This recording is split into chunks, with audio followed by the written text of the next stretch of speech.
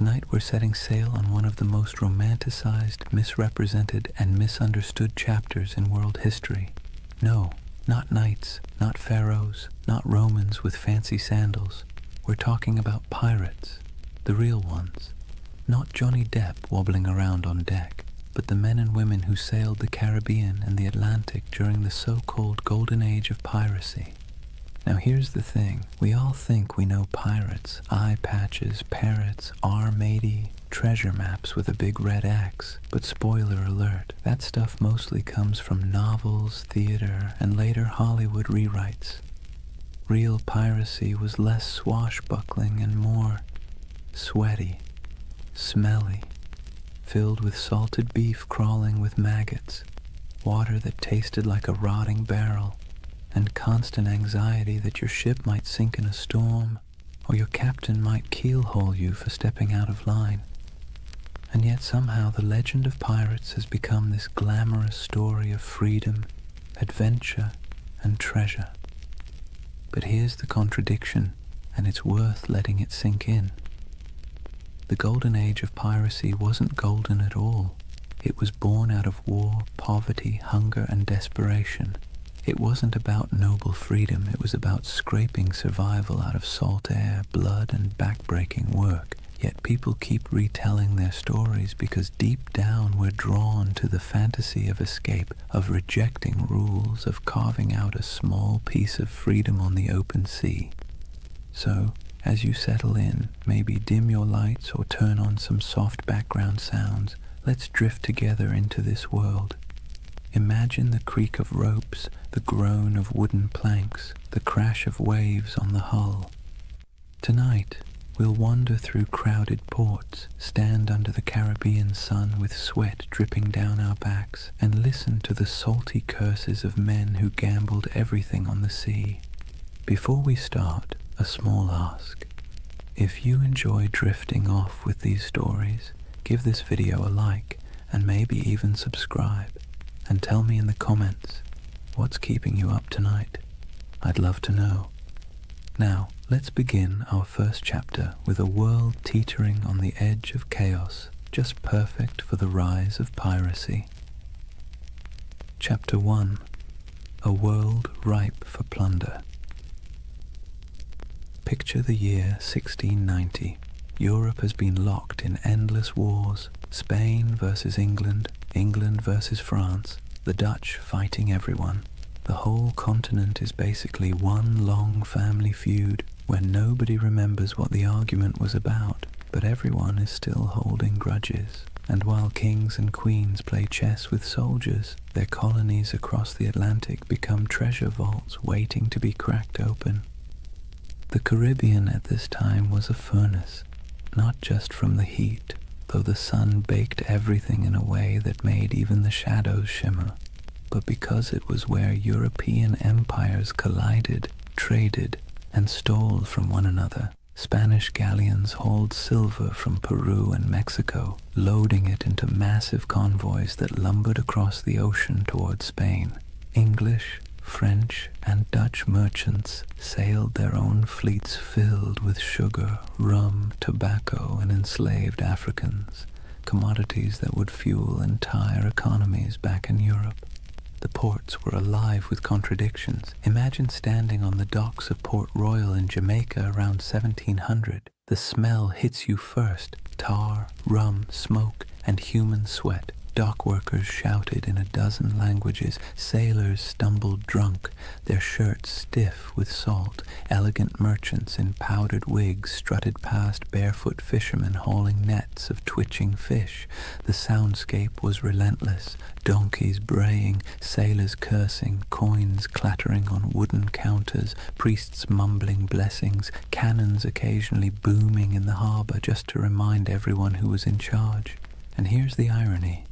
These bustling colonial ports were supposed to be the crown jewels of empire, but they were also perfect breeding grounds for lawlessness. Governments thousands of miles away tried to impose order, but the reality was chaos. Governors took bribes, soldiers deserted, officials looked the other way when merchants smuggled contraband. The Caribbean was a place where, if you had a ship and a crew desperate enough, you could either make a fortune or lose everything in a week. Now think about the sailors themselves. Life at sea under a Royal Navy wasn't glamorous. It was miserable. Sailors were often press-ganged, basically kidnapped into service, dragged aboard ships against their will. Conditions were horrific. Cramped hammocks, weevil-infested bread, floggings for minor offences. Pay was late, if it ever came at all, and if you happened to survive the voyage, chances were you'd be discharged with nothing but a few coins jingling in your pocket and a body half ruined by scurvy. So when word spread that some sailors had gone rogue, ditched their oppressive commanders, seized ships and struck out as freebooters, it sounded less like criminality and more like rebellion. Piracy wasn't just a crime, it was a way out. Let's be clear though, the sea was not forgiving. It wasn't a highway of freedom. It was a gauntlet of storms, reefs, disease, and predators, both human and natural. But if you were a sailor in 1700 staring at the horizon from the deck of a crowded ship, the choice between a brutal life under a navy captain or rolling the dice with piracy might not have seemed that hard. By the turn of the century, the Caribbean had become what you might call a floating economy of risk. On one side, kings, merchants, and governors trying to keep order. On the other side, a growing army of dispossessed sailors, mercenaries, and adventurers who decided order was overrated. All it took was the right moment, a gap in empire, a weakly guarded convoy, a ship with sails trimmed just so, and fortunes could be made overnight. And so, with every galleon groaning under the weight of silver, every sugar plantation coughing up profits, and every port overflowing with sailors who'd had enough of being cheated, the stage was set. The Golden Age of Piracy wasn't born out of nowhere. It was baked into the world itself, into the trade routes, the wars, the greed, and the desperation. The seas were ready, and so were the men who would plunder them. If the late 1600s and early 1700s had a theme, it would be everybody's exhausted, broke, and kind of angry. Europe's great powers had been at each other's throats for decades, and while kings and queens could patch up peace treaties, the wars left a trail of wreckage that stretched across the Atlantic, and in that wreckage, piracy took root. Take Spain, for example. Once upon a time, Spain was the big kid on the block. They had the gold, the silver, the fleets, and the swagger to call themselves masters of the New World. But by the late 1600s, their empire looked less like a shining crown and more like a rusty bucket with holes. Wars drained their coffers, silver shipments were constantly raided, and their ships, once the pride of the seas, were often outdated and slow. Spain still had territory, but its grip was slipping, and everyone else smelled the weakness. England wasn't doing much better. Sure, they were clawing their way toward global power, but back home, ordinary sailors were being tossed around like dice in a rigged game.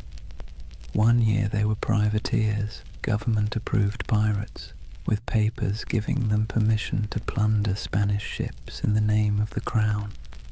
Then, suddenly, the war ended. The crown said, "Thanks for your service," and those same men were dumped ashore with no pay, no prospects, and no sympathy.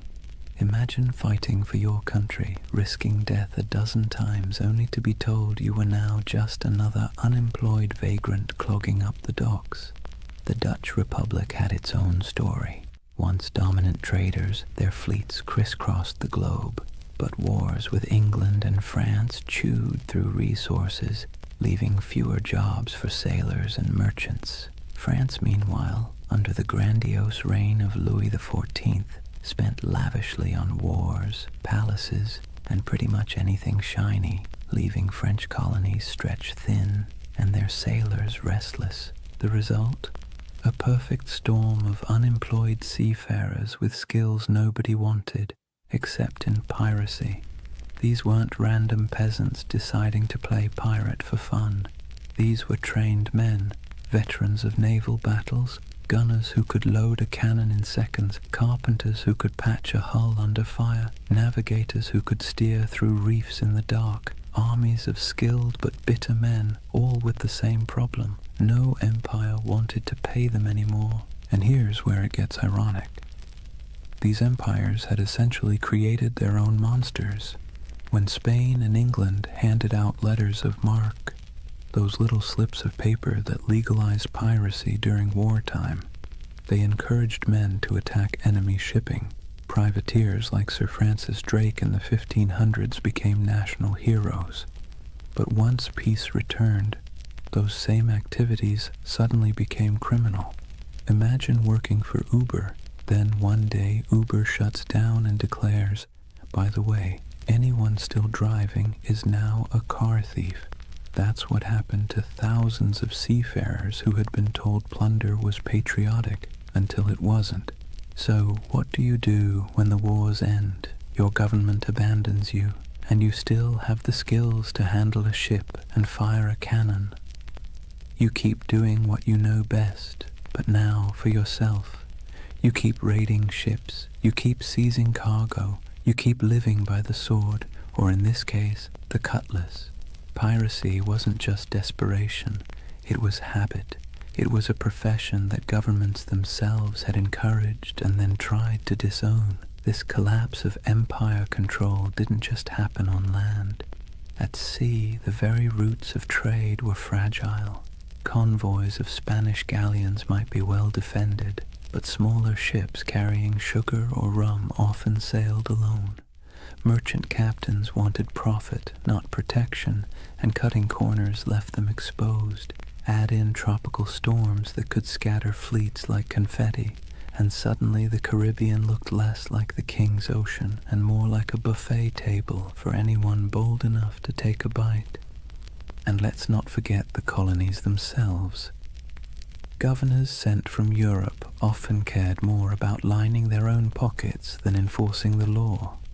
Some even welcomed pirates, so long as they brought in enough gold or shared enough loot. For struggling outposts like Nassau in the Bahamas, pirates weren't a nuisance, they were the economy.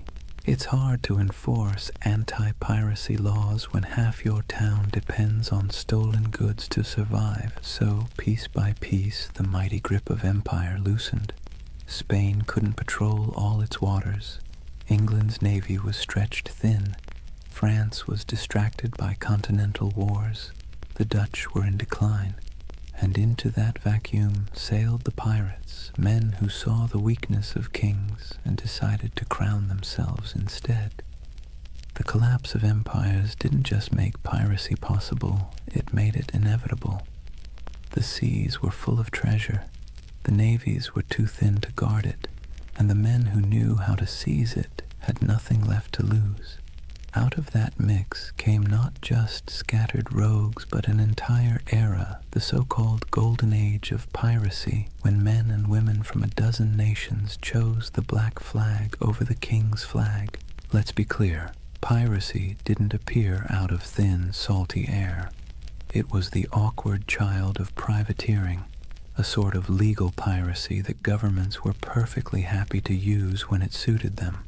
To understand how privateers turned into pirates, you have to look at how the lines between hero of the crown and villain of the seas were about as thin as a ship's rope after a rat problem. Privateering was, in theory, simple.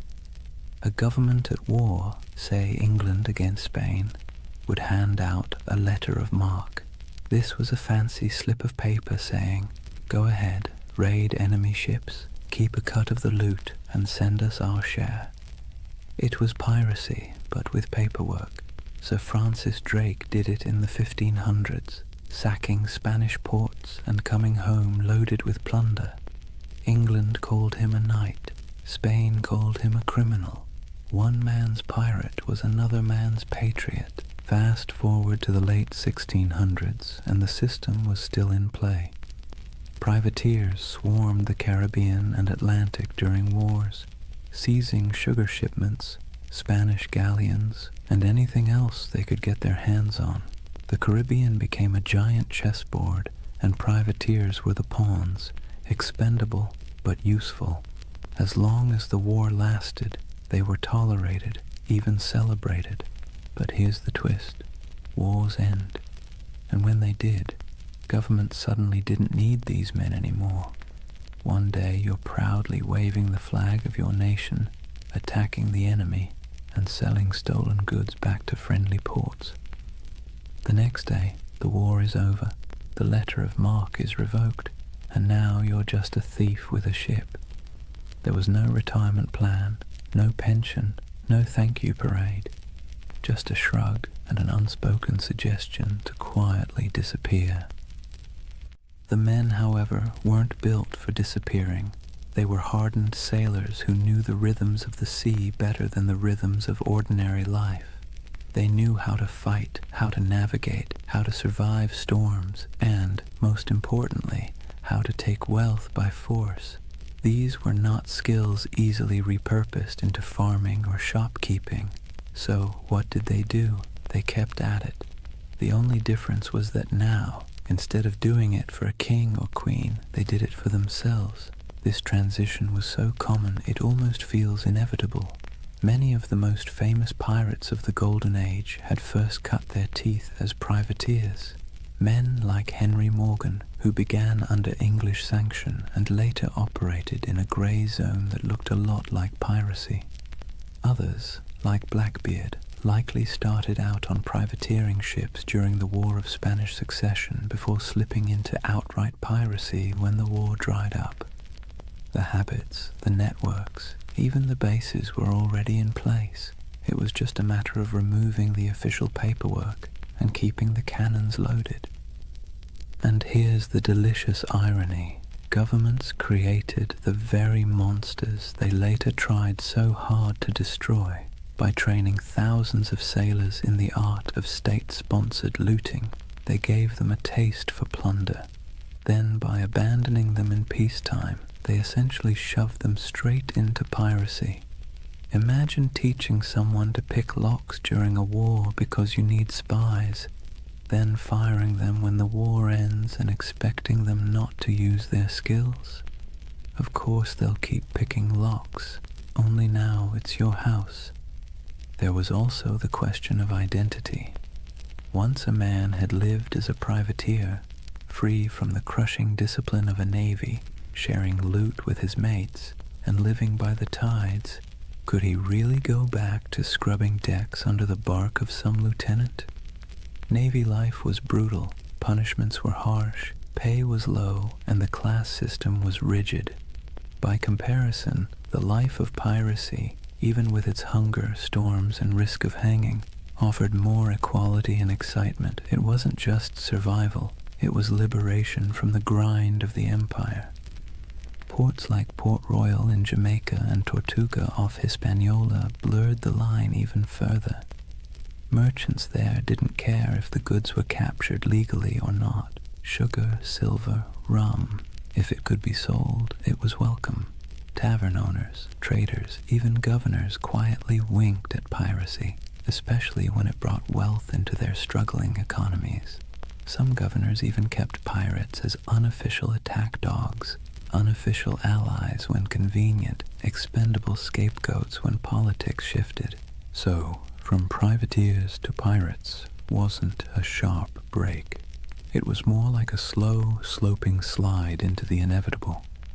Men who had been celebrated for plundering Spanish ships found themselves doing the exact same thing, only now branded as criminals. And they embraced it because what was the alternative? Starvation? Subservience? A return to naval whippings and starvation wages? No thank you. Better to live on your own terms, however short that life might be. It's easy now to think of pirates as chaotic rebels who suddenly popped up to terrorize the seas. But really, they were a byproduct of empire, born from its wars, abandoned in its peace and sustained by its greed. The black flag wasn't a rejection of Europe's system, it was its mirror, twisted and stripped of pretense. So when we picture those ragged sails appearing on the horizon, it wasn't random lawlessness at sea. It was the logical conclusion of policies that blurred morality for convenience. Privateering was piracy in a fancy coat, and piracy was privateering with the coat torn off, and for the men who lived it, there wasn't much difference at all. Now let's imagine, for a moment, what happens when thousands of unemployed sailors, disgruntled privateers, and general misfits all end up in the same place. No law, no oversight, no queen wagging her finger from across the ocean. Just wide open seas, islands thick with sugarcane and palm trees, and ports desperate for trade, even if that trade came dripping with blood. Welcome to the Pirate Republic, a loose patchwork of havens across the Caribbean that briefly turned outlaw life into a kind of anti-establishment experiment.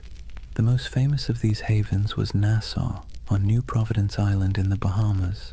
Today it's a tourist destination with beach chairs and cruise ships. Back then, it was more like a dusty stage set built for chaos. The island's harbor was shallow, perfect for the smaller, nimble pirate ships, but treacherous for the heavier Navy vessels. That natural advantage made Nassau nearly untouchable, and so it blossomed into the unofficial capital of piracy. If London was the beating heart of empire, Nassau was the loud, drunken laugh echoing across the Atlantic. Life in Nassau was a strange mix of desperation and freedom. Picture ramshackle huts leaning against each other like tired sailors, taverns spilling music and shouting into the night, and the constant smell of rum, sweat, and salt. Pirates from every corner of the Atlantic crammed together, English, French, Dutch, African, even a few indigenous sailors who'd escaped the crushing grip of European colonization. The result was something Europe would never have tolerated back home, a society stitched together by outcasts, running on booze, barter, and the occasional cannon. What made it so intoxicating was the sense of equality. A runaway slave could find a berth on a pirate ship and suddenly be treated, at least relatively speaking, like an equal. A woman could dress as a man, grab a cutlass, and carve her place on deck. Anne Bonny and Mary Read, two of the most famous pirates in history, lived that very reality. The rigid hierarchies of Europe, lords and serfs, captains and peasants, broke down in Nassau's taverns. Everyone was broke, everyone was sunburned, everyone was one bad decision away from the noose. That kind of shared peril made for a twisted kind of democracy. And then there was Tortuga off the coast of Hispaniola. French buccaneers had started it as a base in the 17th century, and over time it became another pirate haunt. Tortuga was wilder, less organized than Nassau, but it shared the same energy, a place where authority didn't reach. Port Royal in Jamaica, before an earthquake literally dropped half of it into the sea in 1692, was the original pirate playground. It was called the wickedest city on earth, a place where taverns outnumbered churches and every second house was either a brothel or a gambling den. Imagine Las Vegas, but with more cannons and fewer neon lights. These places weren't just drunk paradises, they were strategic. Pirates needed somewhere to fix ships, sell stolen goods, and recruit new crews. Without havens, piracy would have been short-lived. With them, it flourished. Merchants, governors, and tavern owners often looked the other way, because piracy was good for business. Silver, sugar, indigo, rum, it all flowed into these ports. And once it was in the market, who really cared where it had come from? The world's first free trade zones, if you like, just with more swashbuckling. The dream of the Pirate Republic was intoxicating because it offered what Europe didn't: freedom from rigid social classes, for the sailor who'd been whipped half to death on a navy ship, for the indentured servant who had been treated like disposable property, for the runaway enslaved person. Nassau or Tortuga was a chance to live on your own terms. Yes, those terms often meant short lives, disease, and eventual capture. But for a fleeting moment, the Pirate Republic offered something resembling equality. It was messy, chaotic, and fueled by rum, but it was theirs. It's easy to romanticize this as some proto-democracy at sea, and in truth, pirates weren't building utopias. They fought among themselves, they drank themselves half to death, and they betrayed each other when the loot was good enough. But there was a kernel of something radical here. Ordinary people, most of them poor, illiterate, and cast aside by empire, were writing their own rules. Captains could be voted out. Plunder was divided more fairly than wages in most European jobs, and there was a sense, however fragile, that out here in the Caribbean heat, you weren't just surviving, you were free. Governments, of course, hated it. To them, the Pirate Republic was an insult, a slap in the face of civilization. They saw it as a cancer spreading across the Caribbean, undermining trade and embarrassing the crown. And so, predictably, they began plotting its destruction. But for a brief, shining decade or two, the dream held. A world of tattered sails and lawless harbors, where outcasts became rulers, if only of themselves. So when you hear the phrase Pirate Republic, don't imagine marble halls or noble ideals. Imagine crowded taverns with lantern light flickering on sweat-streaked faces, mugs of grog slamming onto wooden tables, and the hum of 50 different languages mixing in the night. It wasn't a nation in any official sense, but it was a community, strange, fragile, reckless, that gave piracy its beating heart. By the early 1700s, piracy wasn't just a nuisance. It was a global scandal. Imagine you're a London merchant who's just sent off a ship full of sugar from Barbados. You're already dreaming about the profits, about the clinking of coins on your counting table. Then word arrives that your ship was intercepted somewhere between Tortuga and Nassau by a crew of outlaws who now plan to sell your precious cargo at a discount in the very next port. Frustrating, absolutely. Embarrassing, even more so. And it wasn't just London merchants, Dutch traders, French planters, Spanish governors. Everyone had a stake in the Caribbean economy, and pirates cut into all of them like barnacles on a hull. News of piracy spread quickly, carried in letters, pamphlets, and gossip that traveled almost as fast as the ships themselves. In coffee houses in Amsterdam or taverns in Boston, people swapped stories of Blackbeard's blockade of Charleston or of Bartholomew Roberts capturing hundreds of vessels. Pirates became both feared and oddly admired, the same way we talk about celebrities who behave badly. They were disruptive, scandalous, but undeniably fascinating. Governments tried to project strength, but the truth was they were embarrassed. The Caribbean was supposed to be proof of European dominance, a playground of plantations, trade, and naval power. Instead, it was crawling with independent outlaws who mocked imperial authority with every stolen sail. Spain, already stretched thin across its empire, struggled to protect the treasure fleets.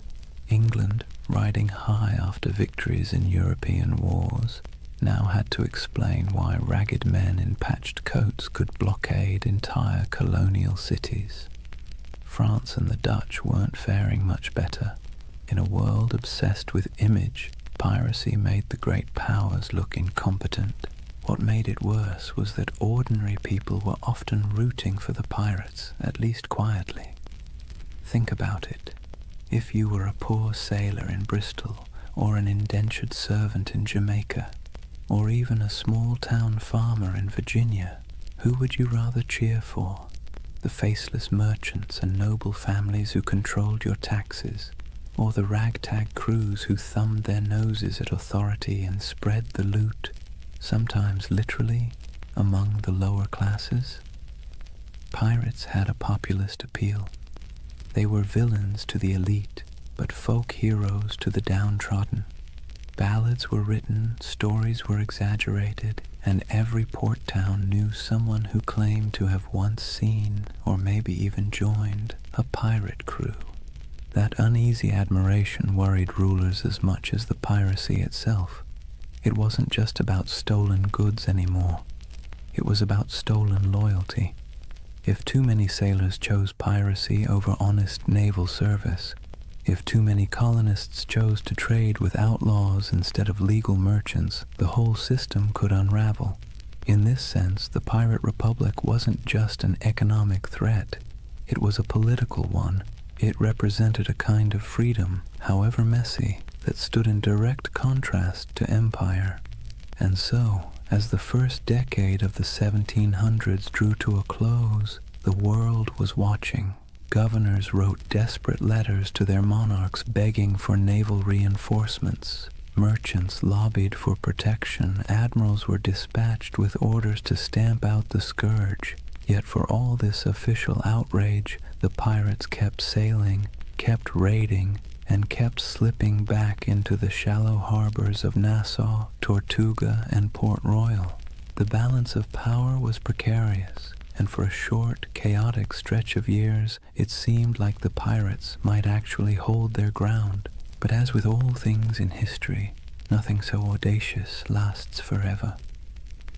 The seeds of the pirates' downfall were already being sown, even as they toasted their freedom with mugs of grog under the Caribbean moon. Kings and parliaments were growing tired of being mocked. Naval patrols were growing stronger, and alliances, those fragile bonds between men who lived by theft and rum, were starting to fracture under the weight of greed. For now, though, the world watched in equal parts fear and fascination. Pamphlets painted pirates as monsters with hearts of stone, while tavern songs turned them into legends. Merchants cursed them, sailors dreamed of joining them, and governments plotted their end. The Golden Age of Piracy was in full swing, and like all golden ages, it glittered brightest just before the fall. Chapter 2. The Pirate's Life, Grit, Glory, and Grievance. So, let's get something straight right at the start. Life on a pirate ship was not a Caribbean holiday. You've probably seen the romantic paintings, glorious sails catching the wind, dramatic sunsets, and dashing figures with cutlasses gleaming. But if you were actually there, you'd spend less time admiring the view and more time trying to keep your stomach from revolting at the smell of rotting food. The pirate's life, while freer than serving in the Navy or laboring on a plantation, was still back-breaking, filthy, and endlessly uncomfortable. Imagine waking up below deck in the humid Caribbean heat. The air is thick, cloying, and full of the stink of unwashed bodies, damp wood, and tar. The ceiling is so low that you can't even stand upright. Rats scuttle across the beams, and you can hear the groan of the ship as it shifts against the waves. The pirate life didn't come with feather beds. You'd likely be sleeping on rough planks, maybe with a scrap of canvas for a blanket if you were lucky. Every day began with the creak of ropes, the bark of orders, and the endless rhythm of labor needed to keep a ship moving.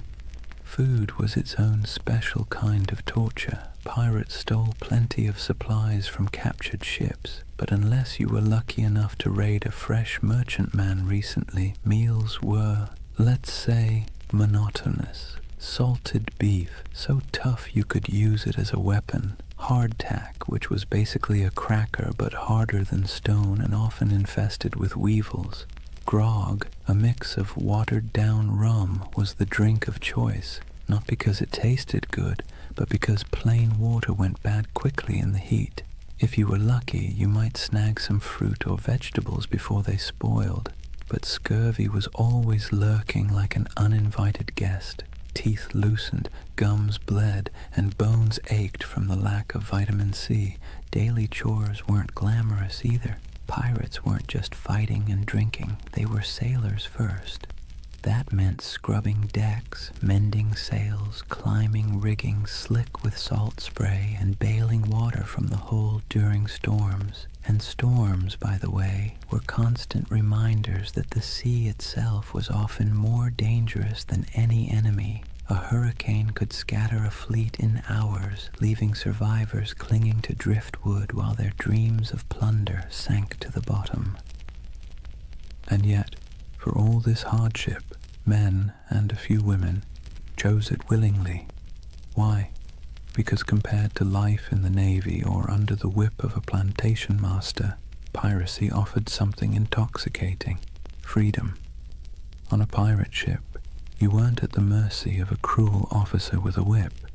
You weren't paid starvation wages while some admiral or merchant lined his pockets.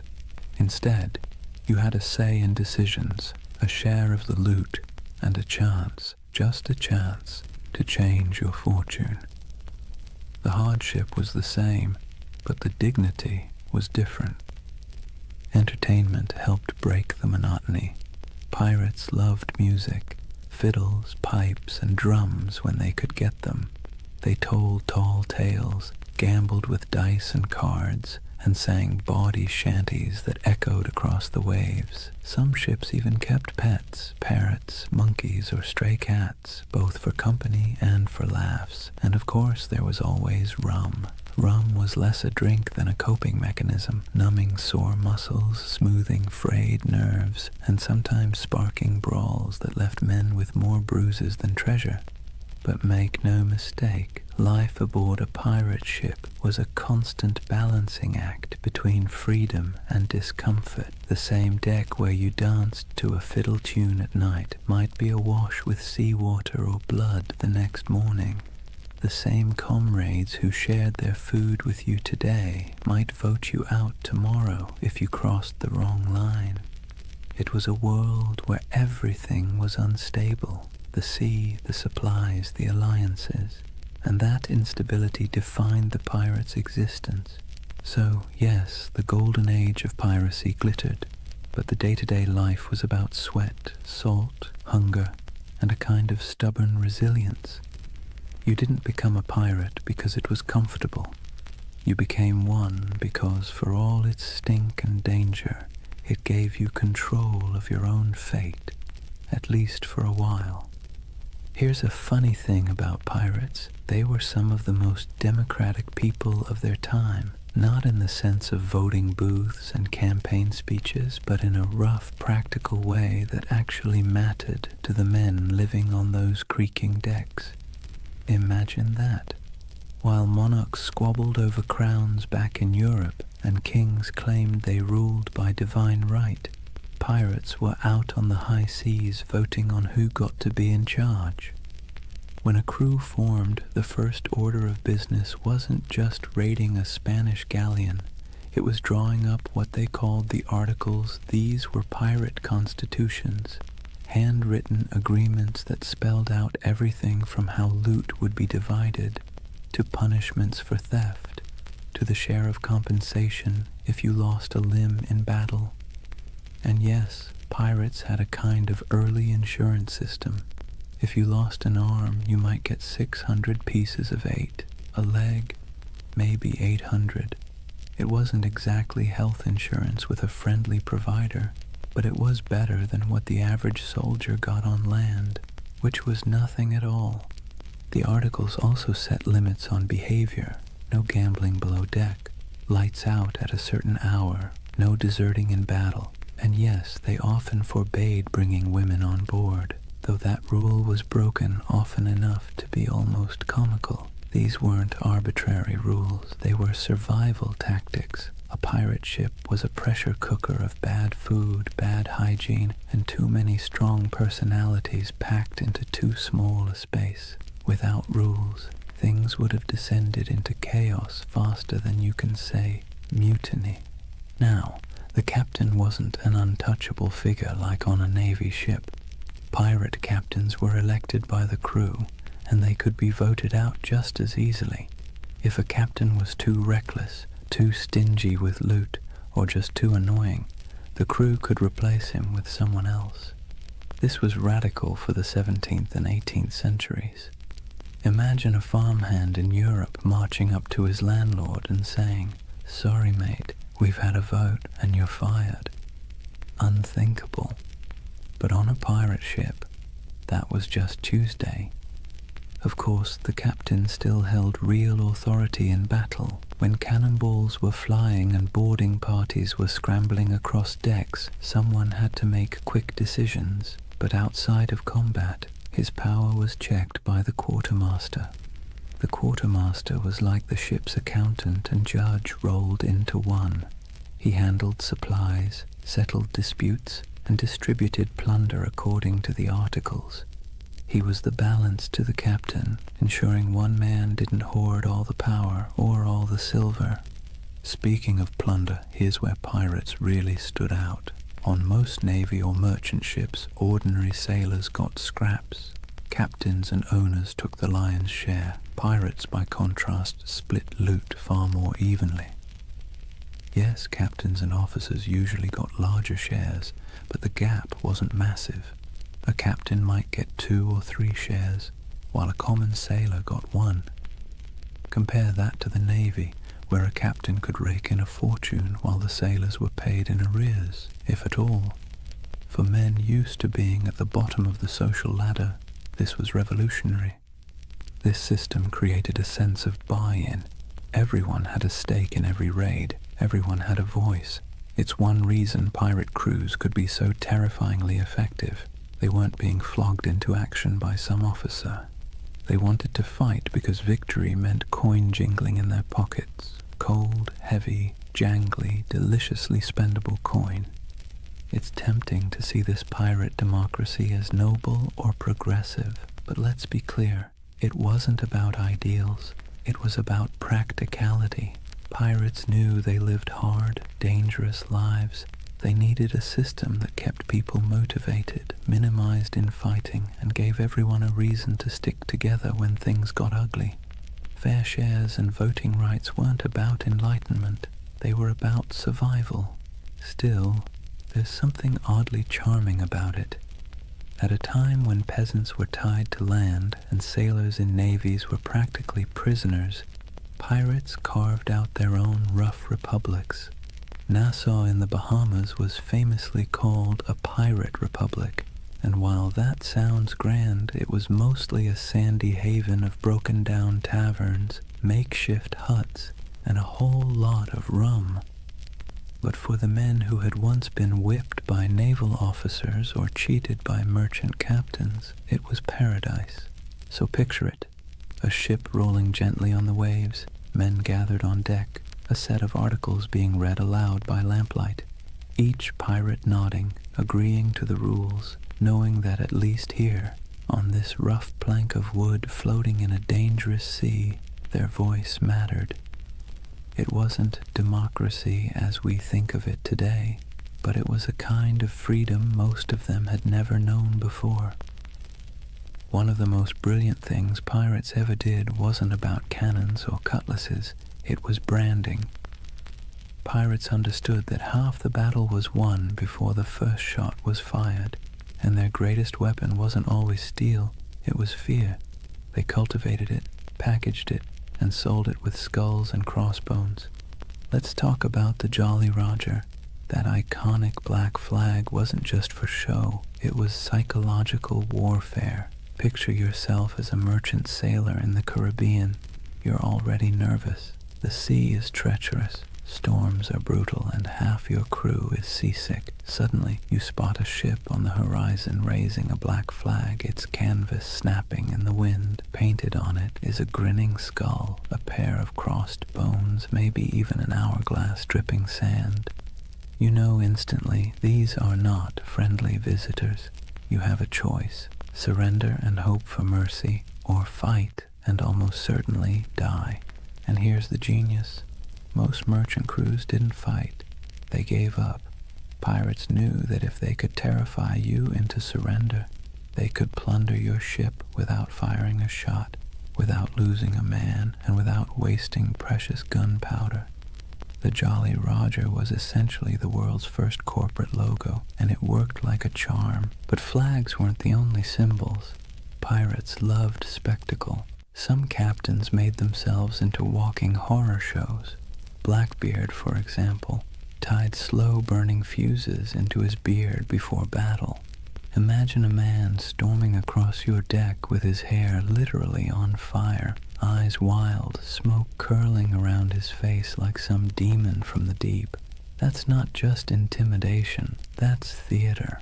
He was turning himself into a nightmare that sailors would retell in every port from Jamaica to London. Superstition also ran deep.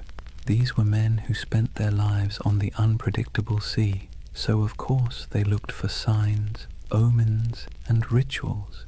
Whistling on board was considered bad luck because it might whistle up a storm. Bananas were famously avoided on ships, tied to tales of vanished vessels and mysterious deaths. Cats, on the other hand, were seen as good luck, their twitching tails thought to calm the winds. Some pirates tattooed symbols for protection, crosses, anchors, mermaids, inked in crude lines that doubled as badges of identity and talismans against doom. Then there were the rituals before battle. Some crews would gather for a speech, others for a raucous round of rum-fueled singing. There might be a drum beat or a chant, something primal to stir courage. Pirates knew the value of theatre not just for their enemies, but for themselves. Fear is contagious, and courage sometimes needs a costume.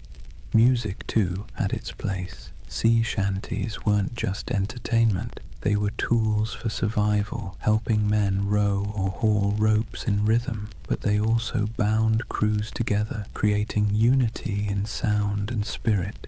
Picture the dark deck of a ship, waves crashing, lanterns swaying, and a chorus of rough voices rising into the night, carrying equal parts defiance and desperation.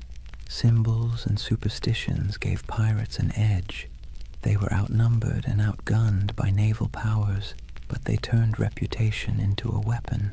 Every skull painted on a flag, every whispered tale of a flaming bearded captain, every ritual chant before a raid, it all worked to magnify their presence far beyond their actual numbers. They made themselves larger than life, monsters of the sea, shadows that haunted every merchant sailor's imagination.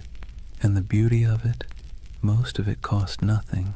A painted flag, a dramatic entrance, a bit of theatrical madness.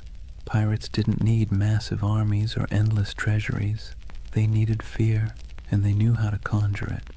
So next time you see that skull and crossbones, remember, it wasn't just a warning, it was a brand, a promise of chaos, a theater of fear that made the legend of piracy far bigger than the men themselves. For all the flags and fiery beards, life aboard a pirate ship wasn't just about battle. In fact, most days weren't spent fighting at all.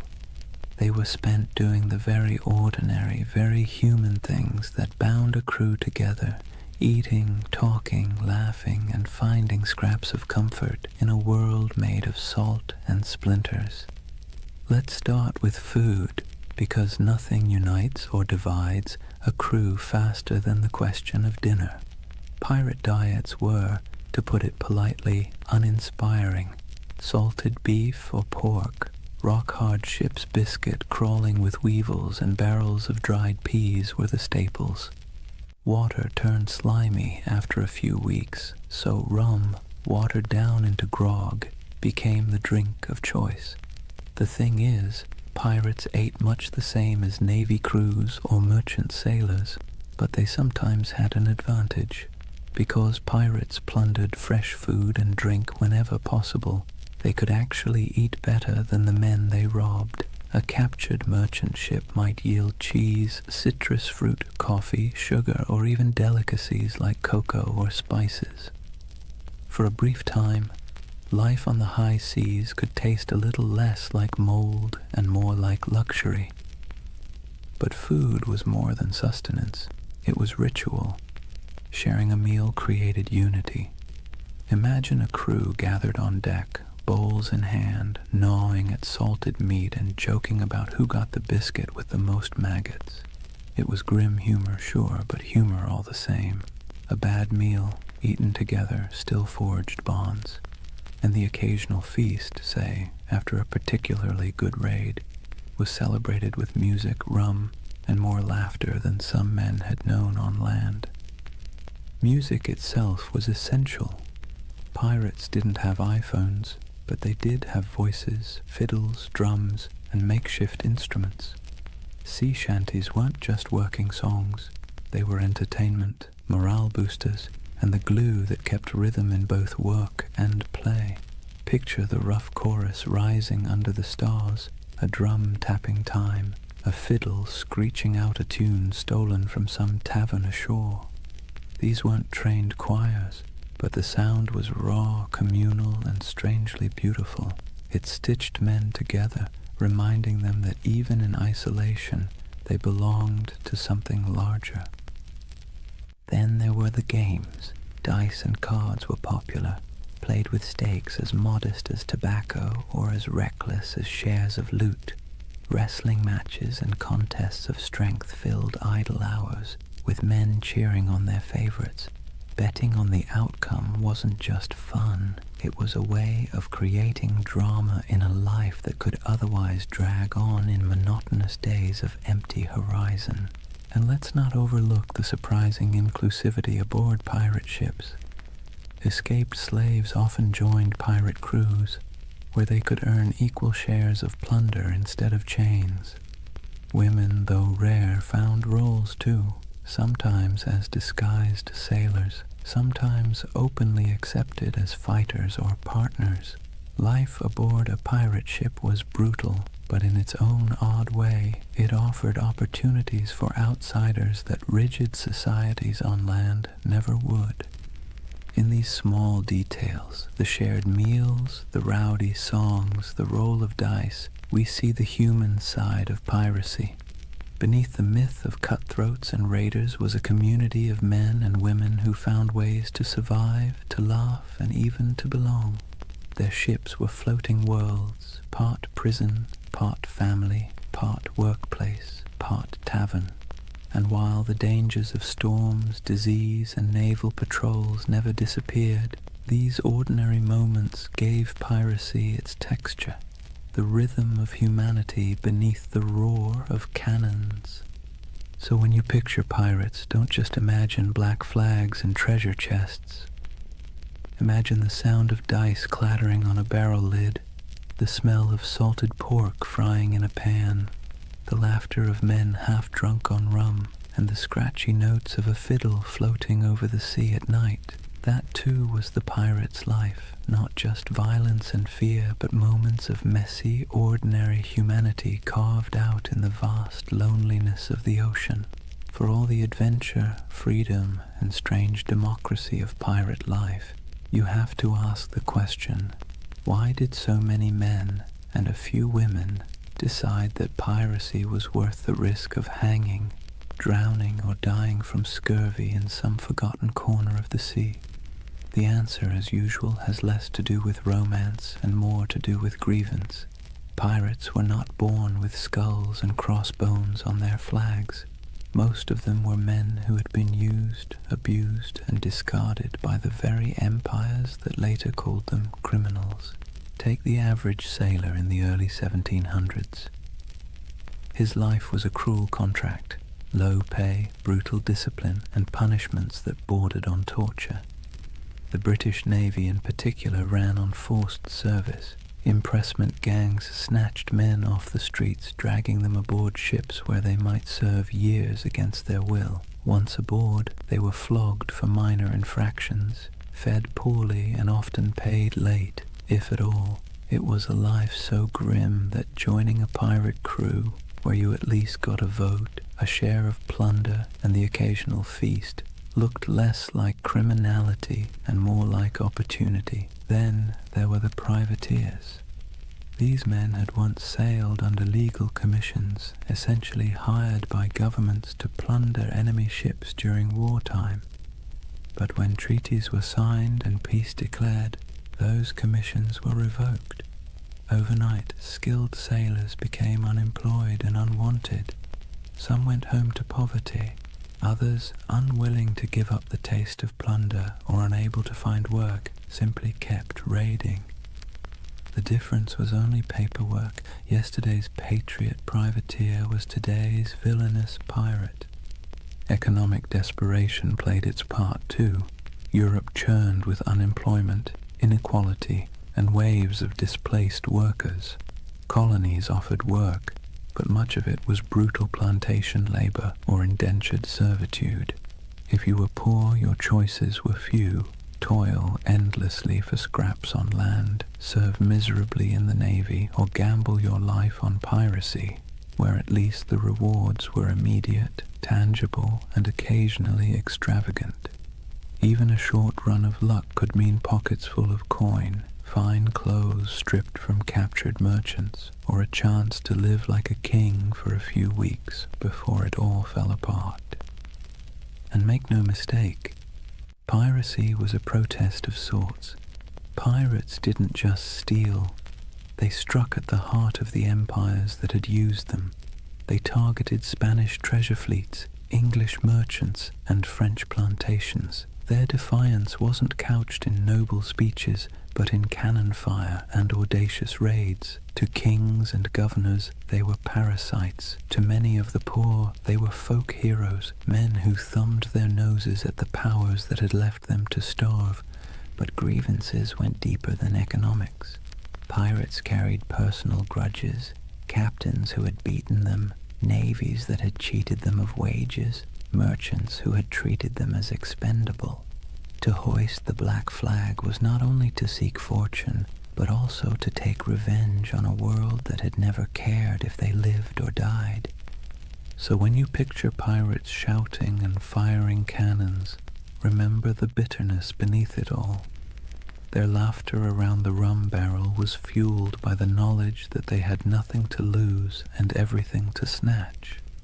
Their democracy at sea was born not from lofty ideals, but from anger at systems that had denied them dignity on land.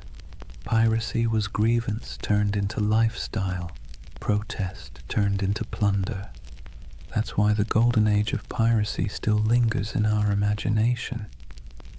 Beneath the noise of cannons and the gleam of treasure, it was the story of men who had been pushed too far, who decided that if the world offered them no justice, they would carve out their own, on their own terms, with black flags snapping in the wind. Chapter 3. Legends of the Black Flag. If the first half of piracy's golden age was about survival, grievance, and reinvention, the second half was about faces, human faces, twisted into masks of legend. Because when we talk about pirates, we rarely remember the ordinary nameless sailor swabbing the deck or the hungry man who joined a crew for a share of bread and rum. We remember the icons, the ones whose names still echo like thunder across centuries. Blackbeard, Calico Jack, Anne Bonny, Mary Red, and Bartholomew Roberts. They were larger-than-life figures, painted by both truth and exaggeration, until they became less people and more symbols of defiance. Take Edward Teach, better known as Blackbeard. He understood something fundamental about human nature. Fear gets results. He grew his beard long and black, twisting it into braids tied with slow-burning fuses. Before battle, he would light them so smoke curled around his face, making him look like a demon rising from the sea. The truth? He may have killed fewer men than you'd think, often relying on intimidation to win without a fight.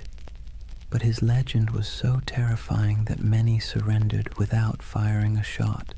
It was theater as much as piracy, and it worked. Then there was Calico Jack Rackham, named for his fondness for bright, flamboyant clothing made of calico. He wasn't the most successful pirate, nor the most ruthless, but he had something else: charisma.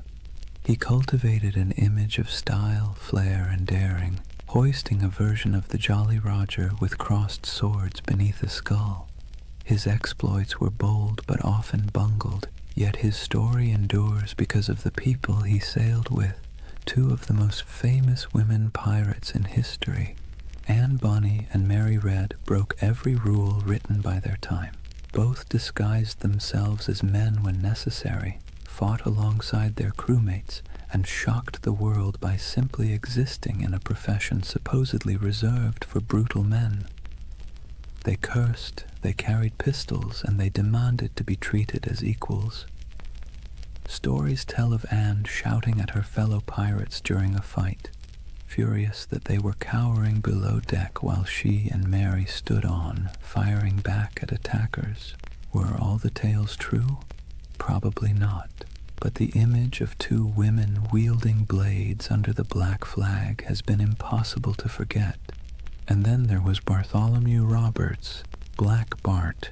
Unlike Calico Jack, he was ruthlessly effective. Roberts captured more than 400 ships in his career, making him arguably the most successful pirate of the era. He dressed extravagantly, wore a crimson waistcoat in battle, and carried himself with the stiff pride of a gentleman gone rogue.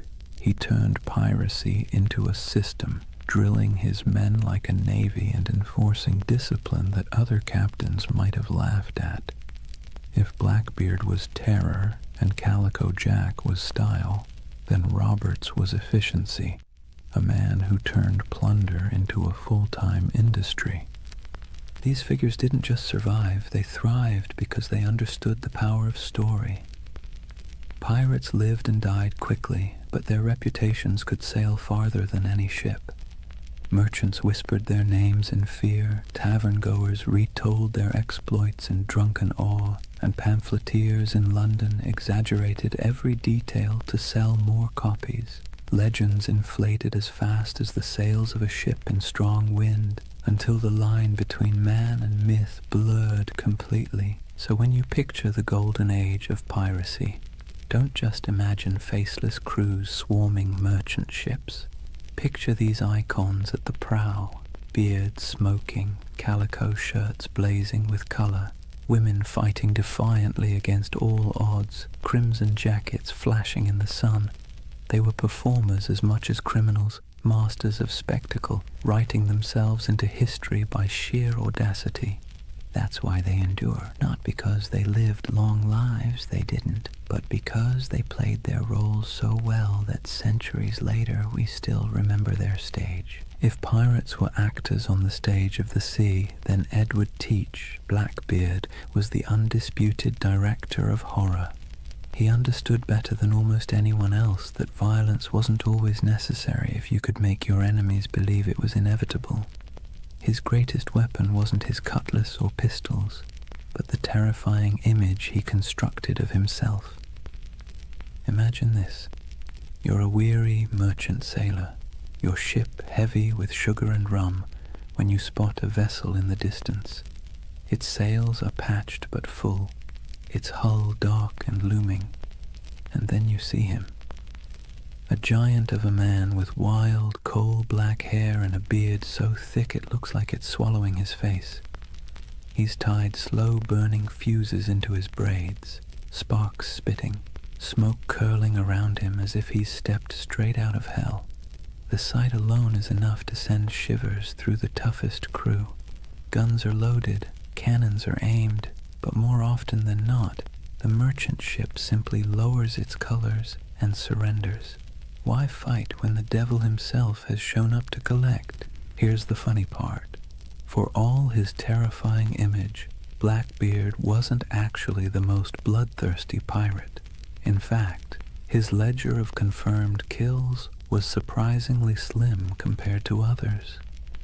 He didn't need to spill blood when his performance did the work for him.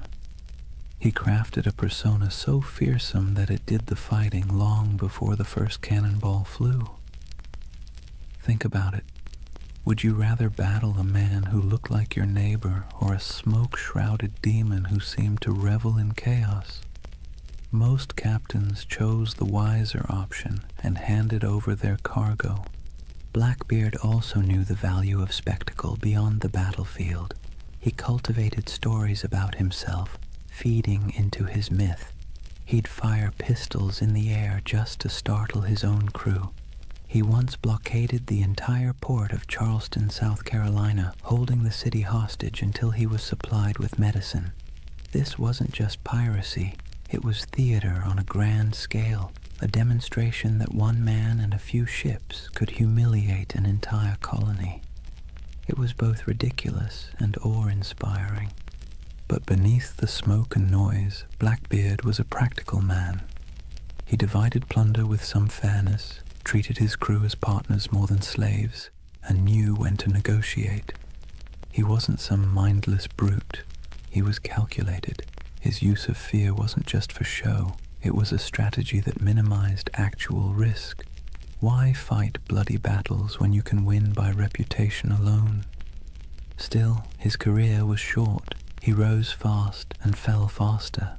By 1718, the British Crown, tired of his antics and the disruption of trade, decided it had had enough.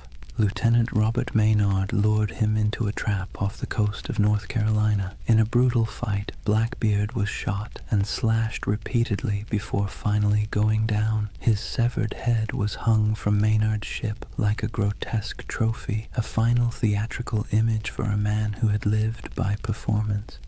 And yet, did death end the legend? Not at all. If anything, it sealed it. Blackbeard's ghost was said to haunt the waters where he died, his headless body swimming in the waves, searching for its lost skull. Fishermen swore they saw his spectral ship, the Queen Anne's Revenge, drifting silently across the horizon. Whether or not any of it was true didn't matter. The myth had already outgrown the man. So when you hear the name Blackbeard today, you're not just recalling a pirate. You're recalling one of history's greatest performers, a man who understood fear as both an art and a weapon. His stage was the sea, his audience the world, and his performance so unforgettable that centuries later we're still applauding in awe and a little bit of dread. If Blackbeard was the terrifying face of piracy, then John Rackham, better known as Calico Jack, was its fashion icon. The man wasn't particularly fearsome, nor was he especially successful compared to others, but he had something almost as valuable as gold: style. His nickname came from the brightly patterned calico coats he wore, loud enough to be seen from a mile away. It was a choice that said, "I may not be the biggest or the baddest, but I'll be the most noticeable." And in a world where fear and reputation kept you alive, being memorable mattered. Calico Jack's story would likely have been a footnote in the annals of piracy, if not for two extraordinary women who joined his crew, Anne Bonny and Mary Read. Their presence turned his otherwise average exploits into a legend that has fascinated people ever since. Anne Bonny was born in Ireland, but grew up in the Americas, the daughter of a wealthy planter. She had a fiery temper and a restless spirit. Stories say she once stabbed a servant girl with a kitchen knife, though the truth is hard to pin down. What we do know is that she wasn't content with the role society expected of her. Marrying a small-time sailor didn't calm her spirit. Running away with Calico Jack did. She traded the plantation house for the rolling deck of a pirate ship, proving herself as fierce with a blade as any man. Mary Red's tale was even stranger. Born in England, she was disguised as a boy from childhood so her family could inherit money. She grew up living as Mark Red, working as a soldier and sailor. By the time she crossed paths with Calico Jack and Anne Bonny, Mary had long since mastered the art of slipping between identities. When she joined their crew, she initially kept her disguise. But Anne, curious and bold, discovered the truth. Instead of turning her away, Anne accepted her, and the two became close allies. Now picture it, a small pirate crew led by a man in flamboyant coats, backed by two women who defied every expectation of the age. While other pirates leaned on spectacle or terror, this trio leaned on audacity. Reports from the time describe Anne and Mary fighting openly in men's clothes, wielding pistols and cutlasses, cursing louder than the men beside them. They weren't mascots or novelties, they were feared combatants. When boarding parties went over the rails, Anne and Mary were often the first in line. One of the most famous stories of their courage came during the final days of Calico Jack's career. His ship was cornered by a pirate hunter. Most of the crew, drunk and unwilling to fight, cowered below deck. But Anne Bonny and Mary Read fought ferociously, shouting at the men to come up and defend themselves. Outnumbered and abandoned, they couldn't hold out forever. The ship was captured, and the crew taken to trial in Jamaica. Calico Jack was sentenced to hang, and before his execution, Anne Bonny reportedly delivered the coldest line in pirate history. She told him, "If you had fought like a man, you need not be hanged like a dog." Brutal but fair. Anne and Mary both escaped the noose by pleading the belly, claiming they were pregnant, which delayed executions. Mary fell ill and died in prison not long after. Anne's fate is more mysterious. Some say her wealthy father intervened to free her, and she lived out her days quietly. Others imagine she slipped back into obscurity, perhaps even finding another ship to sail under a new name. The truth is lost, but the legend remains. Together, Calico Jack, Anne Bonny, and Mary Read embodied a different side of piracy. Not the sheer terror of Blackbeard, but the wild defiance of people unwilling to live within the boundaries society had drawn for them. They weren't the richest or most feared pirates of their age, but they became symbols of rebellion, of choosing freedom over obedience, even if that freedom came at the cost of the gallows. And maybe that's why their story still resonates. Pirates are remembered not just for plunder, but for the dream of living life on your own terms, no matter how brief or dangerous that life might be. When people imagine pirates, they often picture chaos, rowdy drunkards waving swords, shouting curses, and stumbling around the deck. But not all pirates fit that mold. Some, strangely enough, insisted on discipline, manners, and even a touch of elegance. Enter Bartholomew Roberts, also known as Black Bart, the most successful pirate of the Golden Age. Not in legend, but in sheer numbers, the man captured over 400 ships in his career. That's not exaggeration, that's bookkeeping. Roberts wasn't the kind of pirate who stumbled into the life because he liked rum and adventure. He was originally a skilled navigator, forced into piracy when his ship was taken. At first, he wanted nothing to do with it. But the pirates saw his talent with charts and stars, and when their captain died, they elected Roberts as the new leader. He reportedly said he didn't much care for the pirate life, but since it offered a short life but a merry one, he might as well make the most of it. That short life turned out to be remarkably eventful. Roberts stood out for several reasons. For one, he had standards. He banned drinking on his ships, which sounds downright heretical for a pirate crew. He also enforced strict rules against gambling, desertion, and even bringing women aboard. His ships ran more like naval frigates than floating taverns, and yet his men respected him because under his command they grew wealthy and untouchable. He also had a flair for presentation. While Blackbeard relied on smoke and fire to terrify, Roberts leaned on fashion. He dressed in fine silks, wore a crimson waistcoat, and carried himself with aristocratic dignity. Imagine him standing on the quarterdeck looking more like a nobleman than a pirate, with the Jolly Roger snapping in the wind behind him. His enemies saw not a ragged bandit, but a man who looked born to command. And command he did. Roberts didn't waste time on small targets. He hunted big merchant convoys and naval ships, taking prizes in the Caribbean, West Africa, and even the coast of Brazil. His reach was global. He was so effective that insurance rates for Atlantic shipping skyrocketed. Governments cursed his name, and merchants prayed never to see his sails on the horizon. Roberts also innovated. He used smaller, faster ships to outmaneuver larger warships, and he created a distinctive black flag showing a figure holding an hourglass, a grim reminder that time was running out for his enemies. His leadership was sharp, his men drilled, and his tactics effective. If piracy had generals, Roberts was one of them. But despite his elegance and order, he wasn't merciful. Roberts's raids often ended in executions or burning ships. His reputation sharpened not just by his appearance but by his ruthlessness. Yet unlike Blackbeard's wild terror or Calico Jack's flamboyant defiance, Roberts's menace came with a chilling professionalism. He was less devil of the seas and more CEO of piracy. His downfall came, as it often did, from the tightening noose of empire.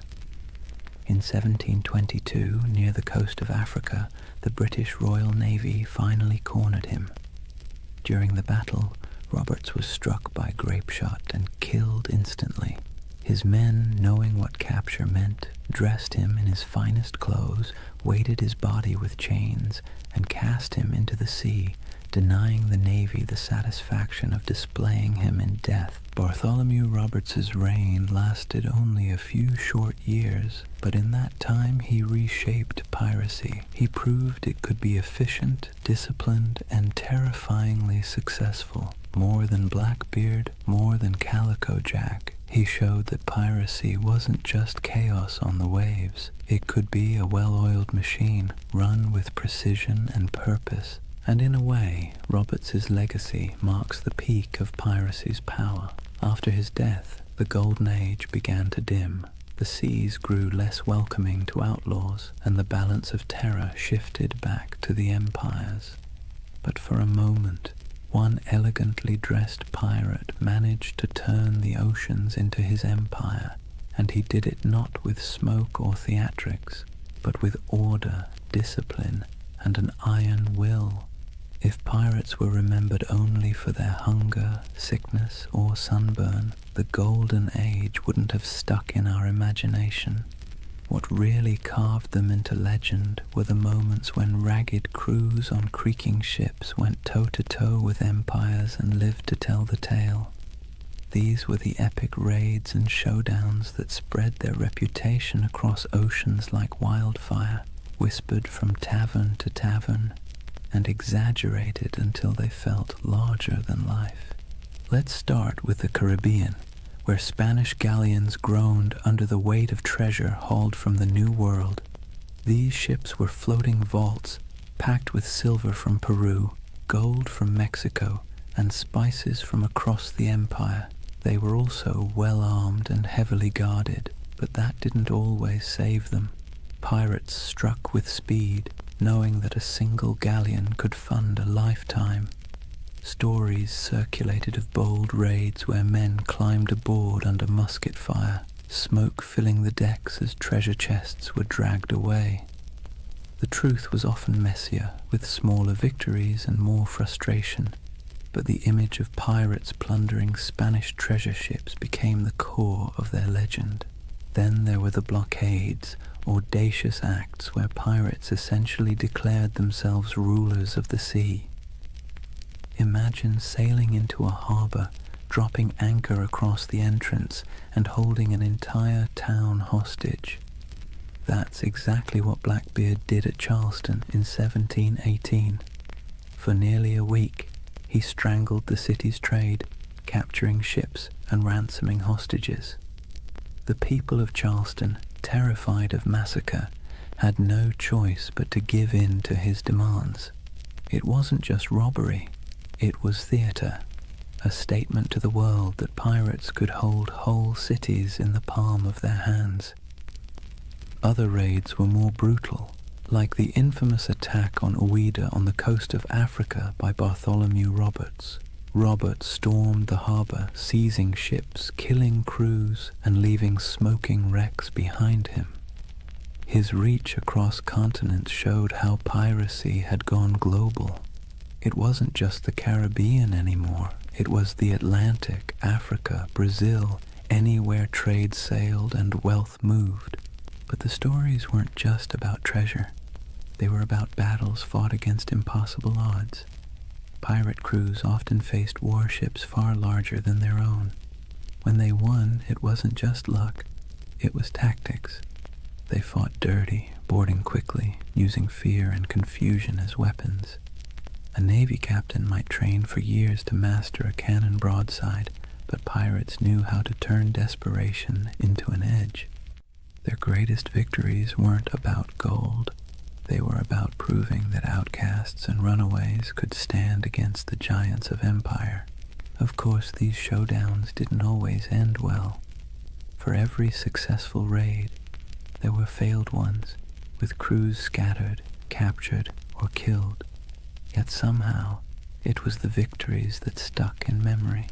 Sailors retold the stories in candle-lit taverns, each time with a little more smoke, a little more fire, a little more treasure. And as the tales grew, so too did the aura of piracy. It's worth pausing to think about why. Pirates didn't win many wars. They didn't topple kingdoms or rewrite maps, but they became symbols because of these moments when they defied the odds, even briefly. They lived in the cracks between empire and chaos, and their raids and blockades became stories of small men standing up to vast powers. That's the kind of tale that sticks, even when the facts get fuzzy. So whether it was Blackbeard choking a city, Roberts storming a harbor, or nameless crews slipping away with treasure under the moonlight, these epic showdowns kept the legend alive. And while empires eventually struck back in those brief, violent, theatrical moments, it was the pirates who ruled the seas. Chapter 4. The End of an Era. For all the bravado of pirates waving black flags and swaggering into taverns, their freedom was always temporary. The Golden Age of Piracy wasn't built on strength, it was built on neglect. The empires of Europe had been too busy fighting each other to deal with the nuisance of rogue captains. But once the wars settled and merchants began counting their lost profits, the patience snapped. Suddenly, the same kings and governments who once winked at piracy decided it was a scourge that had to be eradicated. Picture the mood in London, Paris, and Madrid in the early 1700s. Merchants stormed into government halls, waving reports of ships lost, insurance rates skyrocketing, and ports paralyzed by blockade. Politicians, who once quietly enjoyed pirate loot filtering through colonial markets, now heard the complaints of bankers and shipping magnates, and when money complained, rulers listened. What followed was a coordinated crackdown, an imperial revenge tour. Naval patrols that once turned a blind eye now prowled the Caribbean. The British Royal Navy, tired of seeing its reputation mocked by half-drunken rogues, sent heavily armed frigates to hunt pirates with relentless focus. Spain, long humiliated by raiders stealing its treasure fleets, tightened its convoys and poured resources into coastal defenses. Even France, which had once tolerated privateers operating on its behalf, began closing off safe harbors. The age of indulgence was over, but it wasn't just the ships, it was the laws. Governments realized they needed not only cannons, but also courts. Piracy was declared a universal crime, meaning that any nation could capture and prosecute pirates, regardless of where the crime occurred. Admiralty courts popped up across the Caribbean, in Jamaica, in Nassau, in Charleston, offering swift, brutal justice. No long trials, no sympathetic juries, just a quick hearing, a guilty verdict, and the inevitable walk up the gallows. For men who had once toasted their freedom in Nassau taverns, the sight of bodies hanging along harbor entrances was a chilling message. The retaliation wasn't always fair, nor was it always accurate. Sailors unlucky enough to be mistaken for pirates were sometimes swept up in the dragnet, condemned alongside the guilty. Colonial governors eager to prove their loyalty to crown and profit made examples whenever possible. A pirate's end was no longer a quiet slip into obscurity. It was designed to be a public warning, a spectacle meant to terrify anyone thinking of hoisting the Jolly Roger. And yet the crackdown revealed something ironic. For all the talk of pirates as savage criminals, many common folk sympathized with them. They saw governments that taxed them harshly, navies that conscripted them unwillingly, and merchants who grew fat while ordinary sailors lived on scraps. Pirates, for all their brutality, had lived outside that system, at least for a while. So when governments retaliated, it wasn't just pirates who grumbled. It was the people who sometimes saw in those outlaws a shadow of their own frustrations. But sympathy wasn't enough to save them. Once the combined might of Europe's navies and courts turned fully against piracy, the end was only a matter of time. The sea that had once seemed wide open suddenly felt crowded with warships. The harbors that had once welcomed became hostile, and the taverns that once rang with pirate songs now whispered of hangings. The retaliation had begun, and with it, the Golden Age of Piracy was sailing into its final storms. The retaliation wasn't just abstract policy. It had names, faces, and bloody finales. The Golden Age of Piracy closed not with a quiet fade, but with dramatic hunts that read like the last acts of a tragic play. If pirates had been the rock stars of the seas, their final chapters were their public downfalls, staged for maximum effect. Take Edward Teach, better known as Blackbeard. His reputation had grown so outrageous that even his enemies described him with a shiver of reluctant admiration.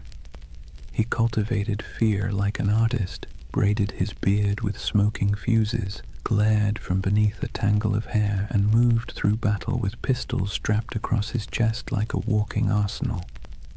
But in the end, fear was not enough. In November 1718, the British Navy decided Blackbeard had outlived his usefulness as a legend. Lieutenant Robert Maynard sailed out from Virginia with a pair of sloops and cornered him off Ocracoke Island. The battle was brutal and up close, fought with pistols, cutlasses, and grit, and though Blackbeard fought like a demon, he fell. His head was hung from Maynard's bow as proof, a grotesque trophy meant to tell every sailor what became of even the fiercest pirate. But Blackbeard wasn't the only one. Across the Atlantic, Bartholomew Roberts, Black Bart, was sailing at the peak of his fame. Unlike Blackbeard's flair for theater, Roberts was all about efficiency.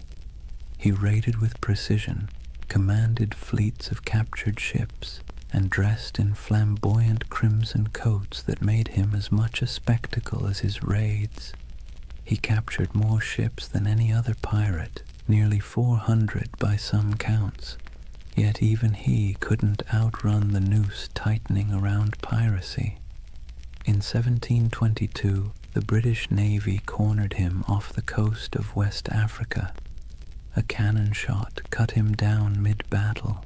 His men, fearing what the British would do to his body, buried him at sea almost immediately, sending their captain to the depths before his enemies could claim him as a prize. And then there was Nassau. For years it had been the pirates' dreamland, a ramshackle republic of grog shops, makeshift huts, and lawless camaraderie where men and women reinvented themselves under the black flag. But in 1718, Woodes Rogers, backed by the British Crown, sailed in as governor. His arrival marked the beginning of the end. Pirates were given a choice: accept a royal pardon and live, or resist and hang. Many, weary of the chase, accepted. Others fled, and a handful fought to the bitter end, only to be cut down. The pirate republic evaporated almost overnight, replaced by British order, courts, and gallows. These final hunts didn't just kill individual men, they killed the dream. Piracy had thrived on the cracks between empires, on the moments of chaos when law couldn't keep up with ambition. But as the empires recovered, they sealed those cracks. The end of Blackbeard, the fall of Roberts, and the capture of Nassau were not just events, they were symbols. Symbols that the era of pirates ruling the seas was closing, replaced once again by the iron grip of empire. Still, in taverns and whispered stories, their names lingered. Blackbeard's ghost was said to haunt Ocracoke. Roberts was remembered as the most efficient pirate who ever lived, and Nassau became a half-mythical place, a memory of freedom in an age of order. The final hunts had claimed the bodies, but the legends were already slipping beyond reach, sailing into something no navy could kill: myth. When the nooses were tightened and the bodies left swinging in the Caribbean sun, it wasn't just individual men who were gone, it was a way of life. The end of piracy marked the closing of a strange, brief experiment in freedom and rebellion. But like all endings, it was not complete. Something was lost, yes, but something also remained. So, what was lost? First, the fragile dream of equality at sea. On land, society was suffocatingly rigid. Kings at the top, peasants at the bottom, and 1,000 unspoken rules about who could eat what, wear what, or even look at whom. But on a pirate ship, things were startlingly different. Captains were elected, loot was shared, and even the least skilled sailor had a voice in the Articles of Agreement. When piracy ended, that floating democracy sank with it. Back came the brutal hierarchy of naval life, where sailors were whipped into obedience and officers strutted about like petty kings. The sea, once a frontier of possibility, reverted to another arm of empire. Also lost was the illusion of safe passage for merchant ships. For 2 or 3 decades, the Caribbean and Atlantic had felt like waters where danger lurked behind every horizon. Every fat merchantman sailing out of Havana or Port Royal lived in fear that a black flag might rise from the waves. The end of piracy reassured investors, merchants, and kings, but it also stripped the seas of a strange kind of excitement. The stories that once terrified crews would, in time, thrill readers instead. But for the men who lived it, the sudden absence of that uncertainty was like a silence, comforting to some, suffocating to others. And let's not forget the pirate havens themselves. Nassau, Tortuga, Port Royal, these places lost their wildness. Nassau was brought under British law, Tortuga became just another colonial backwater, and Port Royal, once notorious as the wickedest city on earth, was tamed after earthquakes and hurricanes tore it apart. The rowdy taverns, the lawless marketplaces, the smoky wharves where men from every corner of the Atlantic rubbed shoulders, all faded into memory. In their place came customs officers, naval patrols, and clerks counting barrels of molasses with joyless precision. Yet, for all that was lost, so much remained. Pirates had stamped themselves into the imagination of the world, and that stamp proved impossible to erase. Their names lived on in court transcripts, sailor songs, and whispered tales in dockside taverns. the terror they once inspired began to transform into legend, and legend into myth. People who once cursed them began retelling their stories with a touch of admiration. Blackbeard's ferocity, Anne Bonny's defiance, Bartholomew Roberts's crimson finery, all these details outlived the reality of hunger, disease, and gallows. What also remained were the scars left behind on empire itself. Piracy had forced colonial powers to admit that their grip on the seas was fragile. They had to pour money into patrols, fortifications, and treaties. In a way, pirates had been the most honest critics of empire. They exposed its weaknesses, exploited its greed, and thrived on its contradictions. Even in defeat, they left a mark, a reminder that power is never absolute, and that resistance, even in the form of theft and chaos, can rattle the mighty. And then, of course, there was the cultural inheritance. Pirates gave us more than just a few colorful tales. They gave us a vocabulary, pieces of 8, dead men tell no tales, the Jolly Roger. They gave us an image of freedom and defiance, however messy the reality was. They gave us a vision of men and women who lived outside the law, who thumbed their noses at kings and corporations, who carved out fleeting moments of liberty in a world dominated by authority. That vision survived long after the hangings were over. So yes, much was lost when piracy ended, but perhaps what mattered most remained. The idea that, for a brief, turbulent moment in history, ordinary people seized the sea and lived by their own rules, and even as their bodies rotted under the Caribbean sun, their legends sailed on untouchable. Here's the thing about pirates. They may have died at the gallows, but their ghosts never left. The Golden Age of Piracy, brief as it was, cast echoes that still rattle through our culture today. You can hear it in the creak of a movie ship's rigging, see it in the skull and crossbones slapped on Halloween costumes, and even hum it in the chorus of a sea shanty that went viral on TikTok centuries after the last pirate flag fell. The age itself ended, but the echo never stopped. The first echo came in literature. In the decades after the crackdowns, sailors still sang about Blackbeard and Roberts in taverns, but it wasn't until the 18th and 19th centuries that writers really started polishing the pirate into something mythic. Captain Charles Johnson's A General History of the Pirates, possibly written by Daniel Defoe, was basically the pirate's who's who of its time. It turned real men into larger-than-life anti-heroes, blending fact, rumor, and outright invention. Without Johnson's book, we might not even remember Anne Bonny or Calico Jack. He gave them immortality, even if he also gave them a touch more swagger than they probably had in real life. The next big echo came with adventure novels.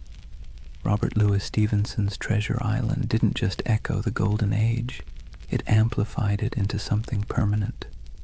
Long John Silver's Crutch and Parrot, the buried treasure maps marked with X, the idea of pirates talking in a peculiar accent. These weren't direct from history, they were creations, echoes distorted into legend, and yet they stuck so firmly that even today, when you picture a pirate, you're probably picturing Stevenson's imagination more than anything Blackbeard ever did. The echo spread into song and theater, then into Hollywood. Errol Flynn swung from rigging with suspiciously clean teeth. Disney built an empire of its own with Pirates of the Caribbean, turning Captain Jack Sparrow into a global icon, and with each retelling, the pirate grew further from the salty, disease-ridden truth and closer to an eternal symbol of rebellion, freedom, and adventure. Pirates once hanged for terrorizing shipping lanes were recast as lovable rogues. History got smoothed over, but the echo carried on. There's another echo too, one that's less flashy but maybe more important. Pirates left behind ideas that have crept into modern conversations about democracy, labor, and resistance. the way they divided plunder fairly, the way they voted for leaders, the way they allowed voices that were silenced on land to be heard at sea, all of that has fascinated historians. Some have even argued that pirate ships were floating laboratories of democracy, a rough but radical experiment in fairness. The echo of those ideas about equality, about rejecting hierarchy, still has a strange resonance today, whether or not we acknowledge the source. And then there's the personal echo, the one that whispers in our imaginations when we stare at the horizon. Pirates embody the dream of escape, the fantasy of cutting ties, hoisting sails, and vanishing into the blue to live by no one's rules but your own. Most of us would never want the reality, the scurvy, the lice, the constant threat of death, but the dream lingers. It's why pirate flags still flutter on college dorm walls, why people still hold talk like a pirate day, and why buried treasure stories still make kids dig holes in the backyard. The echo isn't just in books and movies, it's in us. So when we talk about the Golden Age of Piracy, remember, it didn't just end, it transformed. The flesh and blood pirates are gone, but the shadows they left behind still sail. Their flags wave in our stories, their songs ring in our ears, and their ideas, twisted, exaggerated, but stubbornly alive, still haunt the edges of culture. The seas are quieter now, the Caribbean no longer stalked by men with pistols and cutlasses, but in the echo of their age, they never truly died. So here we are, at the quiet end of a noisy age. The Golden Age of Piracy burned bright and brief, just a few decades of chaos, rebellion, and salt-stained dreams. In reality, it was cramped decks, spoiled meat, diseases that lingered like unwelcome passengers, and the constant threat of capture. Yet somehow, from those harsh conditions came a legend that refuses to sink. Think of what we've walked through tonight. We've seen how wars and collapsing empires set the stage for piracy. We've stepped onto ships where men voted for their captains and shared their plunder in a rough version of equality. We've met figures who blurred the line between myth and reality. Blackbeard with his smoky theatrics, Anne Bonny and Mary Read defying expectations, Calico Jack turning piracy into style, and finally we watched as governments cracked down, the nooses tightened, and the so-called Republic of the Seas faded back into dust. But of course the story didn't really end there. Pirates didn't just vanish, they drifted sideways into imagination, into tavern songs, into novels, into Hollywood, into Halloween costumes and internet memes. Their Jolly Roger still waves, not from a mast, but from the collective imagination of every generation that sees in them a flicker of freedom, rebellion, or adventure. They were criminals, yes, but also dreamers, and maybe that's why we can't quite let them go. As you lie back now, let the rhythm of the waves soften in your mind. Picture the creak of a ship's timbers rocking gently in the swell, the lanterns swinging in the dark, the faint hum of a sea shanty fading into the night. Out there, beyond the horizon, the pirates have gone, but their echoes remain, half history, half myth, all carried forward by our restless need for stories. And unlike those sleepless men who once scanned the waters for sails on the horizon, you don't need to keep watch tonight. You can rest easy, knowing the only thing waiting for you is the calm of sleep. Close your eyes, let the waves carry you, and drift peacefully into dreams. Good night.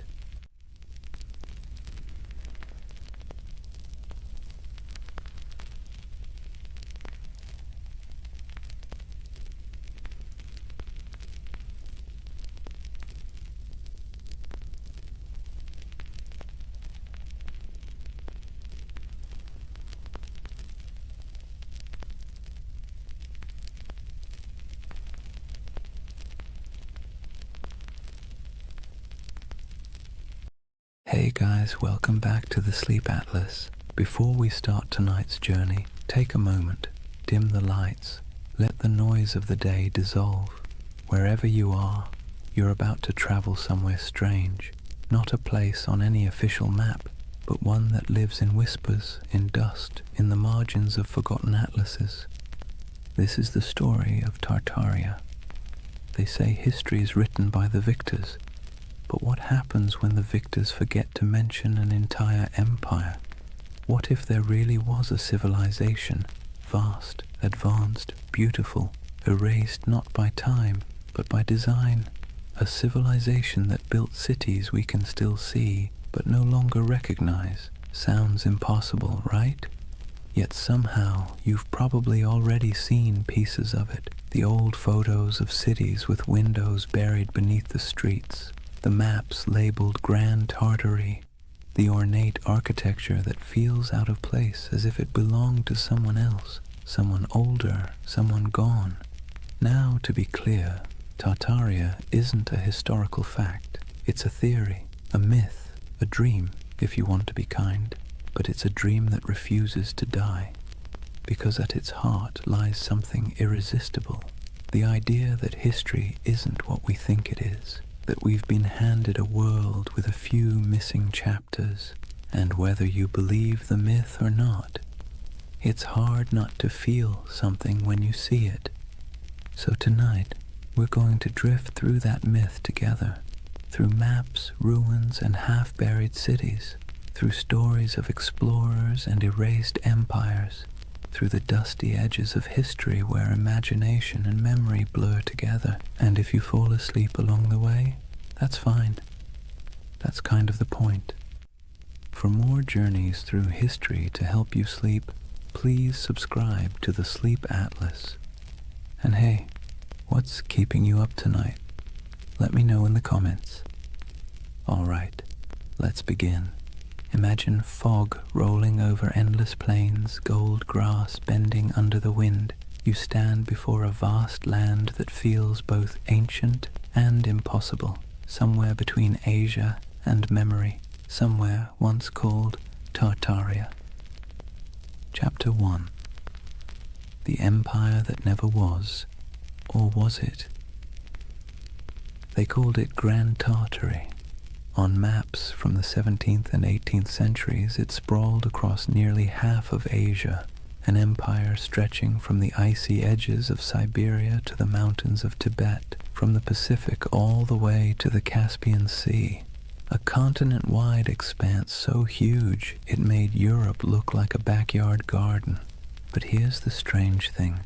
When you look closer, it doesn't behave like any other empire on the map. No clear capital, no list of rulers, just a name, Tartaria, floating over deserts and steppes, surrounded by decorative drawings of camels and horsemen. The cartographers might as well have written, "Here be mystery." And yet, for hundreds of years, Western mapmakers copied that name again and again.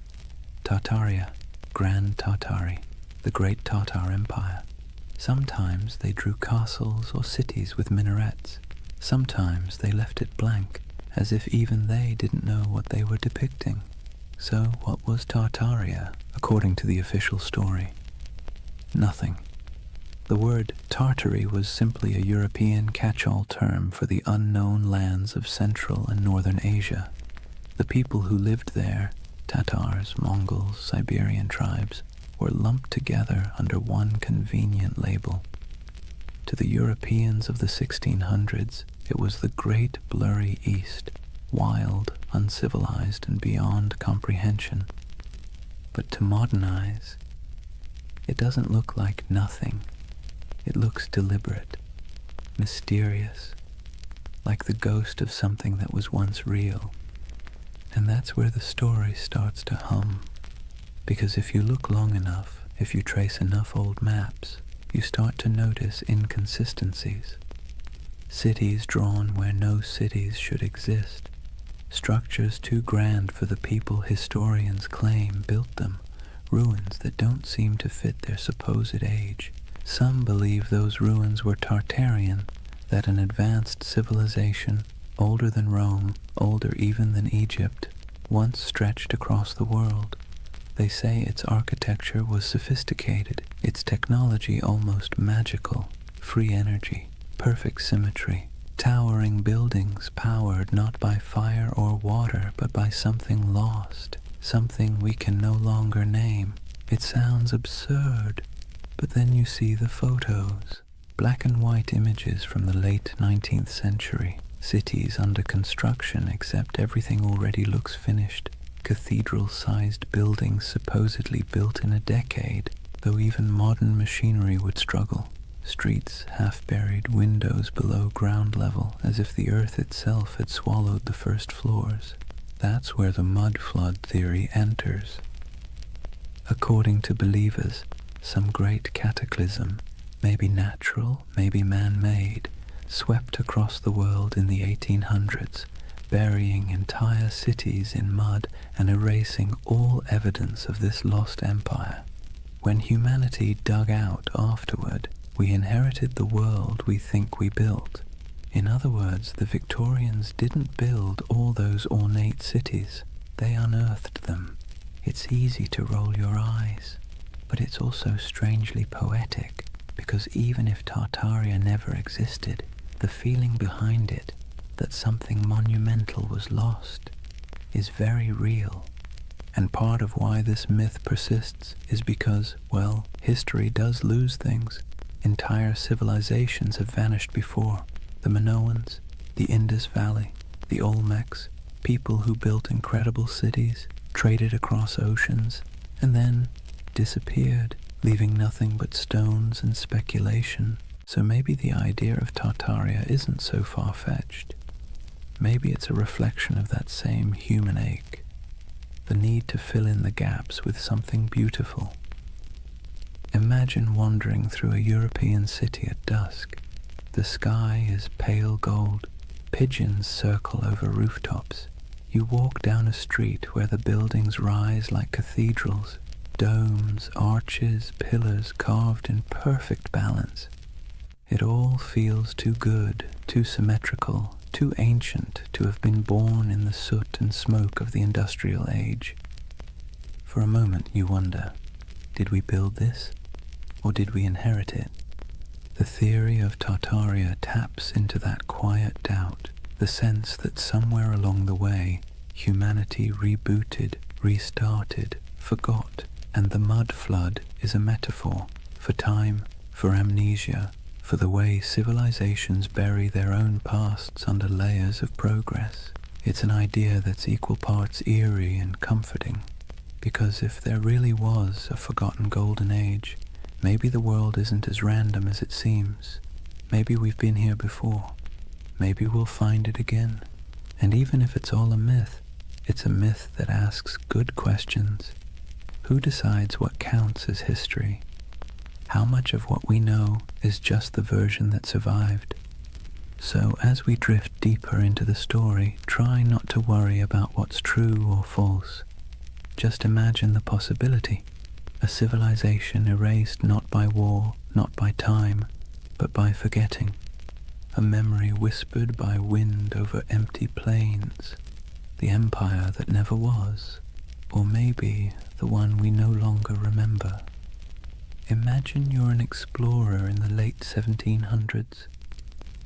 You've left behind the comfortable parlours of London or Paris, the powdered wigs, the smoky taverns, the endless debates about civilization and progress.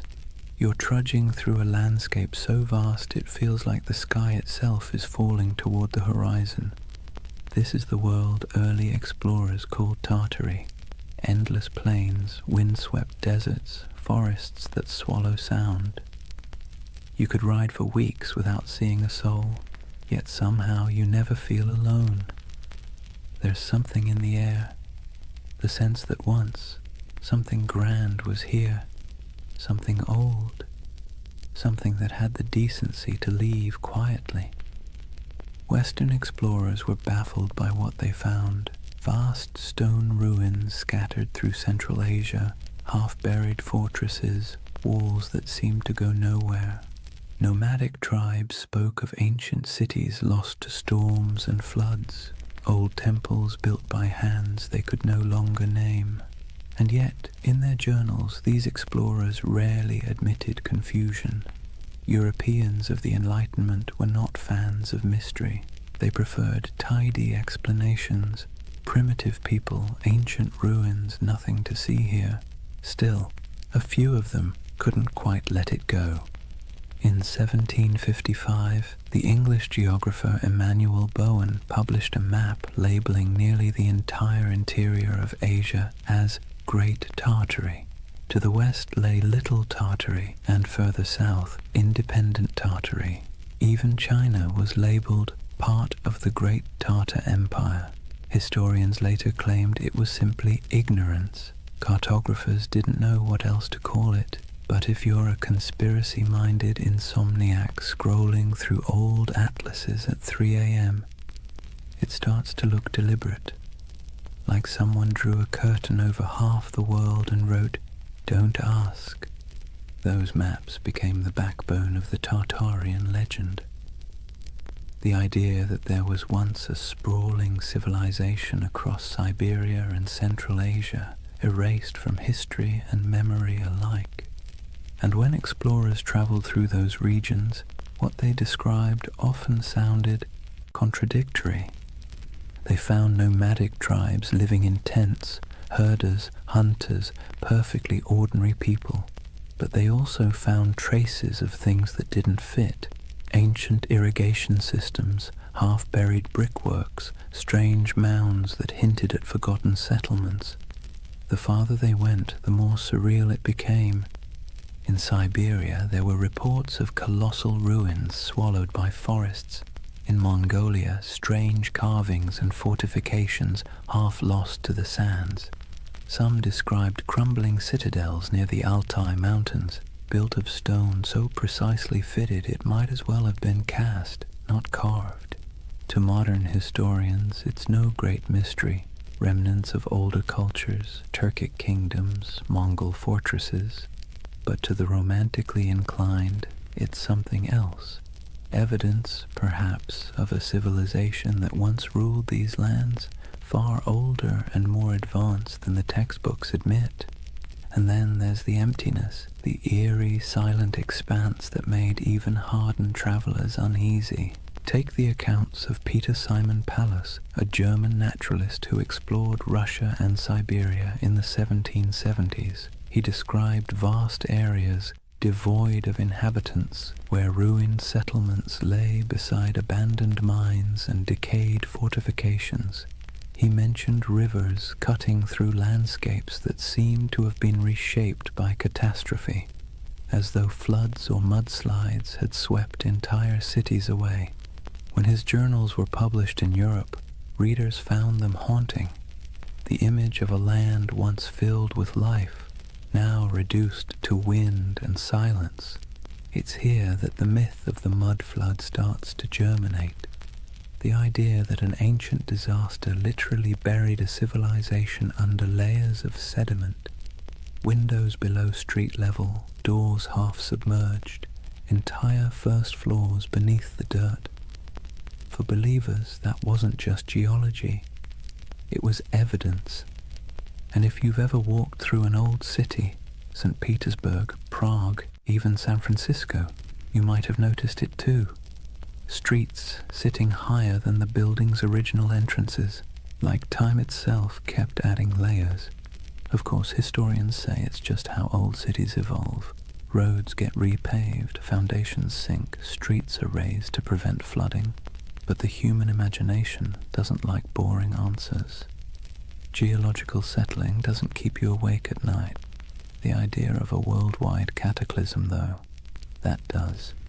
What's compelling about these explorers' reports is not what they found, but what they felt.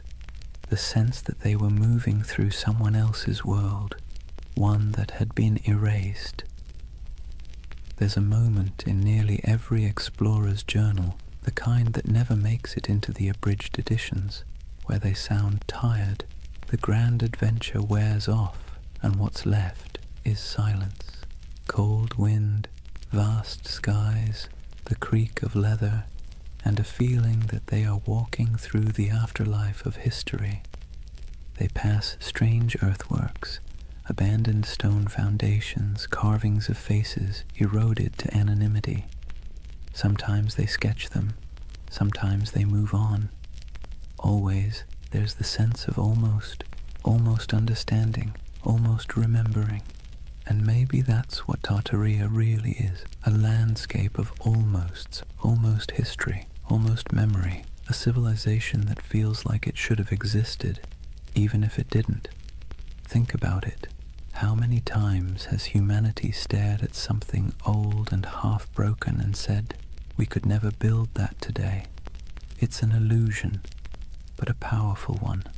Standing before ruins or monuments, we see not just stone and mortar, but the faint shadow of our own fragility. We want the past to be smarter than us, nobler than us, more advanced than we deserve. It's easier to believe we're living in the ruins of greatness than to admit that maybe we're the ones who'll be forgotten. So when explorers trudged across those endless Asian plains and saw remnants of something they couldn't explain, it planted a seed, a legend. And legends, once born, never die. They sleep, they wait, they resurface in new forms, on message boards, in YouTube videos, in late-night rabbit holes where half the fun is not believing, but wondering. The Tartarian myth is less about what those explorers found and more about what we want to find, meaning, continuity, proof that the world once made sense and that maybe beneath all this noise and chaos, it still does. Imagine the explorer's campfire. The air is thin and cold. Sparks float upward, swallowed by the night. Somewhere in the distance, wolves call to each other, and above stars shimmer, the same constellations those long-lost Tartarians might have seen if they ever existed at all. The explorer looks out over the dark plain, notebook open, and writes one word on the page, Tartaria, a word that means nothing and everything. They say the earth remembers, every stone, every layer of dirt, every foundation buried beneath a modern street is a diary, written in silence. But if you listen to the believers of the mud flood, the earth doesn't just remember, it hides. Picture this, a city half buried, windows that look out onto soil instead of streets, doorways that open into nothing but packed dirt, buildings whose first floors have vanished beneath layers of earth and time. To most, it's a quirk of old construction. To the followers of Tartaria, it's evidence of something far stranger, a global cataclysm that erased an entire civilization in a single, muddy sigh. The mud flood theory is one of those beautiful modern myths that could only have been born in the age of the internet. It began quietly, like a whisper in digital catacombs, obscure forums, old photography groups, amateur historians trading ideas. Someone noticed something odd, antique photos from the 1800s showing cities with half-buried buildings, windows at ground level, strange architectural anachronisms. Then someone else noticed the same thing somewhere else, and suddenly a pattern emerged, or seemed to. If you stare at enough old photos for long enough, patterns start to appear everywhere. And soon the whispers took form. What if history isn't what we think it is? What if there was a reset, a literal flood of mud that buried the old world, wiped it clean, and left us to rebuild on top of its bones? It sounds ridiculous, but also admit it. It's a little bit seductive. Let's take a closer look at what this story really says. According to the myth, sometime in the 18th or 19th century, dates are always vague, an immense cataclysm struck the earth. Not water, but mud, thick, heavy, suffocating mud that rolled over cities like a blanket, swallowing buildings, streets, even entire civilizations. What survived was what we now call our world, a reset civilization built atop the ruins of the one before. The theory claims we are the survivors of an amnesiac world living in the shadow of a forgotten age. And once you start looking for it, you see it everywhere. Old photographs of St. Petersburg, where neoclassical buildings seem to have half their height underground. Doorways that lead nowhere in Istanbul. Strange window wells in San Francisco. Cathedrals whose ground floors appear oddly misaligned with the modern streets around them. The world, it seems, is full of buried stories. But here's where the magic, or the mischief, lies. Context. Cities grow, streets rise, pavements get repaved, foundations sink, earthquakes shift land. Engineers, bless their pragmatic hearts, have been dealing with that since ancient Mesopotamia. It's normal, but the human imagination doesn't want normal. It wants wonder. It wants the cosmic version of a plot twist. And so the mud flood became that twist, a grand, tragic reset that could explain the strangeness of the world, the impossible beauty of old architecture, the missing centuries, the ruins that look too modern to be ancient and too ancient to be modern. It's not hard to see why the theory stuck. It scratches two primal itches, the fear that we've forgotten something vital, and the hope that once humanity reached heights we can barely comprehend. It's a bedtime story for adults who no longer trust bedtime stories. Imagine it, the great cities of the past humming with energy and knowledge, star-shaped fortresses aligning with the heavens, towers crowned with gilded domes, machines powered not by coal or electricity but by sound, magnetism, or divine geometry.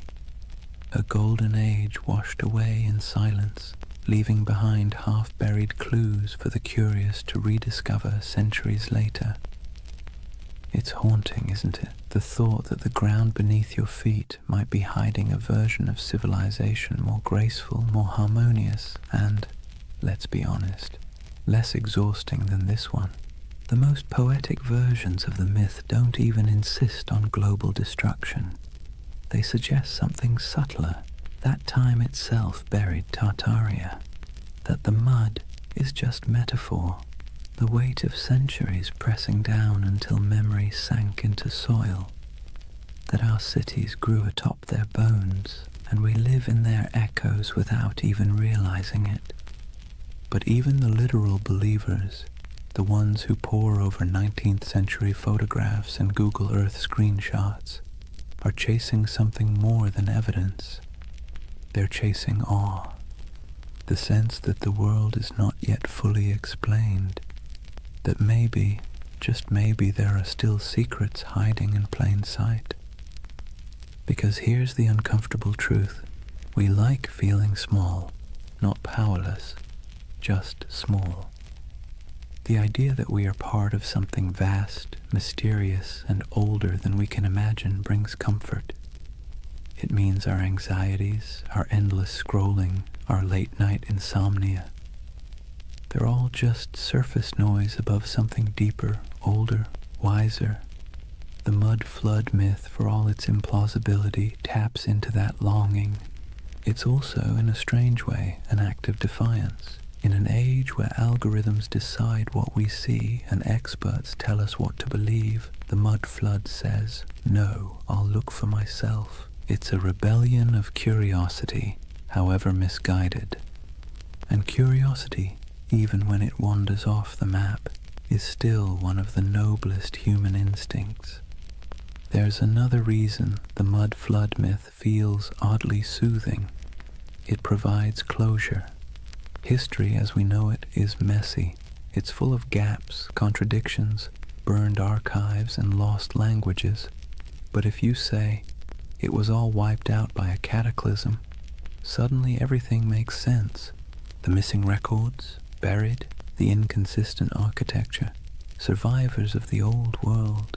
The sense that things used to be better? Proof of what we lost. It's a complete narrative, simple, self-contained, emotionally satisfying.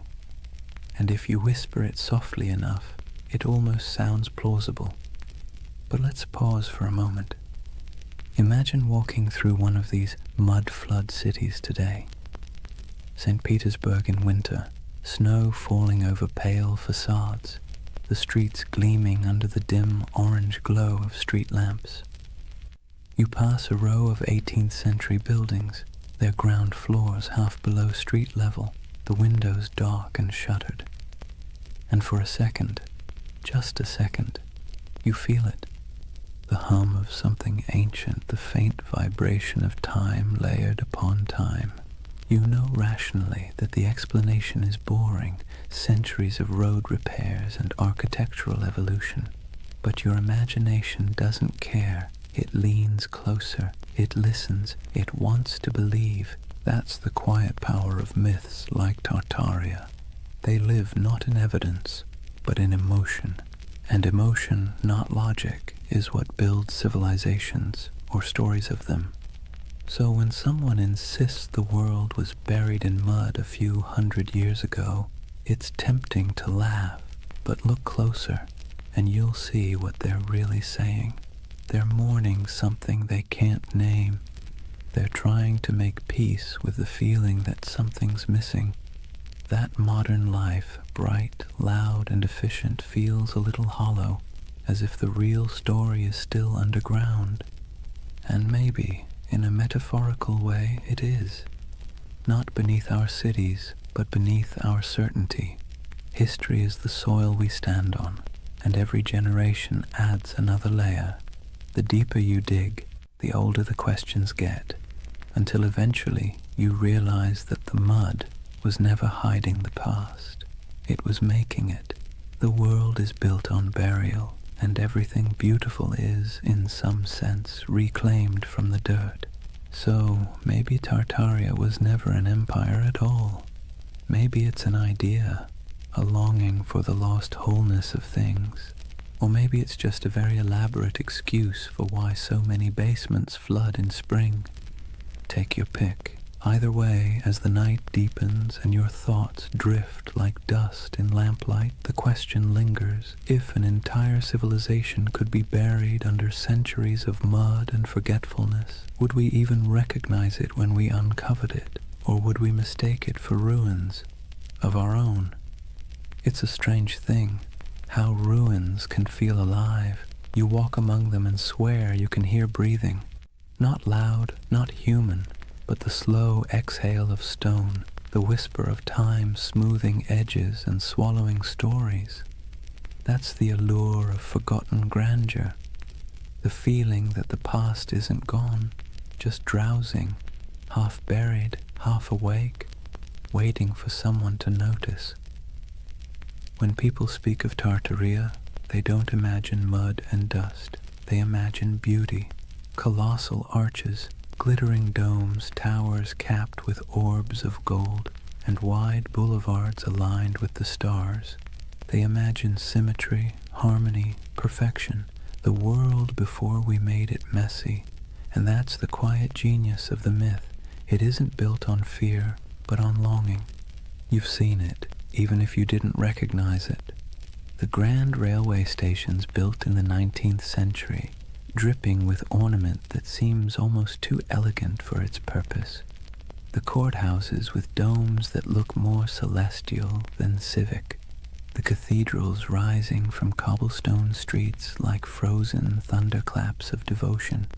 You stand before these buildings and wonder, who built this, and why don't we build like this anymore? That question is the ember that keeps Tartaria glowing in the imagination, because it feels wrong that we've forgotten how to make beauty on that scale. It feels wrong that we can't carve marble with such grace, or erect domes that kiss the clouds. And when something feels wrong, the human mind looks for a story to explain it. Tartaria becomes that story, a civilization that mastered form, function, and soul, then vanished without a trace. Some say those old buildings are Tartarian relics, that the ornate facades of St. Petersburg, Paris, Chicago, and even San Francisco are remnants of the same world, a world whose architecture was an act of faith. That the reason we can't replicate it now is because the knowledge was erased, the formulas for harmony, for proportion, for power drawn from geometry, gone, buried under new blueprints and the hum of electric wires. Of course, historians roll their eyes at this. They'll tell you, patiently, that these buildings were designed by very real architects, that neoclassicism was an artistic movement, not evidence of a hidden empire, that the beauty of those domes and arches came not from secret knowledge, but from mathematics, sweat, and a lot of unpaid apprentices. And they're right, technically. But here's the thing. Beauty doesn't care about technicalities. The Tartarian myth persists because these buildings feel different. They hum at a frequency modern architecture doesn't. Walk past a concrete office block and your mind slides off it. Walk past a century-old opera house and you slow down without meaning to. You feel something, a pulse. Maybe it's nostalgia, maybe it's resonance, maybe it's just the echo of a time when craftsmanship was an act of worship. But whatever it is, it feels alive. Imagine standing at twilight in front of one of those old structures. The stone glows amber. The carvings seem to move in the shifting light. You can almost believe the building is remembering itself, its birth, its purpose, its centuries of reign and revolution. That's the spell of forgotten grandeur. The architecture isn't just old, it's haunted by the idea of meaning, and when meaning vanishes, mystery rushes in to fill the space. Tartaria thrives in that mystery. It offers an explanation for why the world feels simultaneously ancient and amnesiac, why progress sometimes feels like forgetting, why the cities of the past, those that survived wars, plagues, and fires, still look more eternal than anything we've built since. Modern life gives us glass towers and efficiency. Tartaria promises something slower, something that glows, a civilization that built not for profit or speed but for resonance, structures designed to outlast memory itself. It's an irresistible dream, because whether or not Tartaria existed, the feeling it represents is real, the ache for beauty that doesn't apologize for existing, for craftsmanship that outlives its makers, for a sense of belonging to something both vast and intentional. That's why the myth never fully dies. People share photographs of star-shaped forts, cathedrals that look like spaceships, and ornate courthouses buried halfway underground, whispering, "Look, this can't just be random." And maybe they're right, though not in the way they think, because what they're really seeing isn't proof of a lost empire. It's proof of a lost mindset. A time when humanity built upward and outward with a kind of faith we've since replaced with convenience. Take St. Isaac's Cathedral in St. Petersburg. It looks like it shouldn't exist. A colossal dome balanced on rows of red granite columns covered in gold that blazes even through fog. Inside, the marble floors mirror the heavens, and the ceilings are painted with saints so vivid they seem alive. Visitors describe it as overwhelming, transcendent, but the Tartarian imagination sees something else, evidence. They ask how such grandeur could be built in the early 1800s by hand in a place that was supposedly swamp and snow. They ask why the foundations look so deep, as if the building once stood taller. Historians give answers: scaffolding, imported granite, decades of work. But believers see a gap, and gaps, as we know, are where myths thrive.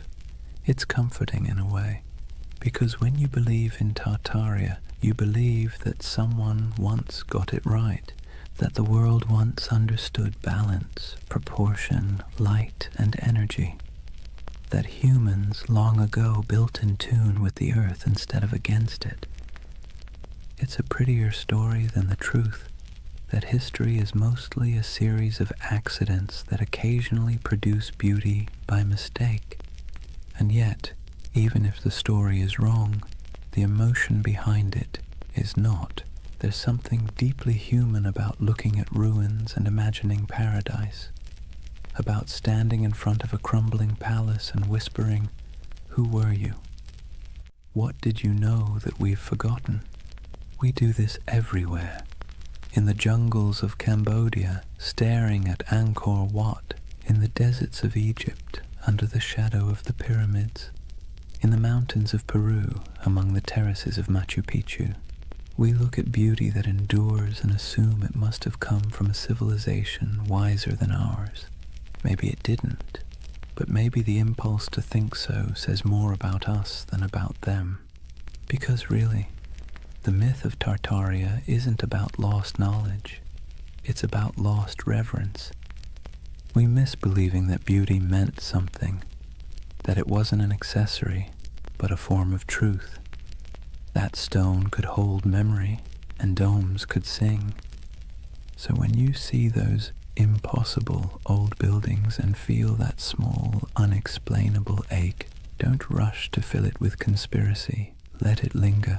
That ache is the story. It's the ghost of wonder, tapping you on the shoulder, reminding you that history is not a timeline. It's a mood, a long, slow chord, still resonating beneath the noise.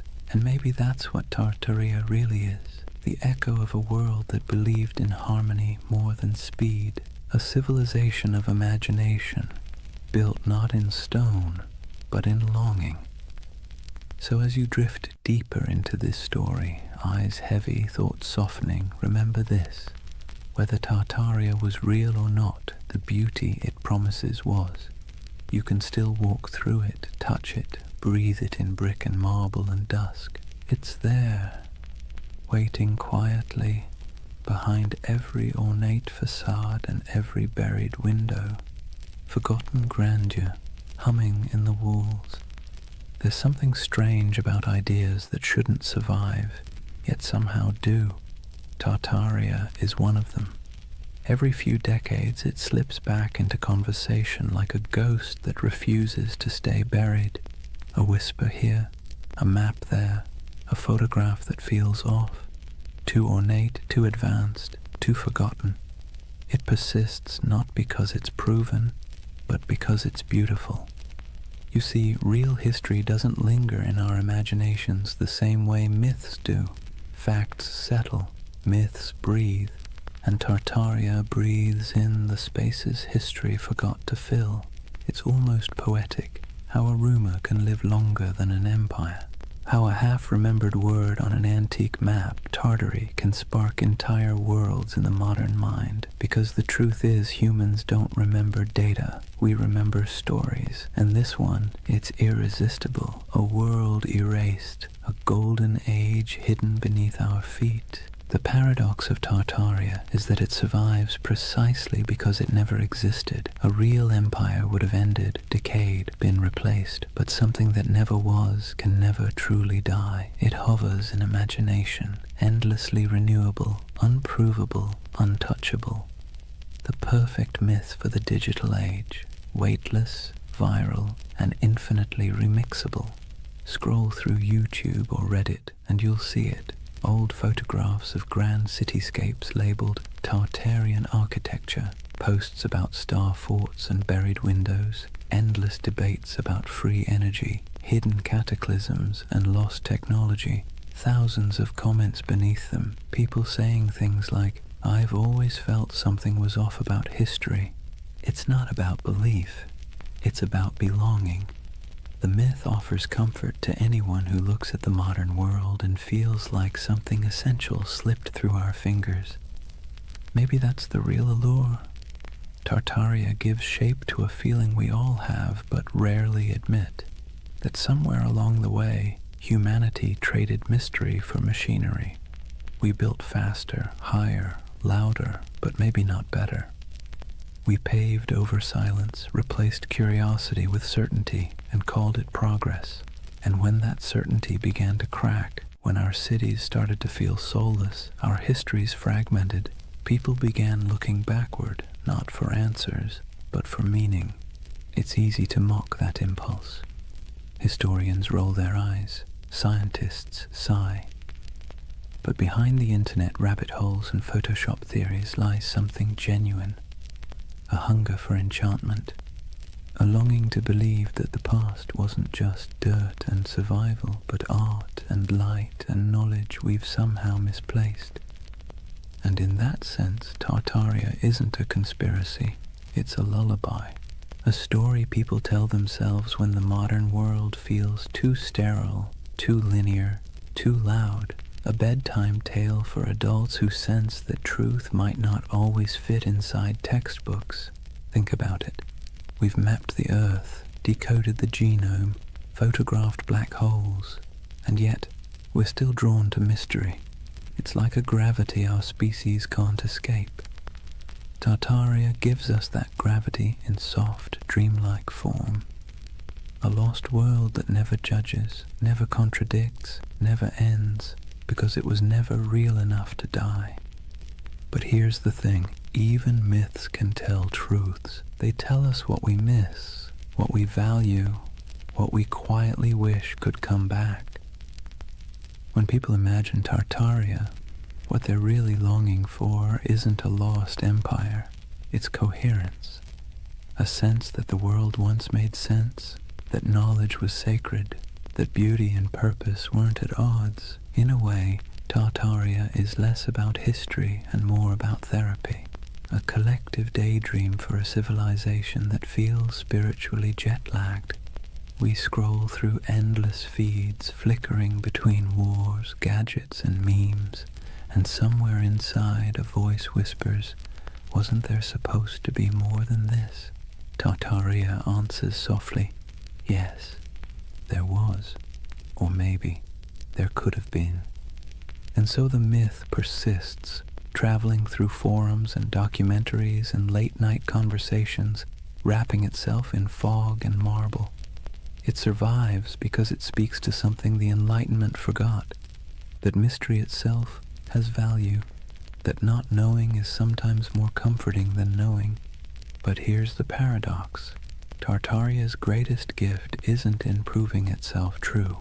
It's in reminding us that belief is part of what makes us human, that even in an age of algorithms, we still crave wonder. We still want to stand before something vast and say, "I don't understand, but it feels sacred." Maybe that's why late at night you find yourself staring at photos of old cities, their streets glimmering with gaslight, their domes fading into fog, and feel that tug in your chest. It's not nostalgia for Tartaria. It's nostalgia for awe, for the feeling of being small beneath something magnificent, something that doesn't explain itself. So as you lie there now, the room dim, the hum of the modern world soft around you, imagine that somewhere, beneath centuries of soil, beneath stories and skepticism, there's a quiet city still dreaming. Its towers shimmer faintly under the weight of time. Its fountains murmur in forgotten languages, and if you listen long enough, you can almost hear it, the heartbeat of the world before we named it. They called it Tartaria. Maybe it never was, but its echo, soft, patient, luminous, still lingers. Drift with it for a while. Let the questions fade. You don't need answers tonight, only the wonder. Chapter 2. The Real Tartars. Nomads, Empires, and Misunderstood Worlds. Let's take a breath. We've wandered through the fog of myth, through maps that hum with impossible empires and ruins that seem to remember more than they should. But now it's time to peel back the dream and look at the ground beneath it, the soil, the wind, and the people who actually lived there. Because behind every legend lies something real, even if it's been twisted beyond recognition. So let's step out onto the steppe. Imagine yourself standing somewhere between Russia, Mongolia, and Kazakhstan. Not today, but thousands of years ago. There are no borders here, no lines on a map, no marble cities, just horizon, an ocean of grass rolling under a sky so wide it makes you dizzy. The air smells like dust and horses. The sound of wind is constant, threading through tall stalks of feather grass. This is the birthplace of what Europe once called Tartary. Not a single empire, but a world of motion, a civilization without walls. To Western minds, this landscape always felt alien. How could a people rule without cities? How could a culture thrive without monuments? To the steppe nomads, that question would have sounded absurd. Their monuments were movement. Their empire was the horizon itself. Centuries before anyone drew Tartaria on a map, there were the Scythians, archers and horsemen who painted their bodies, buried their dead in golden tombs, and drank fermented mare's milk. The Greeks feared them, the Persians tried to conquer them, and yet they moved like smoke, impossible to hold. Herodotus called them a people who have no towns, no walls, no fixed abode, as if that made them lesser. But in truth, it made them free. The Scythians mastered the horse long before Rome even dreamed of chariots. They stitched their world together with leather, not mortar. They carried fire in bronze cauldrons, slept beneath felt tents, and worshipped gods of wind, sun, and sky. To them, the land wasn't empty. It was alive, a vast breathing plain where everything connected through motion and story. After the Scythians came the Sarmatians, then the Huns, then the Turkic Khaganates. The names shifted, but the rhythm stayed the same. Nomads rising like storms, surging westward, reshaping everything in their path. They raided, traded, intermarried, and vanished into the mist again, leaving behind only graves and legends. And so, by the time medieval mapmakers in Europe began sketching the world, this enormous, ungovernable space had already become a myth. To them it was a blank, the unknown lands beyond the Christian world, filled with monsters, giants, and Tartars. That word, Tartar, wasn't even theirs. It came from outsiders, likely twisted from the name of a Turkic tribe, the Tatars, with a dash of poetic menace added. Medieval Europeans thought it sounded like Tartarus, the Greek underworld, so they called these nomads Tartars, as if they'd come from hell itself. You can almost hear the shiver in the name, but the truth was far more complicated and far more interesting. These weren't demons, they were people. Traders, horsemen, mothers, poets. They lived lives as rich as any Roman senators, just measured differently. Picture a nomadic camp at sunset. The steppe glows gold. Horses graze on the horizon, their coats shimmering in the low light. Fires crackle as women stir pots of milk and millet. Children chase each other between felt tents, yurts, their laughter carried by the wind. Men return from herding, their bows slung over shoulders, dust clinging to their boots. The air smells faintly of smoke and grass. Somewhere, a throat singer begins a low, resonant song, and the notes ripple across the plain like the hum of the earth itself. This was their Rome. Not a city of marble, but of motion and memory. And to them the West's obsession with stone walls would have seemed as strange as worshipping stillness. But as centuries rolled on, stillness began to win. Empires like China, Persia, and eventually Russia pushed outward, trying to tame the steppe. They built forts, drew borders, demanded tribute. The nomads resisted, then adapted. They traded horses for silk, hides for grain, freedom for survival. Slowly, their infinite world began to shrink. By the time European explorers stumbled across these lands in the 17th and 18th centuries, the old steppe empires were fading. The Scythians were long gone. The Mongols' great Kanates had fractured. The once fluid borders had hardened into lines on parchment, and those lines, curved by ignorance, exaggerated by imagination, became the first maps of Tartary. To the west, it looked like a mystery, an empire that wasn't quite there, a vast, seemingly empty space once teeming with civilizations that had vanished. But to those who lived there, it wasn't emptiness, it was memory. The bones of ancestors beneath the grass, the hum of stories in the wind, the echo of hoofbeats across the centuries. And maybe that's where the myth begins to make sense, because when you stand on a plain that stretches to the horizon in every direction, it's easy to believe that time itself might fold here, that something ancient could still be sleeping under the soil. Perhaps the world didn't erase Tartaria at all. Perhaps it just forgot how to see it. Let's be honest, Europe never really understood Asia, not in the Middle Ages, not in the Renaissance, and arguably not even now.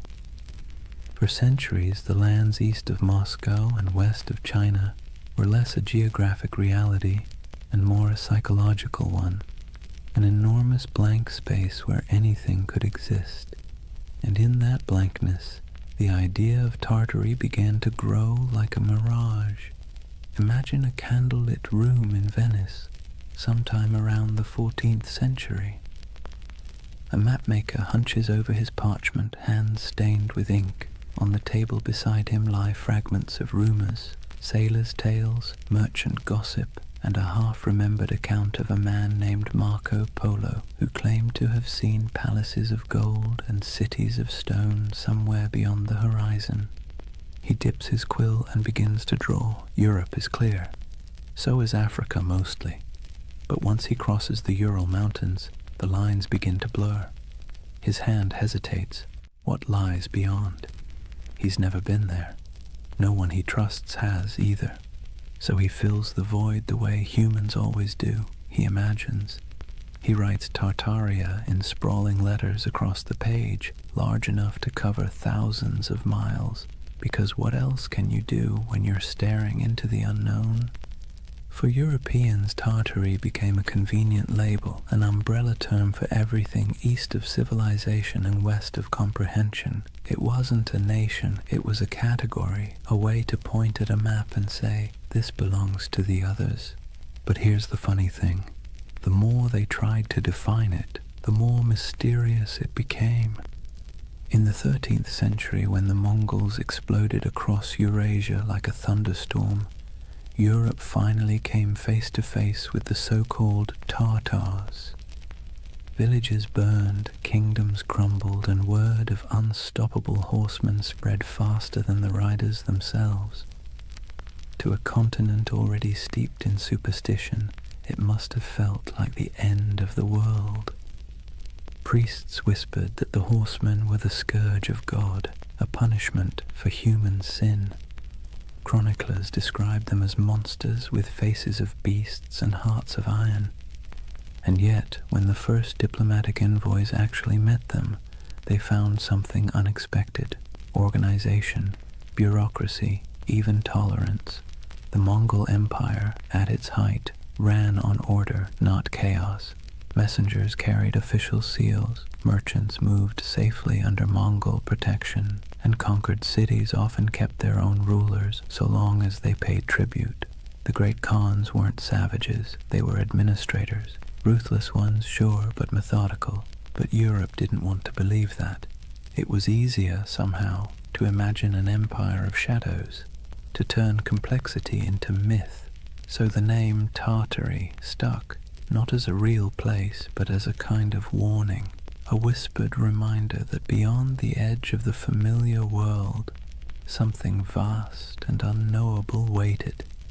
By the Renaissance, the legend of Tartary had evolved into something even stranger. The age of exploration brought better maps, but not necessarily better understanding. Cartographers began drawing Great Tartary, Little Tartary, and Chinese Tartary across their globes. carving up Central Asia into neat territories that existed mostly in imagination.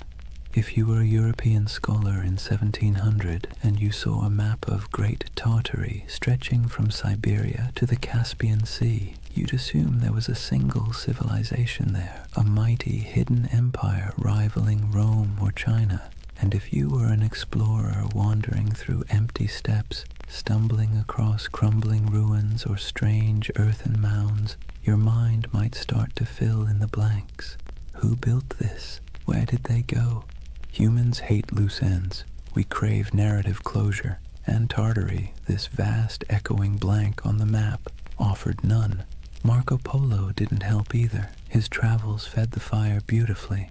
He spoke of vast courts, cities paved in stone, golden palaces, and khans who ruled lands so wide that weeks of riding couldn't cross them. He wasn't wrong exactly. The Mongol Empire really was that enormous. But when his book was copied, translated, and retold, his words grew elastic. People read his tales and imagined something grander still, a civilization older than memory, hidden beneath layers of dust and time. You can almost see it, the way myths grow like vines around facts. Even the Enlightenment couldn't kill it. In the 18th century, as Russian explorers pushed eastward into Siberia, they stumbled upon ancient fortifications, strange geometries in the earth, and traces of civilizations long gone. The local tribes spoke of ancestors who built great cities before the snows came. The scholars, baffled, wrote it all down, and back in Europe, those reports fed the imagination once more. By now, Tartary had become more than geography. It was an aesthetic. The word conjured mystery, distance, and faded grandeur. Artists painted sweeping landscapes of icy mountains and lone riders beneath silver skies. Novelists filled their pages with lost kingdoms and forgotten dynasties. And so, when conspiracy theories about a lost Tartarian empire began resurfacing centuries later, it wasn't from nowhere. It was born of something older, a long European tradition of misunderstanding the East, of romanticizing what couldn't be explained, and of filling blank spaces with dreams. Maps, after all, are never neutral. They don't just show where things are, they show what people believe matters. And for centuries, Tartary mattered not because it was real, but because it was mysterious. Imagine yourself once more looking at one of those old maps. The parchment crackles under your fingers. The ink has faded to brown. The edges are frayed. Across the top, in flowing letters, are the words, Magna Tartaria. You trace the line of mountains, the curving rivers, the scattered cities whose names you don't recognize. You realize you're staring not at geography, but at imagination, a dream caught in ink, a memory of a place that never quite existed, but that never fully went away either.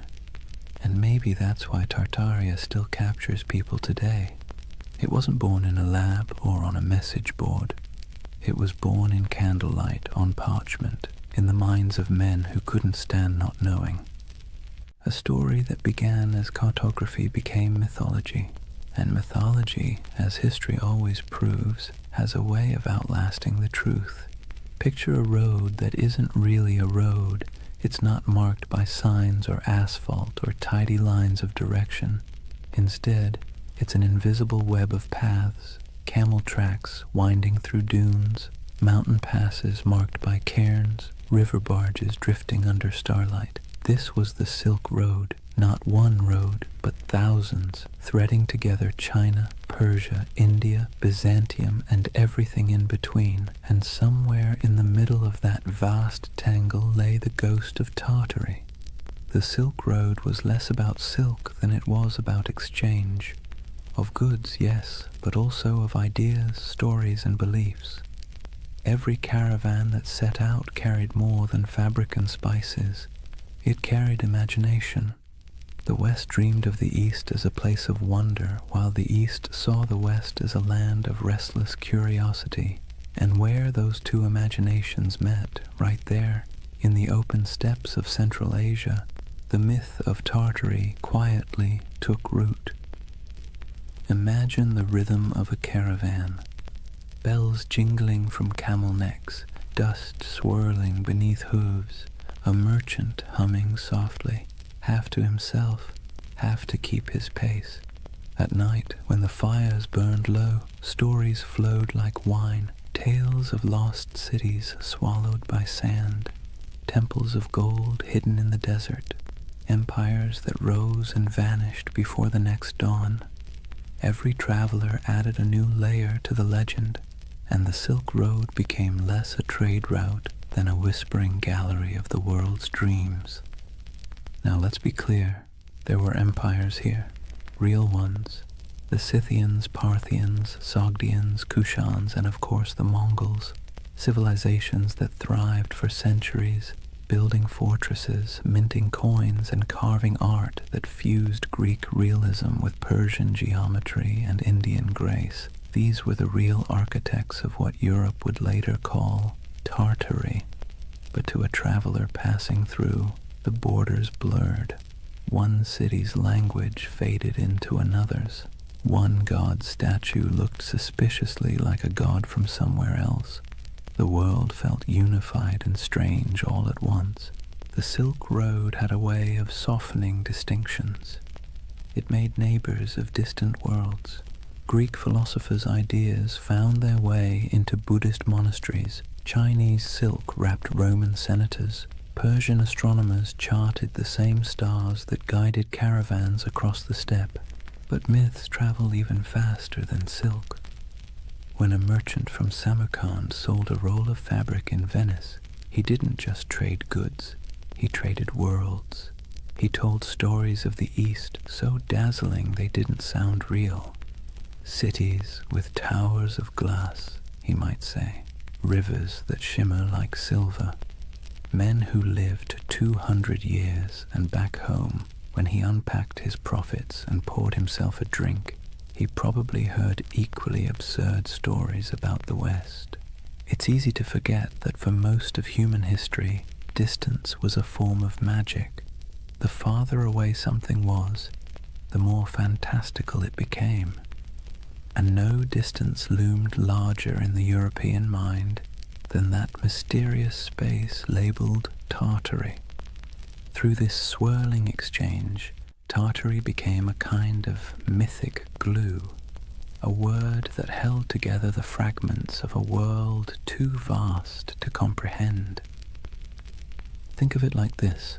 When a Venetian mapmaker in 1500 scribbled Tartaria across the center of his globe, he wasn't really describing a political entity.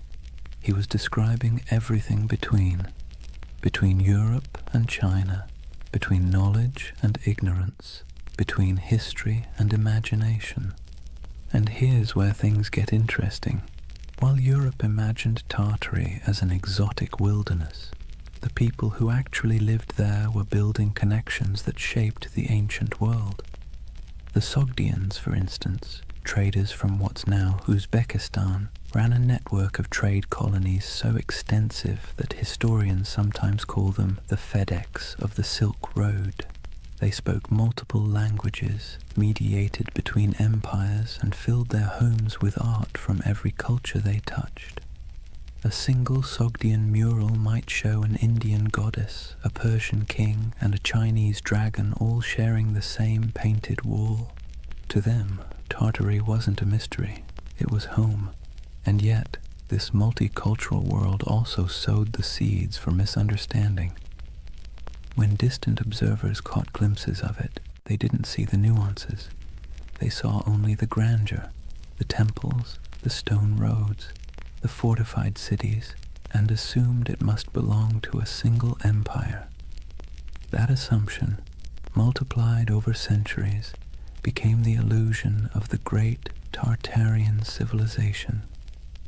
Even today, the ruins scattered across Central Asia, stone walls buried in sand, intricate tile work crumbling in forgotten courtyards, feed that same longing.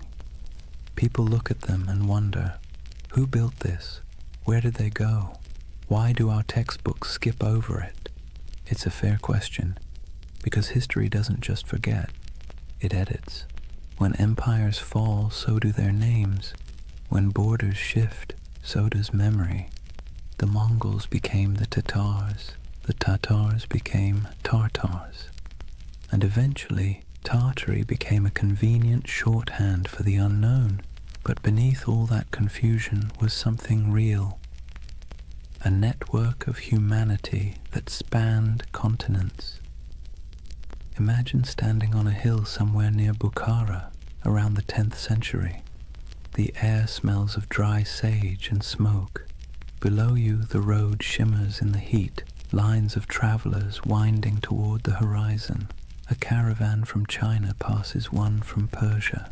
A monk from India shares a meal with a soldier from Byzantium. Coins from Rome jingle beside jade amulets from the East.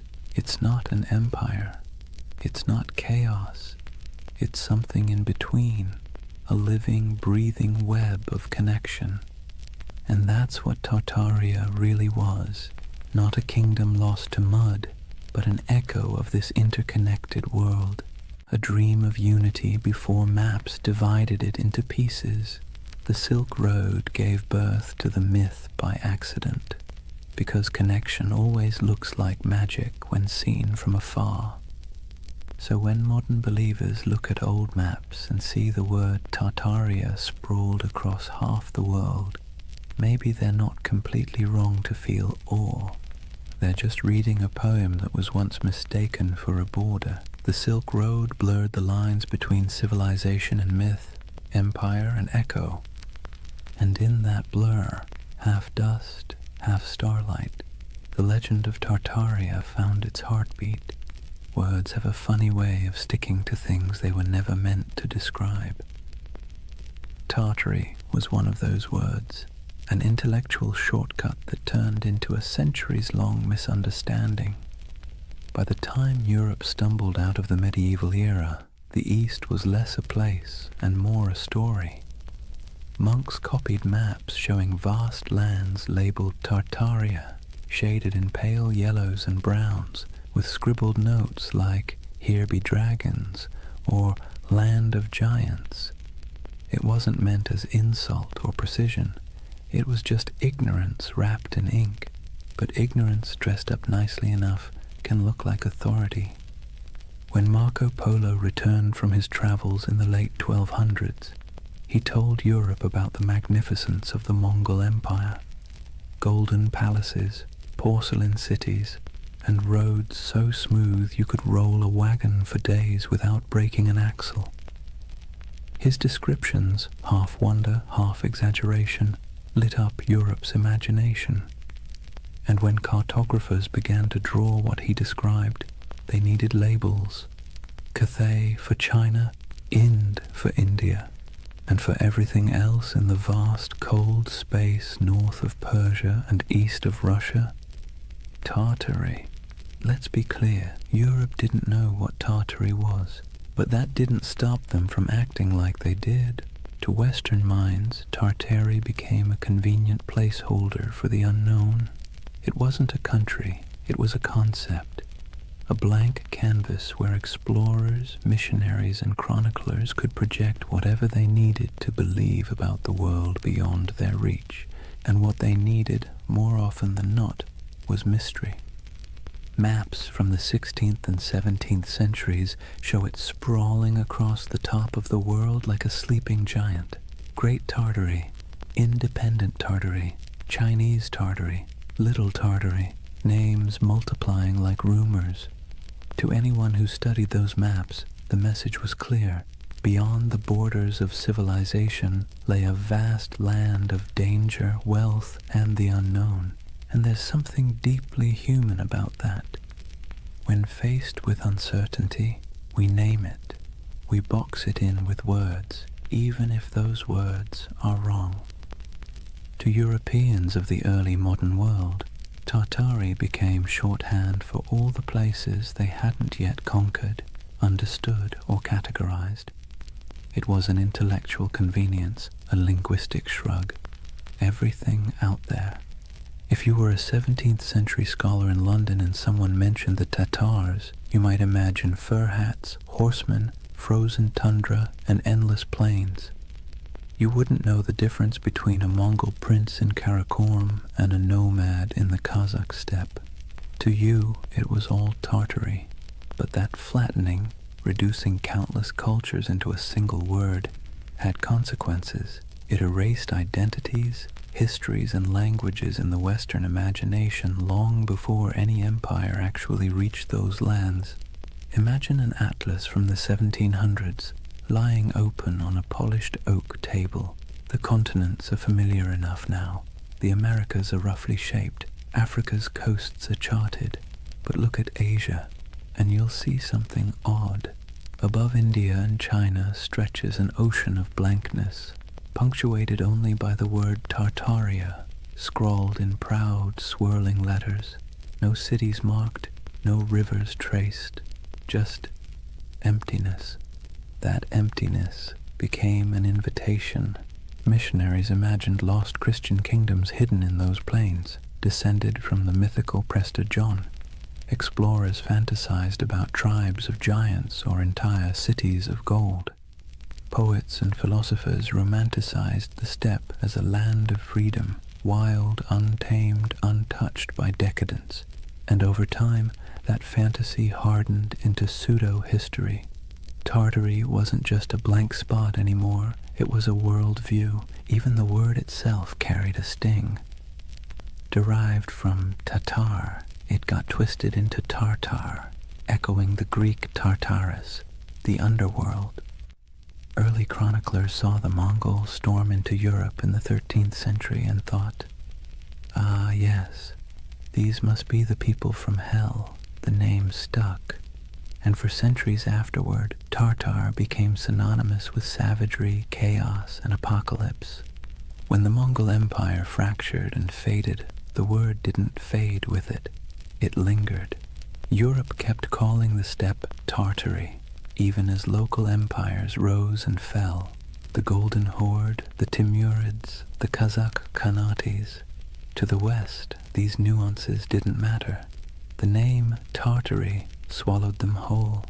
The irony.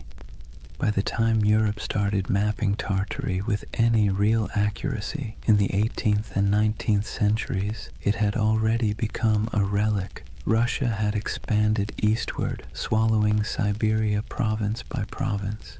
Qing China had claimed the west, and yet the word persisted, echoing in atlases long after it had lost any real meaning. There's something almost poetic about that, how a word can outlive the thing it never actually described. And it's here that the modern myth of Tartaria quietly germinated, because when those old maps resurfaced centuries later, digitized, color-corrected, and posted online, they seemed to show something uncanny. A vast empire covering half the world, cities we've never heard of. Borders that no modern historian could explain. To the curious eye, it looked less like a cartographic mistake and more like a cover-up. Why don't they teach this in school? People asked. How could such a massive empire just vanish? But the answer, as with most things, is simpler and somehow more mysterious. It didn't vanish. It never existed. Not as one empire, anyway. What vanished was understanding. What collapsed was the web of meaning connecting the real places, Siberia, Mongolia, Central Asia, to the word Tartary. The West's misunderstanding created a ghost, and the modern age brought that ghost back to life. There's an eerie beauty in that, a reminder that myths don't die. They just wait for technology to resurrect them. When you look at one of those antique maps, ink faded to sepia, the parchment curled at the edges, you can almost feel the hum of it, not as evidence of a conspiracy, but as a fossil of imagination. Tartary wasn't a lie. It was a mirror. It reflected Europe's fears, desires, and limits. and like all mirrors, the longer you stare into it, the more it stares back. By the dawn of the 18th century, the old mystery of Tartary was about to meet its slow death, not in battle, not in flames, but in bureaucracy, in borders drawn, treaties signed, and maps updated by men who preferred paperwork to poetry. It wasn't an erasure in the way myths like to imagine. No secret cataclysm, no forbidden knowledge sealed away by shadowy elites. It was something quieter, more mundane, and somehow more tragic. Tartary was about to be swallowed, not by time, but by empire. Let's set the stage. The year is 1721. Peter the Great has just declared the Russian Empire. He's reformed the army, modernized the navy, shaved the beards off his nobles, and built a brand new capital, St. Petersburg, on a swamp that would one day gleam like a mirror of Europe itself. Russia, once the frontier of the old Tartarian wilderness, now saw itself as its conqueror. And conquest, as Peter understood, was as much about naming as it was about fighting. Where the maps once said Tartaria, Russia began writing Siberia, Yakutsk, Omsk, Irkutsk. The empty spaces of imagination were replaced with administrative precision, governors, garrisons, and census records. You can almost hear the scratching of quills replacing the crack of hooves across the steppe. This was empire by cartography. For centuries, Europe had peered east and seen a void. Russia filled it with coordinates. And just like that, the last breaths of Grand Tartary disappeared under layers of ink and decree. But here's the irony. While the West's maps were losing their mystery, the lands themselves were as unknowable as ever. Siberia wasn't tamed. It was endured. Frozen rivers, taiga forests, mountains that chewed up expeditions and spat them out as legends. To the empire, it was a treasure chest of resources, furs, minerals, and later oil. But to the people living there, it was home. The native tribes, the Evenki, Buryats, Yakuts, and dozens more, didn't think of themselves as Tartarians or Russians. They were simply themselves, and yet, in the tidy world of European cartographers, they became footnotes to someone else's empire. Take a moment to picture a Russian expedition in the mid-17th century, trudging through snow so bright it hurts to look at. The air burns the lungs, the dogs pant steam. A Cossack officer marks a new river on a map, proud that he's bringing civilization to the wilderness. But behind him, an old shaman watches silently, knowing that the land doesn't belong to anyone who needs to draw it to believe it's real. That's how Tartary truly vanished, not by disaster, but by documentation. The Enlightenment had arrived, and mystery was no longer fashionable. The world had to be measured, categorized, and explained. A single romantic name like Tartaria didn't fit into that neat little system. It was too vague, too mythic, too medieval. By the early 19th century, Tartary lingered only as a kind of ghost word on maps, an anachronism that survived in outdated atlases or in the minds of travelers who still preferred fantasy to geography. You might find Chinese Tartary scribbled across what is now Xinjiang, or independent Tartary hovering somewhere over Kazakhstan, but it was already fading, the ink almost apologetic. What had once stretched across half the known world was reduced to a linguistic relic, an old world word for a world that no longer existed. But this quiet death of Tartary created a strange paradox. By removing the name, the empires of the 18th and 19th centuries thought they were clarifying history. In truth, they erased a mystery so thoroughly that, centuries later, people would come looking for it again. Because that's the thing about erasure, it always leaves an outline. In the modern age, when digital archaeologists started poring over antique maps, The rediscovery of Tartaria didn't feel like uncovering a lie. It felt like uncovering a secret. Here was proof, they thought, that something immense had once existed and been scrubbed from the record. The irony? They weren't wrong about the erasure. They were just wrong about what was erased. It wasn't a hidden utopia or an advanced global empire. What disappeared was ambiguity itself, the willingness to admit we didn't know everything.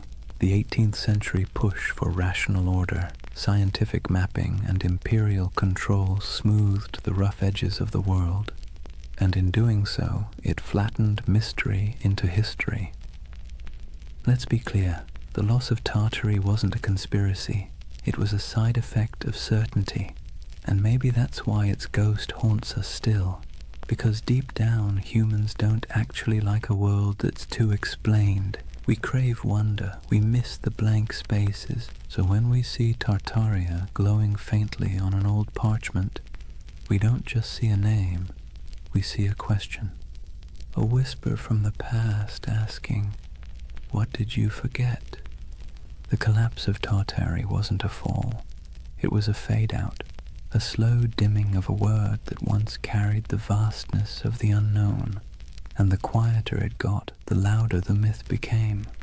By the time Russia completed its imperial expansion across Asia, by the time the British, French, and Qing empires carved their pieces of the East, Tartary had been buried not under mud, but under maps. And centuries later, when people began brushing that dust away, what they found wasn't evidence of a lost civilization. It was evidence of our collective imagination still alive and searching. That is the strange beauty of this myth.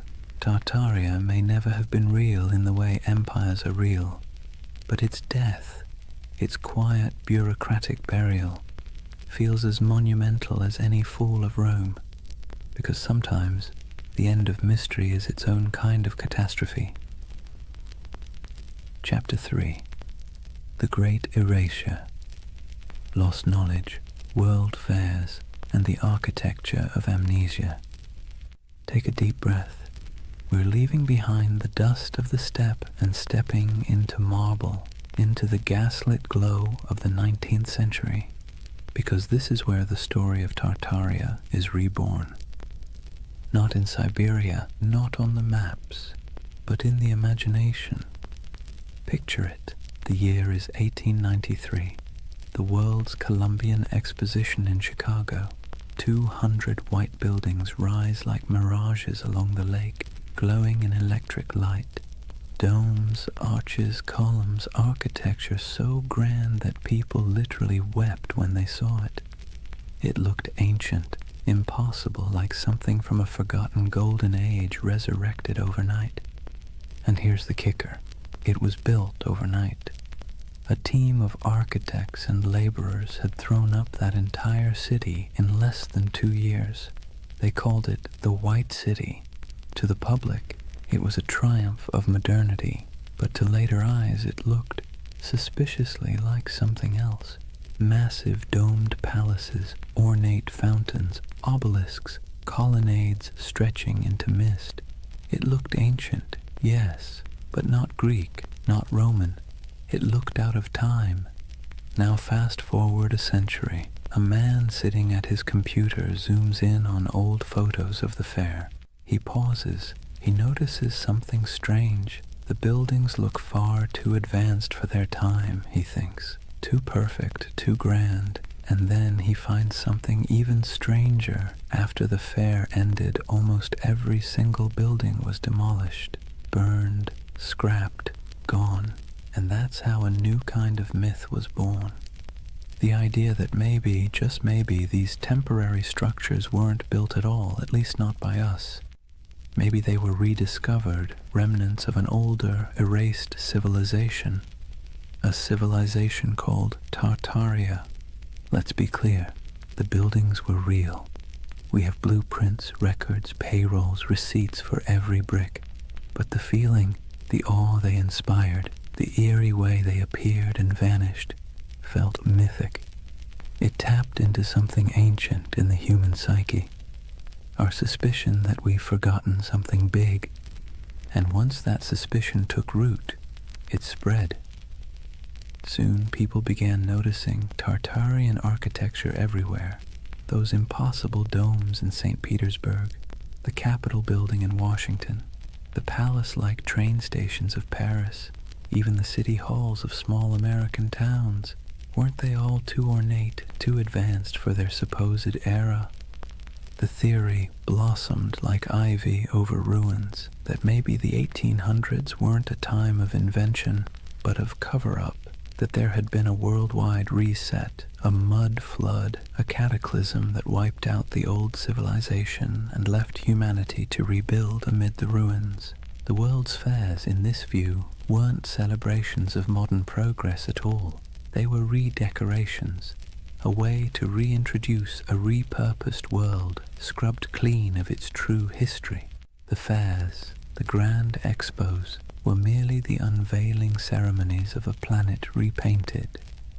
Now this is where skepticism and wonder collide, because if you look at those photos, you can feel it. The eerie stillness of early photography only adds to the illusion. Long exposures make crowds disappear. The buildings stand pristine, gleaming, deserted, as if waiting for a civilization that never returned. It's beautiful and unsettling and hypnotic. Even historians, with all their explanations, temporary plaster facades, neoclassical revival trends, technological optimism, can't quite dispel the dreamlike quality. It's too pretty, too deliberate. It feels like memory, not progress. And that's what makes the Tartaria myth so powerful. It didn't come from ignorance, it came from longing. Because by the 19th century, humanity had built machines that could fly, factories that could blot out the sun, and cities that swallowed nature whole. We had replaced mystery with machinery, but beneath the gears and soot, people were starting to feel something hollow, something missing. Tartaria filled that hole. It became the name for everything that seemed too beautiful, too harmonious, too purposeful to belong to the chaotic modern world. It was nostalgia in disguise, a yearning for an imagined time when architecture was sacred, when energy was free, when civilization felt like art rather than industry. Of course, the irony is exquisite. The people of the 19th century built those palaces themselves, but we, centuries later, look back and refuse to believe them capable. Maybe it's easier to believe in a lost utopia than in the idea that our ancestors simply cared more about beauty than we do. So imagine walking through that white city.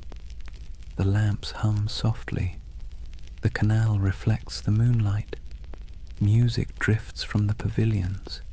You hear the shuffle of dresses, the murmur of voices, the click of carriage wheels, and for a moment you can almost believe the myth that you've stumbled into the remains of a vanished empire, briefly resurrected for one last dance before fading again into legend. That's the strange charm of Tartaria.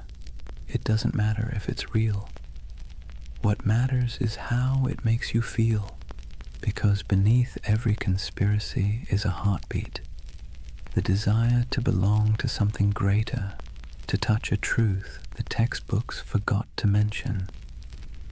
And so, through the flickering gaslights of the 19th century, the dream of Tartaria returned, not in stone, but in spirit, not as an empire rediscovered, but as a memory resurrected. Let's be honest for a moment. Modern architecture doesn't exactly make the heart sing. Steel boxes, glass towers, angles sharp enough to injure your soul. Function over form, they say. Minimalism, efficiency, progress. But walk past an old courthouse or a crumbling railway station with columns carved like Roman temples, and suddenly something stirs. It feels like memory. Not your memory, but someone's. And that's exactly where Tartaria hides, in that emotional shadow between nostalgia and doubt. See, the 19th century didn't just give us new machines, it gave us new eyes. Photography froze the world for the first time. Urbanization made old beauty vanish beneath brick and smog. And as the industrial age thundered forward, the West began quietly rewriting itself, paving over not just landscapes, but the very story of civilization. This was the age of erasure disguised as progress. When old cathedrals were restored into shapes they had never been, when ancient city walls were torn down to make room for the future, when soot-blackened monuments were scrubbed and renamed, their histories conveniently rewritten for the age of reason. Historians call it modernization. Tartaria believers call it cover-up. Now, let's pause and take a breath, because this is where myth and history start blending like watercolor.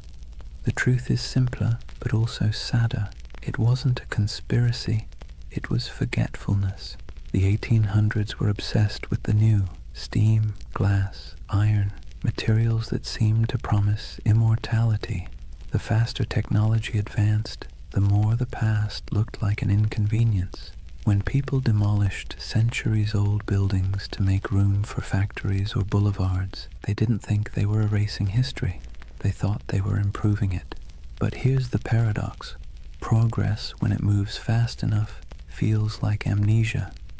Imagine being a farmer's son in 1820, living in a cottage built by your grandfather, heated by the same hearth. Then picture your grandson in 1890, born under electric light, surrounded by locomotives, reading newspapers printed on machines that could churn out 1 million copies before breakfast. The pace of change was dizzying. The world your ancestors knew had disappeared before your own eyes.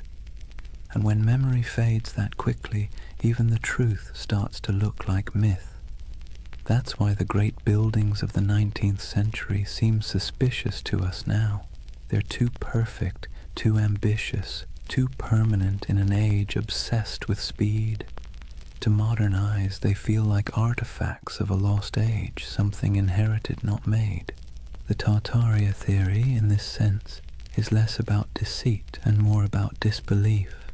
We don't believe we could have built something so beautiful in such a short span of time. And perhaps we're right, but not in the way we think, because that beauty came at a cost. It came from child labor, industrial soot, and the quiet suffering of millions who laid bricks, carved columns, and forged iron in furnaces hotter than the sun. It came from colonial wealth siphoned from distant lands. The marble glimmered, yes, but it glimmered on the backs of the exhausted. So when modern minds gaze at that architecture and whisper, "This can't be human," they're half right. It wasn't built by ordinary humanity. It was built by empire. But myths rarely linger on exploitation. They linger on wonder. That's what gives the Tartaria myth its endurance. It erases guilt and replaces it with awe. Instead of confronting how we gained that grandeur, we imagine inheriting it from some ancient, harmonious civilization. A world without conquest, without industry, without soot. A world that built for beauty's sake alone. That's the secret comfort of believing in Tartaria. It allows us to dream of innocence without the blood, to long for sophistication without the cost. And it's not entirely foolish, because beauty is suspicious in the modern world. Think about it. When was the last time a new building made you stop and gasp? When was the last time a city skyline felt like poetry instead of spreadsheet logic? We live in an age that worships utility and scoffs at ornament. So when people look at those domed cathedrals, those train stations like palaces, those impossible star forts etched into the earth, they don't just see architecture, they see meaning, they see intention. And maybe that's what we've lost, the sense that building could be an act of reverence. The Tartarian lens turns architecture into scripture. It whispers that every arch, every dome, every hidden basement tells a story too big to fit inside textbooks. And whether that story is real or imagined, it soothes a modern ache, the feeling that progress has traded wonder for efficiency. So next time you see an old photo of St. Petersburg shrouded in snow or San Francisco's City Hall gleaming in filtered sunlight, look closer, forget the dates, forget the facts, and just feel it. The silence, the symmetry, the faint pulse of something grander than logic. That's the hum Tartaria leaves behind. The ghost frequency of a civilization that may never have existed, but still haunts us with the possibility that it did. And maybe that's enough. Maybe the myth survives not because it's true, but because it's beautiful. Because deep down, beauty itself has started to feel like a conspiracy. Here's the funny thing about lost civilizations. They always seem to resurface when technology changes. The printing press revived Atlantis, television revived the pyramids, and the internet, well, the internet resurrected Tartaria, not in dusty libraries or archaeological digs, but in image boards, YouTube videos, Reddit threads, and algorithm-fed rabbit holes that feel half like history class and half like lucid dream. If the 19th century erased memory through progress, then the 21st century resurrected it through curiosity. The internet, for all its chaos, gave the world a second archive, a place where forgotten photographs, misfiled maps, and half-remembered myths could find each other again. And that's where Tartaria thrived, among digital ruins. Let's be clear, no mainstream historian believes in the Tartarian Empire, but belief doesn't need credentials, it needs emotion. And online, emotion spreads faster than evidence. It starts small. Someone scrolling through antique photos finds an image of a half-buried building, its windows strangely below street level. They post it with a caption, "Mud flood? Hidden history?" Someone else comments with an old map labeled Great Tartary, stretching across half of Asia. Another user adds photos of star forts, geometric fortifications shaped like mandalas carved into the earth. Then someone else notices that the architecture of 19th century world fairs, domes, spires, impossibly ornate facades, seems eerily similar across continents. And suddenly, the pattern takes on life.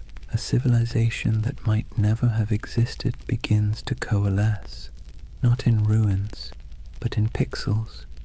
It's fascinating to watch. The modern Tartarian myth isn't a single story. It's an ecosystem, a living organism built out of collective imagination.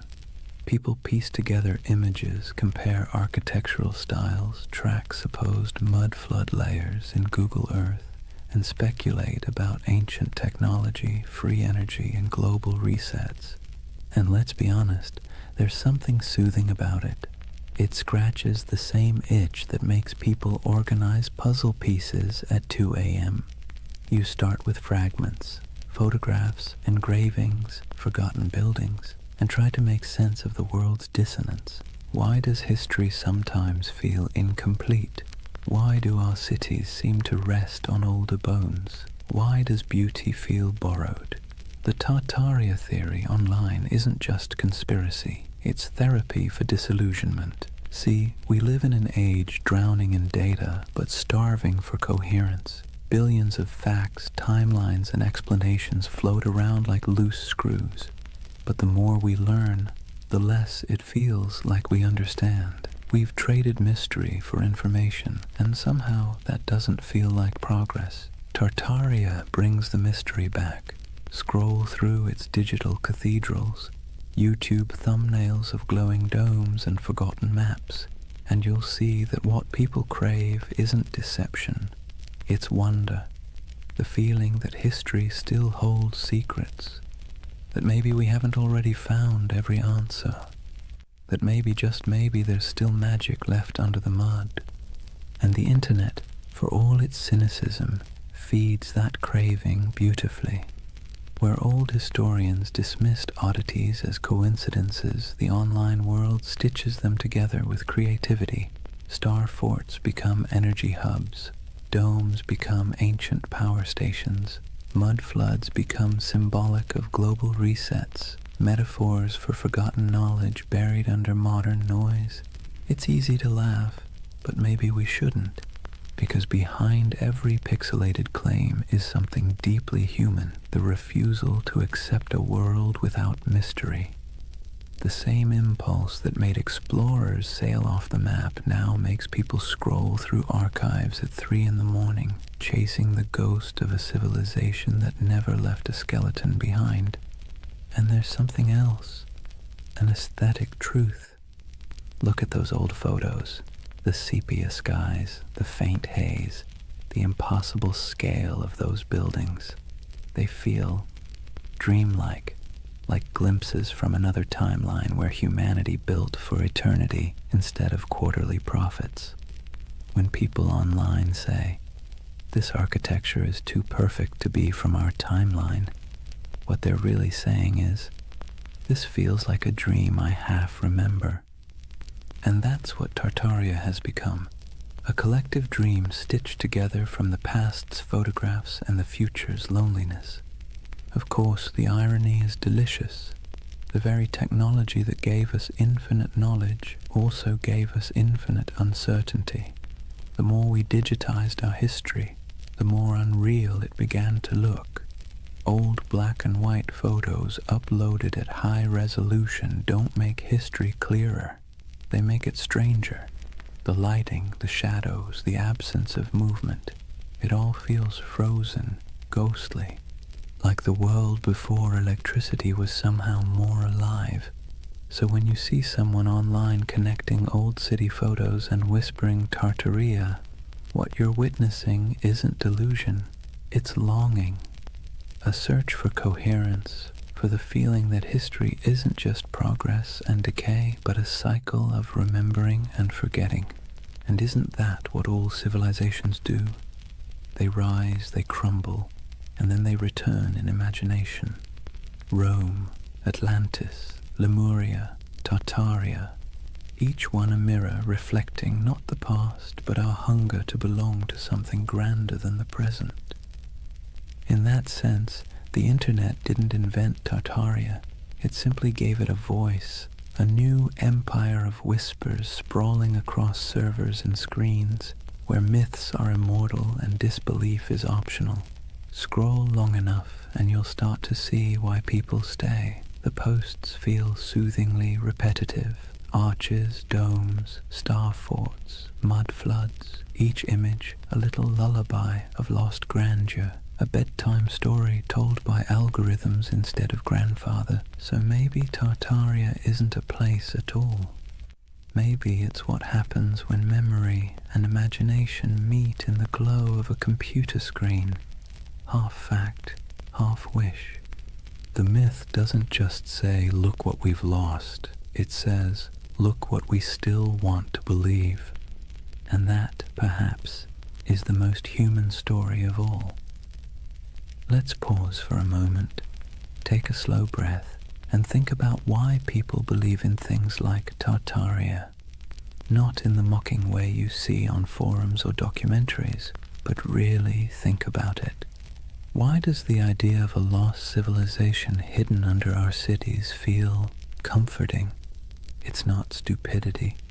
It's not gullibility. It's yearning. Humans, for all our cleverness, are wired for mystery. We're pattern-seeking animals, tracing meaning in the stars, in tea leaves, in the cracks of old maps. The unknown makes us restless. The known makes us bored. And between the two, we spin myths that make life feel a little more meaningful. Tartaria lives in that space. It's not really about mud floods or star forts.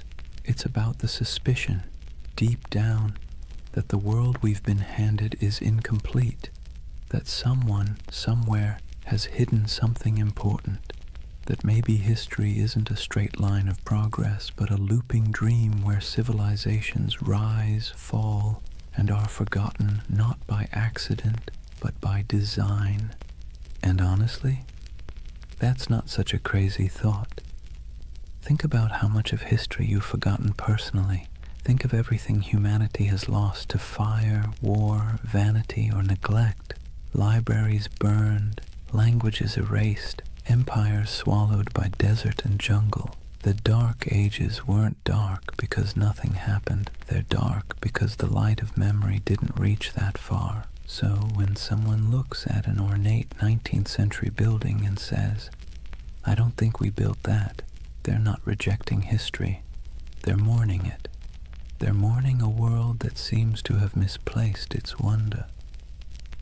Let's be clear, modern life doesn't give us much mystery anymore. We have answers for everything, or at least the illusion of them. You can type any question into a search bar and get a dozen replies in seconds. But that convenience has a side effect. It kills the thrill of not knowing. And mystery, as it turns out, is essential to the human spirit.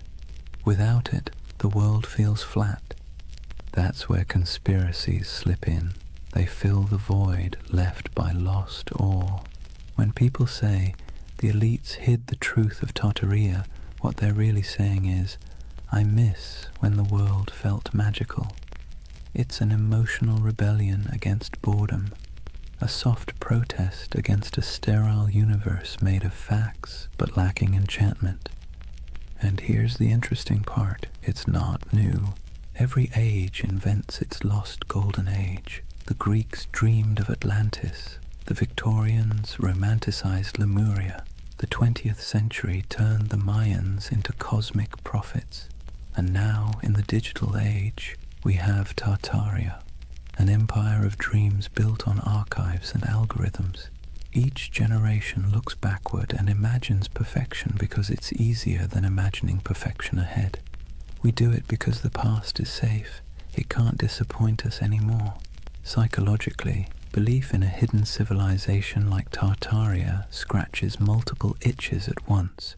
There's pattern recognition, the brain's love for connecting dots even when they don't belong together. There's narrative control, the soothing illusion that the world makes sense, that nothing happens by accident. And there's nostalgia, the bittersweet ache for a world that may never have existed, but should have. And then there's trust. Modern institutions, media, government, academia, have lost credibility with the public. When experts say, that's impossible, a growing part of the population quietly replies, so was flight once. The more closed and dismissive authority becomes, the more open people become to alternative voices whispering, maybe they're hiding something. It's not that people trust random YouTube channels more than historians. It's that the channels sound human, curious, skeptical, fallible. The voice of official history often sounds cold, certain, and patronizing. The voice of the Tartaria believer sounds like someone sitting beside you late at night saying, "Look at this, doesn't it make you wonder?" And wonder is addictive. Once you feel it, it's hard to go back to plain explanations. Even the act of believing, of piecing clues together, creates a small dopamine rush. It gives the believer a sense of purpose. You're not just scrolling, you're investigating. You're part of something big, something secret. It's empowering in a world that makes most people feel small and powerless. So the Tartarian myth becomes more than a theory. It becomes a community, a shared dream. People trade discoveries, maps, and theories not because they're delusional, but because it feels good to search together. The hunt becomes the reward, and in that sense, Tartaria isn't a symptom of ignorance. It's a symptom of loneliness. Think about it. The more connected we are online, the less connected we feel in real life. Cities are crowded but isolating. News is constant but disorienting. Our modern world gives us everything except belonging. And so, people build belonging out of mystery. Believing in a hidden past means believing in meaning itself, that we're not just floating through chaos, that someone somewhere once built something extraordinary, and maybe we can again. That's not conspiracy. That's hope in disguise. Of course, hope can be dangerous when it turns to dogma, when questioning becomes obsession, when imagination becomes paranoia. That's when the myth begins to rot, when every gap in knowledge becomes a plot, and every historian becomes an enemy. That's when wonder collapses into fear. But before that point, before the cynicism sets in, there's something oddly beautiful about it. People standing in awe before old cathedrals and asking, how did they do it? People digging through archives at midnight, convinced that history still has secrets. It's easy to mock that. Harder to admit that it's the same impulse that built science, art, and philosophy in the first place. Curiosity is the ember. Myth is just the smoke. So the Tartarian believers, in a strange way, are modern heirs to the ancient dreamers, the ones who stared at the stars and saw gods, the ones who saw order in chaos. They're not historians, but they are human. They want the past to matter. They want the present to make sense. And maybe that's why Tartaria lingers. Not because it's real, but because it feels right, in some deep, poetic way that logic can't quite dismantle. It tells a story not about what we've found, but what we've lost. And that's a kind of truth, too.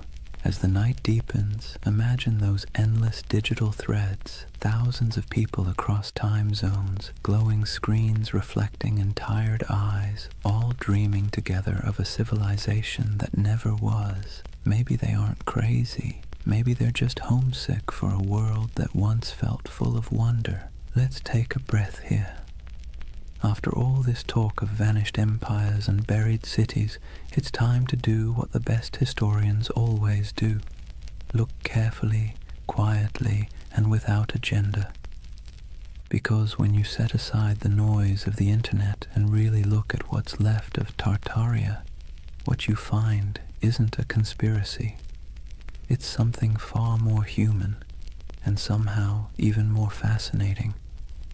The term Tartary was not a secret code name for a lost empire. It was a geographic placeholder, a cartographer's shrug. For centuries, Europeans simply didn't know what lay beyond the Ural Mountains or deep in the Siberian steppe. So they wrote Tartaria, like writing "Here be dragons," a kind of verbal fog to fill the blanks.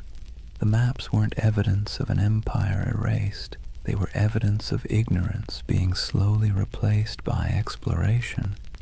And those grand old buildings, the ones people point to as proof of impossible architecture, they're very possible. Magnificent, yes. Impossible, no. The ornate city halls, cathedrals, and palaces of the 19th century weren't built by some forgotten super-civilization. They were built by humans with chisels, scaffolds, and a near-religious obsession with grandeur. The 1800s were a century drunk on ambition. Industrialization made iron, glass, and concrete cheaper than ever. Colonization and global trade poured wealth into Europe's cities. Architects looked backward to Greece, Rome, Byzantium, and Egypt, and then combined everything like over-enthusiastic chefs. The result was the neoclassical explosion, domes, columns, and marble facades that looked ancient but were brand new. That's why so many people mistake them for relics, because they were designed to look timeless. They were Rome in steel corsets, deliberate nostalgia built in brick and plaster. The world's fairs that fuel so many Tartarian videos, they were real, yes, and they really did look astonishing. Whole temporary cities of palaces, fountains, and gleaming towers that appeared overnight and vanished just as quickly. But they weren't cover-ups. They were theatre. They were the 19th century showing off. Most of those buildings were plaster over wood, not marble. They were meant to impress, not endure. When the fair ended, the facades were torn down or burned, leaving only photographs that today look eerily like the ruins of a forgotten world. No secret empire, just show business. And those famous mud flood buildings with their half-buried windows, they too have ordinary explanations. Cities sink, streets rise, over centuries as populations grow and roads are repaved. Layers of soil and stone accumulate. Old ground floors become basements.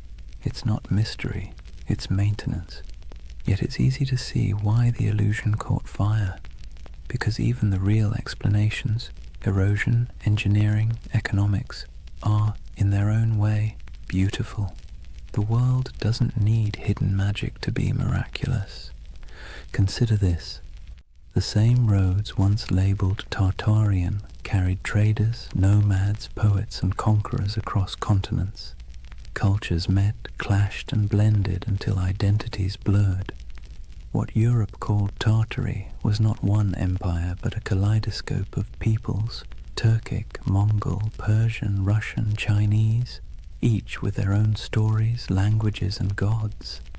Out of their collisions came ideas, inventions, and art that shaped the world we still live in.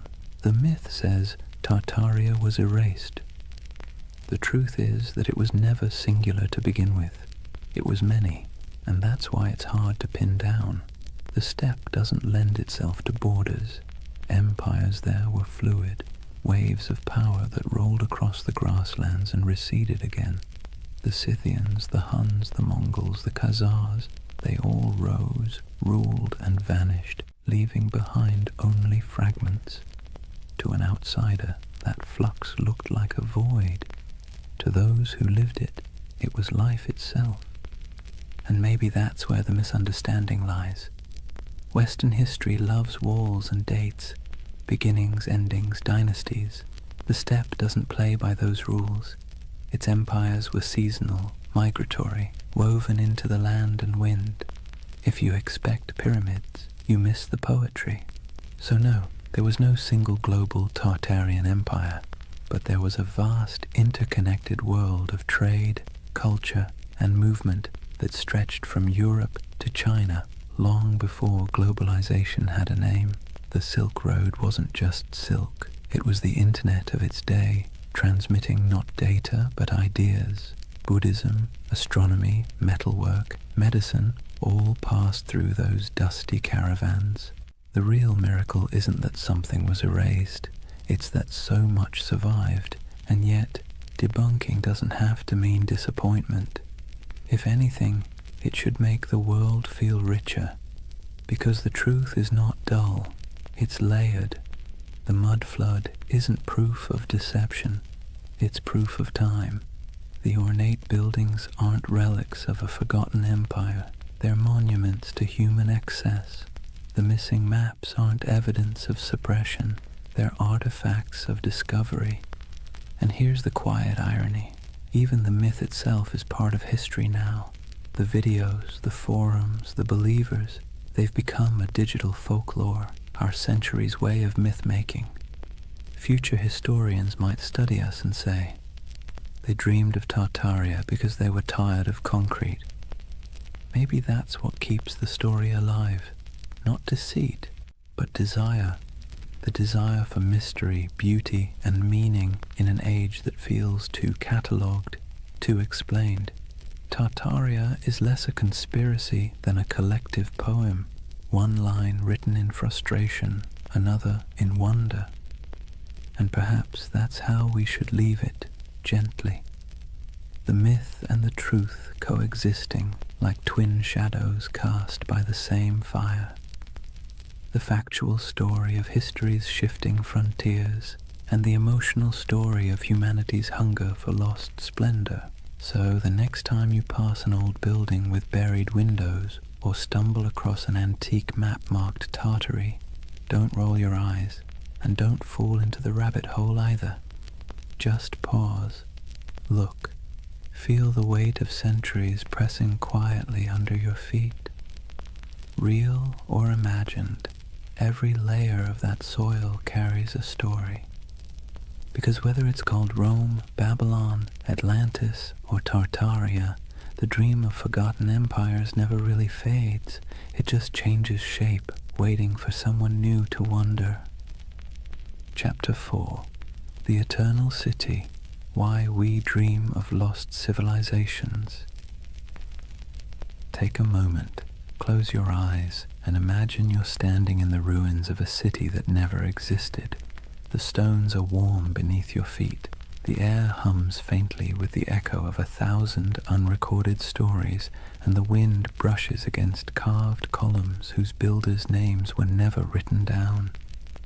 It's a dream, but somehow it feels truer than waking. That's the strange comfort of Tartaria.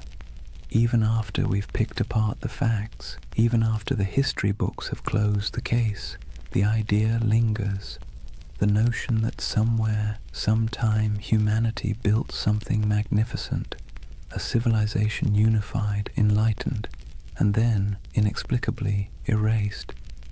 It's the same instinct that makes us search for Atlantis, or Lemuria, or the lost library of Alexandria. A quiet yearning that whispers, maybe we used to know more, maybe we were better once. And let's be clear, this isn't foolishness. It's longing. Believing in Tartaria isn't really about maps or mud floods. It's about something deeper, the ache for lost harmony, for order in the chaos of modern life. When we look around at endless screens, broken systems, and cynical politics, it's easy to imagine that somewhere in the past, people had it figured out, that there was a time when beauty and wisdom ruled, before we traded them for convenience. The myth gives that feeling a shape. Tartaria becomes a mirror for what we think we've lost, a golden age we can project our frustrations onto, a fantasy of unity against the fragmentation of the modern world. But here's the curious twist. Myths like Tartaria comfort us because they're out of reach. They can't be disproven in a way that satisfies the heart. The less we know, the more space the imagination has to wander. That's what myths do best. They thrive in the gaps, the shadows between facts. Think about how the story feels, not just what it says. Tartaria isn't told in sharp, factual sentences. It's whispered in forums late at night by people who sound more wistful than conspiratorial. They're not shouting about domination. They're sighing about what might have been. It's not paranoia. It's melancholy. The same kind of melancholy you feel walking through an abandoned building, seeing beauty and decay folded together. There's a paradox at the heart of this comfort. We know modern life is more advanced than any age before it, yet it rarely feels that way.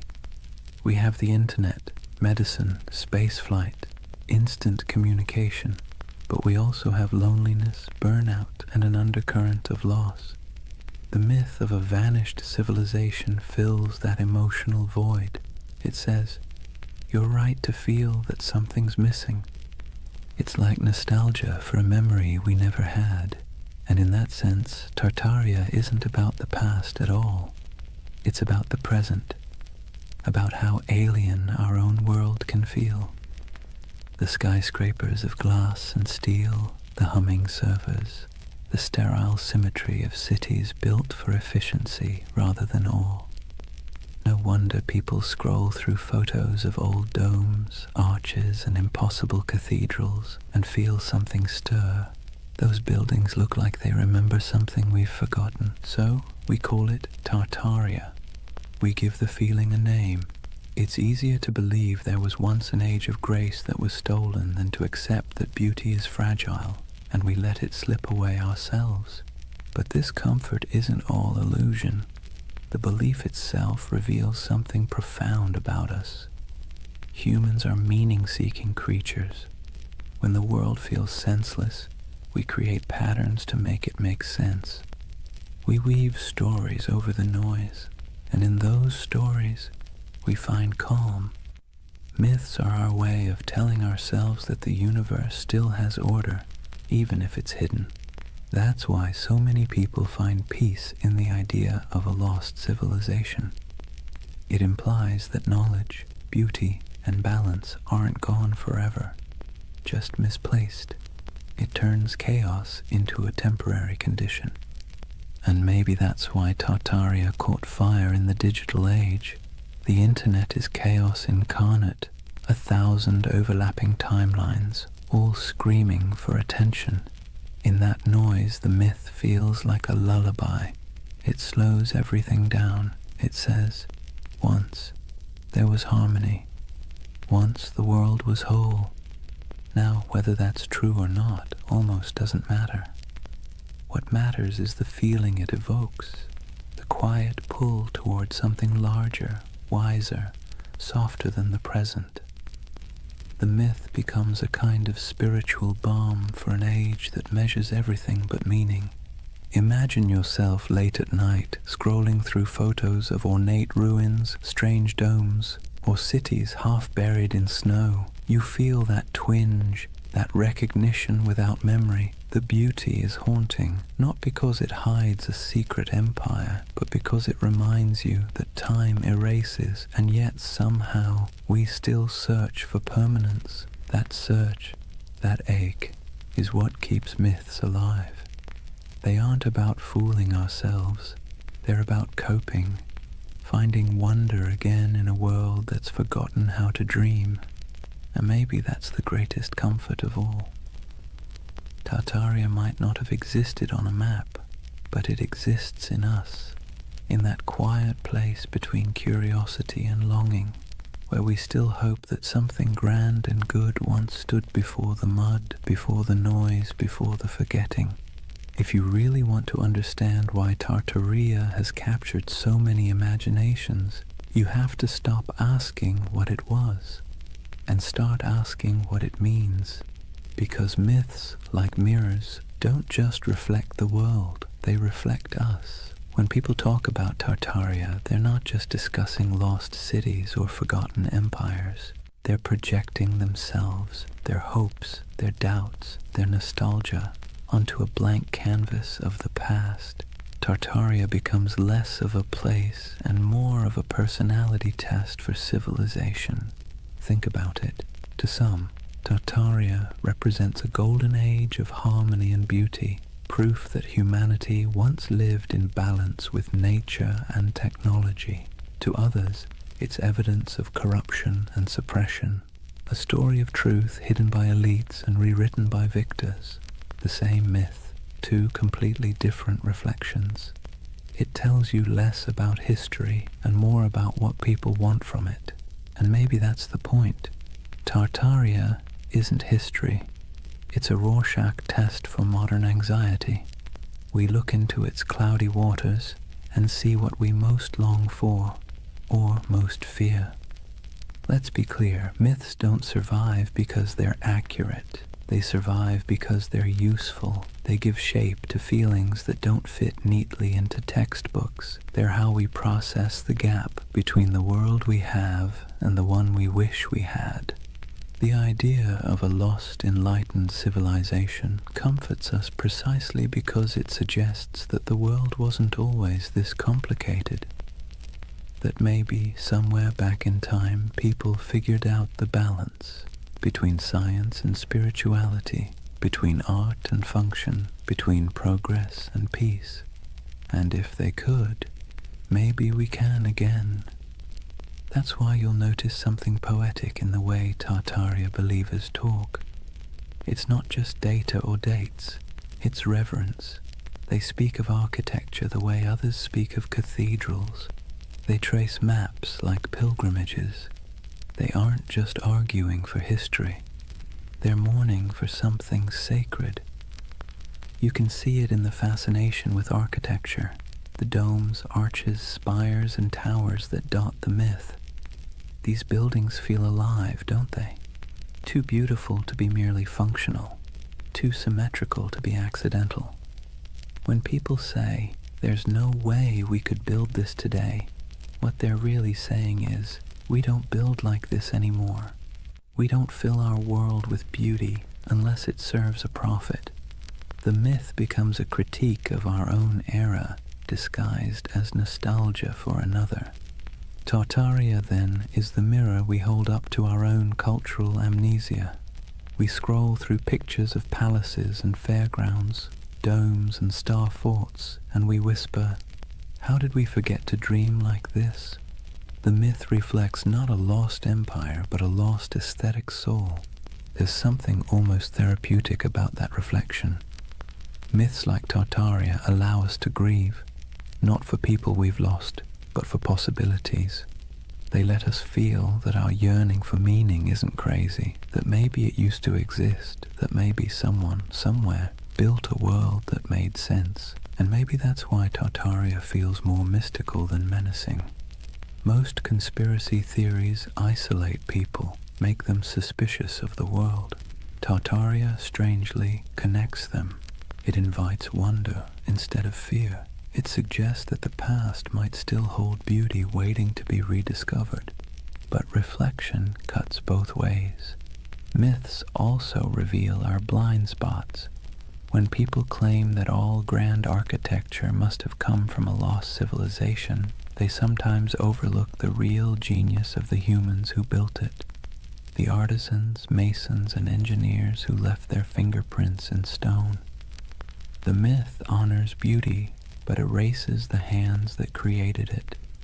It's a paradox. In searching for greatness, we forget the greatness already recorded, and maybe that's the truest mirror of all. We live in an age obsessed with rediscovery, yet blind to what's in plain sight. We chase mysteries across continents while ignoring the ones humming beneath our feet. The hidden systems, the forgotten craftsmanship, the quiet brilliance of ordinary people. Tartaria, then, tells us something we don't often admit, that we don't fully trust our own civilization. We sense that something's off, something hollow beneath all the progress. So, we project our doubt backward into the comforting distance of myth. In the reflection of Tartaria, we see ourselves, advanced yet uneasy, connected yet lonely, powerful yet perpetually nostalgic. It's less about whether an empire was erased, and more about whether we've erased our ability to feel awe. Maybe that's why the myth persists, because deep down, we're not really searching for proof of Tartaria. We're searching for proof that humanity still knows how to build something beautiful and believe in it.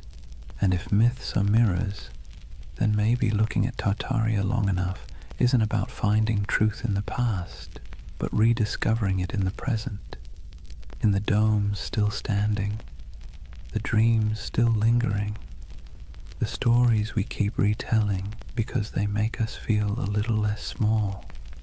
So the next time someone mentions the lost empire, don't argue, just listen, because behind every myth is a whisper of what we wish were real. And sometimes that wish tells you everything you need to know about the people dreaming it. Every empire, no matter how radiant, tells the same quiet story, one of ascent, arrogance, and entropy. Rome, Egypt, the Maya, the Mongols, the British, the Ottomans, and if you believe the whispers, Tartaria. The names change, the rhythm doesn't. Civilizations are like tides. They rise with clarity, crest with confidence, and recede with denial. It's not failure, it's physics. Even stars burn out, and they're made of far sturdier stuff than marble or pride. So maybe that's why Tartaria lingers in our collective imagination, because it fits the pattern too well. A lost empire swallowed by time, a forgotten people erased by cataclysm, a name that once filled maps and now feels like a ghost. It's familiar, almost comforting in its tragedy. Let's be clear though, No empire believes it's the one that's going to fall. Every generation thinks it's special, unique, immune to collapse because it has better technology, more data, smarter systems. But arrogance, like gravity, pulls everything back to Earth. If Tartaria existed, if even a fragment of the legend were real, its disappearance would have followed the same script as every empire's twilight. The small cracks first, corruption, complacency, overreach, then the slow decay disguised as progress, and finally the quiet moment when the last flame flickers out and the world simply moves on. You can almost imagine it, the final days of a grand civilization, not with war or fire, but with exhaustion, merchants still trading, scholars still writing, architects still sketching impossible domes for clients who will never pay. The end doesn't always come with thunder. Sometimes it's a sigh. And here's the thing. We need myths like Tartaria because they remind us that our own civilization isn't exempt. It's a soft warning wrapped in wonder. The idea that maybe, just maybe, we've been here before. Towering cities, vast networks, unshakable certainty, and lost it all to hubris and time. You see, the cycle isn't just historical, it's psychological. We build, we forget, we rebuild. We burn libraries, then mourn the loss of knowledge. We pave over ruins, then spend centuries digging them up again. The pattern is maddeningly human. The Greeks had a term for this, anarchiklosis, the cycle of government and decay. Kingdoms become tyrannies, tyrannies become democracies, democracies collapse back into chaos. Wash, rinse, repeat. The myth of Tartaria just takes that ancient idea and stretches it across a planetary scale. And that's what makes it powerful, because deep down we know the pattern fits us too. Look at the ruins of any civilization, and you'll find the same fingerprints. Ambition, brilliance, greed, denial. The same stone roads leading nowhere. The same monuments built to outlast time, quietly losing that argument. Even today we build our towers of glass and steel, our data empires, our digital libraries with the same optimism that we're preserving knowledge forever. But maybe 1,000 years from now, someone will wander through our abandoned cities and ask the same question we whisper about Tartaria. Who built all this? Maybe that's why we're drawn to stories of collapse told in soft voices, because they allow us to grieve for what's inevitable before it happens. They help us process the strange truth that impermanence is not failure, it's the natural order. In that sense, Tartaria becomes a bedtime story for civilization itself, a reminder that we are temporary but not meaningless, that even in loss there's continuity. The ruins of one world become the foundations of the next. And if you look closely, you'll see that rebirth is always hiding inside decay. The Renaissance bloomed from the ashes of plague. The Enlightenment grew out of dark superstition. Even myths once dismissed are rediscovered as metaphors with new life. The cycle never ends. It only changes costume. So perhaps Tartaria isn't just about a lost civilization, but the eternal rhythm of creation itself. We build worlds, lose them, and then dream them again. Every myth, every ruin, every archive is a heartbeat in that endless pulse. Imagine standing at the edge of some forgotten city, moss creeping over marble, wind sighing through hollow windows, and realizing that this place once thought it was eternal too, that people once stood here, confident that their children's children would never forget their names. But the earth has other plans, and yet the beauty is in the persistence. Even in silence the stones whisper. Even when names fade, the patterns remain. Every fallen empire becomes a lesson written in dust, and every myth like Tartaria is the echo of that lesson, trying to reach us before we make the same mistake. History doesn't repeat exactly, but it rhymes in hauntingly familiar cadences. The trick isn't to break the cycle, it's to learn to hear the rhythm, to build with humility, to remember what was forgotten before, and to leave behind something that, even when buried, still hums with meaning. So when you hear the word Tartaria, don't roll your eyes. Listen to the rhythm beneath it, because that's not just a myth about the past. It's a lullaby for the present, and maybe a warning for the future. There's something irresistible about a mystery that refuses to die. You can debunk it, explain it, trace its origins down to the dusty corners of old libraries, but if it still feels like a secret, people will keep chasing it. That's the real magic of Tartaria. It doesn't survive because it's proven. It survives because it haunts. In a world that measures everything, categorizes everything, and leaves nothing ungoogleable, a mystery like Tartaria feels like a rebellion. It's a crack in the glass of certainty, a reminder that not everything is neatly archived in the cloud. Some things remain just out of reach, teasing, luminous, half-remembered. Let's be honest, the modern world isn't built for mystery. We live in an age of answers. Every question has a search bar waiting to solve it in half a second. And yet deep down, we miss not knowing. We miss wonder. We miss the feeling that the world is bigger than our understanding. Tartaria gives us that feeling back. It's a paradox. We're surrounded by more information than any civilization in history, and somehow we trust less of it. We have satellite maps of every mountain, street view of every alley, but we still find ourselves staring at old maps labeled Grand Tartary and thinking, maybe something's missing. Maybe history isn't as linear as it pretends to be, and who can blame us? The past is always a little blurry, like a photograph printed from a damaged negative. Historians do their best to fill the gaps, but even the most rigorous scholarship leaves shadows. Tartaria slips into those shadows, into the empty spaces between what we know and what we feel. There's also a quiet beauty in unanswered questions. They remind us that curiosity itself is a form of connection. When someone spends years digging through forgotten archives, zooming into grainy satellite images, or exploring the ruins of an abandoned palace, they're not just chasing facts, they're chasing wonder. They're trying to feel something vast and timeless, something that hums beneath the noise of everyday life. Tartaria gives people permission to believe that the world might still hold secrets.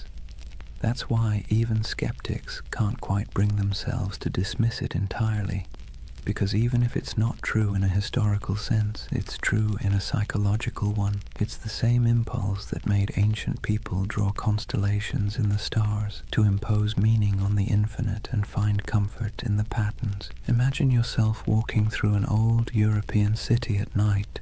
The cobblestones glisten after rain. Gas lamps flicker against the carved faces of forgotten gods on building facades. You look up, and the skyline feels impossibly ancient. Arches, domes, and spires stacked like a dream you can't quite interpret. You don't know who built it. You don't need to.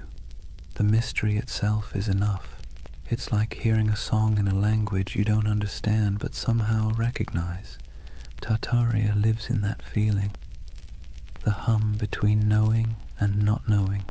The soft echo of lost craftsmanship, the sense that time might be a loop and we're just tracing paths our ancestors already walked. And the irony is, the more we learn about history, the more mysterious it becomes. Every discovery opens 10 new questions. Every answer reveals how much we don't know. The ruins of Göbekli Tepe pushed back the dawn of civilization by thousands of years. The Antikythera mechanism rewrote what we thought the ancients could build. Maybe Tartaria doesn't exist, but the idea that civilizations rise and vanish, leaving traces we mistake for impossibilities, isn't so far-fetched after all. Even the skeptics, the scientists, the historians, they're chasing the same thing as the dreamers. They just call it research instead of mystery. But deep down, it's the same hunger to understand what came before, to find meaning in the ruins. There's a gentle wisdom in letting some mysteries remain mysterious. Not every story has to be resolved. Not every legend needs to be disproven. Some things are more beautiful when they stay slightly out of focus. Tartaria belongs to that realm, the twilight between history and imagination. Because here's the truth, even if we mapped every ruin, deciphered every language, catalogued every artifact, we'd still find ourselves asking, what's missing? What did we overlook? What used to be here? And that question, that ache, is what keeps humanity moving forward. It's what drives us to explore, to create, to tell stories at all. Mystery, in a strange way, keeps us human. It reminds us that we don't control everything, that there are still edges to the map, and in a world that feels increasingly small, that's a comfort. So if you ever feel the pull of Tartaria, the urge to look at an old map and imagine lost cities under the soil, buried glass domes beneath the ice, vanished languages whispered through time, don't resist it. It's not foolishness, it's memory dressed as wonder. It's the part of you that still wants to believe there's more to the story, because there always is. Imagine drifting in that half-awake space between dreaming and memory, the kind where time doesn't quite make sense and faces blur into landscapes. That's what the myth of Tartaria feels like, a collective dream stitched together from ruins, half-forgotten books, and the quiet yearning that maybe, just maybe, humanity once built something beautiful and lost it. Not just an empire, but an idea. Tartaria isn't really about maps or mud floods. It's about longing, the longing for a golden age before the noise, before the smog, before the blinking lights of modern anxiety. A world where cities gleamed, not with plastic and neon, but with purpose, where architecture felt alive, humming with mystery, where the air itself seemed to remember something divine. When people talk about Tartaria, they're really talking about home, a home they've never seen but somehow recognize.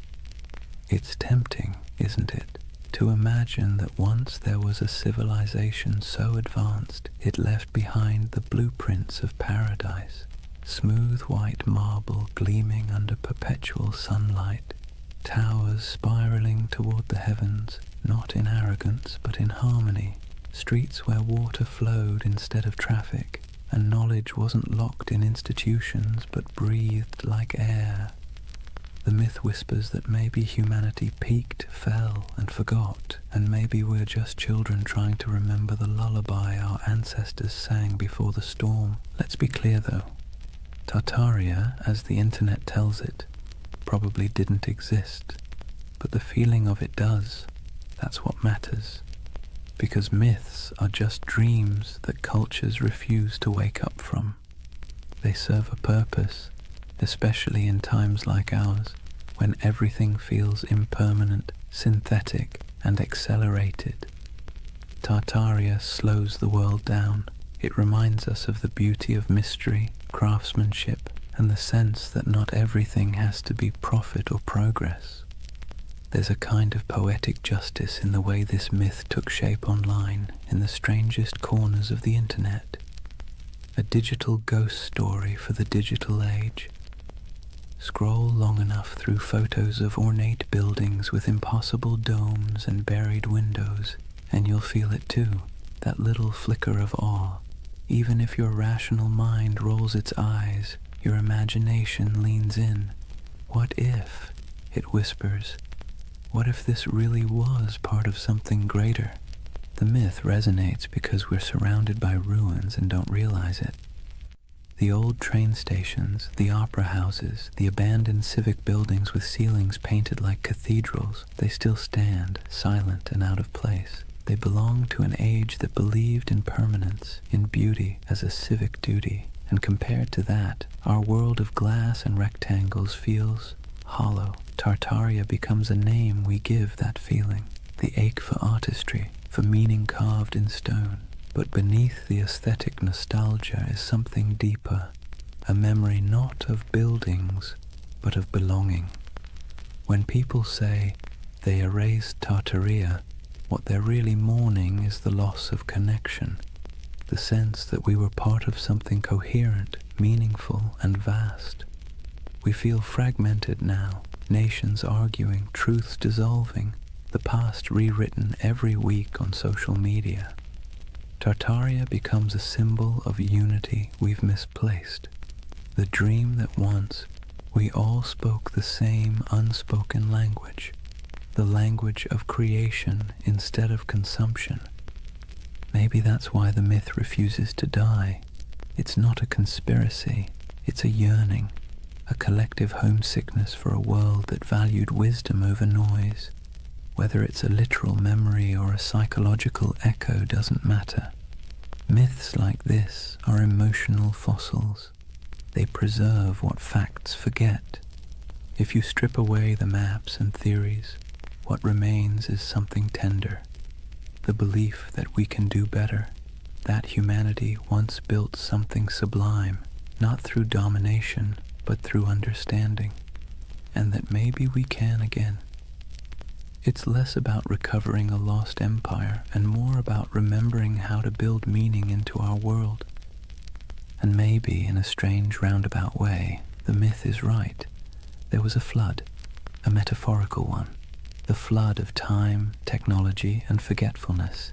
It buried not cities, but attention. It drowned not buildings, but wonder.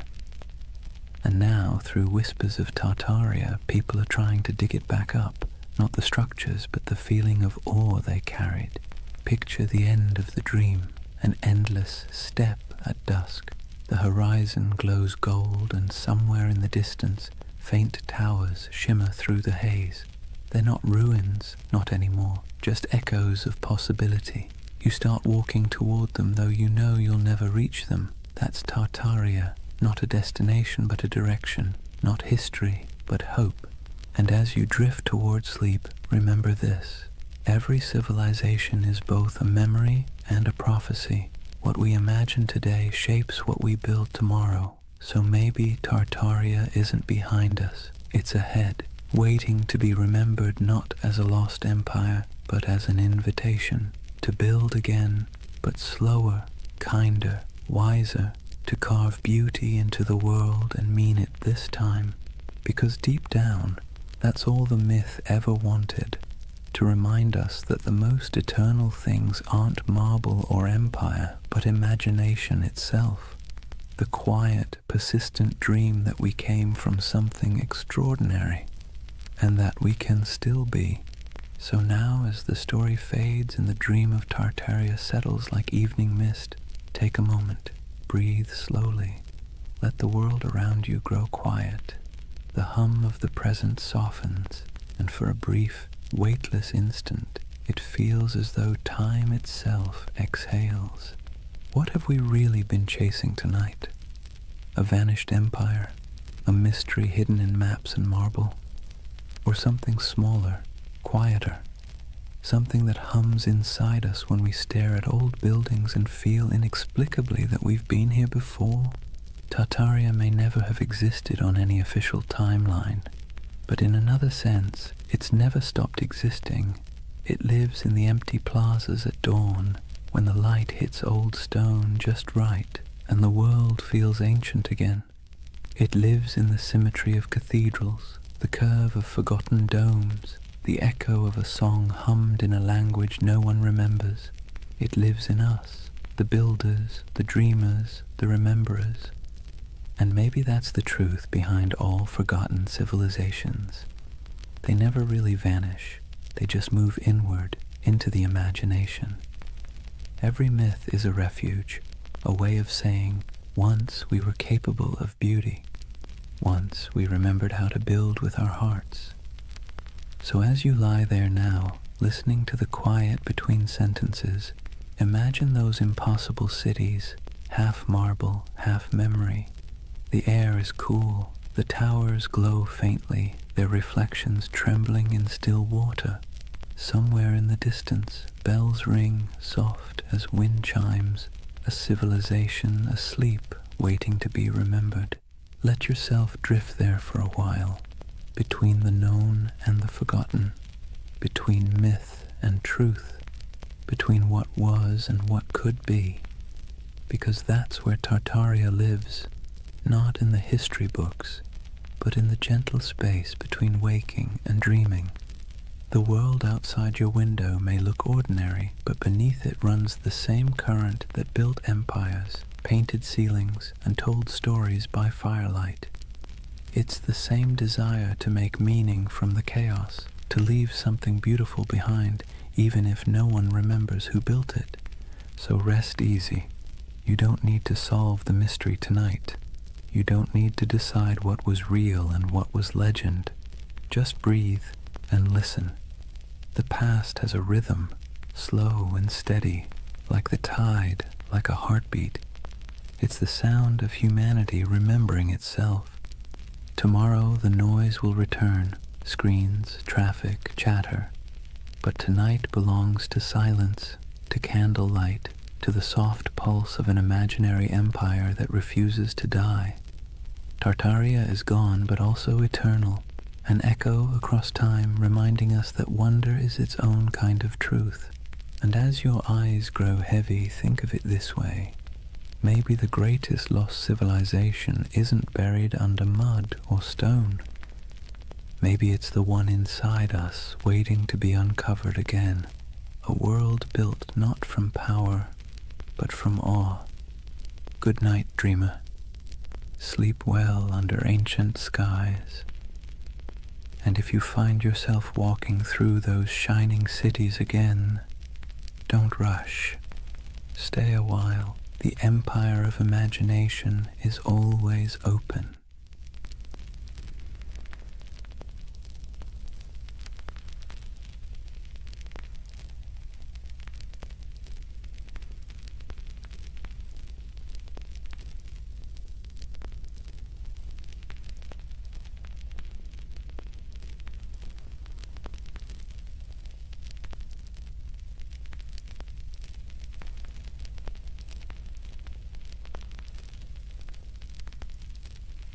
Hey guys, welcome back to the Sleep Atlas.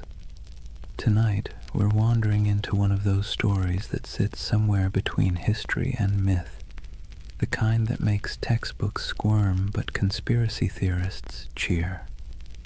We're talking about the Anunnaki, the ancient gods of Mesopotamia, the so-called Great Ones, whose names have echoed for thousands of years.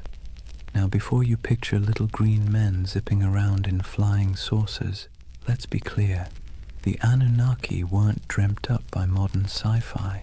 They were very real to the people of ancient Mesopotamia, the Sumerians, Akkadians, Babylonians, and Assyrians, who lived their entire lives believing these beings were watching, judging, and occasionally meddling in their affairs. These gods weren't distant. They weren't serene. They were moody, demanding, and sometimes alarmingly human in their behavior. But here's the twist.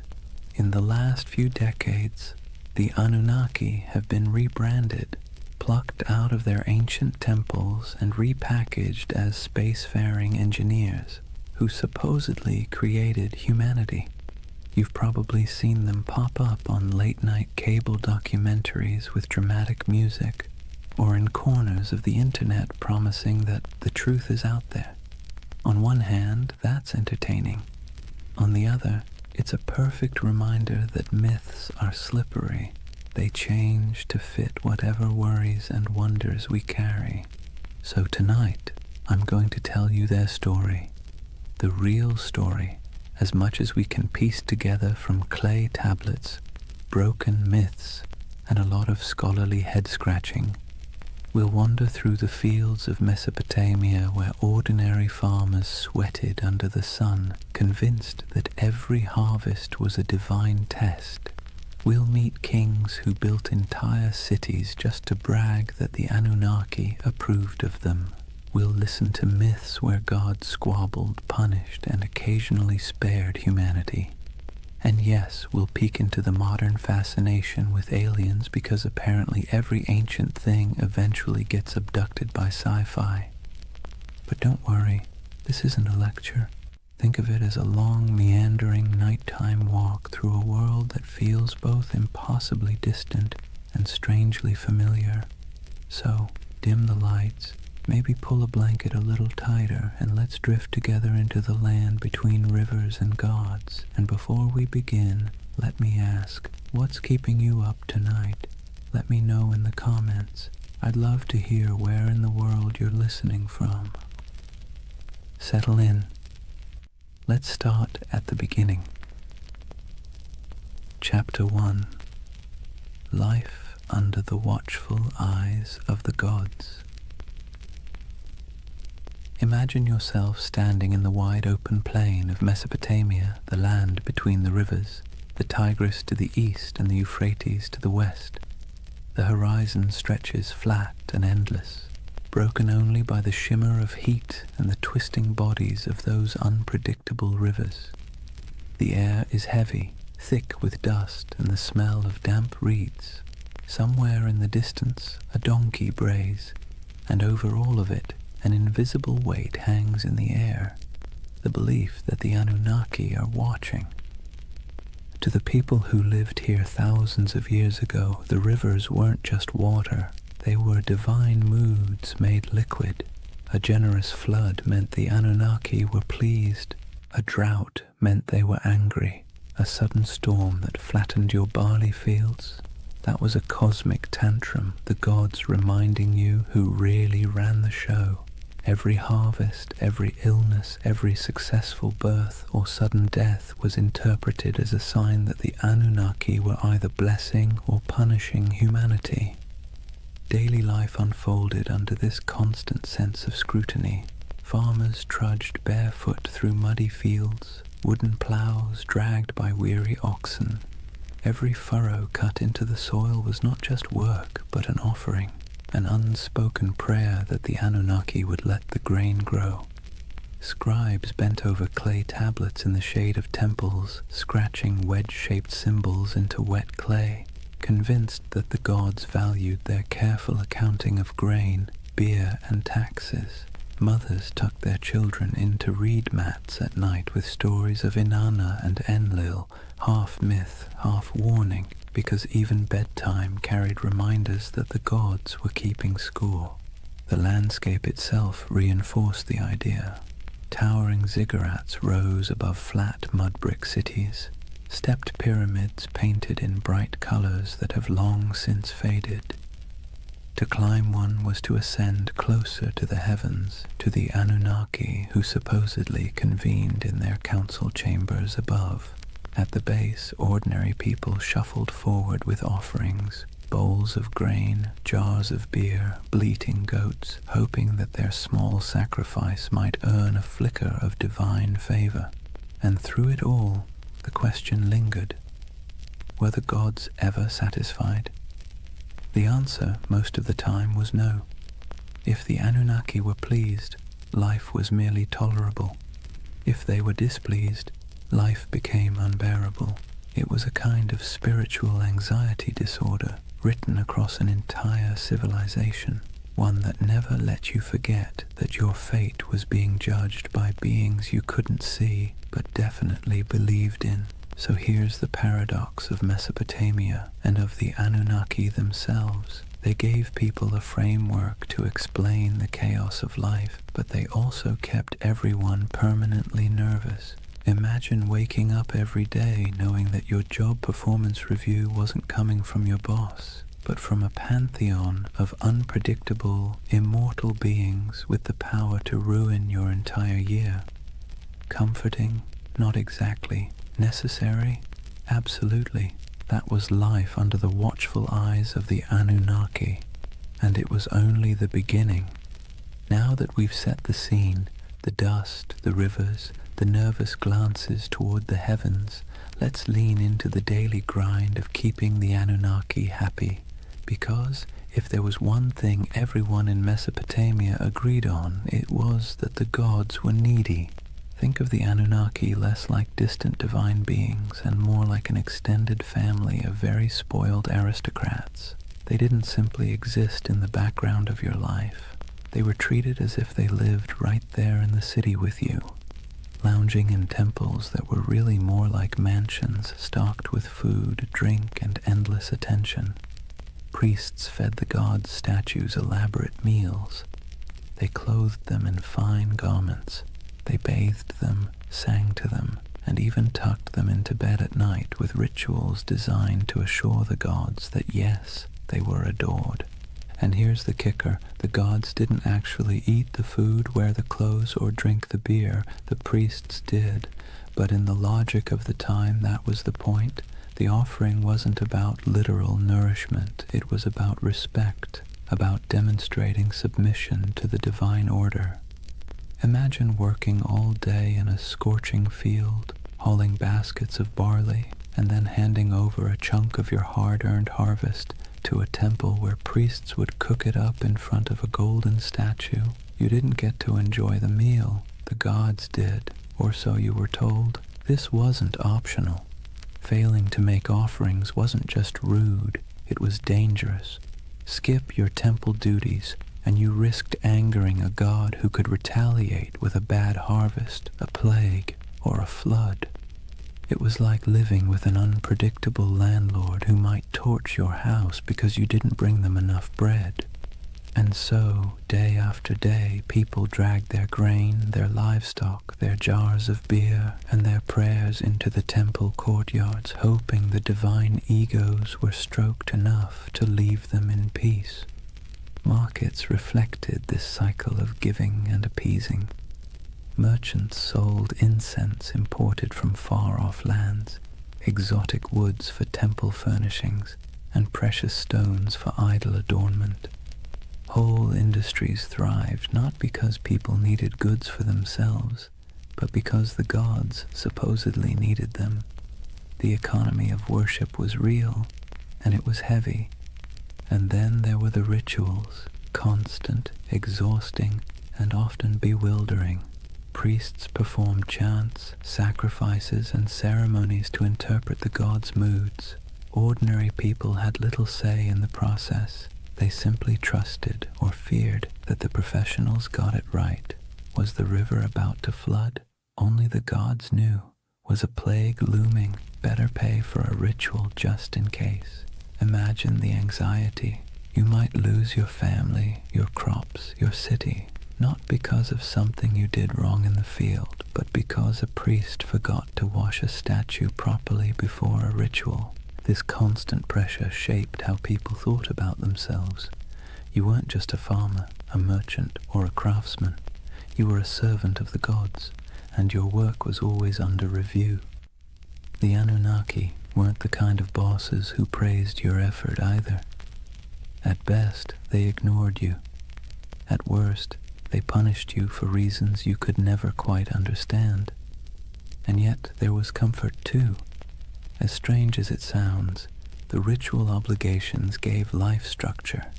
There was a rhythm to the year, festivals, sacrifices, processions, moments when the whole city gathered together in noisy, colorful celebrations.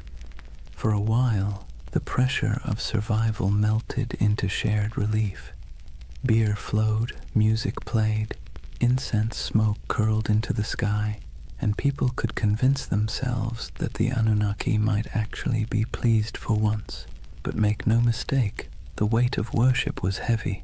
It pressed down on every meal, every harvest, every family gathering. It meant living in a world where you never really owned your life. You were always making payments upward, into the hands of gods who demanded much and explained little. Civilization, in other words, came with a permanent divine subscription fee. So when you picture Mesopotamian life, don't just imagine mud brick houses and busy bazaars. Picture the temples looming above everything, casting long shadows across the city. Picture priests bustling through courtyards, chanting prayers and carrying offerings. And picture the ordinary farmer at the gate, holding a bowl of barley with cracked hands, hoping that this small gift would keep the Anunnaki's attention fixed somewhere else. That was the weight of worship, a constant burden, heavy as the mud brick walls themselves, shaping every breath of life in the land between the rivers. If temples were the stage for grand rituals, then the family was where belief in the Anunnaki seeped into the most ordinary corners of life. From the moment you were born in Mesopotamia, you were wrapped in layers of tradition, lore and stories that all reminded you the gods were watching and you had better behave. Picture a household, mud brick walls enclosing a small courtyard with reed mats laid out for sitting and sleeping. The air smells faintly of cooking grain, sheep dung burned for fuel, and maybe onions sizzling in oil if the family was lucky enough to afford them. Life here was simple, cramped, and endlessly repetitive. Yet, hovering over every task, grinding flour, weaving wool, teaching children their chores, was the belief that the Anunnaki were present, judging not just cities or kings, but households too. Families were patriarchal, meaning the oldest male ruled the home, and his authority was framed not as personal power, but as divine order. Fathers were seen as enforcers of a structure that supposedly mirrored the cosmic hierarchy. Just as gods ruled over humans, men ruled over their families. Hammurabi's famous law code spelled this out with brutal clarity. Wives owed obedience, children owed respect, and failure to comply could bring harsh consequences. This wasn't just social convention. It was written into the laws that claimed divine backing from the gods themselves. Mothers carried their own weight, of course. They were the backbone of the household, weaving, grinding, managing food stores, raising children, and passing on the stories that glued the family's beliefs together. Bedtime wasn't a cozy session of fairy tales. It was an education in fear and respect. Children were told myths of Inanna descending to the underworld, of Enlil sending storms, of the Anunnaki judging souls in the afterlife. These stories weren't entertainment so much as early compliance training. The message was clear: live properly or the gods will notice. Children's lives reflected this constant training. Boys learned the family trade early, whether that meant trudging in the fields, selling goods in the marketplace, or, if you were very lucky, scratching cuneiform signs into clay tablets under the harsh eye of a schoolmaster. Girls learned weaving, cooking, and managing the household, roles that prepared them to keep the rhythm of worship alive in the next generation. Even play wasn't free of divine oversight. Children carved little clay figurines of gods and heroes used in games that blurred the line between fun and reverence. Faith wasn't just whispered in prayers, it was baked into family rituals. Before meals, small offerings of grain or beer might be set aside for the household gods. Amulets were hung by doorways to ward off demons. Protective charms shaped like little snarling figures were placed in bedrooms, especially near infants. Birth itself was wrapped in ritual. Women prayed to Ninhursag, goddess of fertility, to protect mother and child, while midwives muttered incantations to keep evil spirits away. From the very first breath, life was understood as a fragile gift, one that could be snatched away if the Anunnaki weren't appeased. And here's the thing, families weren't just private units, they were miniature reflections of the larger city and its hierarchy. Just as kings claimed authority from the gods to rule nations, Fathers claimed authority from the gods to rule homes. The same logic that justified empires justified bedtime discipline. Civilization and family structure grew up hand in hand, each reinforcing the other, all under the Anunnaki's restless gaze. Of course, within this strict system there were still moments of warmth. Picture a mother teaching her daughter how to weave, her hands guiding the thread through the loom. Picture a father showing his son how to plant barley, pressing the seeds into the soil with calloused fingers. Picture siblings squabbling in the courtyard, stealing figs, chasing each other until their laughter echoed against mud brick walls. These were human moments, timeless and familiar, lived out under the shadow of divine expectation. So when you think of Mesopotamian families, don't imagine cozy equality or freedom of choice. Imagine order, hierarchy, and obligation, structured from the top down, from the Anunnaki themselves to the smallest child in the household. Family wasn't just family, it was a rehearsal for serving the gods, and every story told at bedtime, every offering laid out at a threshold, every whispered prayer before sleep reinforced the same lesson. The Anunnaki were always listening.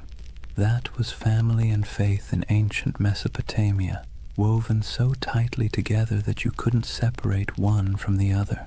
Home was never just home. It was a microcosm of the cosmic drama played out every day under the eyes of gods who demanded order, loyalty, and obedience. If Mesopotamian families carried the rhythm of worship in their courtyards, then the cities themselves thundered with it. The soundscape of Mesopotamia wasn't just donkeys braying or merchants shouting. Woven through the daily hum was an undercurrent of sacred noise, constant reminders that the Anunnaki were never far away. Imagine walking barefoot across the packed dirt streets of Ur or Uruk, the air heavy with heat and dust. The first thing you'd notice rising above the chatter of the marketplace is chanting, long, steady voices carrying from the temple courtyards.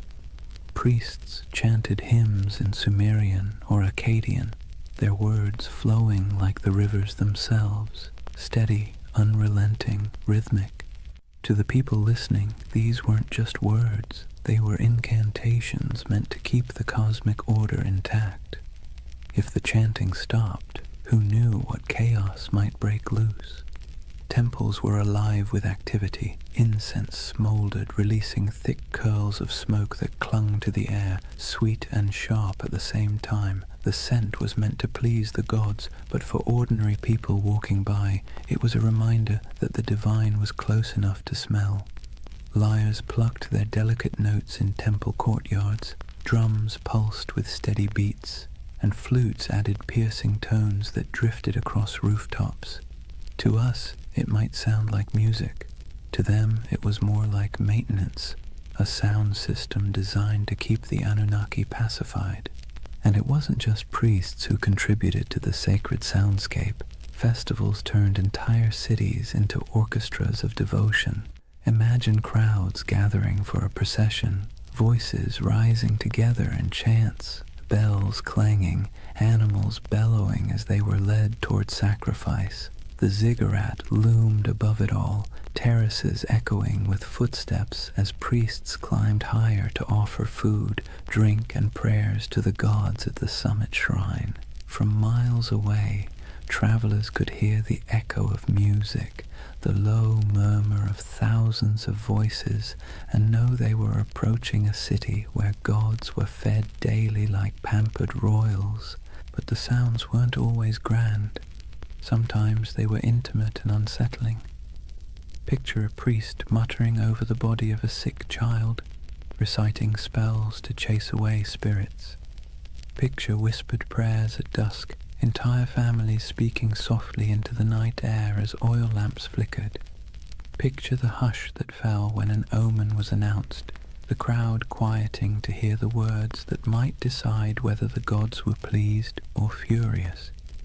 In these moments, sound wasn't background. It was the bridge between humans and the Anunnaki. The irony is that these sounds, sacred chants, booming drums, whispered prayers, blurred together with the noise of the city. A donkey braying outside a temple, a merchant shouting about his wares as priests sacrificed a goat, children laughing while incense smoke rose into the sky. The sacred and the ordinary overlapped constantly, like two melodies played at the same time. For Mesopotamians, there was no separation between daily life and sacred life. Every sound was part of the same chorus, one directed at keeping the gods content. So, when you imagine Mesopotamia, don't just picture silent ruins or dusty tablets in a museum. Picture a city alive with sound, chanting voices echoing from ziggurats, music rising from temples, prayers whispered in homes, markets buzzing with life. And beneath it all, the steady, unsettling hum of belief, the sense that every sound you made was heard, judged, and recorded by the Anunnaki. That was the soundscape of Mesopotamia, sacred and ordinary, human and divine, blending into one endless hymn beneath the gaze of restless gods. So far we've walked the fields, stepped into homes, and stood in the courtyards of temples. But if there's one thread tying all of Mesopotamian life together under the watch of the Anunnaki, it's struggle. Not dramatic Hollywood-style struggle, more like the constant grinding kind. The kind that wears you down day after day until survival itself feels like an act of worship. Imagine yourself as an ordinary farmer standing ankle-deep in a muddy canal, sweat dripping into your eyes as the sun beats down. The water that gives life to your crops also threatens to destroy them, either by flooding too much or not enough. You dig ditches, patch walls, and mutter prayers, hoping Enki might spare you this season. Your back aches, your hands blister, and still the work never stops.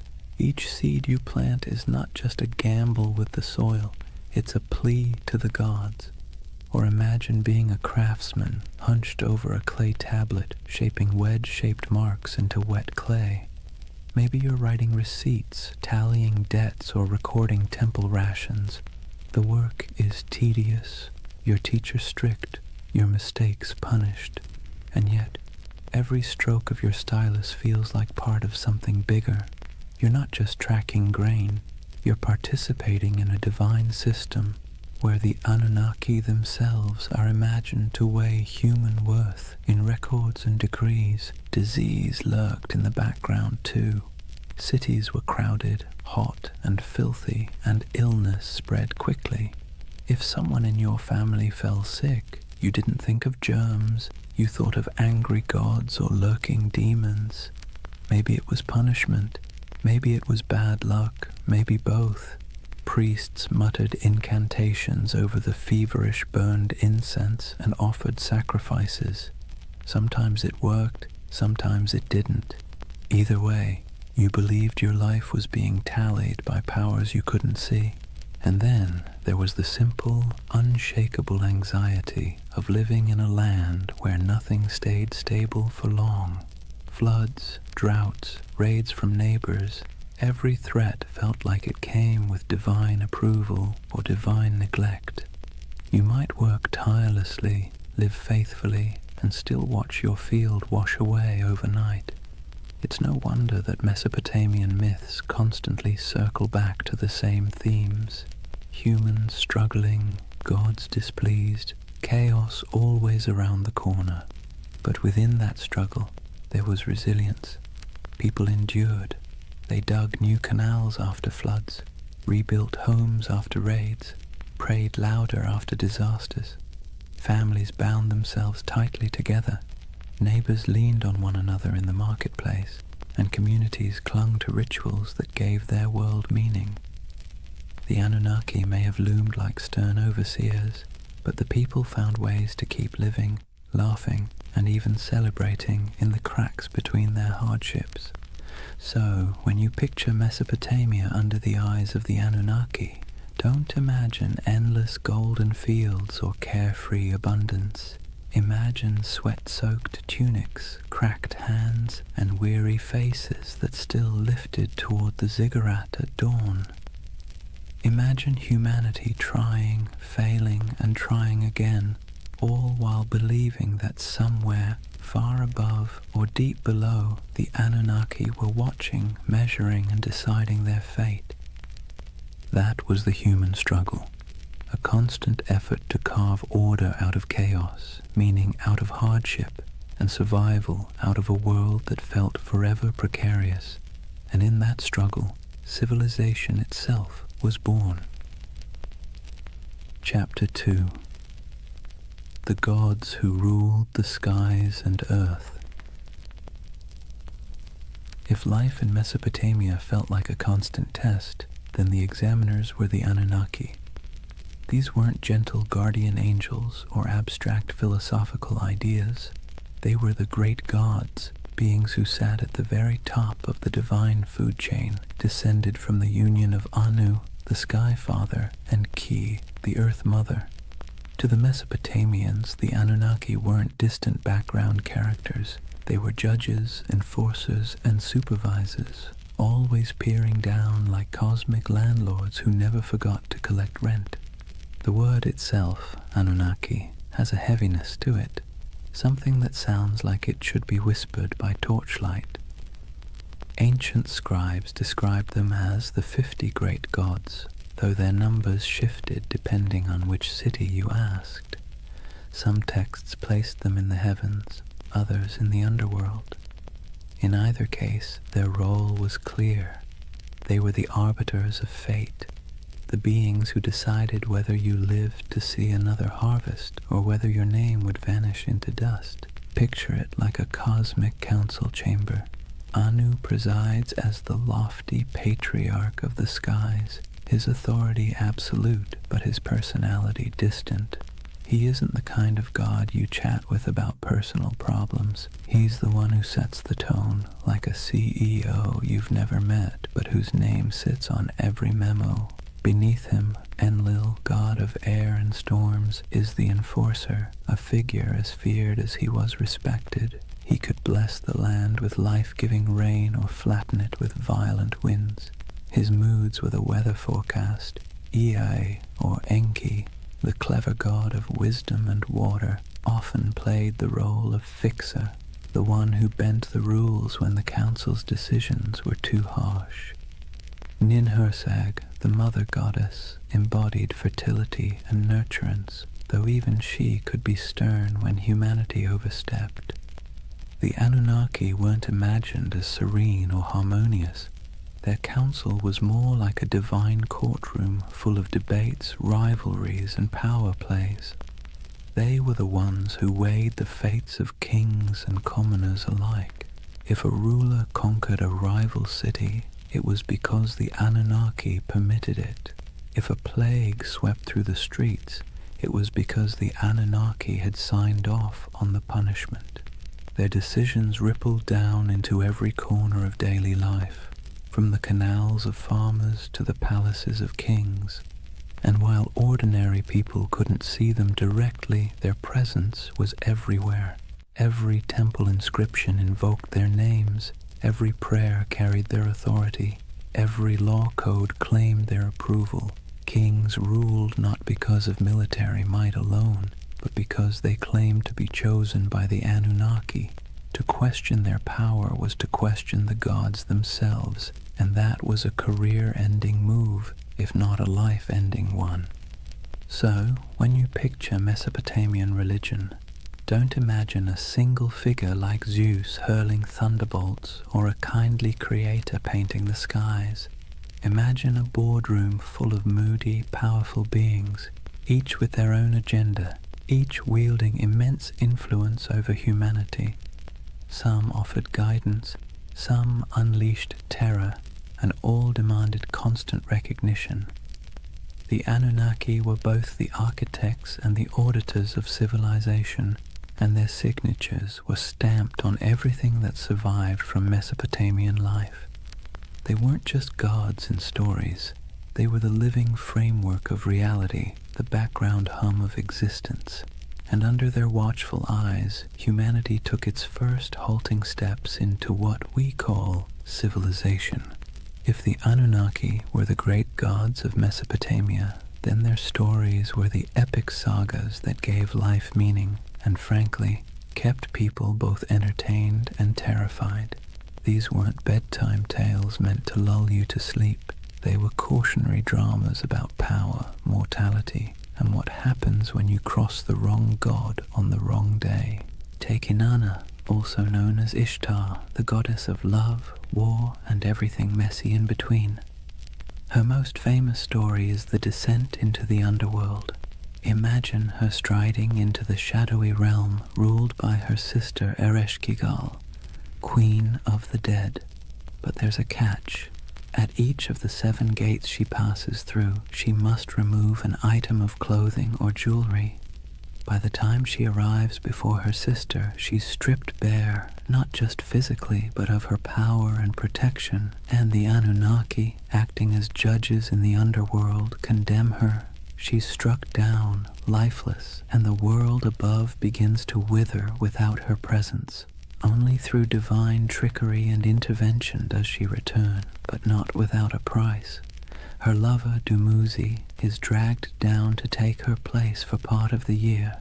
It's a story about death and rebirth, about the cycles of fertility and decay, but also about how even the mightiest goddess isn't immune to the stern judgments of the Anunnaki. Then there's Enlil, the god of storms, whose power was as unpredictable as the weather he ruled. In one tale, he decides humanity has become too noisy. Seriously, that was their crime, just existing too loudly, and pushes for their destruction. You can imagine a farmer shaking his head at this, muttering, "We break our backs in the sun, and still the gods complain we're too chatty." But it wasn't just petty annoyance. The Anunnaki gathered as a council to decide humanity's fate, and their verdict carried the weight of life and death. Enki, the god of wisdom and water, often acted as a counterbalance. He was the sly one, slipping humanity a lifeline when the other gods turned cruel. He whispers secrets to mortals, helps heroes survive floods, and generally makes sure that civilization doesn't collapse entirely under the divine equivalent of poor management.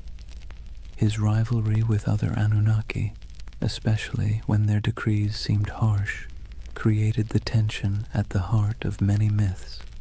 Without him, the stories would end a lot sooner, usually with humanity wiped off the map. The Anunnaki didn't just sit around in myths as background figures. They were portrayed as active enforcers of cosmic law. They're described as judges in the underworld, weighing the souls of the dead. They show up in tales as the arbiters of fate, determining whether kings succeed or fall. To the Mesopotamians, this wasn't abstract philosophy. It was how the universe worked. The Anunnaki weren't just on the stage. They were the directors, the critics, and occasionally the executioners. And then, of course, there's the divine drama. Rivalries, betrayals, and power grabs weren't unique to human kings. The Anunnaki mirrored the squabbles of earthly rulers. They fought, negotiated, sulked, and occasionally unleashed chaos on a cosmic scale. Every myth reinforced the idea that the universe was not run by serene, detached beings, but by temperamental gods with very human flaws. So, the mythic storylines of the Anunnaki weren't simple tales. They were the scripts by which Mesopotamians understood their place in the world. When you planted your crops, you remembered Inanna's descent. When storms raged, you muttered prayers to Enlil. When you needed a glimmer of hope, you looked to Enki. These stories explained why life was fragile, why the gods were fickle, and why survival always felt like it balanced on the edge of divine whim. If Mesopotamian myths were the great campfire stories of their day, then the Epic of Gilgamesh was the full-length box set, multi-season, full of drama, cosmic cameos, and the occasional existential crisis. And tucked into this saga, just behind the swagger of Gilgamesh himself, you find the fingerprints of the Anunnaki. They weren't the stars of the show, but they were always present, quietly pulling strings, stamping judgments, and reminding humanity who was really in charge. Gilgamesh, king of Uruk, is portrayed as 2/3 divine, 1/3 human, a math equation that somehow worked in Mesopotamian mythology but would make your high school algebra teacher sweat. Despite his divine heritage, he still lived under the gaze of the Anunnaki. His strength, his ambition, even his arrogance, all of it was tolerated but not entirely unchecked.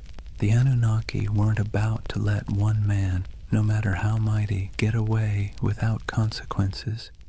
Take his quest for immortality. After the death of his companion Enkidu, Gilgamesh is swallowed by grief, staring mortality in the face, and in that grief he sets out to find Utnapishtim, the Mesopotamian Noah, the one mortal granted eternal life after the Great Flood. But here's the twist. Utnapishtim's story is inseparable from the Anunnaki. It was they who decreed the flood to wipe out humanity, annoyed once again by our collective noisiness.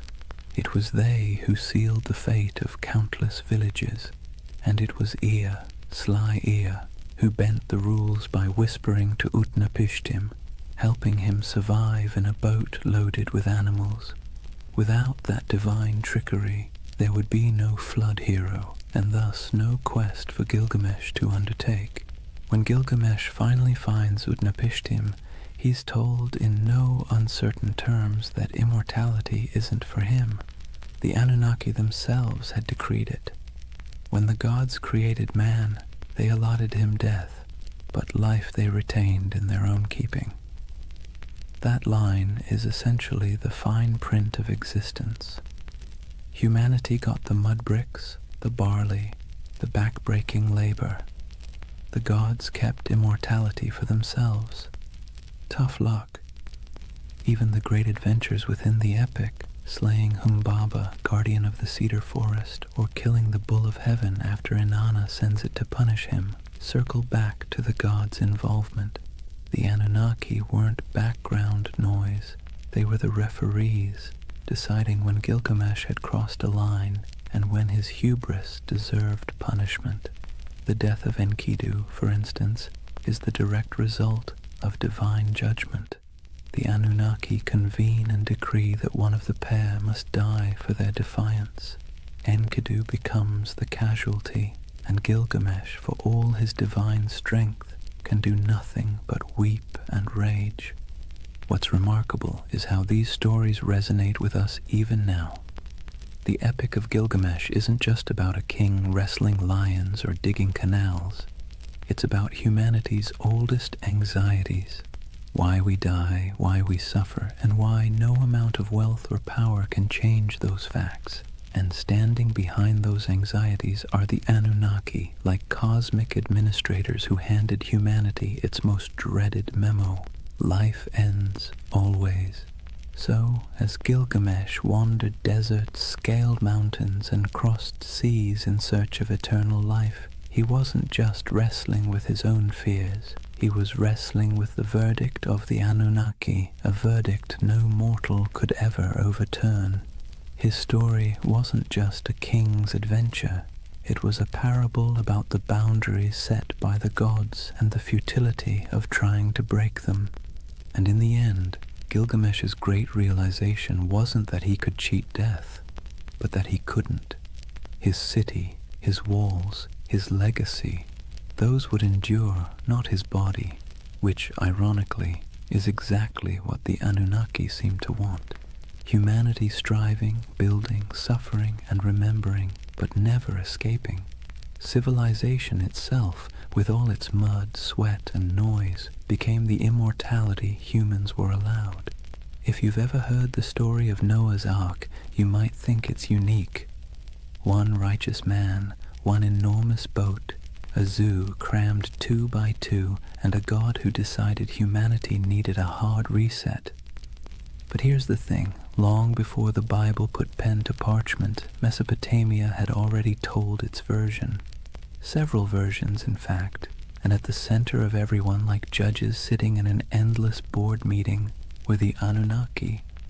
The earliest version we know comes from the Atrahasis epic. In this story, humanity isn't destroyed because of sin or even bad manners, but because of noise. Yes, noise. Apparently, humans were just too loud for the gods to get a decent night's rest. Picture the Anunnaki sitting in their divine chambers, grumbling like cranky landlords. These humans won't stop partying, yelling, clattering around with their plows. Enough. So they decide to wipe the slate clean. First they try droughts, then plagues, then famine, but nothing seems to stick. Humanity, stubborn as ever, bounces back. Finally, the Anunnaki pull the ultimate lever, a flood to drown every last village.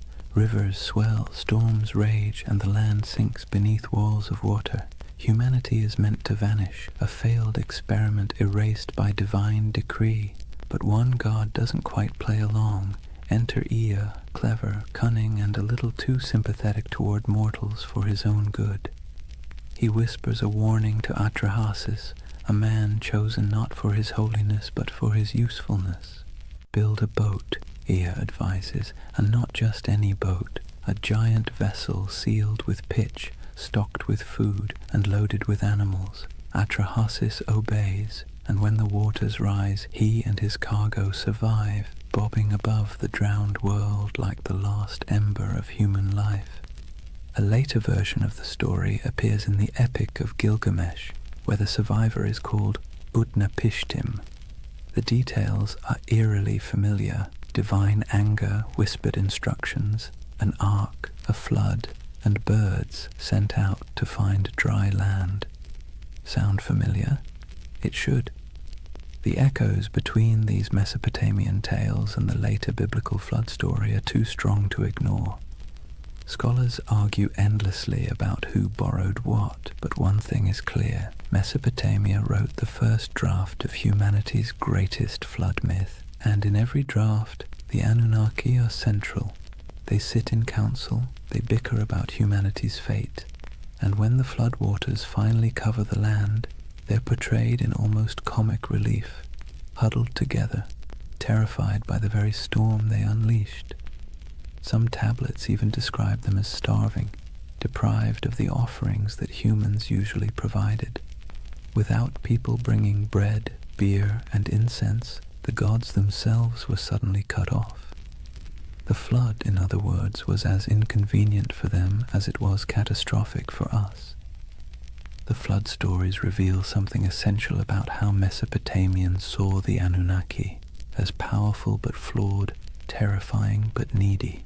They could annihilate the world on a whim, yet still panic when their own survival was threatened.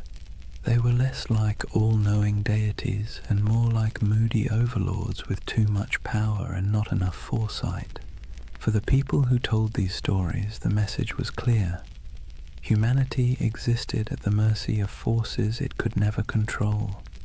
Floods could sweep away entire harvests overnight.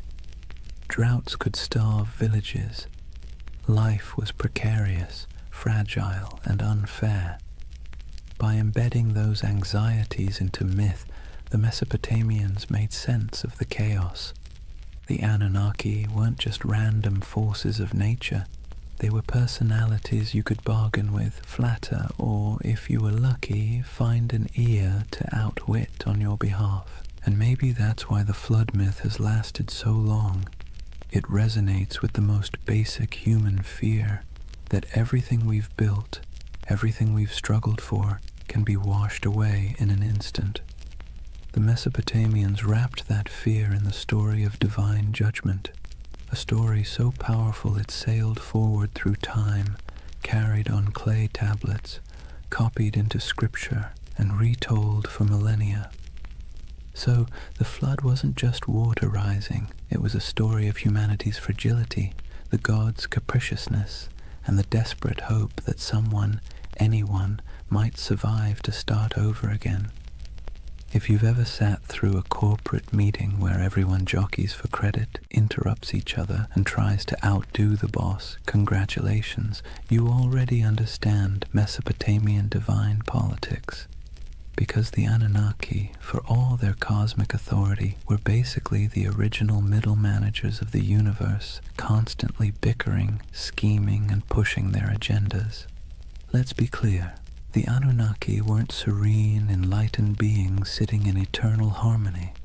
They were more like a council of city-states writ large. Each had their turf, their loyalties, and their grudges. When they gathered, it wasn't kumbaya around the celestial campfire. It was more like a landlord's association deciding how much rent to raise while secretly planning who to stab in the back at the next vote. Take Enlil, for example, the storm god, known for being both immensely powerful and immensely irritable. He's often depicted as the one pushing for harsh judgments, floods, plagues, the occasional smiting.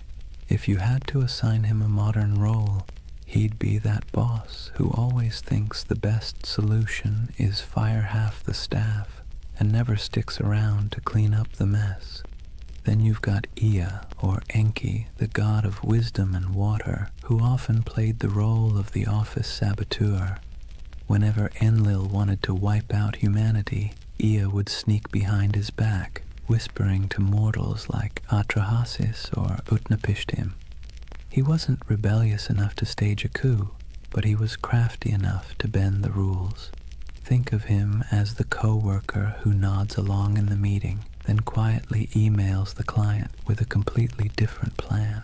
And of course, Inanna, also known as Ishtar, the goddess of love, war, and chaos incarnate. She didn't just play politics, she was politics. One moment she's seducing rivals, the next she's unleashing the bull of heaven on Uruk, because Gilgamesh bruised her ego. If the Anunnaki had a group chat, you can bet Inanna was the one sending messages in all caps at 3 a.m. This divine drama mirrored human politics almost perfectly. Kings invoked the Anunnaki to justify their wars. Priests claimed to interpret the gods' wishes, usually in ways that happened to benefit their city. When two cities fought, it wasn't just about irrigation canals or trade routes. It was framed as their gods battling too.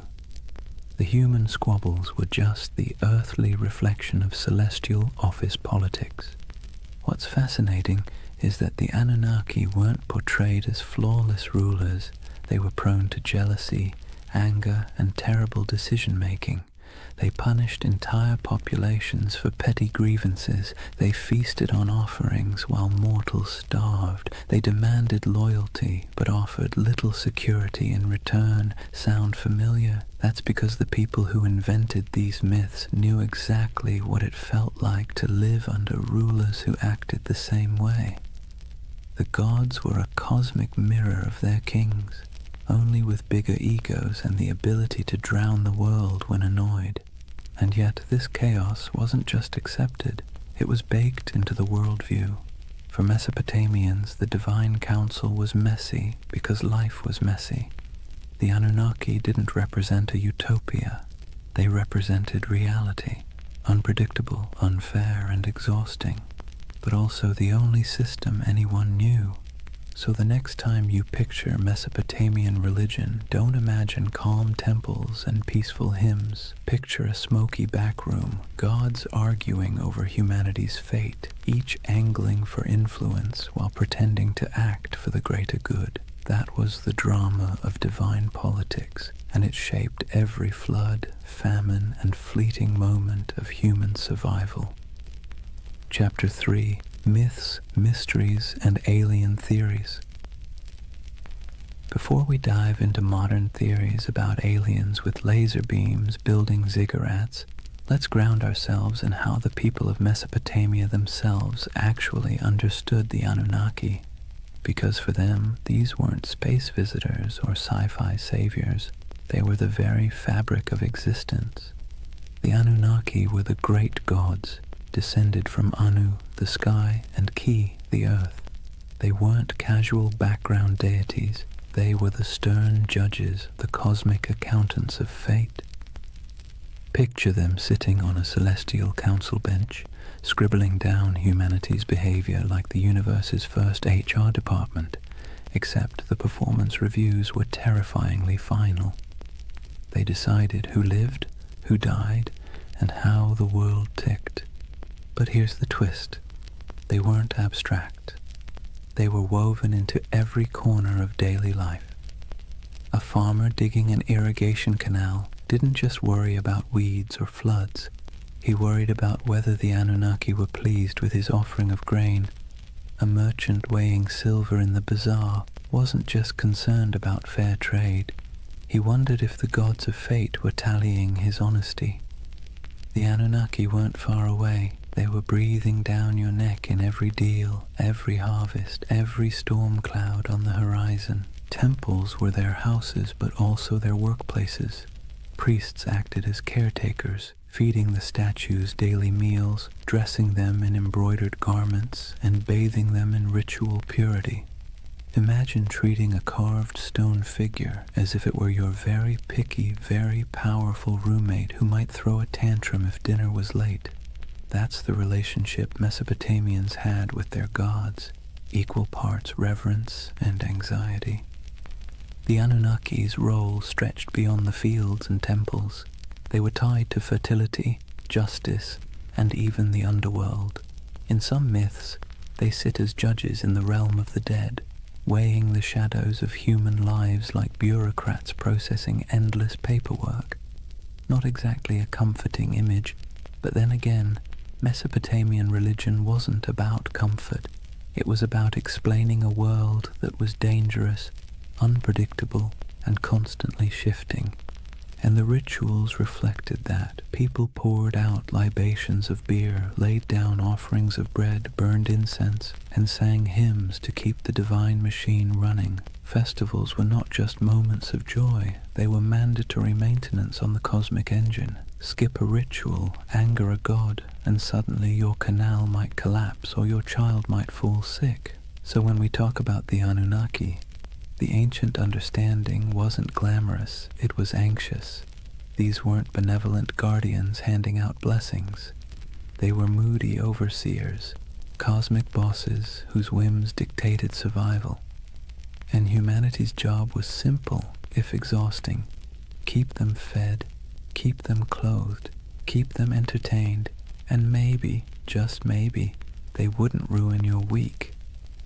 In other words, the Anunnaki were less about lofty spirituality and more about survival management.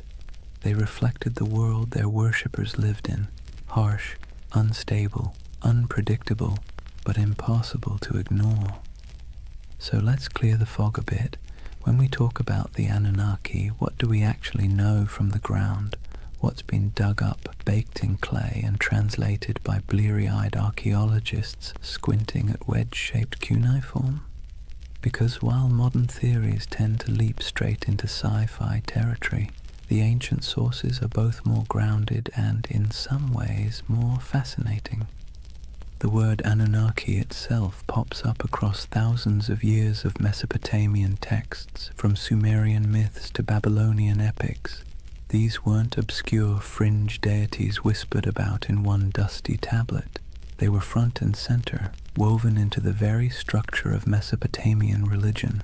They appear in the Enuma Elish, the Babylonian creation story, their judges in underworld texts, their name dropped in royal inscriptions, invoked as divine witnesses to treaties and curses. If you lived in Mesopotamia, you would have heard their names the way we hear the law or the government. Archaeologists have unearthed thousands of cuneiform tablets that mention them. Some are myths, some are hymns. Others are dry administrative lists where the Anunnaki show up as the divine recipients of offerings, bread, beer, livestock, and occasionally the odd luxury good. Imagine seeing your gods listed alongside taxes in a spreadsheet carved into clay. That's how real they were to the people of the time. Visually, the evidence is trickier.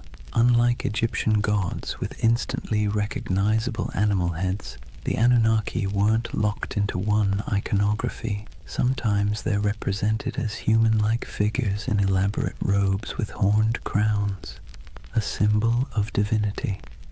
Other times, they're mentioned collectively, more as a divine council than as individuals with distinct faces. Reliefs from places like Assyria show gods flanking sacred trees, holding ritual objects, or hovering in winged forms. Whether every winged figure should be read as Anunnaki is debated, but what's certain is that these divine images were meant to remind worshippers of cosmic hierarchy, gods above, humans below, no exceptions. Then there are the ziggurats themselves, the massive step temples that dominated Mesopotamian skylines. While we can't slap a label on the bricks reading Anunnaki headquarters, the texts make clear these structures were dedicated to them and their kin. Priests, trained scribes, and entire economic systems revolved around the upkeep of these temples. Archaeological digs at Ur, Uruk, and Babylon show storehouses stuffed with offerings, workshops producing ritual goods, and courtyards where processions would wind past colossal altars. These weren't quaint little shrines. They were institutions, part Wall Street, part Vatican, part government office, all in the name of gods like the Anunnaki. Of course, the tablets don't answer every question. They leave gaps. Frustrating gaps that modern minds love to fill with speculation. Did the Anunnaki descend from the heavens in some dazzling moment of contact? The texts never say that. Did they genetically engineer humans in a laboratory? No mention. What they do say is that the Anunnaki were the arbiters of fate, the enforcers of divine will, and the ever-watchful overseers of human existence. They're described as present in the underworld, as the ones who decree destinies, and as an assembly that even other gods had to respect. The challenge and the beauty of the archaeological evidence is that it roots the Anunnaki firmly in the ancient imagination without giving us neat answers. What survives is clay, dry, cracked tablets that were once wet mud in the hands of scribes. Reliefs chipped out of palace walls, broken statues that once carried offerings, the echoes of rituals performed in smoke-filled courtyards. The Anunnaki live on through these fragments, like a puzzle with half the pieces missing, and maybe that's why they remain so compelling, because the evidence is enough to prove they were central to Mesopotamian life, but not enough to fully explain them, which leaves space, too much space, for centuries of speculation, from serious scholarship to, well, let's just say, less serious theories about alien overlords building irrigation canals. Now, here's where things take a sharp turn from dusty tablets to late-night cable television. For thousands of years, the Anunnaki lived quietly in broken clay fragments and forgotten ziggurats. Then the 20th century rolled around, and suddenly they were recast as cosmic engineers from another star system. The gods of the underworld became astronauts, and the myths of Mesopotamia were rebranded as ancient history's greatest cover-up. The name most associated with this reimagining is Zecharia Sitchin, a writer who in the 1970s published a series of books claiming that the Anunnaki weren't just gods. They were extraterrestrials from a mysterious 12th planet he called Nibiru. According to his interpretation of Sumerian texts, these beings came to Earth hundreds of thousands of years ago, mined gold to repair their failing atmosphere, and genetically engineered humanity as a labor force. Essentially, humans are the original interns in someone else's cosmic business plan. Sitchin's book sold like hot bread in a Mesopotamian market. They tapped into a cultural moment when UFOs, space exploration, and Cold War paranoia made alien narratives irresistible. His Anunnaki weren't just mythic figures. They were proof, he claimed, that our origins weren't entirely our own. The gods of Sumer weren't metaphors, they were visitors, technicians, and in some versions, slave masters. And conveniently, they promised to return someday, which gave the whole story a nice mix of biblical prophecy and sci-fi cliffhanger. From there, the Anunnaki leapt into popular culture. They became staples in documentaries, internet forums, video games, and conspiracy theories. You've probably seen them lurking in the background of the History Channel's Ancient Aliens, their horned crowns swapped for astronaut helmets in digital recreations. They pop up in books arguing that ancient architecture, the pyramids, Stonehenge, Machu Picchu, was the handiwork of godlike beings with advanced technology. Never mind that the Sumerians never claimed their ziggurats were rocket launch pads. The imagery proved too enticing for modern imaginations. The Anunnaki as aliens theory has sticking power because it blends two irresistible ideas, that the gods were real and that humans didn't climb the ladder of civilization entirely on their own. It offers mystery, grandeur, and let's be honest, a touch of flattery. Because if aliens engineered us, then clearly we're special, or at least somebody's favorite experiment.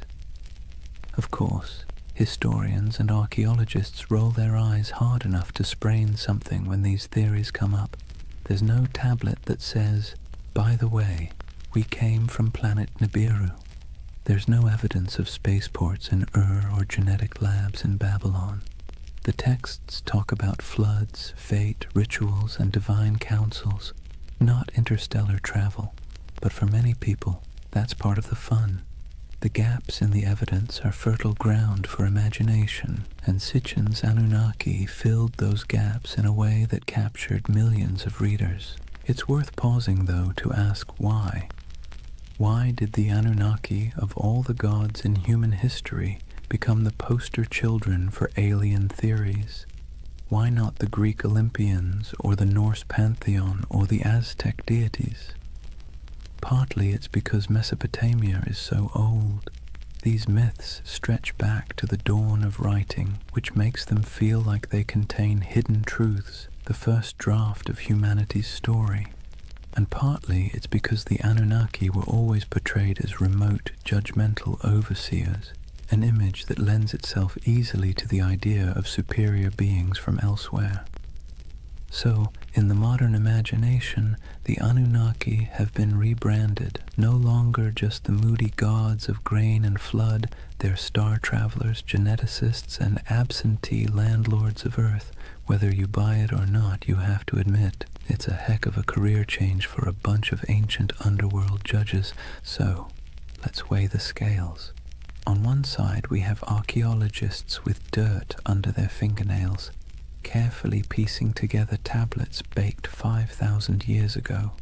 On the other, we have modern storytellers claiming the Anunnaki were gold-mining astronauts with a taste for human DNA. Which side is right? Well, that depends on whether you prefer your history served with clay dust or with tinfoil hats. First, the debunking side. Professional Assyriologists, those are the folks who actually read cuneiform, not just squint at it until it looks like spaceships, are nearly unanimous. The alien Anunnaki theory has no basis in the texts. The tablets describe gods with human emotions, divine councils, underworld judges, and mythic battles. They don't describe rocket launches, orbiting planets, or genetic splicing.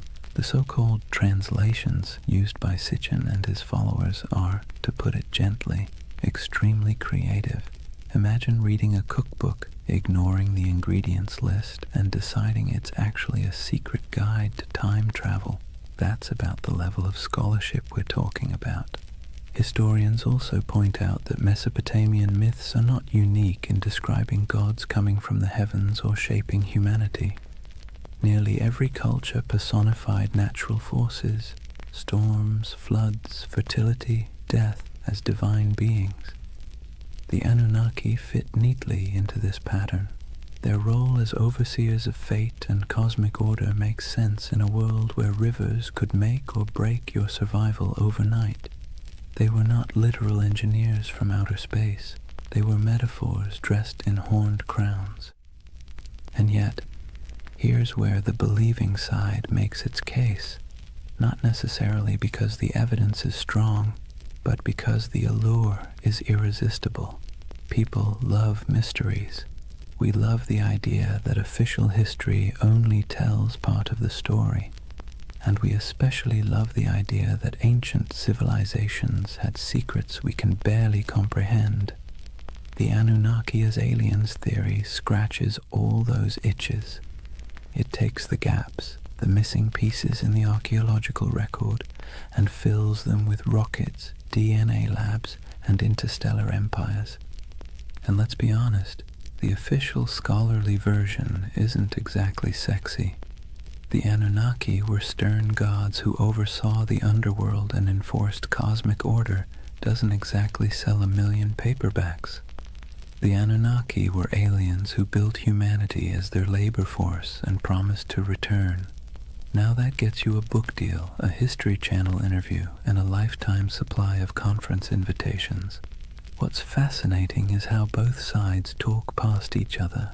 Scholars insist, rightly, that there's no evidence for aliens. Believers insist, also rightly in their own way, that the mysteries of Mesopotamia leave plenty of room for speculation.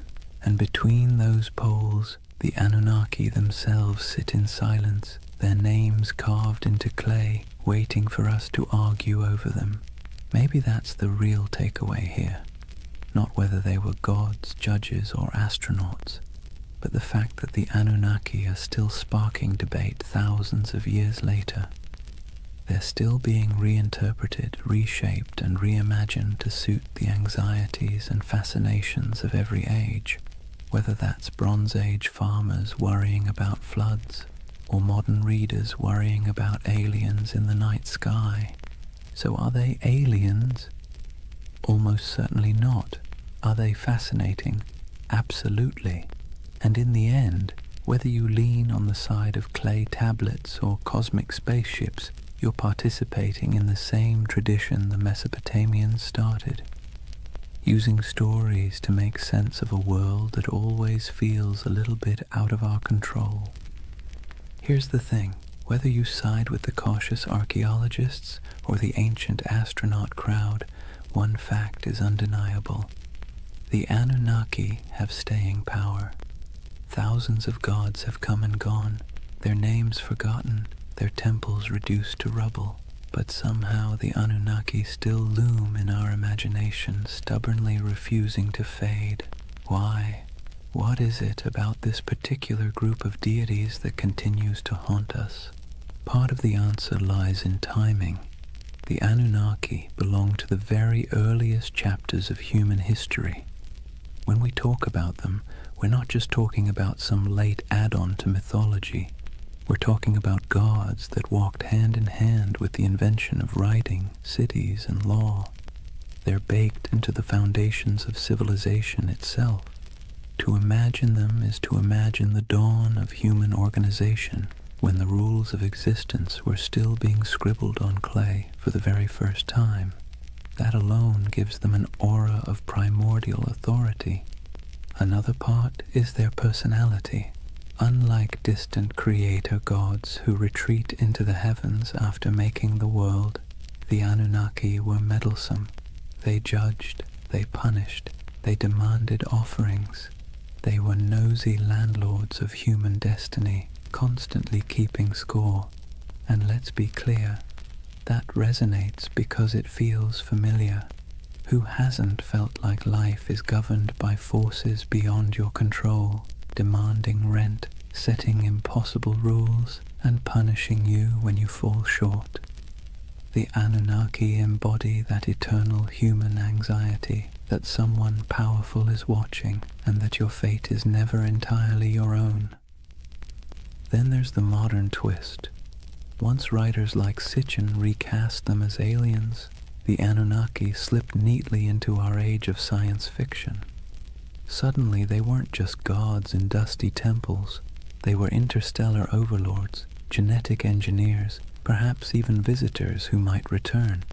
That storyline dovetails perfectly with our cultural obsessions, UFO sightings, government cover-ups, the dream that humanity's origin story has a cosmic footnote.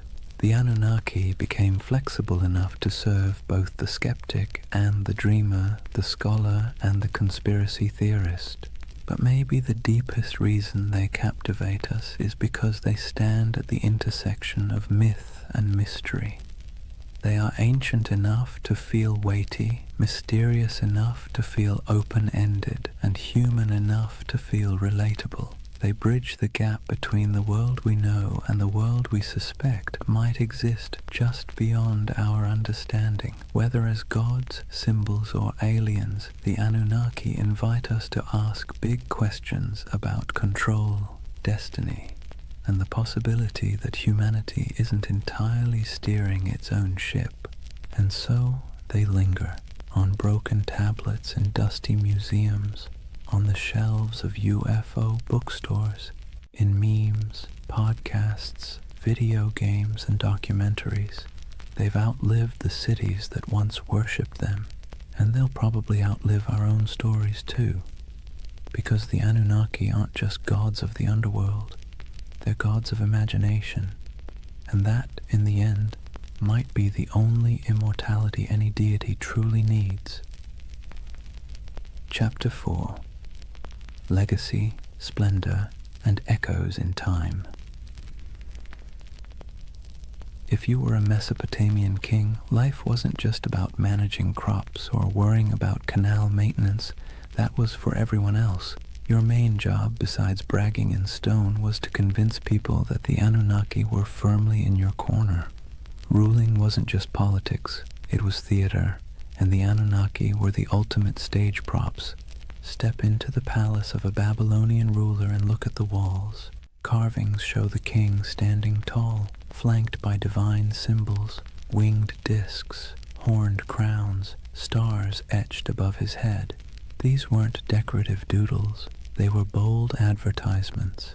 The message was simple: I don't just rule because I say so, I rule because the gods, the Anunnaki themselves, have given me the keys to the kingdom. If anyone dared question it, well, they weren't defying just a man, they were defying the cosmic order. Not exactly a comfortable position to be in. And then there were the temples. Massive ziggurats weren't simply for piety, they were political assets.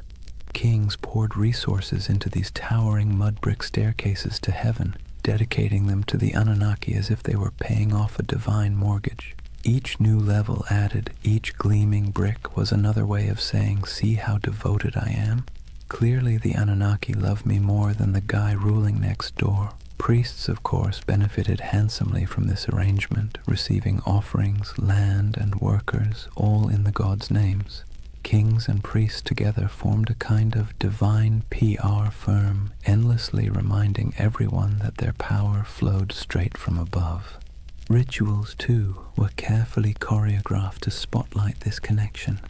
The king might be shown pouring libations to a statue of a god, or personally leading a festival procession. Behind him trailed nobles, musicians, soldiers, and ordinary citizens, all participants in a drama where the king was both actor and messenger. The Anunnaki's presence was invoked at every step, their supposed approval stamped onto the very structure of civic life. Of course, it wasn't all incense and hymns. Kings also invoked the Anunnaki in their darker pronouncements.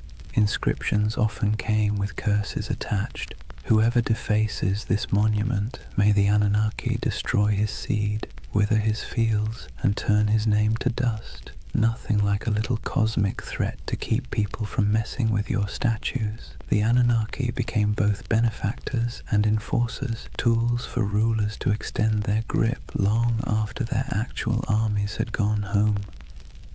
To the elite, the Anunnaki were less distant deities and more political allies. Their approval justified expansion, conquest, and the construction of monumental architecture. Their names adorned treaties, their authority sealed laws, and their imagined presence loomed over courts and councils. Ordinary Mesopotamians might have seen the Anunnaki as stern judges of fate, but for kings they were a brand, one you invested in heavily because without it your power was just another mud-brick palace waiting to crumble. And so when you think of Mesopotamian splendor, banquets with honey cakes and music, dazzling gates covered in glazed brick, kings reclining in luxury, remember that every goblet raised was, at least on paper, raised in honor of the Anunnaki. The gods were everywhere, woven into the very fabric of elite life, both as protectors and as the ultimate marketing department. Let's step outside the palaces for a moment and see how different life looked depending on where you stood in Mesopotamian society. Because while kings and nobles could commission inscriptions boasting about their cozy relationship with the Anunnaki, ordinary people experienced those gods in very different, far less glamorous ways. Start with the farmer. He rises before dawn, trudges barefoot through mud, and pours out a portion of his precious grain as an offering. That handful of barley might be the difference between feeding his family through the week or going hungry, but the ritual isn't optional. The Anunnaki need to be kept happy, or at least not too angry, and so sacrifices are made. For him, the gods are stern overseers whose moods swing with the floods, the plagues, and the weather. His prayers are not about glory or legacy. They are desperate petitions for rain, for healthy crops, for the survival of his children. Now step into the temple courtyard.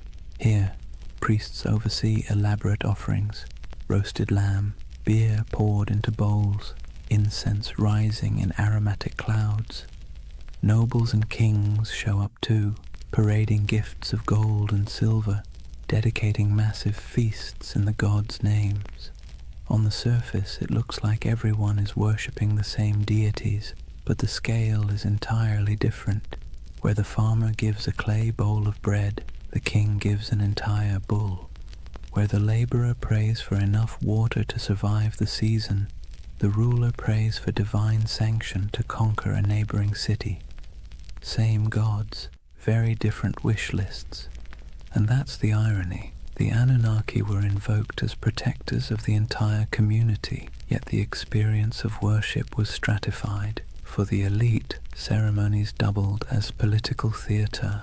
A grand feast for the gods also reminded the crowd who had the wealth to host it. Statues clothed in embroidered robes weren't just signs of piety. They were signs of power, gifts only rulers could afford to lavish. The gods, in other words, could be co-opted into a luxury brand. For ordinary people, the relationship was more anxious, even exhausting. You lived in constant fear of offending the divine, often through mistakes you didn't even understand. Did you skip a ritual unknowingly? Did a bad dream mean you had angered a god? The Anunnaki were less symbols of splendor and more reminders of how small, fragile, and vulnerable your life was. While kings used the Anunnaki to justify authority, you used them as insurance, however unreliable, against catastrophe. So picture the contrast. In the palace, banquets lit by oil lamps, honey cakes dripping with syrup, nobles reclining as musicians play, the king raising a jeweled cup to the gods. In the commoner's home, a dim reed fire, a bowl of barley porridge, children sleeping on mats, while parents whisper prayers that the river won't flood that night.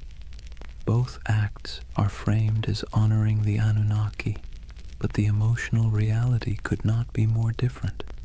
And yet, this inequality was accepted because it was dressed in the language of religion. If the Anunnaki had chosen to bless the king with riches, then clearly the king deserved it. If a farmer struggled, well, perhaps he had failed to please the gods properly. Religion became the great explainer of inequality, smoothing over cracks by wrapping them in divine will. The gods, it seemed, loved hierarchy just as much as kings did. That divide between the opulence of elite worship and the bare-bones devotion of ordinary people reveals something profound about Mesopotamian civilization. The Anunnaki weren't just deities of the skies and underworld. They were instruments of power, woven into the daily grind of survival for some and the dazzling spectacle of glory for others. Nothing lasts forever, not even gods. For centuries, the Anunnaki dominated Mesopotamian imagination. They judged in the underworld, presided in temples, and loomed over every prayer, curse, and clay tablet. But slowly, quietly, they began to fade, not because people suddenly stopped believing in gods altogether, far from it, but because new powers, new empires, and new religions rolled in, sweeping the old names into the shadows. It began with conquest. Mesopotamia was never an isolated bubble. It was a crossroads where Persians, Greeks, and eventually Romans stamped their own cultures onto the land. Each wave of rulers brought new pantheons, new rituals, and new myths. The Anunnaki, once the unquestioned arbiters of fate, were slowly blended, reshaped, or outright replaced. A Babylonian might once have whispered prayers to Inanna or Enlil, but by the time of the Persians, attention shifted toward Ahura Mazda. Later, under Hellenistic influence, Greek gods elbowed their way into local imagination, blending awkwardly with the old Mesopotamian figures. The Anunnaki became echoes, half-remembered names tucked into older hymns and inscriptions, less feared than they once were. Even in the myths, they began to shrink. In the earliest texts, the Anunnaki were grand, mighty judges of humanity, controllers of storms and harvests. But later, their roles were downplayed, reinterpreted, or demoted. Some became minor underworld deities, their names appearing only in lists or rituals, stripped of personality. Others were absorbed into the identities of more dominant gods like Marduk, who rose to prominence in Babylon. It's as if the divine stage grew crowded, and the Anunnaki were pushed to the background, while new stars took the spotlight. Part of their decline came from the simple fact that memory is fragile. Myths were preserved on clay tablets, but those tablets broke, crumbled, or were buried under centuries of dust. Without scribes constantly rewriting and teaching them, names slipped away, and when temples fell into ruin, when ziggurats melted back into mud, the rituals that once kept the Anunnaki alive dissolved too. Gods require worshippers. Without daily offerings, songs, and fear, even the most intimidating pantheon becomes just a whisper in old stories. Yet their influence didn't vanish completely. Biblical writers remembered Babylon and its gods, often casting them as symbols of arrogance or oppression. Later cultures hinted at shadowy beings who sounded suspiciously like the Anunnaki, stern judges, watchful figures, half-remembered echoes of older myths. But their names, once shouted in temple courtyards, became faint murmurs in academic footnotes and archaeological reports. Imagine walking through the ruins of Ur or Babylon centuries after their decline. The great ziggurats are crumbling, reeds sprouting between broken bricks. Once bustling courtyards are silent, save for the wind. The statues of gods are toppled or eroded, their once bright garments long since rotted. To stand there is to feel the silence of forgotten worship, a silence where the Anunnaki once thundered. And yet there's a strange comfort in that silence. Even the gods, it turns out, are subject to time. They too fade, replaced, rewritten. The Anunnaki's decline is a reminder that nothing, no matter how powerful it seems, escapes the erosion of centuries. Their temples collapsed, their names blurred, but the idea of them lingers, proof that even when the divine fades, memory holds on, however faintly. The Anunnaki may have faded from temples and clay tablets, but they never disappeared entirely. Instead, they slipped sideways, out of daily worship and into memory, myth, scripture, and eventually pop culture. In some ways, they're more famous today than they were in the last days of Mesopotamia, though not always for reasons a Sumerian priest would recognize. Let's start with the Bible. The Hebrew writers who lived through exile in Babylon didn't forget the overwhelming presence of Mesopotamian gods. They may not have name-dropped the Anunnaki directly, but echoes of their imagery crept in. The Watchers, described in certain apocryphal texts, the Nephilim, giants said to descend from divine beings, carry a suspicious resemblance to older tales of moody gods and semi-divine figures. The story of the Tower of Babel itself feels like a faint shadow of the ziggurats, those stairways to the heavens where priests once claimed the gods descended. Babylon became a symbol of arrogance, sin, and divine punishment. But behind that symbol lurked the forgotten faces of the Anunnaki.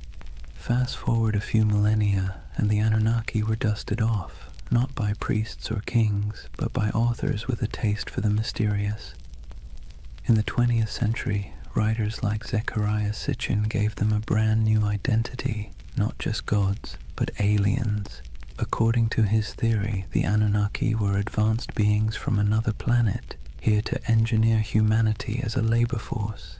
Never mind that Mesopotamian texts say no such thing. This reimagining stuck, feeding directly into the world of ancient astronaut theories. Suddenly, the Anunnaki weren't forgotten deities of grain and underworld judgment. They were interstellar overlords with spaceships, genetic labs, and a taste for gold. Do scholars roll their eyes at this? Absolutely.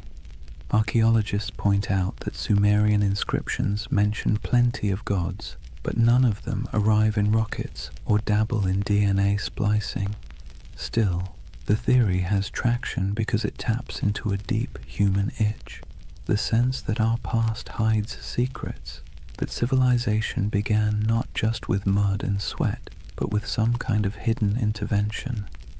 The Anunnaki, rebranded as cosmic engineers, became perfect fodder for late-night documentaries, YouTube rabbit holes, and endless speculation about what if. And it didn't stop with conspiracy books. The Anunnaki found their way into movies, video games, and novels.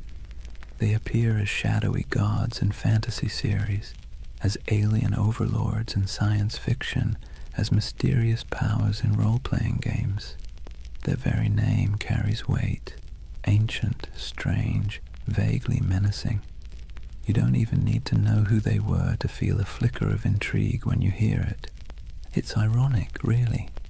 In Mesopotamia, the Anunnaki were feared as judges, overseers, the divine middle management who ensured humanity never forgot its place.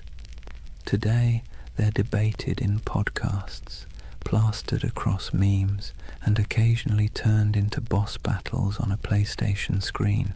From temple chants to digital avatars, that's quite a career arc for a pantheon. But here's the bigger question. Why do they still haunt us? Why do people, thousands of years later, still turn to the Anunnaki as symbols of hidden knowledge, ancient power, or cosmic conspiracy? Maybe it's because they embody both sides of human imagination, the sacred and the strange, the myth and the mystery. They were never gentle gods.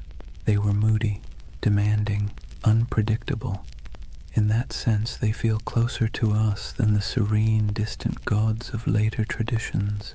They remind us of a time when the divine was messy, imperfect, and perhaps a little terrifying.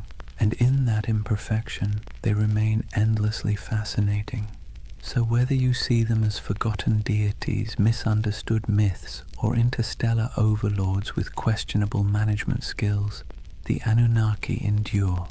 They're still here, not in temples of mud brick, but in our stories, our media, our restless curiosity, and maybe that's their real legacy. Not the rituals of the past, but the questions they leave us with in the present. So here we are, at the end of a long walk through the world of the Anunnaki. From their thunderous presence in Mesopotamian temples to their quiet afterlife in pop culture, they have proved to be more than just forgotten gods. They are a mirror of how humans explain the unexplainable, manage fear, and weave stories to make sense of chaos. Think about what the Anunnaki represented to the people who first told their stories. They were the ones who judged the living and the dead, who decided whether floods would come, who weighed the worth of humanity day after day. They were terrifying, yes, but they were also familiar. They quarreled like humans, demanded food and drink like humans, punished and forgave like humans. In their flaws, they reflected the world of their worshippers.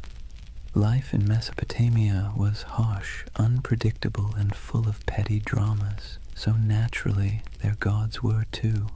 Fast forward to today, and the Anunnaki still serve the same role, just in a different costume. Some people see them as symbols of divine mystery, others as aliens with secret blueprints for human evolution, others as archetypes of forgotten myths.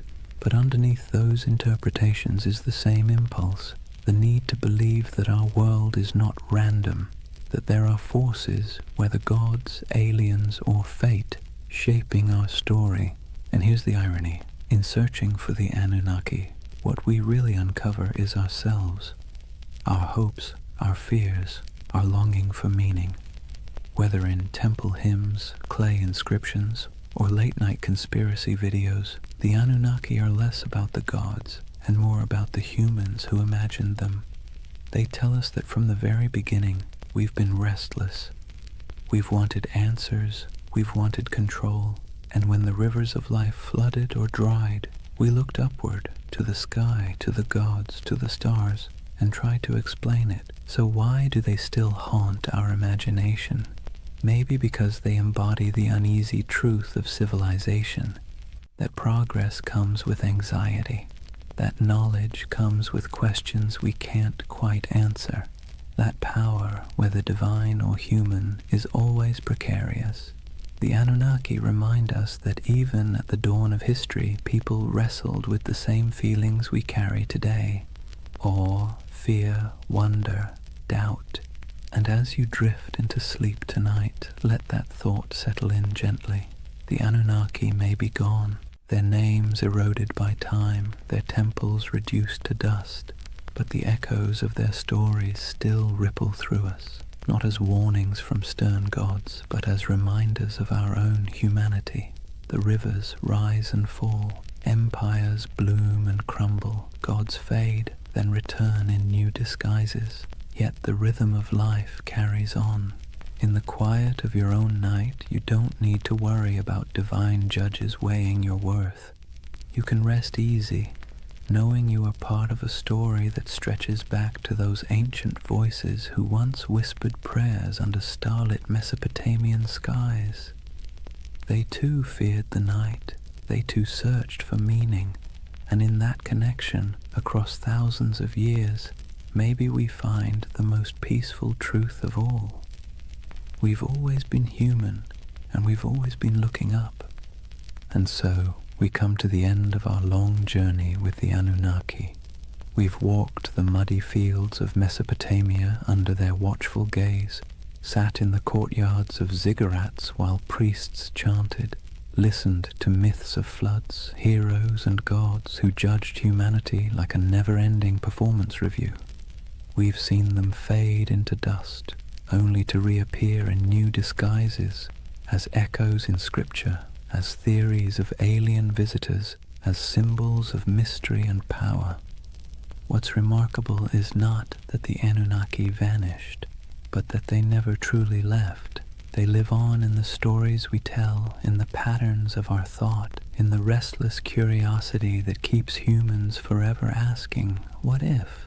They are a reminder that civilization itself began with questions, with awe, with fear, with the desire to turn chaos into order. And in their myths, we can still hear the heartbeat of the first cities, the first prayers, the first sleepless nights. But unlike those ancient people lying awake under reed roofs, fearing floods, demons, and divine wrath, you don't need to worry tonight. The Anunnaki may have been restless gods who never slept, but you can. The rivers outside your window aren't about to rise and sweep you away. The stars aren't omens of disaster, just quiet lights marking the night sky. The fears of yesterday can stay in yesterday. So take a breath. Let the weight of history ease your own thoughts. The Anunnaki watched over their world with suspicion and judgment, but you can rest in a world that has carried their stories forward, softened by time, transformed into echoes. Close your eyes and let the myths fade into dream. The gods may never have slept, but tonight you can. Good night.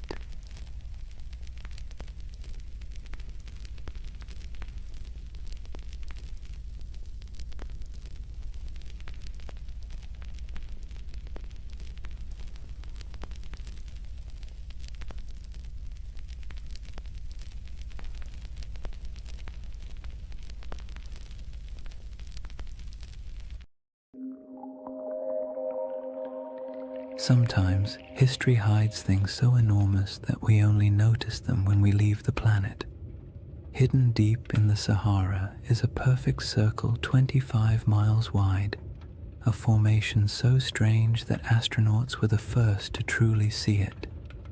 Yet despite its size, its symmetry, and its eerie resemblance to a giant eye staring straight up through the sand, no one can fully explain how it formed. This is the Risha structure, the Eye of the Sahara, and tonight we're going to gently unravel one of Earth's quietest and most hypnotic mysteries. But here's the part that stops you in your tracks. However, despite all our technology, satellite mapping, and geological theories, the Risha structure still doesn't neatly fit into any box. It isn't a crater, it isn't a volcano, and it isn't the kind of erosion that typically produces such clean, concentric rings. And yet there it sits, alone in the desert, looking just organized enough to make your brain whisper, "Wait, who made that?" Now, don't worry. We're not here to chase sensational theories or sprint through conspiracies. This channel is all about slowing down, letting curiosity stretch out a bit, and using history's strangest corners as gentle stepping stones toward rest. So if you're someone who falls asleep best to ancient civilizations, quiet landscapes, and mysteries wrapped in soft, soothing detail, you're in the right place tonight. Go ahead and dim the lights, settle in, and if you haven't already, subscribe to continue exploring the enigmatic corners of history that make the perfect companions for sleep. And let me know in the comments where you're tuning in from and what time it is for you.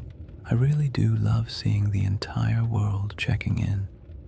Tonight's journey starts with the moment humanity first encountered the Rishat structure. Not from the shifting dunes below, but from hundreds of miles above the Earth, where astronauts stared down at the Sahara and spotted something that absolutely shouldn't have been there. From that strange cosmic discovery, we'll move slowly backward through time to the lush green Sahara that existed long before the desert we know, to the geological puzzles that still bother scientists, and eventually to the gentle whispers of an ancient legend you may already be thinking about. So take a breath, let your shoulders relax, and whenever you're ready, we'll begin with Chapter 1. The moment we first glanced down from orbit and saw the eye looking back. Chapter 1. The eye that shouldn't exist. Imagine looking down at Earth from orbit, the Sahara stretched beneath you in soft, endless waves of gold. From up there, the desert doesn't look harsh or unforgiving. It looks calm, like a giant sleeping creature under a pale blue sky.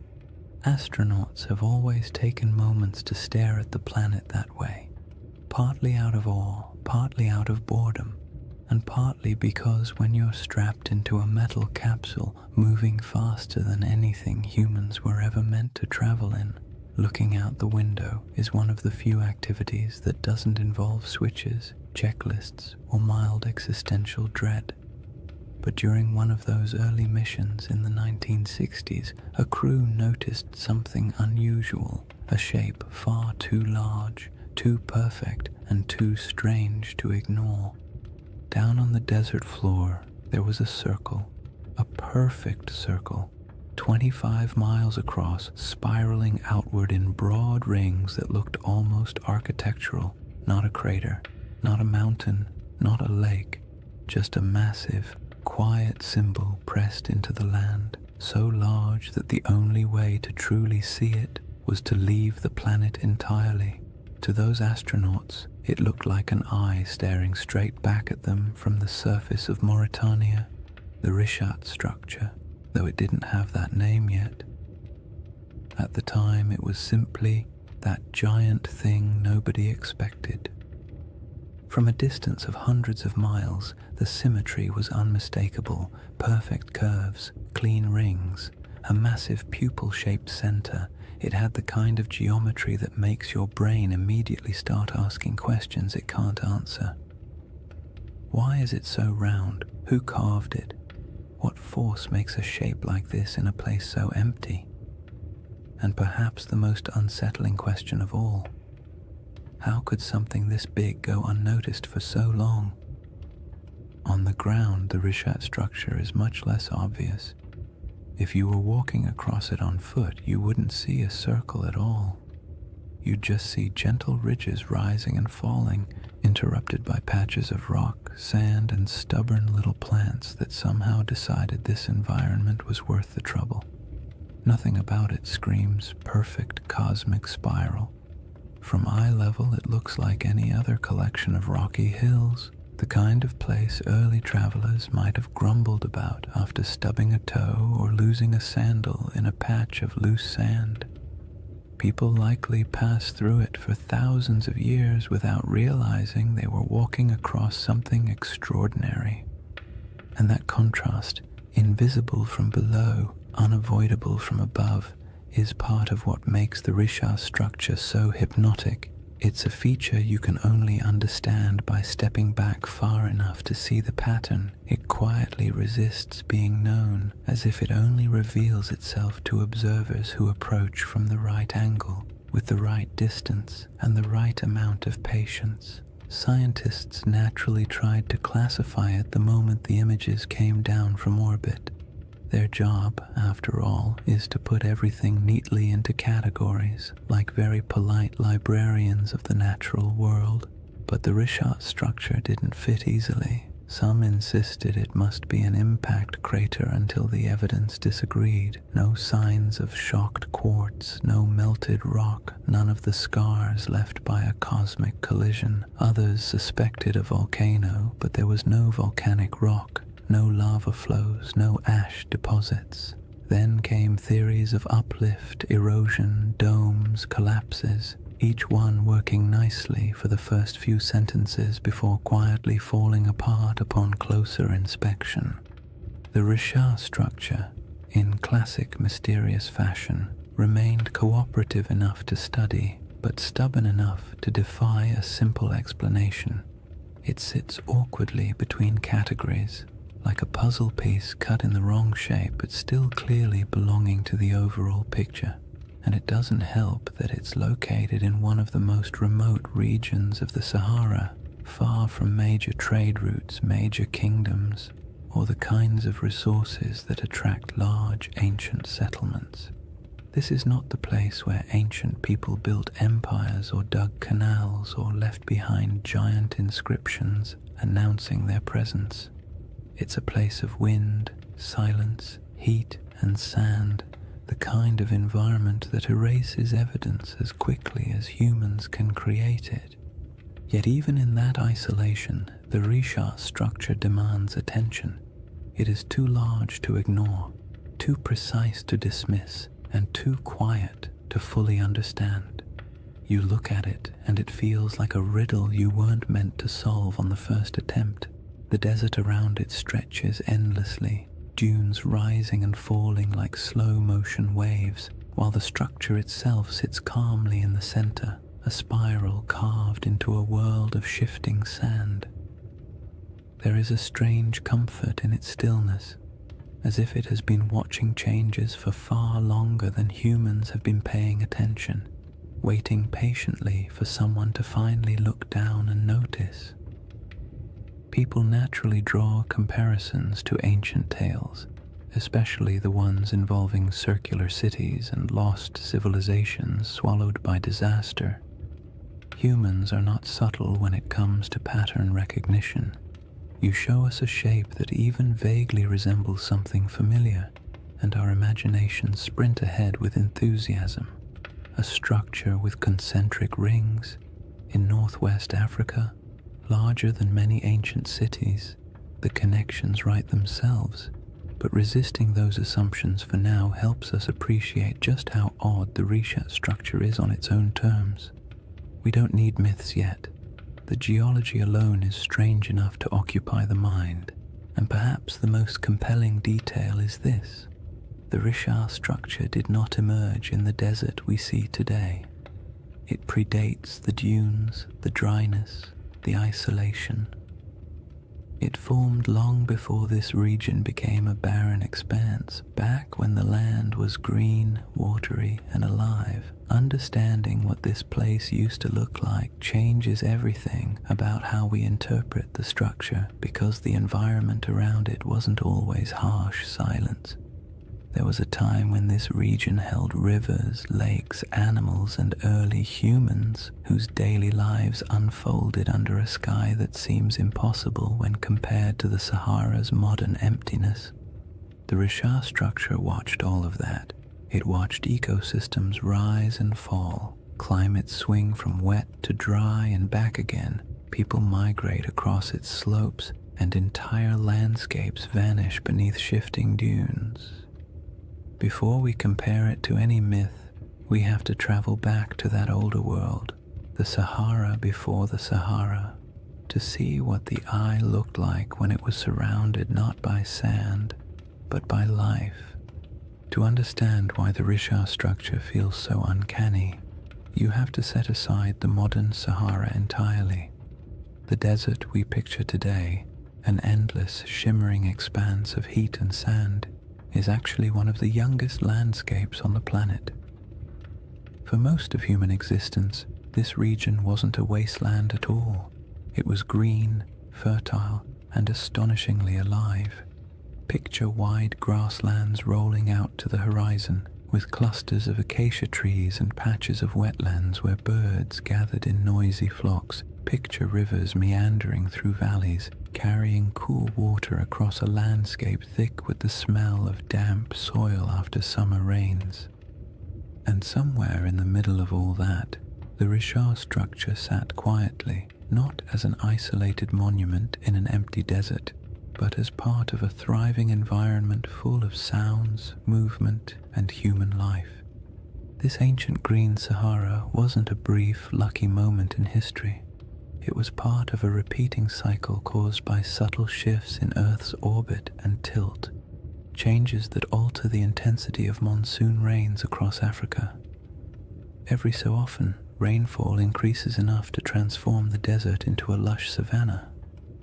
During these humid periods, lakes stretch across thousands of square miles, rivers intersect the plains, and the entire landscape becomes something you'd associate more with national parks than the modern Sahara. One of these lakes, Lake Megachad, grew so large it dwarfed most modern bodies of water.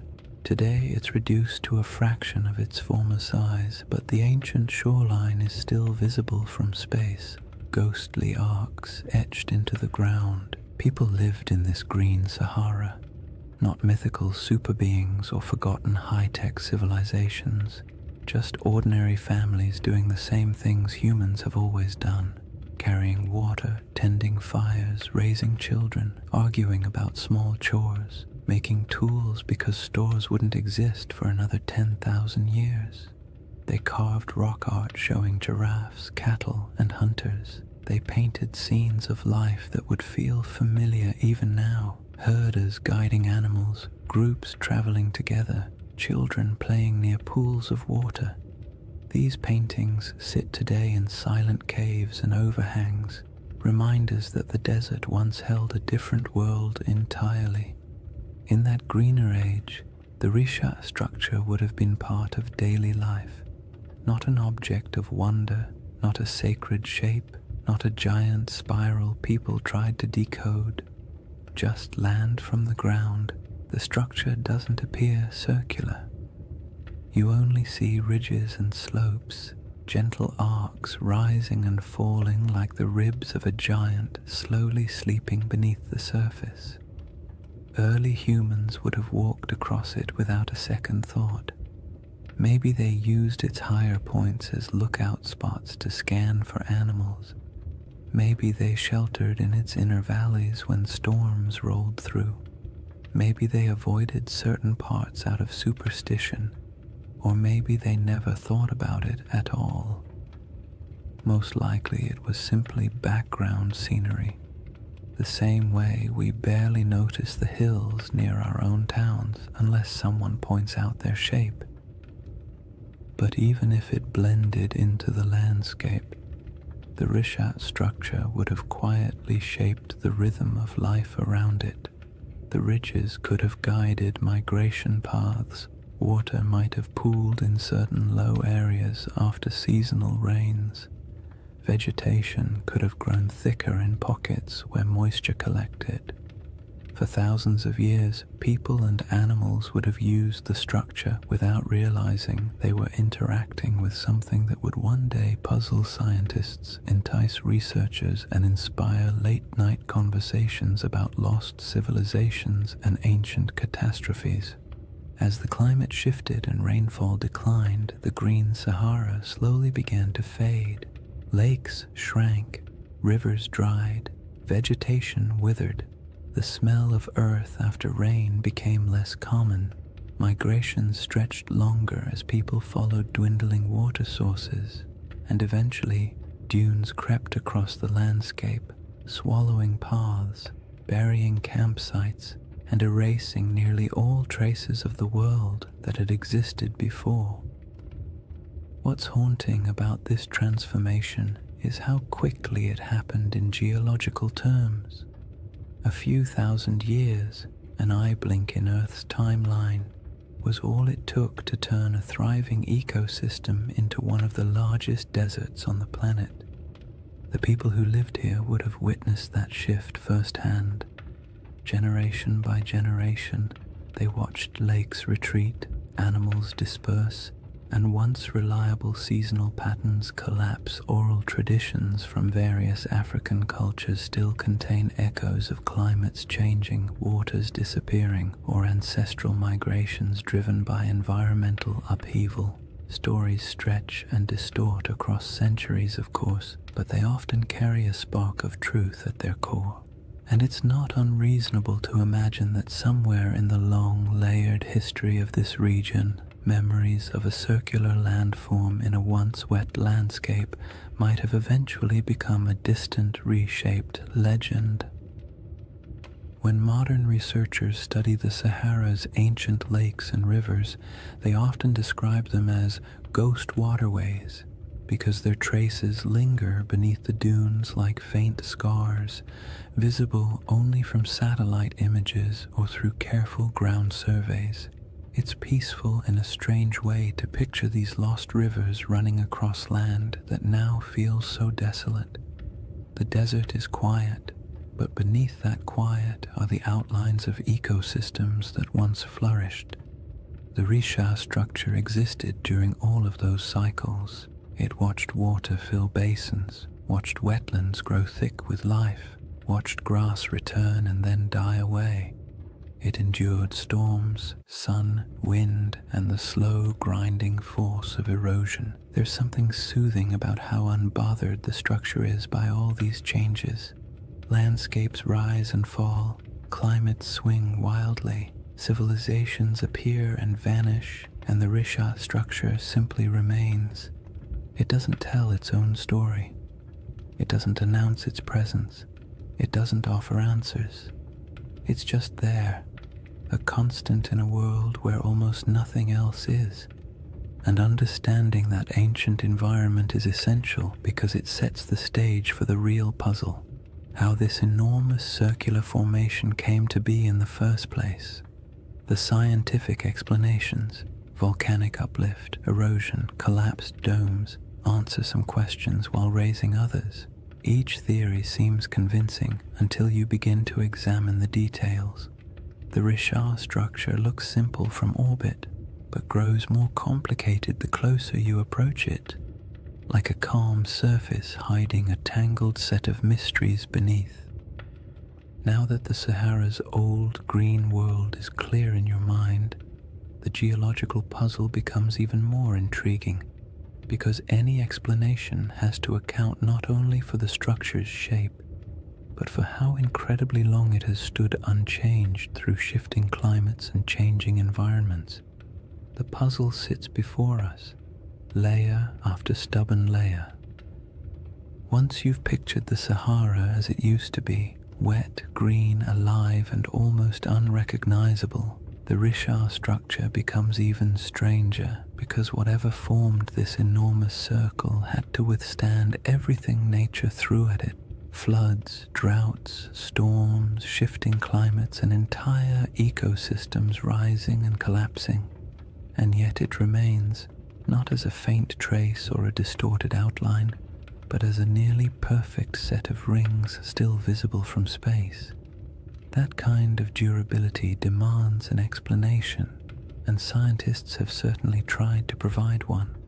The trouble is, each explanation works well for a few minutes before quietly unraveling under closer inspection, as if the Earth itself had decided to play a slow geologic prank on everyone who studies it. The first idea scientists proposed was the most obvious: an impact crater. Something big, something dramatic, something that would have made an enormous noise if anyone had been around to hear it. A meteorite slamming into the ground would create a circular depression, after all. And the Sahara is certainly large enough to have attracted its fair share of flying space debris. But the Rishat structure doesn't behave like a crater. Craters have distinct signatures, very specific patterns of shock, melted rock, and high-pressure minerals that act like the universe's version of a calling card. And the Risha has none of those. In fact, the rocks at its center aren't melted or crushed at all. They're simply there. Old, eroded, stubbornly normal. Not the sort of rocks you'd expect to find at the scene of a cosmic collision. So the meteor theory quietly excused itself from the conversation, and the next geological explanation stepped forward: a volcanic eruption. Volcanoes can create circular features after all, and their plumbing beneath the earth can sometimes produce domes, bulges, and ringed formations. Perhaps the Risha structure was an ancient volcanic dome, the remains of a magma chamber swelling beneath the surface before cooling and collapsing. But again, the evidence refuses to cooperate. There's no volcanic rock, no basalt flows, no ash layers, no hardened lava tubes, nothing that says, yes, once upon a time fire erupted here. The region around the Rishat structure is geologically calm, too calm for the kind of drama that volcanoes tend to bring into the world. The next traditional candidate was an eroded dome, something called a geological uplift. Imagine a bubble pushing up from beneath the crust, slow enough to avoid attracting attention, then eroding away for millions of years until a circular pattern of rocks remains. This idea actually gets halfway close, because the Risha does contain different layers of rock exposed in circular patterns, almost like the inside of a peeled onion. But even this explanation feels incomplete. Uplifts don't usually produce such clean rings. Erosion is messy. Wind and water rarely work with architectural precision, and yet the Richat structure has rings so consistent that they appear intentional when viewed from above. The dome theory explains the general shape, but not the perfection of it, and certainly not its scale. A 25-mile wide circle is not something easily dismissed as coincidence. Even erosion has its limits when it comes to symmetry, and geologists who typically love tidy classifications had to admit the Richat structure was mostly behaving but not entirely cooperating, like a student turning in homework that looks suspiciously too neat compared to their handwriting in class. Then there's the age problem. The rocks that make up the Richat structure are incredibly old, hundreds of millions of years in some places, but the shaping of the structure itself, the exposure of its rings, is much younger, something pushed upward long ago, something eroded later, something left behind a pattern that would eventually catch the eye of anyone staring down from orbit. It's not a single event. It's a series of long, slow, overlapping processes, each stretching far beyond the human timeline, and yet even knowing that, the structure feels too deliberate. The more scientists studied it, the more the Richat structure revealed small curiosities. The center is oddly flattened. Some ring segments are more pronounced than others. The patterns of quartzite and softer stone alternate in ways that feel as though nature was following a set of instructions. But nature doesn't usually draw in spirals or circles unless something dramatic is happening. Impact, volcanism, collapse. But in this case, the evidence for anything dramatic is conspicuously absent. And then there's the perfect ring issue, the one that quietly bothers everyone who looks at the structure, even if they don't say it out loud. Circles in nature are rare at this scale. Random erosion doesn't create them, rivers don't carve them, wind doesn't sculpt them, and when you see one this large, this clean, and this old, it's hard not to feel like the earth briefly decided to act like a compass and draw a near-perfect shape in the sand.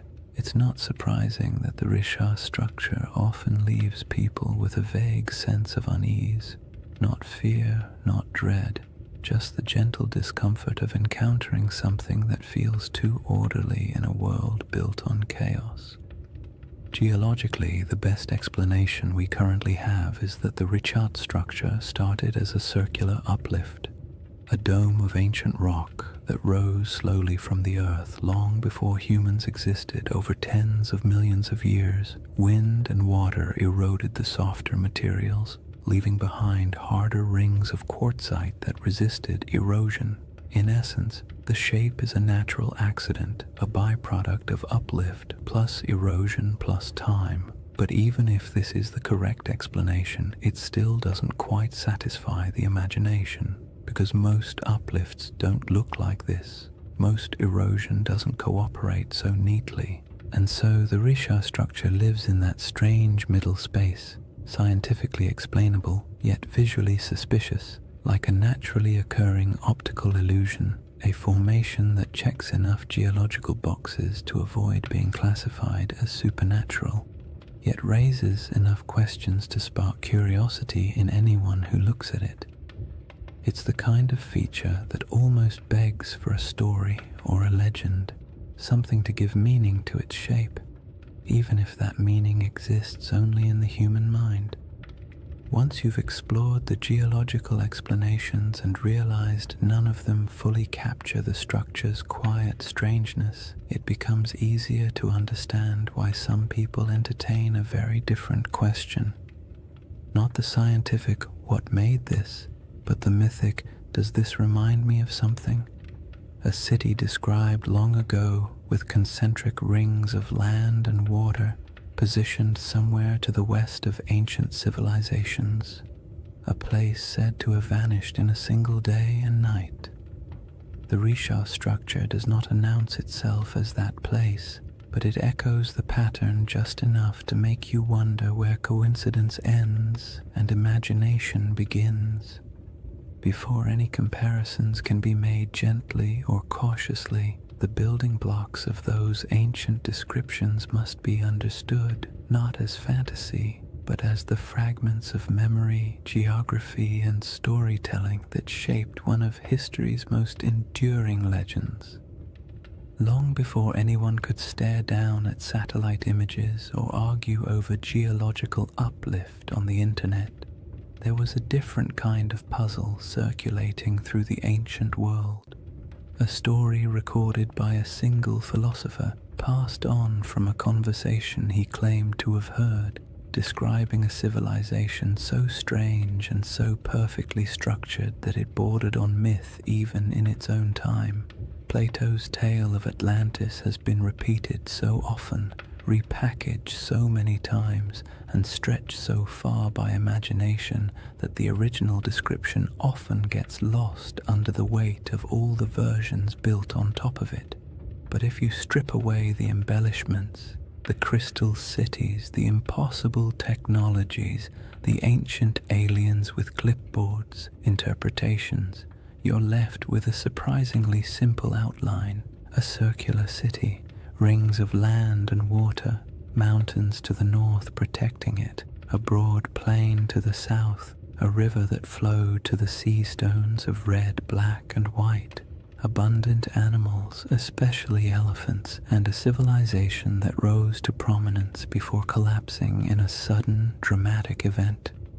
Whether this description is literal, symbolic, exaggerated, or entirely fictional is something scholars have debated for centuries. But what matters for our quiet journey tonight is not whether Atlantis existed. What matters is the shape of the story, because that shape is what causes people to glance at a satellite photo of the Risha structure and pause. The comparison doesn't begin with belief. It begins with pattern recognition.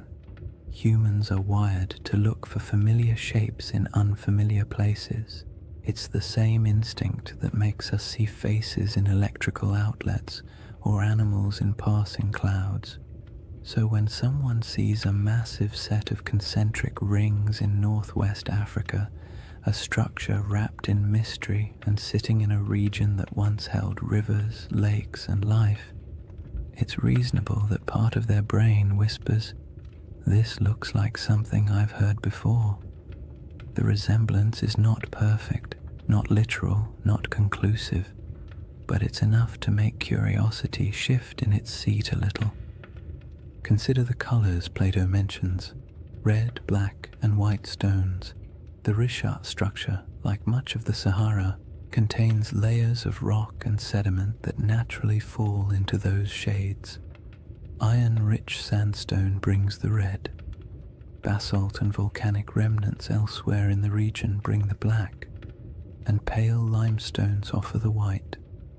No one is saying ancient builders selected them and arranged them like a geological art project, but the coincidence is interesting, especially when paired with the natural ring pattern visible from above. Then there are the mountains. Plato describes a notable mountain range to the north of Atlantis. The Risha structure sits in front of the Adrar Plateau, a raised, rugged region that would have looked like a natural wall in a greener era.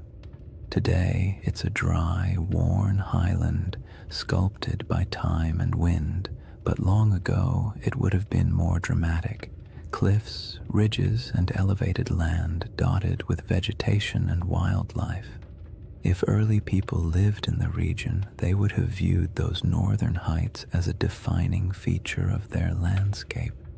And what about animals? This part always surprises people because they imagine the Sahara as permanently empty. But during the African humid period, elephants were plentiful. So were giraffes, rhinos, crocodiles, and countless other species. Elephants weren't just passing through, they were thriving.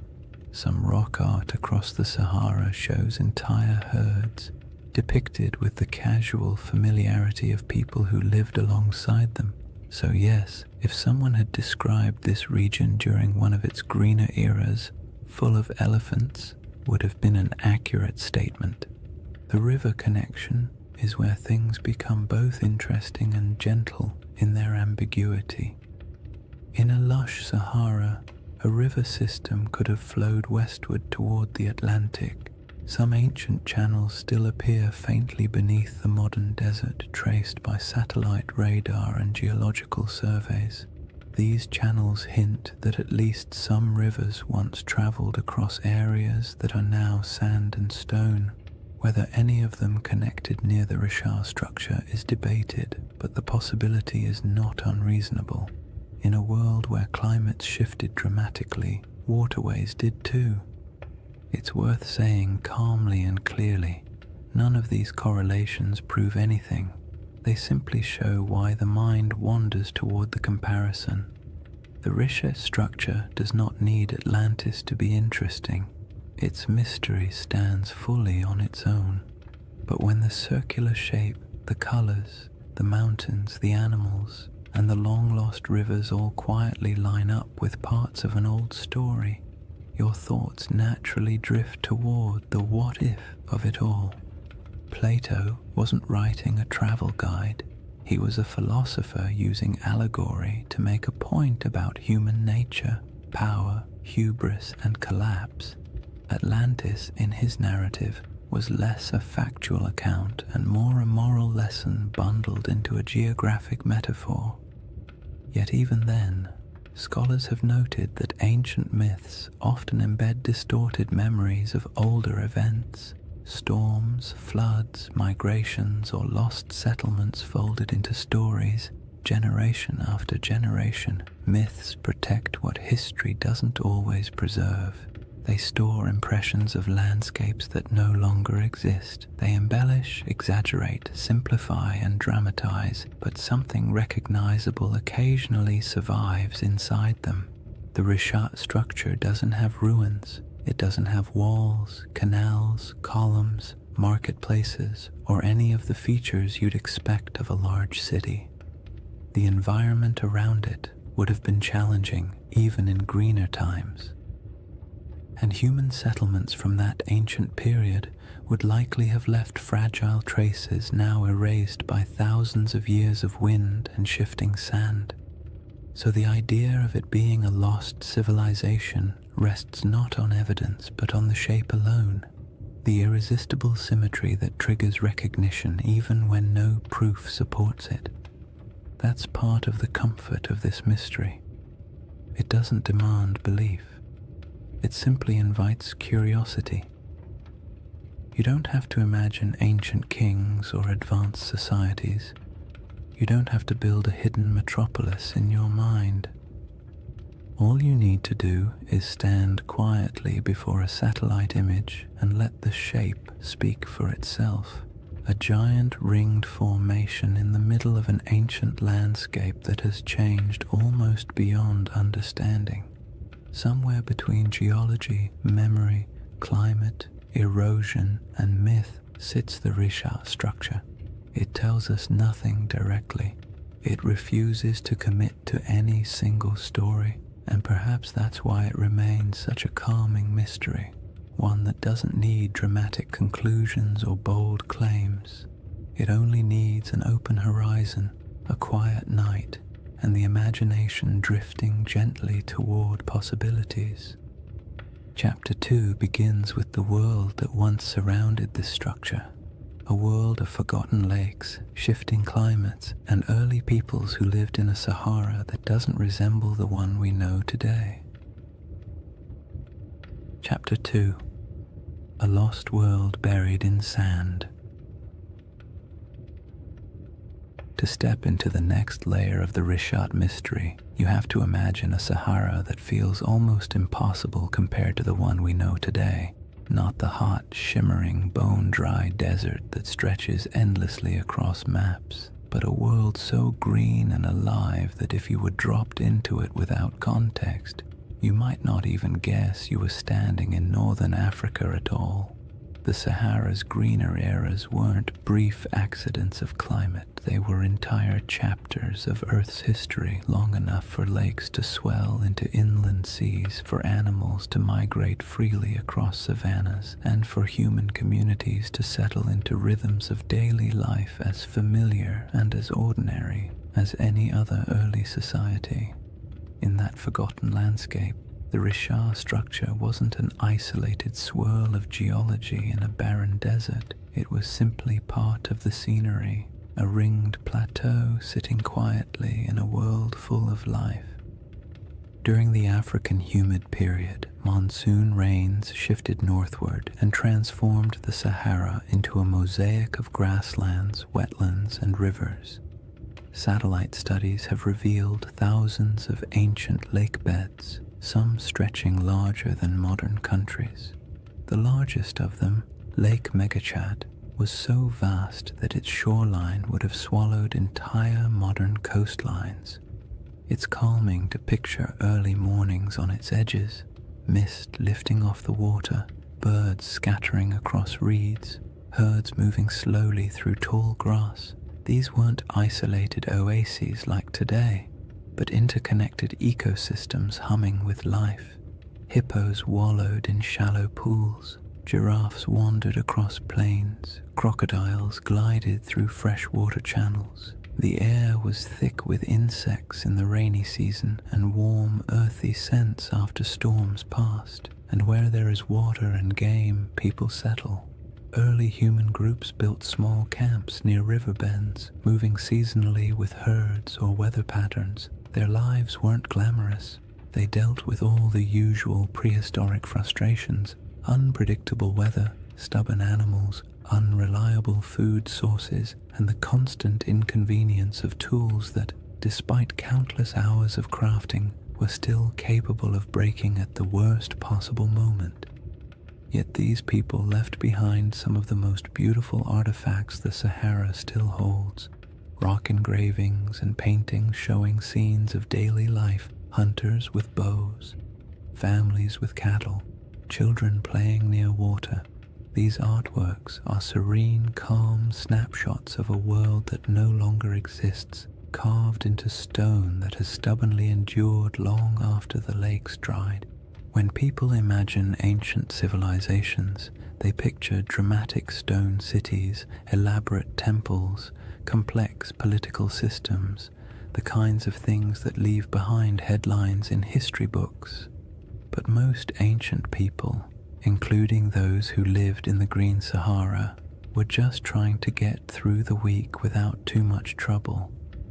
They managed herds, gathered plants, navigated seasonal routes, and dealt with occasional arguments about who forgot to maintain the fire or who accidentally let a goat wander off into the brush. Civilization doesn't have to look like marble pillars to be worth remembering. Sometimes it's found in the small, repetitive rhythms of daily life, the quiet rituals that define communities.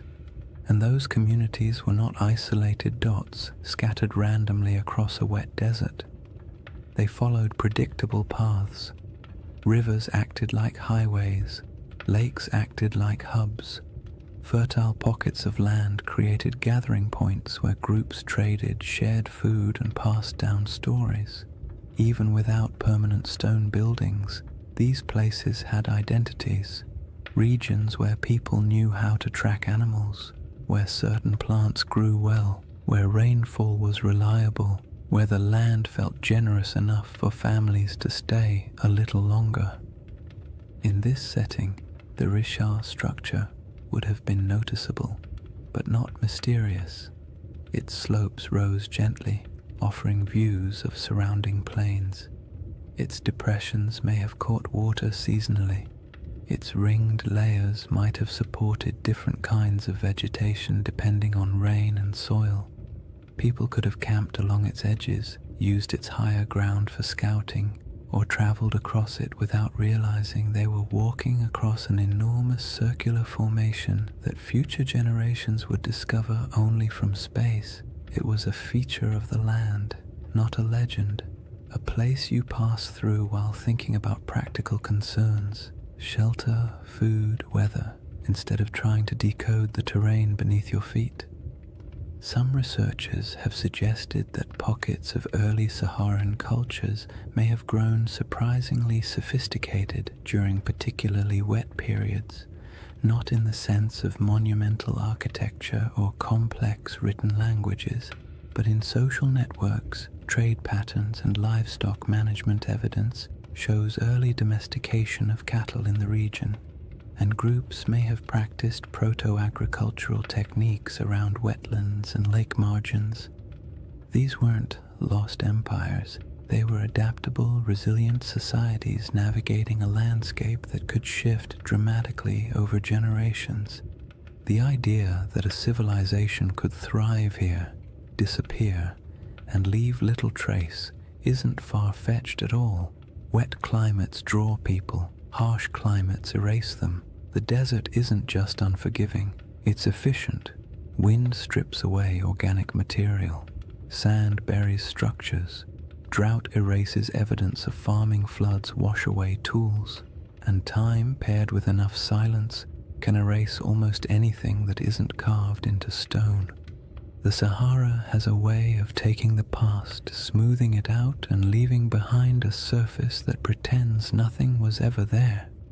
Even so, pieces of that older world survive: fossilized bones, pollen samples trapped beneath sand, ancient shorelines stamped faintly into the earth, and rock art that still shows people standing beside animals that haven't lived in this region for thousands of years. These fragments don't tell a complete story, but they do confirm one thing: the Sahara was once a place where human life thrived, not merely survived. And in that world, the Risha structure might have been a landmark of sorts, a subtle gate in the landscape, a recognizable formation people used to orient themselves, not a secret, not a holy site, and not the center of anything monumental, just a distinctive feature in a land full of water and vegetation. The idea that early groups might have navigated by it is peaceful to imagine. Small bands of families moving across plains, spotting the familiar rise of the rings in the distance, and knowing they were approaching water or shade, or simply a place they'd passed through many times before. When the climate shifted and the world dried, those routes disappeared. Lakes shrank into nothing. Rivers retreated and carved new paths underground. Families moved south or west, following food and water. Eventually, the Risha structure went from living landmark to abandoned plateau, then to forgotten geology swallowed by the earliest dunes. There are no written records, no monuments, no grand architectural remains from this era, just silence and the faint memory of a world washed away by time.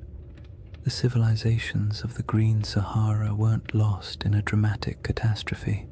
They faded gradually, quietly, as the rains weakened and the land transformed, and that gradual fading matters when we begin comparing ancient descriptions, lost worlds, and the shape of stories that survived long after the land itself changed beyond recognition. The timeline of that fading, and how closely it lines up with certain ancient myths, forms the next layer in the riddle. When people hear the word Atlantis, they often imagine something impossibly ancient, a civilization so old it might as well have existed when mammoths were still wandering around, being large, shaggy inconveniences. But Plato didn't describe Atlantis as a civilization from the dawn of time. He dated its downfall to around 9,600 BCE, a period surprisingly close to the end of the last ice age and, as it happens, surprisingly close to the moment when the Sahara began shifting into one of its long, humid phases. The more you compare his proposed timeline with the environmental data, the more you notice an odd overlap, not in details or certainty, but in rhythm. And rhythm is often what ancient memories preserve best. Geologists studying the African humid period estimate that around 10,000 BCE, rainfall began increasing dramatically across North Africa. The desert, which had been relatively dry and barren, transformed into a landscape of lakes, wetlands, and grasslands. This wasn't a gentle shift. Climate models show that the monsoon system surged northward in a way that would have felt abrupt on a human timescale. Rivers reappeared, plants spread, herds expanded, and places that had been empty for thousands of years suddenly became habitable again. If you were living anywhere near the region, the shift would have felt like the land itself waking up after a long sleep. Plato's date for Atlantis is often treated like a mystical number. But if you strip away the mythology and look only at the time frame, it places his story right inside the most dramatic environmental transformation the Sahara has ever undergone. That doesn't mean his tale describes this region or any part of it, but the coincidence is interesting, especially because climate change on that scale tends to rearrange human populations. Cultures migrate. Old settlements are abandoned, new territories open for exploration. Oral traditions begin to evolve, preserving memories of places that were flooded or dried out or swallowed by landscapes that changed too quickly for people to adapt smoothly. The timeline problem becomes more intriguing when you move forward a few thousand years. Between roughly 7,000 and 5,000 BCE, the Sahara was at the peak of its green transformation. Lakes were plentiful. Rivers connected regions that are now separated by hundreds of miles of sand. The climate was stable enough that people began developing more complex subsistence strategies, managing herds, experimenting with early forms of cultivation, and forming social groups large enough to leave meaningful traces in rock art and archaeological deposits. This period of stability lasted longer than many ancient civilizations. For thousands of years, life in the Sahara was predictable enough for generations to grow up without ever knowing anything except abundant water, warm seasons, and a landscape that supported human life easily. When conditions are that reliable for that long, people tend to form stories about belonging, about identity, about who they are and how their world works. And when environmental changes finally disrupt those patterns, the departure from what once felt normal can echo through oral traditions for centuries. Around 5000 BCE, rainfall began to decline, slowly at first, then more dramatically. Rivers shrank, lakes retreated, grasslands thinned. People who had lived in certain places for generations found themselves forced to move, one small migration at a time. What's striking about this timeline is how well it fits what many ancient myths tend to describe. Not sudden apocalypses, but drawn-out declines, landscapes that once supported life losing their balance. Cultures forced to let go of familiar places, worlds shrinking gradually in ways that felt both natural and tragic. Plato described Atlantis as falling in a moment of sudden catastrophe, but his narrative was shaped by philosophical goals, not meteorological accuracy. When you strip the moral and symbolic layers away, you're left with a simple suggestion: an old civilization, once vibrant, lost to changing conditions long before recorded history. You don't need a supernatural event to produce a memory like that. All you need is a shifting climate. But the timeline problem isn't just about the humid period itself. It's also about the ancient coastline. During the era Plato places Atlantis, sea levels were dramatically lower. Coastlines extended far beyond their modern boundaries. Large parts of West Africa that are now underwater would have been exposed as dry land. Rivers would have flowed along different paths. Estuaries, marshes, and coastal plains would have existed where the ocean now rests. If someone in the deep past described a coastal landscape, That description would make little sense today unless you knew where the shoreline used to be. This matters because many interpretations of Plato's story assume that his geography reflects the world we see now, when in reality none of the modern coastlines apply. What he described could have been based on something that existed thousands of years before the Sahara dried, in a world with rivers and lakes stretching across land that is now considered lifeless. The Risha structure itself sits inland today, but in an earlier era, with different river networks and different coastlines, it might not have felt nearly as isolated. Human perception of geography is always shaped by local experience. A river can feel like a highway. A lake can feel like a boundary. A plateau can feel like a landmark that divides territories. When climates shift, those familiar markers vanish, but the stories about them can persist long after the landscape has changed beyond recognition. The most compelling part of this timeline overlap isn't the idea that Atlantis maps onto the Sahara, it's the realization that human memory, especially oral tradition, often stretches back further than we assume. Cultures pass down stories of floods, droughts, migrations, and disappearing lands without needing exact dates or written scripts. These stories evolve, take on symbolic meaning, and sometimes become cautionary tales, but the seeds of truth often remain embedded in the narrative. A changing coastline becomes a city swallowed by the sea. A drying river becomes the fall of a once great kingdom. A shifting climate becomes a punishment from the gods. Human imagination attaches meaning to change, especially when change feels larger than individual experience. The Risha structure sits quietly in the middle of this enormous timeline, a geological constant in a world that refused to stay still. Ancient people may have lived near it when the land was green. Their descendants may have moved away when the desert expanded. Their grandchildren may have carried memories of lost lakes or vanished rivers into stories told over fires in distant regions. Those stories may have drifted into different cultures over thousands of years, and by the time someone like Plato heard fragments of them, much of the original context would have faded, leaving only symbols and shapes.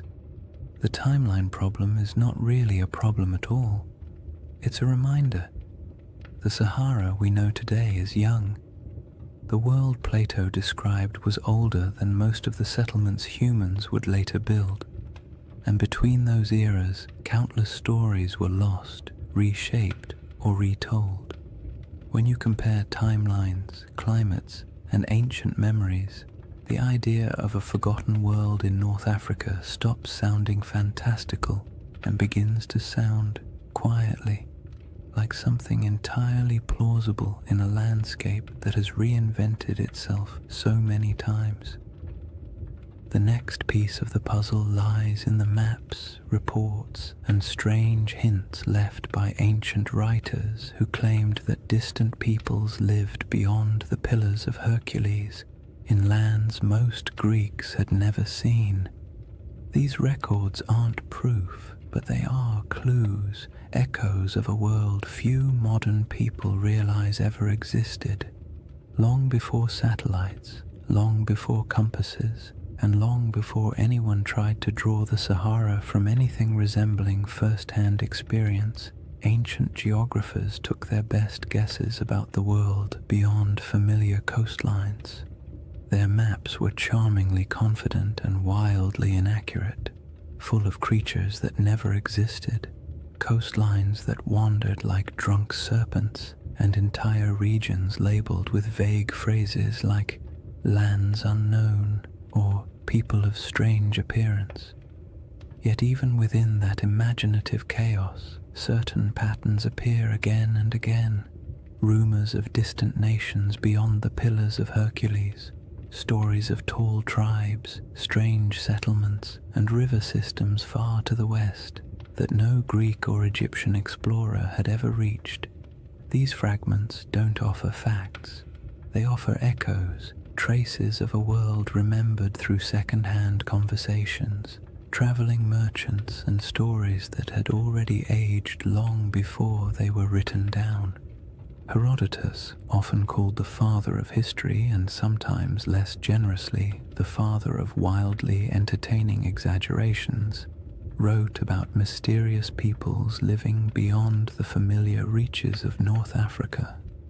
He described tribes who were unusually tall, unusually pale, or unusually skilled at activities no one else could verify. He wrote of great rivers flowing through lands no Greek had ever visited, and of cities existing somewhere far inland beyond deserts that seemed too vast for ordinary travel. His accounts mix truth, rumor, and a healthy dose of "someone told me this, so here you go," but they reveal something important. The regions west of Egypt and Carthage were known to ancient writers only through layers of retelling and misunderstanding. They existed in the Greek imagination as distant, half-seen places where strange things could plausibly happen. Cartographers, centuries later, drew maps that included a massive region labeled as Libya or Ethiopia, words that covered almost everything south and west of the Mediterranean. Even when the rest of the world began to take shape on parchment, the Sahara remained a blank expanse into which map makers poured their guesses. Some thought it held great inland seas. Others believed it was home to tribal confederations wealthy in minerals. Medieval maps continued the tradition, referring to kingdoms of the West or lands of gold believed to lie somewhere beyond the desert. These weren't precise descriptions. They were memories filtered through trade routes, travelers' claims, and stories that drifted through cultures like windblown sand. The most interesting thing about these early references is not their accuracy, but their persistence.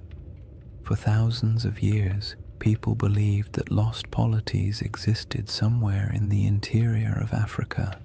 Some of these rumors later turned out to be distorted accounts of real kingdoms.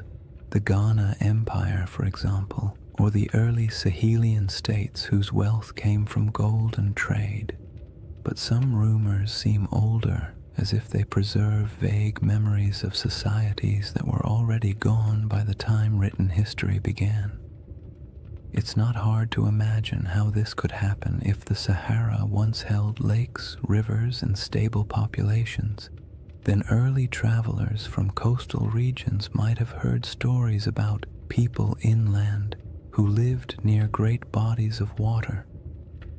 By the time those stories reached Greek scholars, the lakes might have dried, the migrations might have begun, and the cultures connected to those earlier landscapes might have dispersed. All that remained were fragments, not histories, just hints. Modern science adds another layer to this puzzle. With satellite imagery, researchers can trace ancient riverbeds beneath the desert. These paleo-channels, as they're called, snake across the Sahara like veins in an old, forgotten body. Some run directly from central North Africa toward what is now the Atlantic. Others branch into networks that once fed massive lakes. These rivers didn't disappear in a sudden catastrophe. They dried gradually as the climate changed, leaving landscapes that no longer match the stories that may have been told about them. If early civilizations or large communities existed near these rivers, their memory would have been separated from their physical location by thousands of years, making it nearly impossible for later cultures to understand what the stories referred to. This disconnect between old memories and new landscapes is how myths form. A story that once described a river civilization becomes, after generations of retelling, a story about a kingdom swallowed by the sea. A recollection of great plains becomes a memory of a vanished island. A description of a circular plateau becomes an account of a circular city. The Sahara's transformation from green to desert wasn't instantaneous, but it was dramatic enough to fracture cultural continuity. If families were forced to migrate because their water sources vanished, they would carry memories of their old homeland with them. Their descendants might repeat those memories in new places. By the time those descendant stories reached literate societies, the land they described would have changed beyond recognition. Even the idea of lost maps plays into this. Some early maps portray strange circular features in North Africa, drawn not with precision, but with a kind of symbolic confidence, as if the mapmaker was trying to capture something half understood. These circles often correspond to mountain ranges or basins that once held water. They might represent ancient memories of circular lakes, natural rings of highland terrain, or simply the human impulse to draw the unknown in symmetrical shapes because symmetry feels meaningful. When you compare those old maps to modern satellite images, you occasionally find that their circles line up suspiciously well with real geological features, not perfectly, but enough to make you wonder how much geographic memory survives inside even the roughest ancient drawings. And then there's the broader Mediterranean tradition of referring to lands beyond the West as mysterious, advanced, or somehow older than the civilizations closer to the sea. Phoenician traders, known for their long-range voyages, undoubtedly reached parts of West Africa, but their records are mostly lost. Carthaginian sailors may have traveled even farther, leaving behind legends like those of Hanno the Navigator, who described coastlines that are still debated today. These accounts weren't detailed maps or precise reports.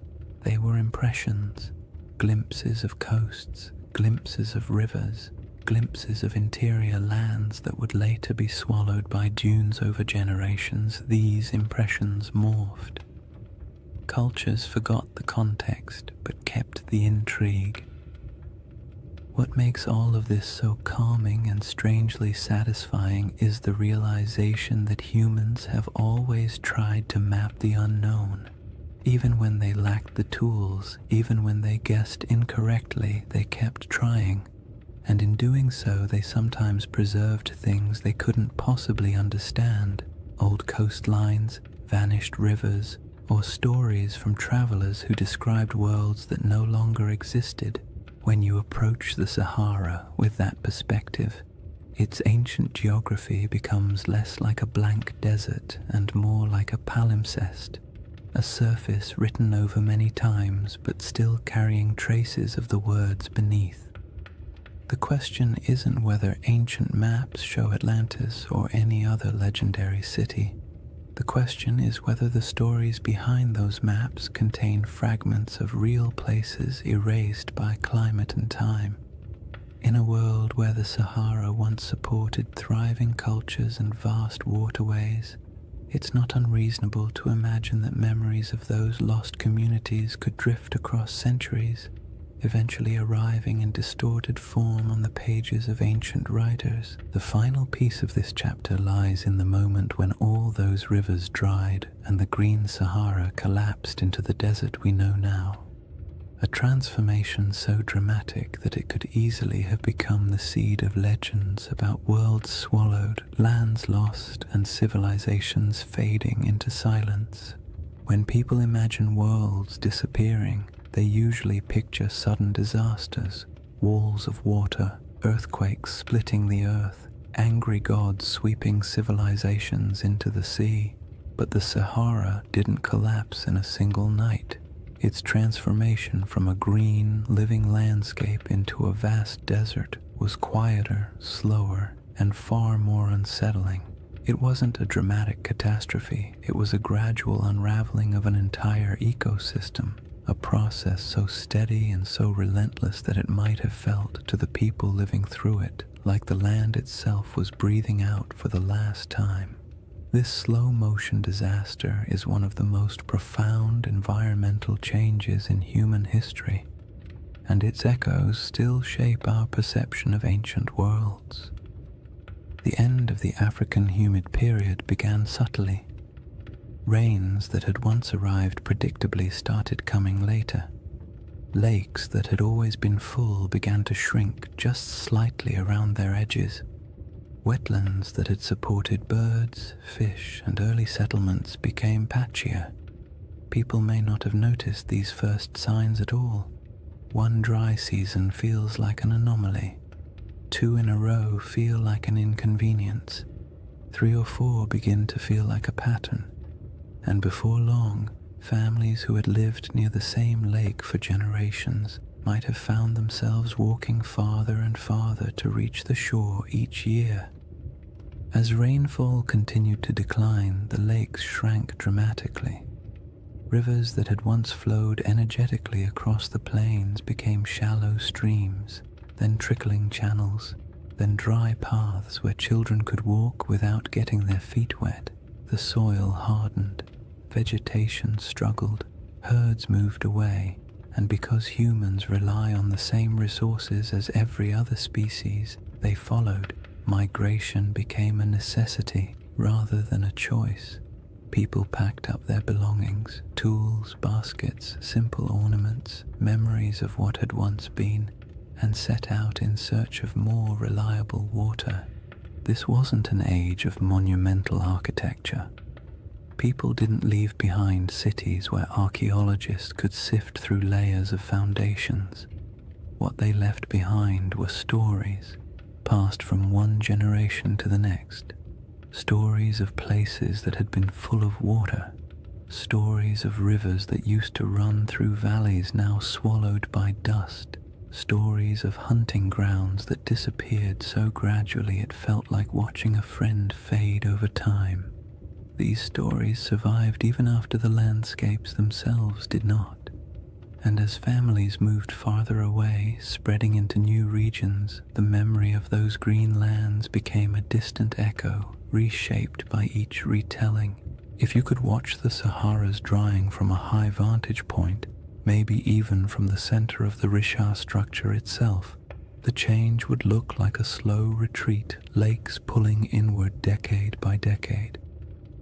Shorelines collapsing, riverbeds fracturing into networks of disconnected pools before vanishing entirely, grasslands thinning until the only plants left were the stubborn species adapted to drought.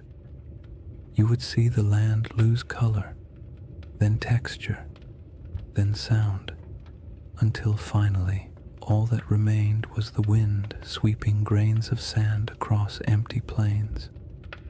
But there were moments during this drying where the process didn't feel slow at all. When monsoon patterns shifted suddenly, regions that had relied on predictable rainfall could experience dramatic declines in just a few years. A lake that had provided generations of stability might disappear in 2 or 3 long drought cycles. Floods that once rejuvenated riverbanks might stop arriving altogether. These moments would have felt catastrophic to the people experiencing them. They wouldn't have had the language of climate science, but they would have understood that something fundamental had changed in their eyes. The land had turned against them. Such moments of environmental collapse often become the seeds of myths. A lake vanishing can become a story about the gods withdrawing a gift. A flood that never returns can become a story about a cursed people. A migration forced by drought can become a tale of exile. When these stories pass through enough generations, the context blurs and the details shift. What once described a drying valley might eventually become a narrative of a kingdom sinking beneath waves or disappearing overnight. Not because the original event was exaggerated maliciously, but because the environment changed more quickly than human memory could keep up with.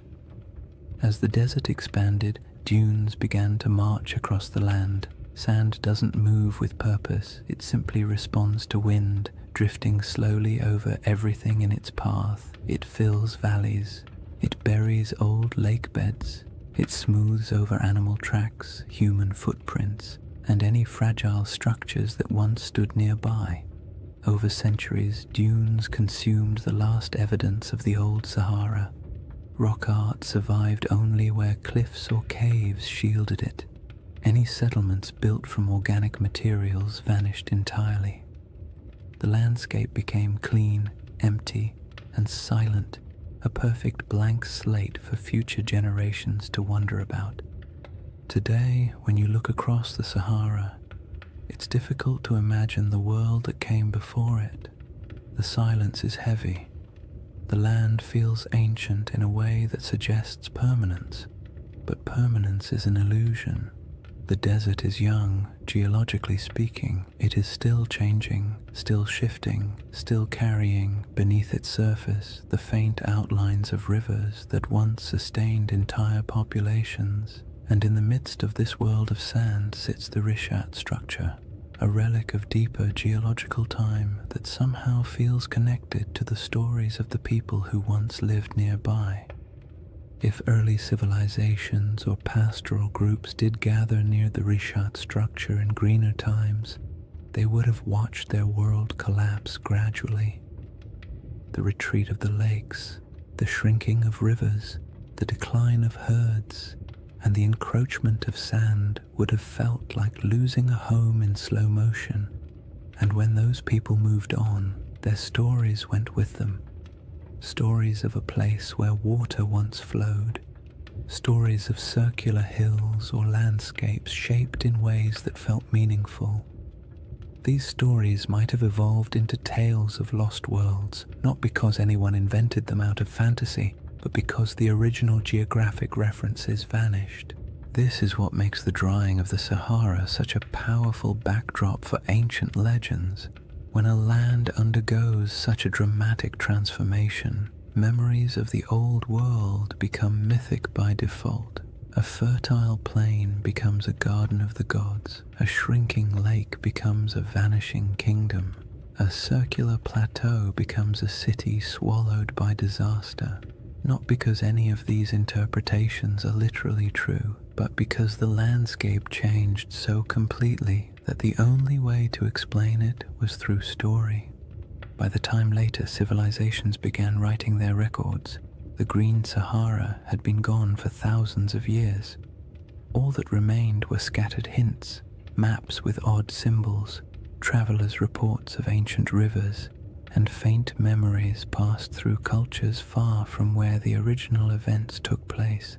And all of it sets the stage for the comparisons and questions that would later emerge when people finally saw the Rishat structure from above and began searching for meaning in its perfect rings. With the ancient landscape transformed, the stage is set for the next part of the mystery. How the Rishat structure quietly echoes elements of Plato's most enduring legend. Chapter 3. Atlantis, Coincidence or Clues?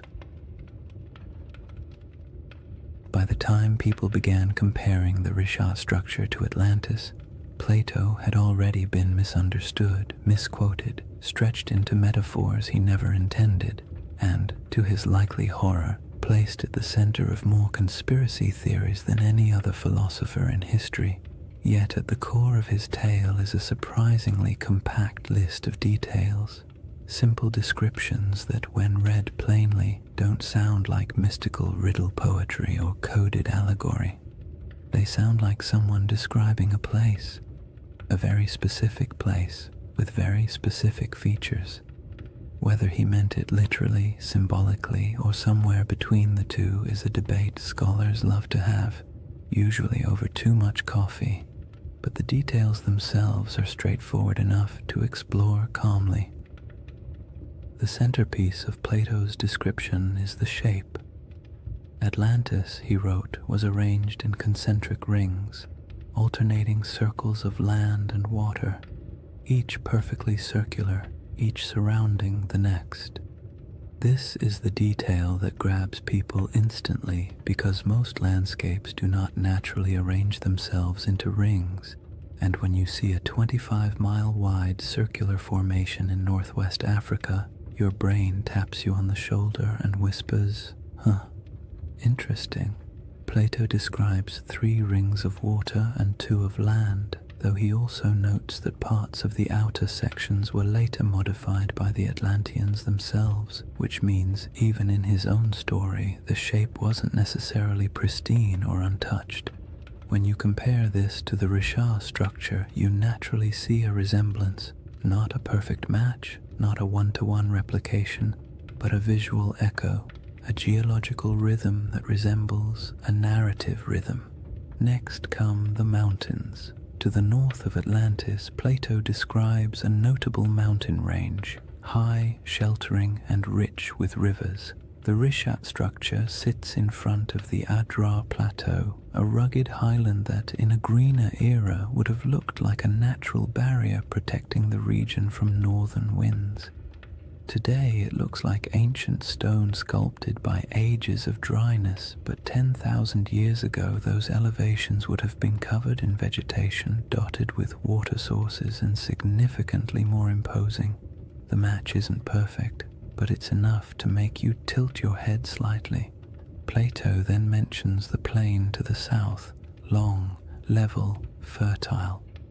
In his account, this plain was one of the defining features of the Atlantean realm, not the center city, but the agricultural heartland that supported it. In the modern Sahara, fertile plains feel like a strange fantasy, but during the African humid period, they were very real. Vast stretches of land south of the Richat structure once held grasslands, wetlands, and seasonal rivers. The environment shifted dramatically with each cycle of climate change, but during the greener ages the region could have supported exactly the kind of plains Plato describes. Whether he was referencing this area or somewhere entirely different is impossible to say, but the environmental context overlaps in interesting ways. One of the most striking details Plato gives is about the materials used in Atlantis. He refers to red, black, and white stones, distinct colors quarried from the landscape and used for construction. The Richat region naturally contains these colors in abundance. Iron-rich sandstones provide reds, dark volcanic rocks and basalts provide blacks, pale limestones and quartzites provide whites. Again, this doesn't prove anything at all. It simply means the palette Plato described exists in the region, which is more of a quiet coincidence than a revelation. But it's the accumulation of quiet coincidences that tends to capture people's attention. Then there is the detail about elephants. Plato notes that the island of Atlantis had many elephants, not a few, not occasional sightings, but many today. The idea of elephants in the Sahara feels absurd, a contradiction to the very concept of a desert. But the Green Sahara held elephants in abundance. Rock art across the region depicts entire herds with casual familiarity. Fossil evidence confirms that elephants ranged widely across North Africa during humid periods. For most of human history, elephants were not exotic in this region. They were part of the everyday ecosystem, so when Plato casually mentions them, it aligns comfortably with what we know about the Sahara's long-lost environment. Plato also describes a freshwater well at the center of the city, providing clean water even as the outer rings filled with seawater. This detail feels mythic at first, but it also reflects a basic geographic truth. Many circular landforms, especially those rising from domed uplift, often have central depressions or areas where water collects. The Richat structure's core is lower than its outer rings, and though it holds no water today, in a wetter climate it may have held springs or temporary ponds after seasonal rains. Early humans could have used such features for drinking water. As climates changed, memories of these water sources might have been folded into later stories. The river to the sea detail is where the puzzle grows delicate. Plato describes a channel from the city to the ocean, allowing ships to pass through the rings. The Richat structure is inland today, very inland, but ancient river systems in the region once flowed toward the Atlantic. Satellite imagery captures paleo-channels that trace ancient waterways westward. The landforms no longer match these paths because the Sahara has reshaped itself repeatedly, but it is not impossible that rivers once connected this region to coastal plains that have since eroded, drowned, or shifted beneath rising sea levels. All these details create a gentle sensation. Not belief, not certainty, just curiosity. Plato's list is simple enough that it can't be mapped cleanly onto any one place. It can describe a landscape long gone, a symbolic metaphor, or a region badly distorted by oral tradition before ever reaching Greek ears.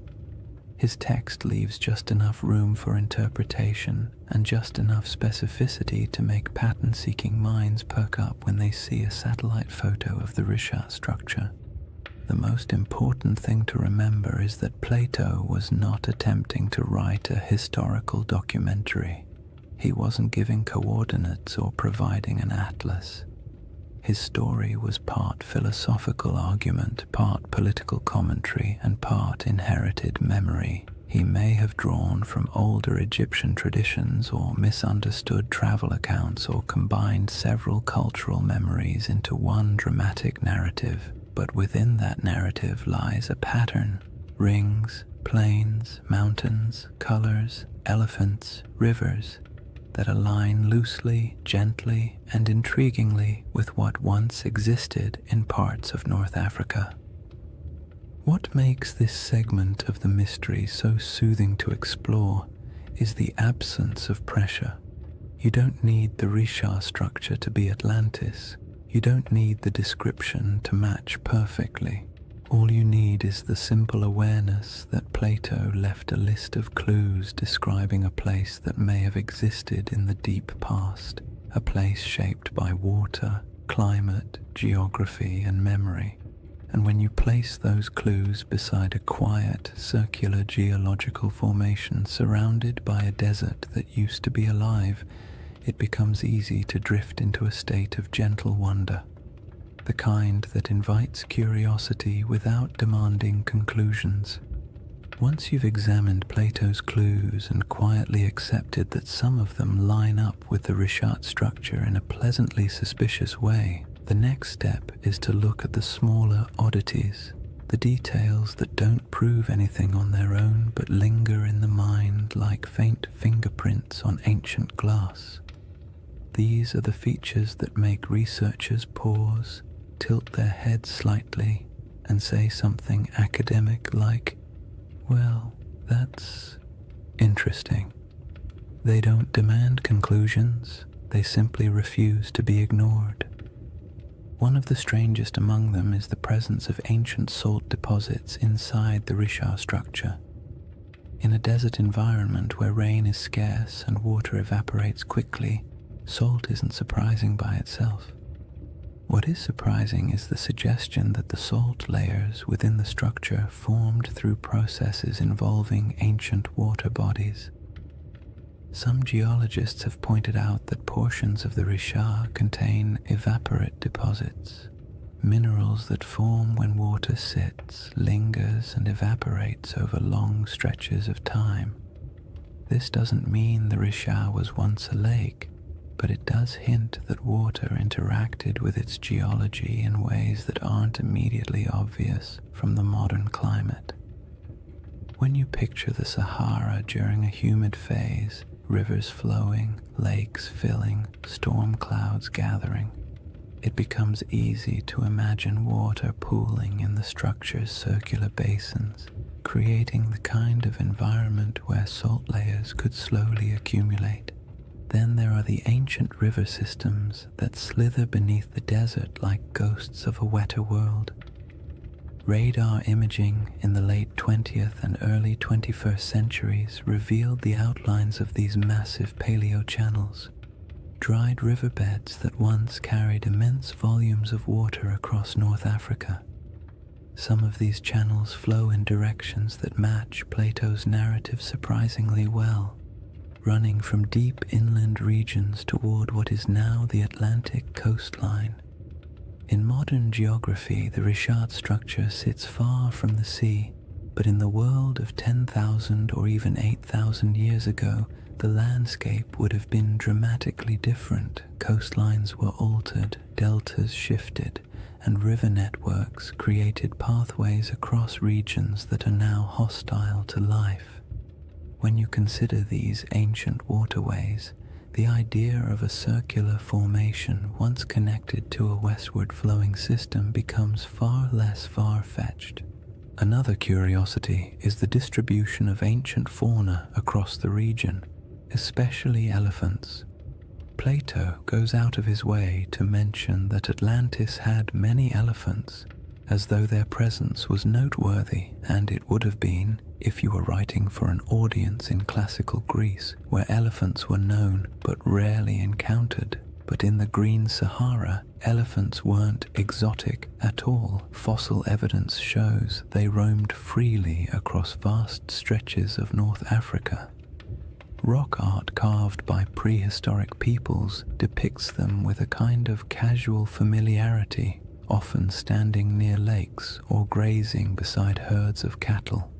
The presence of elephants in Plato's narrative doesn't align with modern geography, but it aligns beautifully with the prehistoric Sahara, suggesting that the imagery in his account may have been drawn from memories of a much earlier landscape. Tools and artifacts found throughout Mauritania add another layer of quiet intrigue. Archaeologists have uncovered stone tools, habitation traces, and remnants of early human activity around regions adjacent to the Risha structure. None of these finds point to an advanced or monumental civilization, but they confirm that humans lived, traveled, and worked in the area long before the desert swallowed it. Simple stone tools may not inspire the same imagination as grand ruins, but they indicate human presence. People exploring the ridges, hunting across the plains, or gathering plants near seasonal water. And while these finds don't match the grandeur of Plato's Atlantis, they contribute to a broader truth.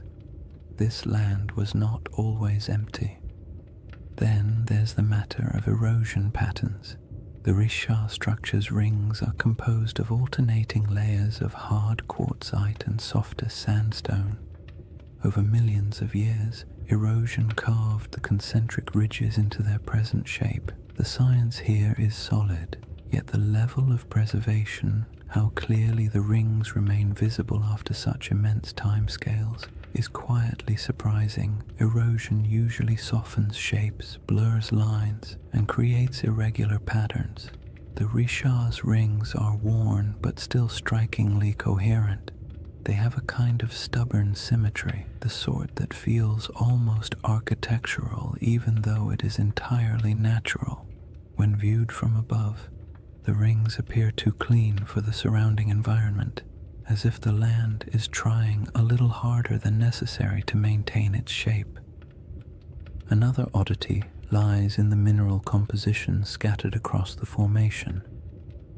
Geologists have noted that the area contains minerals associated with hydrothermal activity, meaning the region once experienced heat and fluid movement beneath the Earth's surface.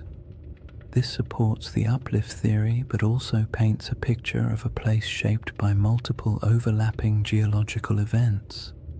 The Risha structure is not the result of a single moment. It is the result of a series of slow, layered processes interacting in strangely harmonious ways. When geological events stack neatly like this, creating a tidy circle in the middle of a continent, it sparks the imagination, because nature rarely arranges its complexity into something that looks organized from space. Some people point to the alignment of the structure with ancient travel routes, though this is more speculative. During the Sahara's greener days, groups traveling across the region might have used prominent landforms as markers. A circular plateau would have stood out. It might have acted as a natural waypoint in a place you recognized from a distance, a feature that reassured you that your path was correct. This doesn't make it a settlement or a central city, but it makes it part of the landscape of human movement. Landmarks have always shaped migration, even unintentionally. Then there's the subtle but persistent fascination researchers have with the interior depressions of the Richat structure. The central basin and inner rings create natural pockets where water might have pooled during rainy seasons. These areas could have provided temporary freshwater sources long before the desert took hold. If early communities ever camped here, the structure might have served as a resting place, a place where the land, by pure coincidence, gathered the elements people needed to survive. None of these oddities amount to direct evidence of Atlantis or any lost civilization. They don't point to architecture, writing, or engineering. They don't claim that the Richat structure is anything more than a geological formation shaped by erosion, uplift, and deep time. But taken together, these small details create a sense of place, a landscape shaped by water, life, and environmental transformation. A place where memories of a greener world might have lingered long after the land grew silent. A place that feels like it carries the whispers of older stories, even if those stories can never be proven. What remains after examining these clues is not certainty, but the soft, contemplative feeling of a mystery that refuses to resolve too neatly. That's the charm of the Richat structure, not that it answers questions, but that it invites you to keep asking them, slowly and without urgency, the same way the desert allows time to drift without needing conclusions. After exploring the curious parallels and intriguing coincidences, it's important to settle into the other side of the discussion, the quiet, grounded, scientifically steady side, the side that takes a deep breath, adjusts its glasses metaphorically, and says, "All right, let's not get carried away." Because while the Richat structure is visually compelling and undeniably mysterious in its aesthetic, the case against it being anything remotely like Atlantis is just as strong as the case that makes people wonder in the first place. And acknowledging that doesn't make the mystery less soothing. In fact, it makes it more balanced, more realistic, and more grounded in the rhythm of nature rather than the drama of myth. One of the simplest arguments against the Richat-Atlantis connection is the absence of ruins. No foundations, no walls, no pottery fragments, no structural remnants of any kind. If a major civilization once existed here, even one without monumental stone architecture, we would expect to find some trace of it. People leave things behind: tools, shards, fire pits, bones, carvings, symbolic objects, something. The Sahara is harsh, but not harsh enough to erase every sign of human activity. If a dense population had lived here, small nomadic encampments leave faint traces, farming settlements leave soil signatures, even temporary villages create debris. But inside the Richat structure, archaeological evidence is scarce, scattered, and entirely consistent with occasional prehistoric habitation rather than a populous, organized city. Another clear issue is scale. Plato describes Atlantis as a powerful naval civilization capable of launching fleets, influencing foreign regions, and maintaining a capital city large enough to impress outsiders. This would require infrastructure, labor specialization, long-distance trade, and durable materials. The Green Sahara did support human life, but the evidence we have, stone tools, simple camps, modest cultural artifacts, points to pastoral and hunter-gatherer lifestyles rather than elaborate urban systems. There were no harbors, no shipyards, no canal networks, and certainly no signs of advanced engineering.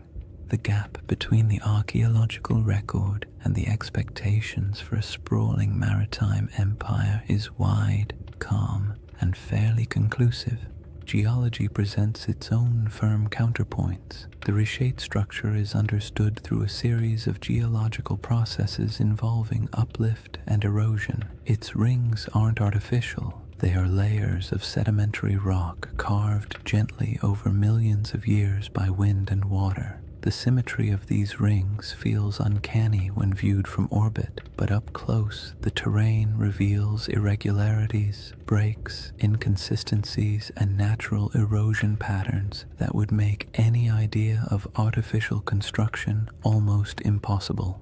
Nature has had a very long time to perfect this formation. It didn't need architects. It needed time, pressure, shifting plates, and the slow sculpting of weather. The age of the rocks is another point of conflict. Many layers of the Richat structure date back hundreds of millions of years, far older than anything humans could have shaped.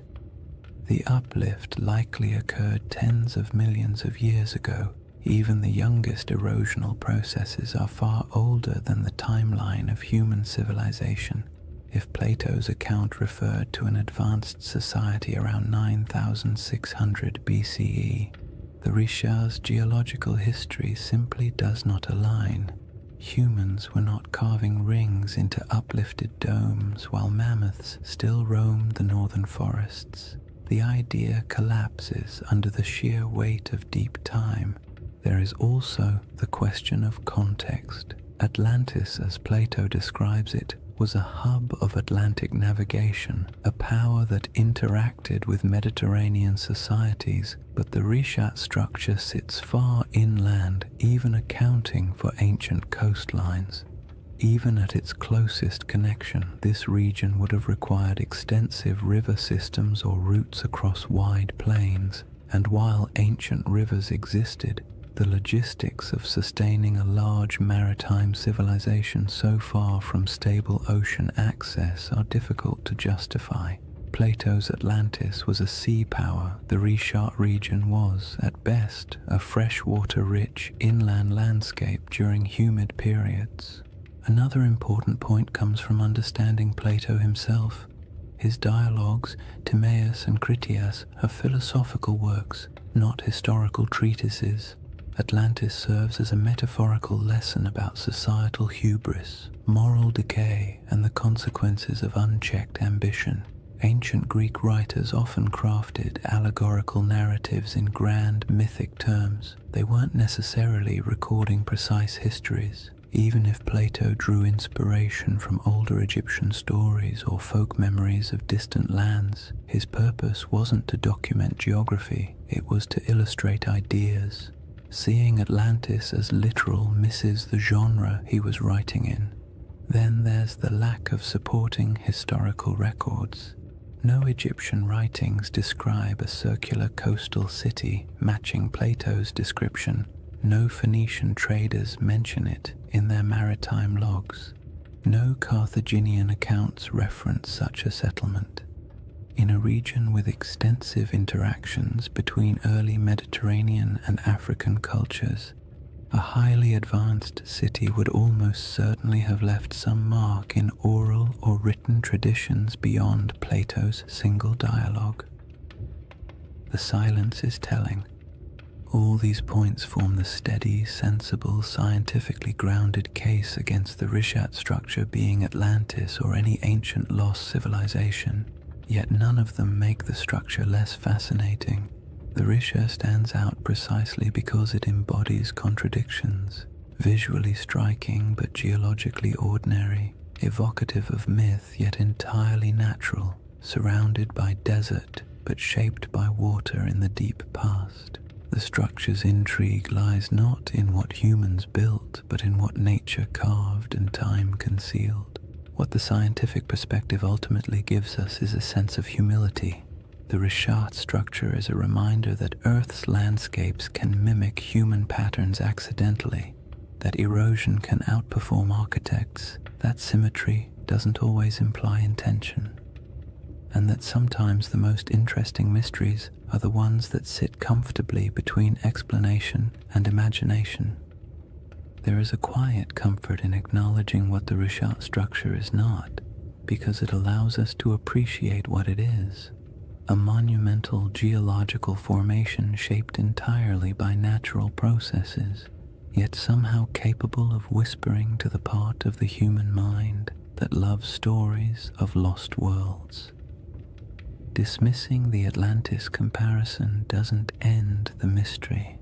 It reframes it, shifting the focus from fantasy to the wonder of a landscape that survived floods, droughts, and time itself. And somewhere between geological certainty and mythic speculation lies a middle path, a gentle possibility that doesn't require lost empires or supernatural disasters.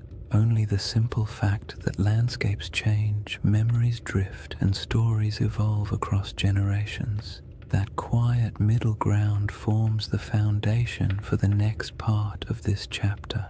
After weighing the clues and counterpoints, what remains is a space in between, a soft, contemplative middle ground where certainty isn't required and imagination doesn't have to be excessive. It's the place where most real historical mysteries quietly live, suspended between the cold confidence of science and the gentle allure of myth.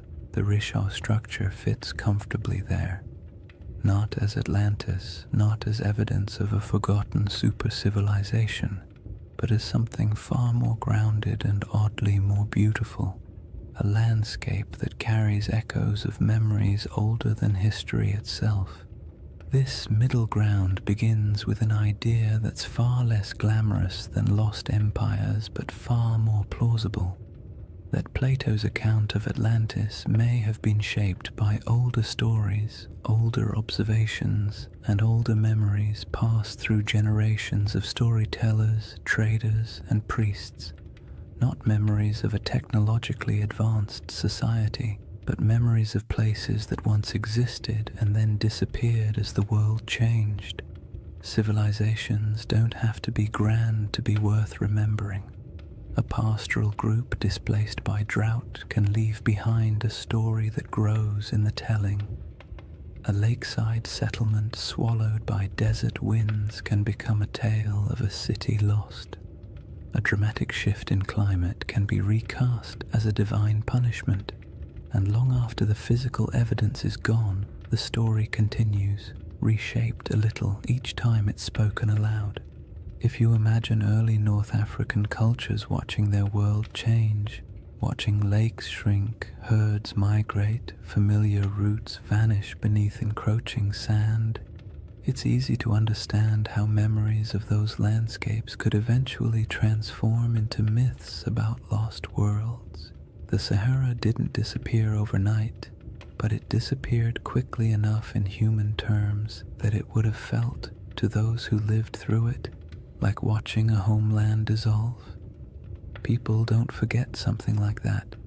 They carry it into new regions, tell it to their children, bury it in rituals and cautionary tales, and as those stories move from one culture to another, details shift, embellishments form, and simple memories become larger narratives.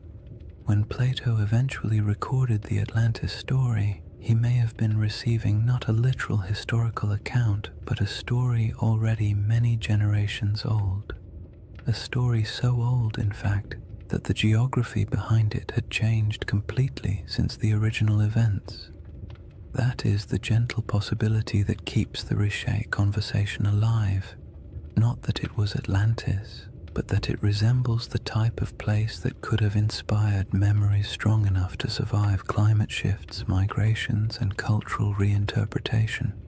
In this middle ground, the Rishat structure becomes less a candidate for Atlantis and more a symbol for the forgotten worlds that once existed during the Sahara's green phases. The circular shape isn't a blueprint. It's a coincidence that resembles human descriptions of circular settlements or lake systems.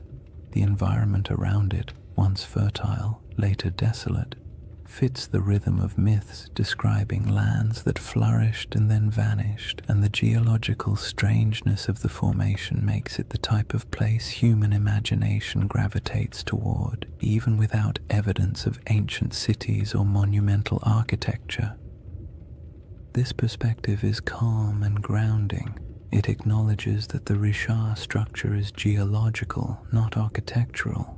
It embraces the idea that natural formations can inspire awe without requiring supernatural explanations, and it allows space for the possibility that human stories, especially the very old ones, often preserve impressions of landscapes altered or erased by time. In this view, Atlantis isn't a lost city waiting to be excavated. It's a cultural memory of a world transformed. The middle ground also makes room for one of the most fascinating aspects of human storytelling: our tendency to merge different memories into single narratives. Imagine an Egyptian priest hearing tales from travelers who claim their ancestors once lived in a land where water flowed through concentric valleys. Imagine those memories mixing with other stories of disappearing lakes, ancient floods, or regions swallowed by drought. Imagine Plato hearing a version of that tale centuries later, filtered through generations of reinterpretation. By the time he wrote it down, the story would have been a blend, part geography, part metaphor, part nostalgia for a world the teller never saw. This blending of truth and tale is not deception. It's how oral traditions work. Details shift, landscapes become symbols, natural disasters become moral lessons.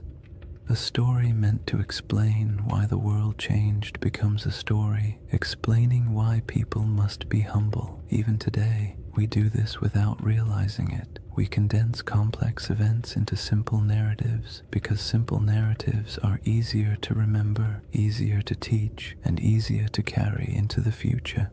In the calm light of this middle ground, the Richa structure serves as a gentle reminder that landscapes shape stories just as stories shape our perception of landscapes.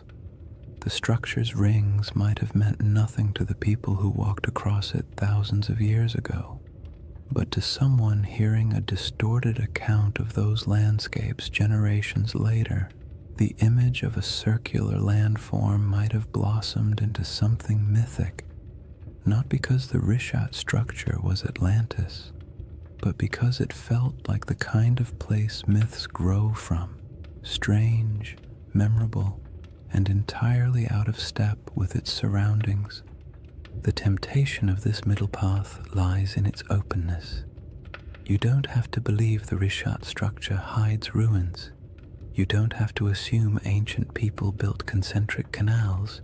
You don't even have to decide whether Atlantis existed as a literal place. You simply accept that the ancient world was filled with environments now gone, and that stories from those environments survived in forms we barely recognize. The Rishat structure becomes one of many possible inspirations, not the answer, but an echo. There's something soothing about mysteries that don't demand solutions. They allow your mind to drift without needing to arrive anywhere specific. The Risha structure isn't a riddle asking to be solved. It's an invitation to explore deeper layers of time, to imagine landscapes that no longer exist, and to appreciate how human memory stretches across millennia. It reminds us that myths often begin with something real, not a lost empire necessarily, but a lost environment, a lost way of life, or a lost understanding of the land. And that leads us gently into the final chapter of this journey, a shift away from evidence and counter-evidence, and toward the quiet, cosmic perspective that emerges when you consider how long the Rishat structure has watched the desert around it rise, fall, and change. Chapter 4. The Eye That Remembers Everything. If you ever find yourself imagining the Richau structure at night, it helps to forget the satellite photos and geological diagrams for a moment and picture something much quieter, a place far from modern roads, far from city lights, far from anything that interrupts the soft rhythm of the desert after sunset. Night in the Sahara is its own world, almost a separate dimension from the harsh daylight that most people think defines it.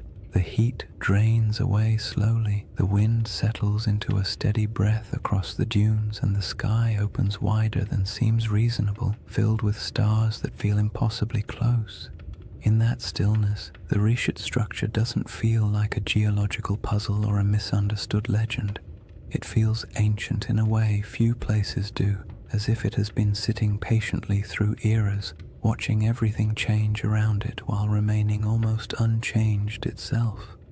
Standing at the center of the formation under a clear sky would feel like standing inside a natural observatory. The circular ridges rise around you, not high enough to trap you, but just high enough to create the sense of being in a vast stone bowl. The curves would guide your gaze upward toward the sky, making the stars appear as though they are swirling in unison with the rings below. There are no lights to dim the stars, no distant hum of traffic, no artificial sounds, just the low whisper of the wind brushing across ancient rock, passing through channels carved by time, creating tones so soft you might not even register them consciously. In that kind of quiet, the desert feels alive, not in a dramatic or mystical way, but in the subtle way landscapes breathe through temperature shifts, airflow, and tens of thousands of years of stillness. The moonlight transforms the Risha structure even further. The pale light pools in the lower depressions and glides across the ridges, revealing the circular symmetry that can be hard to see when you're standing on the ground during the day. At night, those rings shine faintly, almost glowing in places where quartzite catches the moon's reflection. The effect is soothing, not eerie, the kind of sight that makes you exhale slowly, not look over your shoulder. The desert has always been a place where time feels soft and stretched, and inside the Rishat at night, that feeling only deepens, as if the land is gently reminding you that it has existed far longer than any human story about it. There is something comforting about how little the Risha structure demands. It doesn't insist on meaning. It doesn't ask to be interpreted. It simply sits, weathered and patient, while the sky above it cycles through constellations that ancient people once used to navigate across greener lands. Thousands of years ago, when the Sahara was still alive with lakes and grasslands, early humans would have looked up at the same stars, using them to track seasons, migrations, and time. They may have passed near the Rishat without knowing its shape, but they would have walked under this same sky, feeling the same cool air after sunset, listening to similar breezes skimming across the land. In that sense, the desert night turns the Risha structure into a bridge between eras, not because anything connects them physically, but because the sky has remained one of the few constants across the entire sweep of human history. If you were to sit on one of the ridges and look out into the darkness, you would see nothing but the silhouettes of dunes shifting gently in the moonlight. The horizon softens at night, blending sky and sand into a single muted line. It's the kind of scene that encourages introspection, not analysis. You don't wonder who built the structure or whether it held palaces or temples. You simply feel the weight of time, not as something heavy or intimidating, but as something vast and calming. The world has changed so many times, and the Risha has been here through all of it, absorbing the silence, weathering the storms, and watching the land around it transform. The desert's silence isn't empty. It holds layers of memory, not the kind you can excavate with tools, but the kind that lingers in atmosphere. The silence feels old, as if it carries a faint awareness of the worlds that once existed here. Lakes reflecting starlight, animals moving across grasslands, families gathering near fires that burned in a landscape now gone. The nighttime air feels thick with that invisible history. yet it doesn't demand your attention. It simply exists like a soft background hum. The stars above the Rishat structure appear especially dense because of the region's extreme remoteness. The Milky Way stretches overhead like a pale river of light, echoing the rivers that once flowed across the Sahara during its humid phases. The longer you look, the more constellations seem to reveal themselves, and the more the structure on the ground feels connected to the cosmos above. The rings of the Rishat mirror the vast circular patterns in the sky, the arcs of the galaxy, the curvature of the horizon, the slow rotation of the Earth itself. It creates a sense of gentle symmetry between Earth and sky, a reminder that humans have always found meaning in patterns even when those patterns were accidental. It's easy to understand why people feel drawn to connect this ancient formation with legends. Standing inside the Risha at night could make anyone feel the urge to tell a story, not a sensational one, but a quiet one about the persistence of the land, the fragility of memory, and the way nature sometimes creates shapes that feel like symbols. In the soft glow of the moon, the structure doesn't look artificial, but it does look intentional in a way only nature at its most patient can achieve. What makes the Risha structure so soothing at night is the way it absorbs human curiosity without answering it. You can wonder about its origins, its place in mythology, its connection to past climates, or whether ancient people ever felt a hint of awe when passing near it. But the structure offers nothing back except the gentle assurance that it will still be here long after our questions fade into silence. In that sense, it becomes a reminder not of lost civilizations, but of time's quiet endurance, the slow, steady processes that shape the Earth far beyond human timelines. And as the night grows deeper and the air cools further, the Rishat structure settles into complete stillness, becoming not a mystery to solve, but a place to simply exist for a moment, to rest, to breathe, and to absorb the sense of calm that comes from standing in a landscape that has survived every climate, every story, and every shift the world has thrown at it. The next layer of this journey explores the source of that storytelling instinct, why humans see patterns, build myths, and create meaning from landscapes that endure long after the civilizations around them disappear. If you sit long enough inside the Risha structure, not literally of course, but in your mind, quietly imagining the desert night and the slow movement of stars overhead, you eventually drift into a very human question. Why do we tell stories about places like this?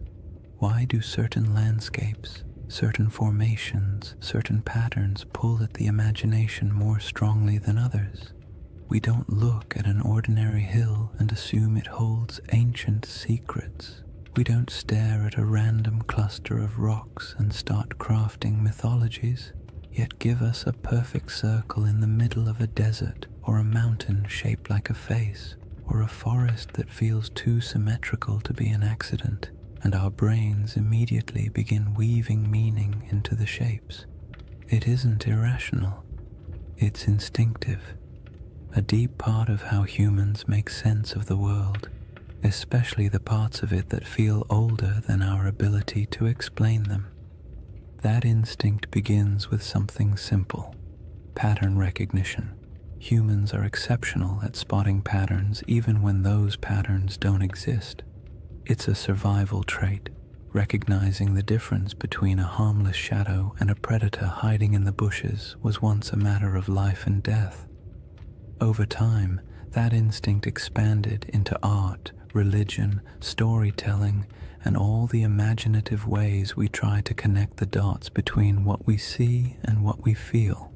When early people saw the rings of the Rishat structure, perhaps not from the ground but from the gradual rise of surrounding terrain, they might have sensed an unusual regularity in its shape. Maybe not enough to interpret it as a city or a monument, but enough to remember it, enough to describe it, enough to make it feel distinct from the ordinary landscapes around it. The human imagination thrives on places that feel just slightly out of place. The Risha structure does exactly that. It's too round, too wide, too neatly layered to blend in with the rugged desert. It doesn't look artificial, but it doesn't look random either. It occupies a liminal space, natural but strangely intentional in appearance, and when a landscape hovers in that space, the imagination naturally steps in to fill the gaps. People project stories onto it not to deceive anyone, but because stories help us understand what feels beyond understanding.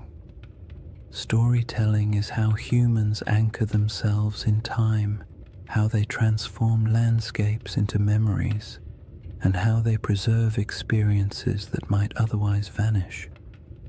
This is why even the calmest, most scientific minds sometimes drift into gentle speculation when they look at places like the Rishat, not because they truly believe in lost empires hiding under millions of years of erosion, but because landscapes with unusual beauty evoke a sense of quiet wonder, and wonder is a fertile ground for stories. You don't need to imagine Atlantis rising and falling. You only need to imagine how it felt for early communities to live in a Sahara full of lakes and wildlife, passing by a strange circular plateau that looked different each season. Maybe it was a landmark, maybe it was a gathering point, maybe it meant nothing at all, but it would have stood out, and anything that stands out tends to gather stories. Humans also tell stories because the natural world isn't always generous with explanations. For most of history, people didn't have geology textbooks or climate models. They had observations, intuition, and oral traditions. When a river dried, they created a story. When a mountain erupted, they created a story. When the stars shifted seasonally, they created stories to explain their patterns. Over generations, these stories evolved, blending details from nature with the emotional tone of the people describing them. A drought wasn't just an environmental event, it became a moral narrative of balance lost and regained. A vanished lake wasn't just climate change, it became a tale of a great flood or a divine warning, or a forgotten world swallowed by forces beyond human control. It isn't surprising that the Rishat structure, surrounded by a desert shaped by one of the most dramatic climate transformations in human prehistory, inspires curiosity bordering on myth. Long before Plato wrote about Atlantis, people across the Sahara would have witnessed environmental shifts so profound they could barely describe them. Shrinking lakes, migrating animals, the slow invasion of sand, these experiences leave emotional impressions. A landscape that once supported entire populations can fade into silence within a few generations, and when that happens, the stories that form afterward are rarely literal accounts. They become metaphors for loss, change, and the fragility of human presence. The act of storytelling also brings comfort. It creates order in places where nature seems chaotic. It offers meaning in events that feel senseless, and it allows cultures to pass knowledge from one generation to the next. A story about a lost world isn't just entertainment. It's a way of saying, something important happened here, don't forget it. Those stories can stretch across thousands of years, even if the exact details blur.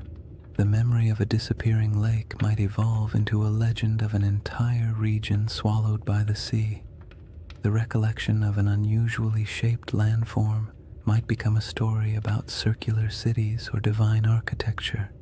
When landscapes change as drastically as the Sahara did, the human imagination steps in to preserve what the land no longer shows. What's interesting is that the imagination doesn't only reach backward, it also reaches upward. Humans have always linked earthly landscapes with the sky. The circular shape of the Risha structure mirrors patterns in the heavens, orbits, celestial spheres, the arc of the Milky Way. Ancient cultures often looked at the sky and the earth as mirrors of one another. If something looked meaningful on the ground, they assumed a celestial connection.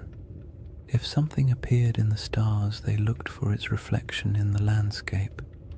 This tendency isn't mystical, it's psychological. It creates symmetry between the known and the unknown, allowing people to navigate a confusing world through harmony rather than randomness. The Risha structure invites that kind of thinking. At night, when the stars swirl overhead and the rings below form a gentle spiral of shadow and light, it becomes easy to understand how the human imagination might link the two, not through elaborate theories, but through quiet intuition, through the simple feeling that a place shaped in circles must hold a story shaped in circles, through the awareness that landscapes sometimes look like symbols even when they are not, through the natural desire to connect the visible world with the invisible past. In the end, the human imagination isn't a flaw in our understanding of places like the Risha structure. It's a companion. It allows us to explore possibilities without insisting on answers. It lets us appreciate mysteries without demanding they be solved. And it reminds us that even when we know the scientific explanation for a geological formation, we can still feel wonder, still be moved by the beauty of its shape, and still tell stories about what it might have meant to the people who walked through a greener Sahara thousands of years ago. That instinct to remember, to reinterpret, to imagine, leads naturally into the next part of this journey. The way deserts protect, preserve, and occasionally conceal pieces of worlds that no longer exist, leaving behind not cities but quiet geological breadcrumbs for the patient observer. When people think of the desert, they often imagine it as a place that erases everything. Wind sweeping across dunes, sand swallowing anything left on the surface, time grinding all traces of the past into dust.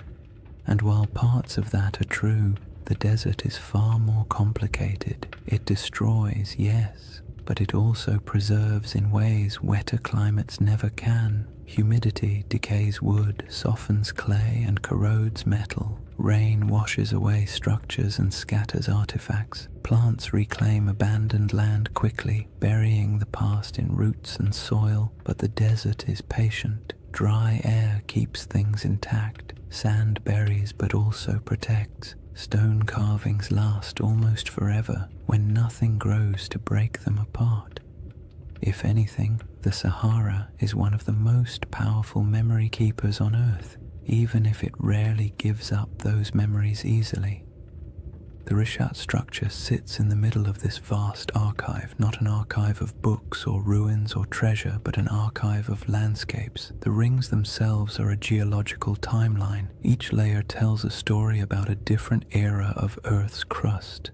The minerals inside them remember volcanic activity, erosion patterns, shifts in ancient climates, and surrounding the structure, scattered across the Sahara, lie faint traces of worlds that came and went before the desert took over. Fossils of fish that once swam in freshwater lakes, shells from ancient inland seas, bones of hippos, giraffes, elephants, and antelope that lived in grasslands where nothing but dunes now remain. These remnants are quiet, fragile, and astonishingly well preserved because the desert has held them still for millennia.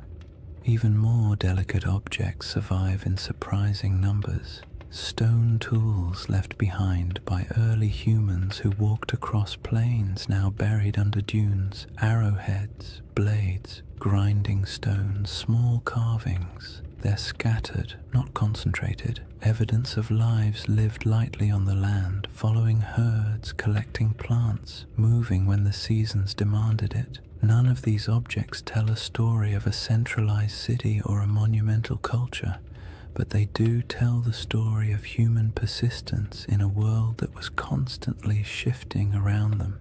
These tools have edges still sharp enough to cut.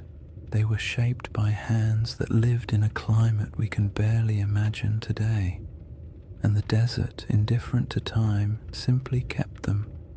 Then there are the rivers, or rather, the ghosts of rivers.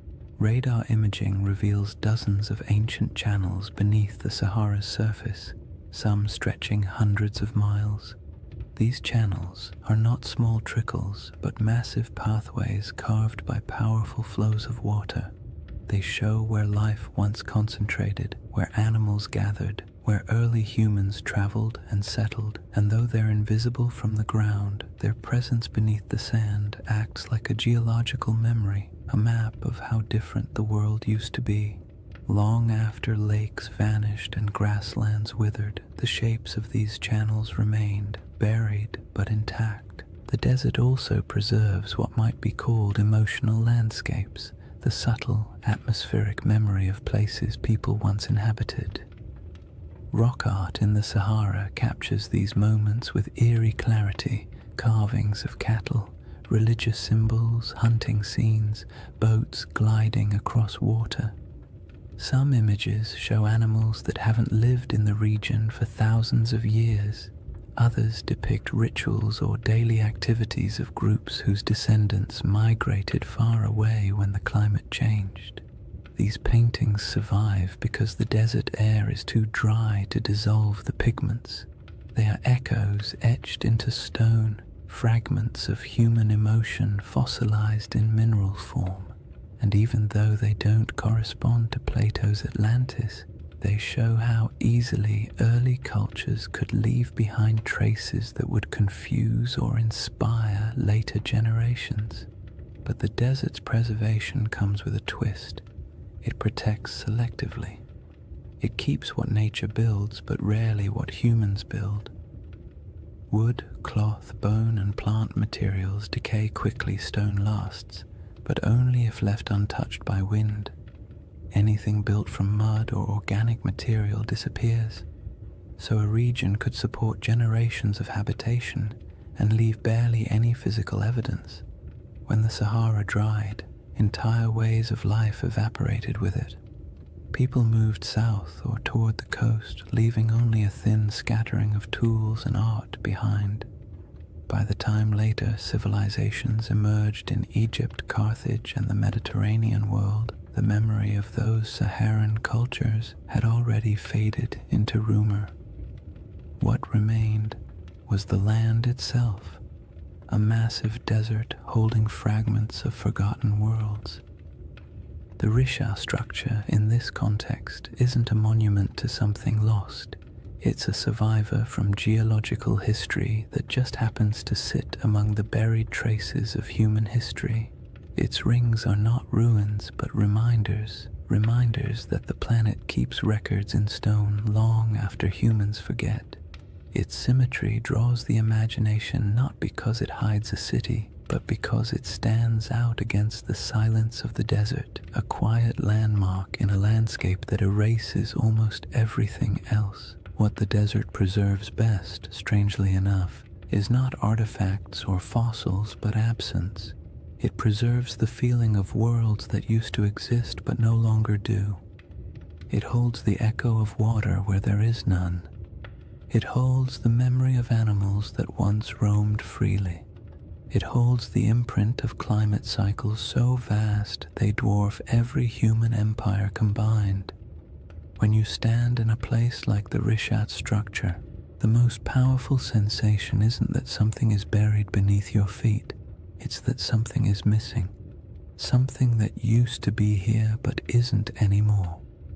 That sense of absence can be misunderstood as evidence of ruins or lost cities, but it's really just the desert doing what deserts do, revealing nothing and everything at the same time. And that is why this landscape inspires stories. Humans fill silence with meaning. We see the absence and imagine what might have once filled it. We see preserved fossils and picture thriving ecosystems. We see ancient riverbeds and imagine the people who walked beside them. The desert keeps just enough evidence to suggest what once existed, but not enough to tell the full story. And in that gap, wide, quiet, and centuries deep, the imagination takes over. This brings us to the final movement of this journey, a gentle widening of perspective, a step back from geology and fossils and myths, and into the broader cosmic calm that emerges when you stand in the middle of a desert night and realize just how ancient, patient, and enduring the earth truly is. When you step back from all the theories, the geology, the ancient climates, and the quiet wonders preserved by the desert, the Risha structure becomes something simpler. Not a riddle demanding an answer, but a reminder of how small we are against the scale of time. Standing in the middle of its rings, especially under the night sky, you can feel the weight of millions of years pressing gently around you, not in a frightening way, but in a calming, grounding way, the kind that makes your breath slow down without you meaning to, as if the land itself is inviting you to let go of the need for certainty. Because the truth is, the Rishat structure doesn't care what we believe about it. It existed long before humans tried to make sense of it, and it will exist long after our stories fade. The desert has watched entire civilizations rise and fall at its edges, while the eye of Africa simply remained what it always was, a geological formation shaped by pressures, erosion, and deep time. And yet, for something so indifferent, it has a remarkable ability to hold our attention, to stir our imagination, to make us lean forward and whisper, "What if?" That what if doesn't need to be answered. It's enough that the question exists. It's enough that something in a quiet corner of the Sahara can evoke wonder in people who will never stand beside it. We don't need Atlantis for the Risha to matter. We don't need a lost empire or buried ruins. The formation is compelling precisely because it sits on the edge of the known and the unknown, part science, part mystery, part myth, part memory. It invites you to be curious without demanding conclusions, and that is its most soothing quality. If you imagine the Risha at its quietest moment, perhaps just before dawn, when the stars begin to fade but the sun hasn't yet lifted over the dunes, the entire landscape feels suspended. The air is cool, still carrying the desert's nighttime clarity. The sky brightens slowly, revealing the faint outlines of the rings around you. The first light washes over the ridges, turning the stone soft shades of blue and gold. In this moment, it feels as though the structure is waking up, though of course it never sleeps. It simply cycles through light and darkness, warmth and cold, day after day, century after century, long after humanity stopped paying attention, and that quiet persistence is part of its allure. The Rishat structure doesn't ask for interpretation because it doesn't need us. It exists comfortably beyond our stories. We are the ones who project meaning onto it, who draw parallels, who search for patterns, and there's nothing wrong with that. Humans make meaning because it helps us navigate a world that rarely explains itself. But when you're standing in front of something so ancient, so vast, and so unaffected by our questions, the impulse to interpret eventually softens. You start to accept the landscape the way you accept the night sky, beautiful, mysterious, complete without needing answers. This is why the final feeling the Risha structure gives isn't excitement or fear or even curiosity. It's perspective, the kind of perspective that makes you realize how temporary human history is compared to geological time, Civilizations rise, cities flourish, myths form, and then everything fades. But the land remains. The Sahara has been green, then brown, then green again, then sand, then grass, then dunes. The world shifts constantly, but overspans so long that it's easy to forget. Human history is only a blink in the Earth's memory. When you imagine the Eye of Africa remembering, it's not literal, of course. Rock doesn't hold memories the way we do, but landscapes preserve patterns, scars, layers, and echoes of what came before. The Risha structure remembers not through intention, but through endurance, through the way its rings hold the imprint of ancient forces, through the way it witnessed the Sahara's transformation without changing its own essential shape, through the way it stands in the middle of emptiness, still holding the quiet dignity of something older than our oldest stories. And as you let that perspective sink in, the idea of Atlantis becomes less about a place and more about a feeling that somewhere, sometime, a world existed that is now gone, a feeling that memory outlasts evidence, a feeling that not everything that disappears is lost forever. Some things simply fade into new forms, new landscapes, new interpretations. The Risha structure doesn't solve the Atlantis mystery, but it offers a gentle space where that mystery can rest, unpressured and unbothered. In the end, the most peaceful thought of all is this: maybe Atlantis was real, maybe it wasn't. Maybe it was a memory of a greener Sahara. Maybe it was an echo of rivers and lakes that vanished before history began. Or maybe it was just a story, a beautifully structured story passed down through generations. But somewhere out there in the quiet heart of the desert, the Eye of Africa is still watching. Not searching, not revealing, just watching. Watching the night sky turn. Watching the dunes shift. Watching time pass with the patience only the earth itself can hold. And there is something profoundly comforting about that.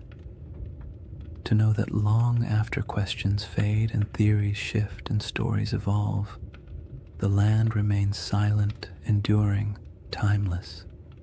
A slow, cosmic heartbeat in the middle of the Sahara, inviting you to breathe a little slower, to let your thoughts drift, and to fall gently into rest.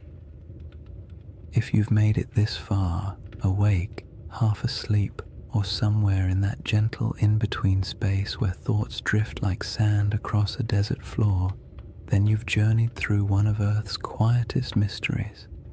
And maybe that's the real beauty of the Risha structure.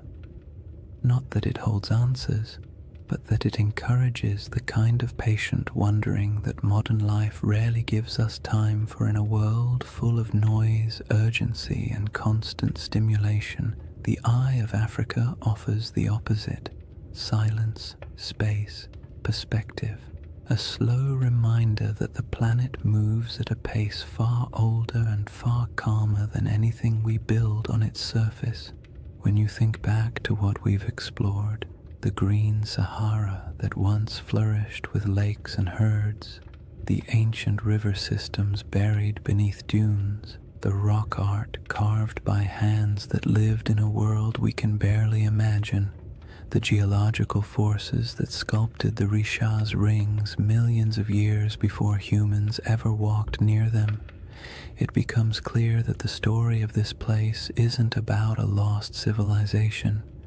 It's about a lost landscape, a world that once existed, quietly thrived, and then vanished not because of catastrophe, but because Earth itself shifted into a new rhythm.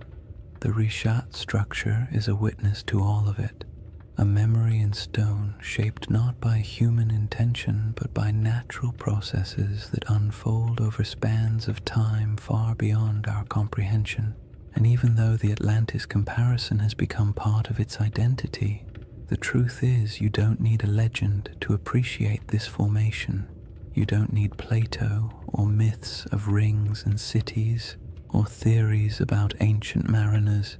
You only need the simple awareness that our planet contains places so strange and so beautiful that they feel like stories even before we start telling them. The Richat structure is one of those places.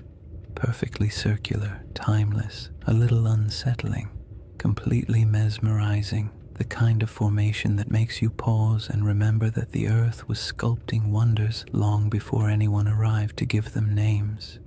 There's a quiet comfort in imagining the Eye of Africa as a presence rather than a puzzle, not a watcher in any mystical sense, but a symbol of endurance. It has seen the Sahara as a cradle of life, then as a wilderness, and now as a vast ocean of sand. It has seen climates shift, species migrate, and entire ecosystems vanish into memory.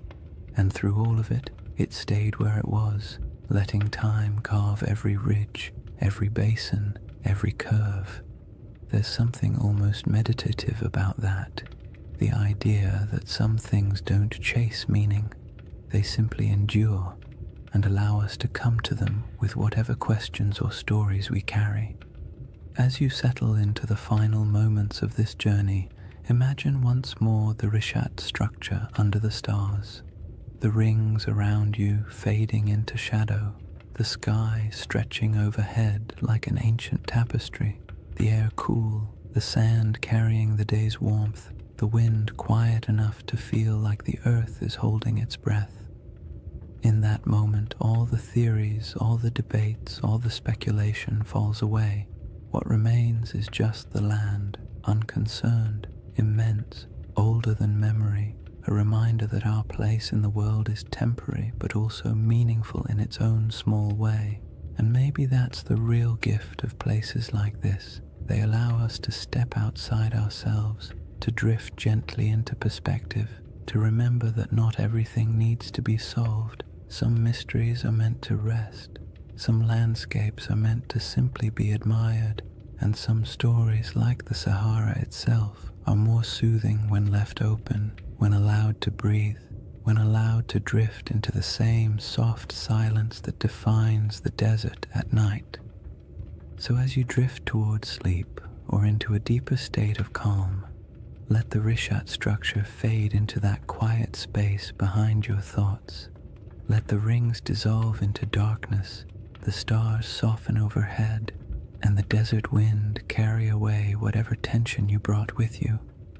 The earth has been here a long time, and it will be here long after the worries of today have faded. You are small compared to the scale of geological time, but that smallness is not a burden. It's a comfort, a reminder that it's okay to rest. Thank you for spending this time exploring one of the planet's most beautiful and enigmatic features.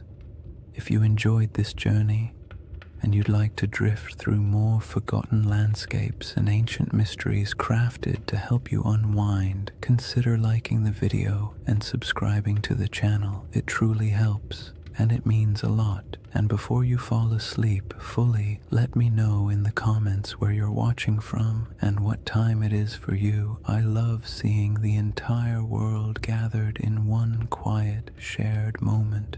For now, take one last breath. Let it go slowly, and let the desert night close around you. The Eye of Africa will keep its silent watch. You only need to rest.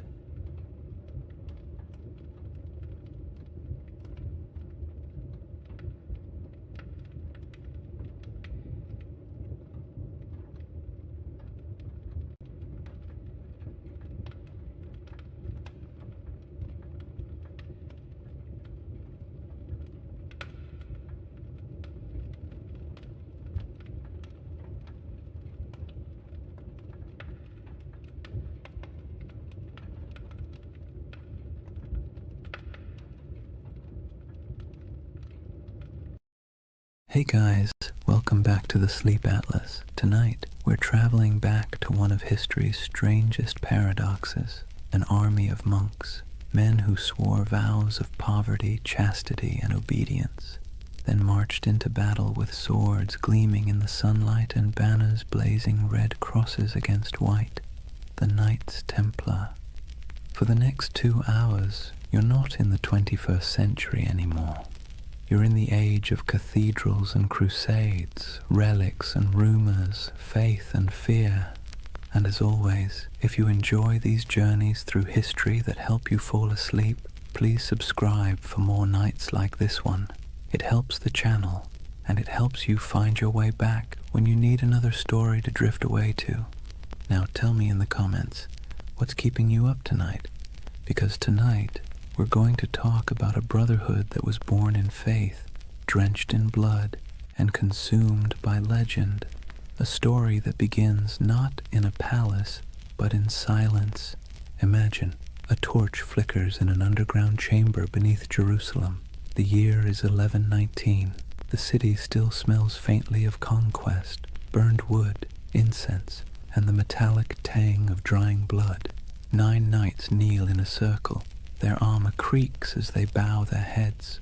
One of them, Hugh de Payens, a French nobleman with eyes like chipped flint, swears an oath before God to live without wealth, without women, without fear, to protect the pilgrims traveling these deadly roads to the Holy Sepulchre. No music, no witnesses, just men and stone and the echo of words they can never unsay. That's how the Knights Templar began, or at least how history thinks they did. But as with most things that begin in the dark, the truth is more complicated. Chapter 1. The Secret Birth of a Holy Army. Jerusalem in 1119 was not a place of peace. The First Crusade had ended 20 years earlier, and what the Crusaders left behind wasn't holiness, it was chaos. The Holy City was technically Christian, ruled by a Latin king, but the streets were still littered with ghosts. Mosques had been turned into churches. Pilgrims from Europe wandered through the desert, barefoot and dazed, believing they were walking through the Bible itself. And everywhere, the tension between faiths hung thick as incense. The roads between the coast and the city were a nightmare. Bandits, raiders, and desert tribes preyed on travelers like wolves. Every year, hundreds of unarmed pilgrims set out from the ports of Jaffa or Acre to see the place where Christ had died, and many never arrived. It was a land where faith could get you killed faster than sin.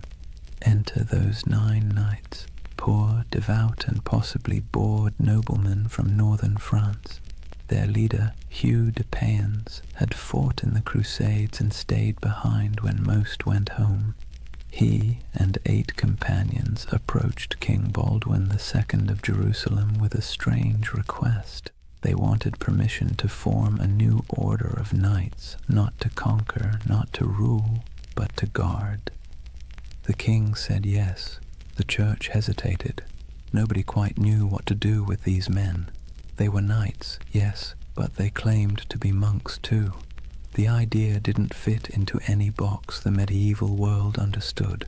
A soldier was supposed to fight, a monk was supposed to pray, and these men wanted to do both. Baldwin gave them quarters in a building that stood on the ruins of the Temple of Solomon, the most sacred and controversial ground in the world. And that's where their name came from. The poor fellow soldiers of Christ and of the Temple of Solomon. Or more simply, the Knights Templar. Now here's where things start to shimmer with myth, because for nearly a decade, nobody heard much from them. No glorious battles, no public presence, just 9 knights living quietly in a half-ruined temple, claiming to protect pilgrims. And that's when the whispers began. What were they doing under the temple? Some said they were excavating. Others said they were searching for something buried deep beneath the stones, relics perhaps, or knowledge long hidden since the days of Solomon himself. Modern archaeologists will tell you this is nonsense, of course, but even they admit the Templars had access to the Temple Mount, a privilege almost no one else in Christendom enjoyed, and for years they dug there with the Church's blessing. When they finally emerged into public life, they were different, organized, wealthy, confident, almost as if they'd found something that changed everything. But let's step back for a moment. The early 11th century was an age of improvisation. The Crusader states were young, messy, and barely hanging on. Every kingdom was a patchwork of loyalties, half knights, half pilgrims, and a lot of wishful thinking. The Church was desperate for order, and the Templars offered exactly that, a blend of zeal and discipline that looked like divine intervention in armor. It was a brilliant pitch, and they sold it well. When Hugh de Payens traveled back to Europe in 1127 to seek official recognition, he met with kings, nobles, and eventually the Pope himself. The Church loved them, a holy army that required no payment, asked for no land, and swore absolute loyalty to God. It was a bureaucrat's dream. Pope Honorius II granted them official status, and a few years later, in 1139, another pope, Innocent II, took it even further. He declared that the Templars answered to no king, no bishop, and no law except the popes. They were untouchable, exempt from taxes, allowed to cross borders freely, and permitted to collect donations directly from the faithful. In other words, the Knights Templar became a multinational corporation, centuries before such a thing should have existed. And that's where their story stops being quaint and starts getting strange. Because remember, these were men who began with nothing.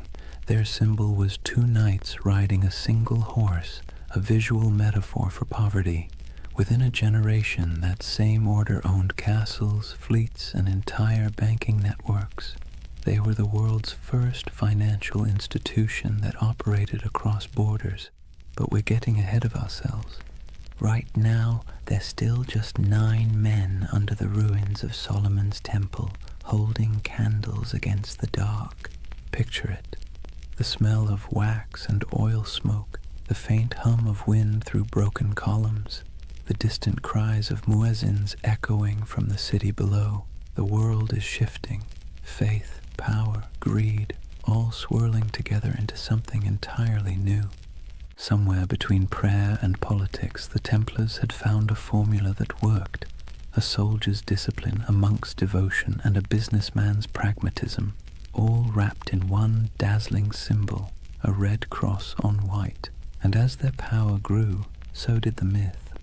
People whispered that the knights never truly slept, that their prayers could call down miracles, that their swords glowed in battle like divine fire. In an age starved for heroes, the Templars became living icons. And for the Church, they were proof that holiness could conquer the world, or at least fund its expansion. Still, even in these early days, the seeds of their downfall were already being planted, because whenever power hides behind purity, suspicion follows. For now, though the world was enchanted by them, Europe sent them gold, recruits, and blessings. The Templars began to build fortresses across the Holy Land, stark geometric structures designed not for beauty but for survival. The first of these rose near Gaza, its walls thick and severe as if carved from a single thought: hold. And hold they did. Against heat, disease, and endless waves of enemies, the Templars endured. They were a strange hybrid, too pious for ordinary knights, too violent for ordinary monks, but somehow they worked. The desert turned them into something sharper, harder, less human, and the world rewarded them for it. By the end of the 12th century, the Templars were no longer a curiosity. They were a force of nature. Their red cross fluttered on every major battlefield from Antioch to Acre. Pilgrims prayed to them as if they were saints. Kings borrowed money from them as if they were banks. and behind their stoic silence they smiled, because they knew the holiest men in Christendom were also its most indispensable. The Holy Land. It sounds peaceful, doesn't it? Golden deserts, olive groves, sun-bleached ruins, the kind of place you might imagine angels hovering over in serene silence. But in the early 12th century, it was anything but serene. Jerusalem had been liberated by Christian crusaders only a few decades earlier, and let's be clear, liberation in medieval terms usually meant blood up to the ankles. The First Crusade had ended with the massacre of nearly every inhabitant of the city, Muslim, Jew, and even some Christians unlucky enough to be standing in the wrong doorway. The survivors who staggered out of those gates left behind a city that was holy, yes, but also haunted. Now, imagine you're one of the pilgrims arriving from Europe after that carnage. You've sold your land, kissed your family goodbye, and endured months on a leaky ship that smelled of salt, vomit, and desperation. You finally set foot on the sacred soil of Jerusalem, only to realize it's crawling with mercenaries, thieves, and rival priests arguing over who owns which holy relic.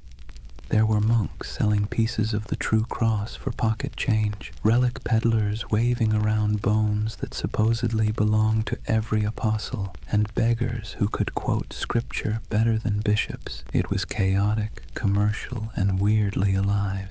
The Holy Land was supposed to be a place of purity, but it was also a marketplace of faith, and this was the world the Templars were born into. To protect pilgrims, they needed roads. To patrol the roads, they needed horses. To feed the horses, they needed money. And to get money, they needed support from Europe, which meant they needed branding. And few groups in history have ever branded themselves better. The Knights of the Temple. It sounded like a riddle. A name that whispered of prophecy, secrecy, destiny. In an age addicted to relics and miracles, the idea of an army living on sacred ground was irresistible. Still, their mission was grimly practical. The routes from the ports to Jerusalem, Jaffa, Acre, Tyre, were treacherous. Travelers were robbed, murdered, or sold into slavery. The Templars became the bodyguards of faith itself, escorting caravans of believers through the desert, fighting off raiders who saw pilgrims as walking coin purses. Picture it, a long line of weary travelers trudging beneath a white-hot sun, sandals kicking up dust, and ahead of them a small band of armored men on horseback, faces hidden behind helms, silent except for the creak of leather and the dull thud of hooves. To see that Red Cross approaching must have felt like salvation made visible. But Jerusalem wasn't the only concern. Beyond the city walls, the Crusader states were fracturing. Christian lords squabbled like children over territory they barely controlled. The Kingdom of Jerusalem, the County of Tripoli, the Principality of Antioch, all were fragile, stitched together by ambition and distrust. The Muslim world, meanwhile, was far from united but infinitely more patient. Leaders like Zengi, Nur ad-Din, and later Saladin understood that the Crusaders were temporary. Empires built on zeal tend to burn bright and burn out. The Templars didn't know it yet, but they were living on borrowed time. For now, though, their world was still expanding. They built their first fortresses across the Holy Land, massive, angular structures that looked more like stone mathematics than architecture. No decoration, no vanity, just geometry and faith. These weren't castles meant to impress. They were meant to survive. Thick walls, narrow gates, cisterns for water, hidden staircases for escape. If you were a Templar stationed in one, your days were predictable. Prayer, patrol, repair, repeat. The heat was relentless. Armor became ovens. Horses collapsed from thirst. And yet, they endured. They believed every drop of sweat was a prayer, every scar a kind of devotion. The Templar life was monastic but also militarized. They rose before dawn, prayed, trained, rode, and ate simple meals in silence. Even at the table they sat in pairs, sharing food from a single bowl, just as they once shared horses when they were poor. That duality, poverty and power, humility and dominance, defined them. To outsiders it made the Templars look almost supernatural. They were disciplined in a world that thrived on chaos. They didn't drink, gamble, or chase women. They didn't hoard gold for themselves, but for the order. Compared to the average Crusader knight, who often behaved like a drunk tourist with a sword, the Templars seemed godlike. But discipline has its price. Their strictness made them feared, but it also made them cold, and in a land that worshipped stories, coldness was suspicious. Rumors spread that they worshipped strange idols, that their prayers were not quite Christian, that beneath their white mantles they bore symbols not approved by Rome. None of it was true, yet, but you can see why people started to talk. The Templars were always apart. They answered to no king, no priest, and no local authority. They were an army within an army, a church within the church. And whenever men form a power that stands outside all others, paranoia soon follows. Still, in the 1130s and 1140s, those fears were whispers drowned out by praise. Pilgrims wrote home about the silent, white-cloaked knights who saved them from bandits. Kings sent donations, nobles offered land. The Templar name spread across Europe like wildfire. Soon new recruits poured in, sons of minor lords, second brothers with no inheritance, men too proud to farm and too poor to rule. To join the Templars was to gain purpose, rank, and immortality of a kind. When they swore their vows, they gave up everything, property, family, even their names. They became one organism, and that made them terrifyingly efficient. Meanwhile, in Jerusalem, politics festered. The so-called Latin Kingdom looked glamorous from afar. Gleaming churches, processions of relics, knights shimmering in gold. But behind the spectacle lay disease, infighting, and endless debt. Maintaining an army in the desert cost a fortune, and Europe's appetite for holy war was already fading. That's where the Templars' financial genius quietly began. They developed systems for storing, transferring, and protecting wealth for pilgrims and crusaders alike. A traveler could deposit money at a Templar preceptory in London, receive a coded letter, and withdraw the funds safely in Jerusalem. It was medieval banking, and it worked. While the kings of the Crusader states struggled to feed their armies, the Templars were busy inventing international finance. It's a miracle they didn't invent the credit card. Their wealth, however, wasn't just monetary, it was reputational. In a world obsessed with honor, the Templar cross became a brand of trust. Churches displayed it proudly, merchants painted it on their ships. Even thieves hesitated to rob a Templar convoy because rumor said anyone who did would die within the year. But faith and fear are fickle allies. By mid-century, the political tides began to turn. Muslim forces under unified banners were pushing back. The dream of permanent Christian rule in the East was already fraying. The Templars found themselves fighting not for glory but for survival. Still, for every setback, they doubled down. When they lost a castle, they built two more. When armies fell, they recruited faster. When allies faltered, they became their own nation of stone and secrecy. You can almost admire the sheer stubbornness of it, the idea that faith could replace geography, that brotherhood could outlast empire. By the late 12th century, the Templars were no longer 9 poor knights in a ruin. They were the backbone of Christendom's military and financial power. Their headquarters in Jerusalem gleamed with marble. Their fortresses dotted the coasts of Syria and Palestine. Their banner, a red cross on white, was feared from Cairo to Constantinople, and yet the cracks were already showing. The Holy Land had always been an illusion of permanence. Empires rose there only to crumble beneath the same sun. The Templars, for all their discipline, could not change geography. They were foreigners defending a dream, and dreams, like empires, are fragile things. For now, though, as the night deepens and the desert cools, imagine the campfires of the Templar outposts glowing under a canopy of stars. The wind sighs across the sand. The horses snort softly in their sleep. A monk knight kneels beside a stone wall, whispering a prayer in Latin that drifts into the dark like smoke. Somewhere far to the west, Europe sleeps, safe, wealthy, and unaware that its most sacred soldiers are already walking the thin edge between salvation and damnation. Imagine the year is 1120. The air in Jerusalem still hums with dust and incense, the streets winding like veins between crumbling walls and half-rebuilt churches.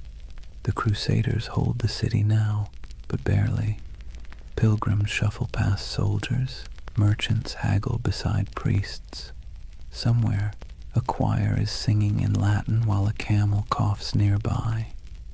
It's the kind of world where the sacred and the absurd coexist perfectly comfortably, and beneath all that noise something else is stirring.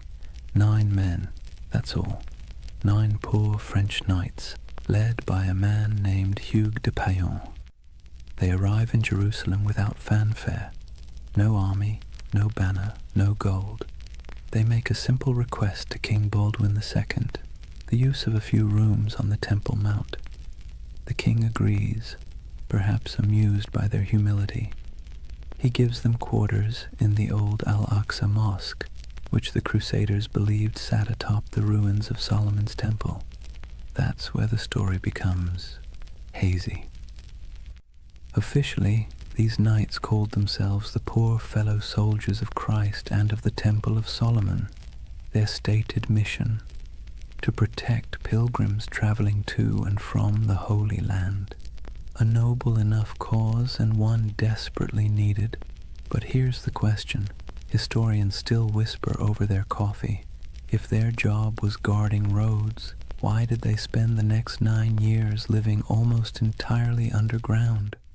According to later accounts, the Templars rarely left the Temple Mount during that first decade. They dug tunnels, moved stones, and kept their activities secret. When questioned, they gave vague answers about renovations and holy works, which, let's be honest, is exactly what you say when you don't want people to ask more questions. So what were they doing? The truth is, no one knows for certain.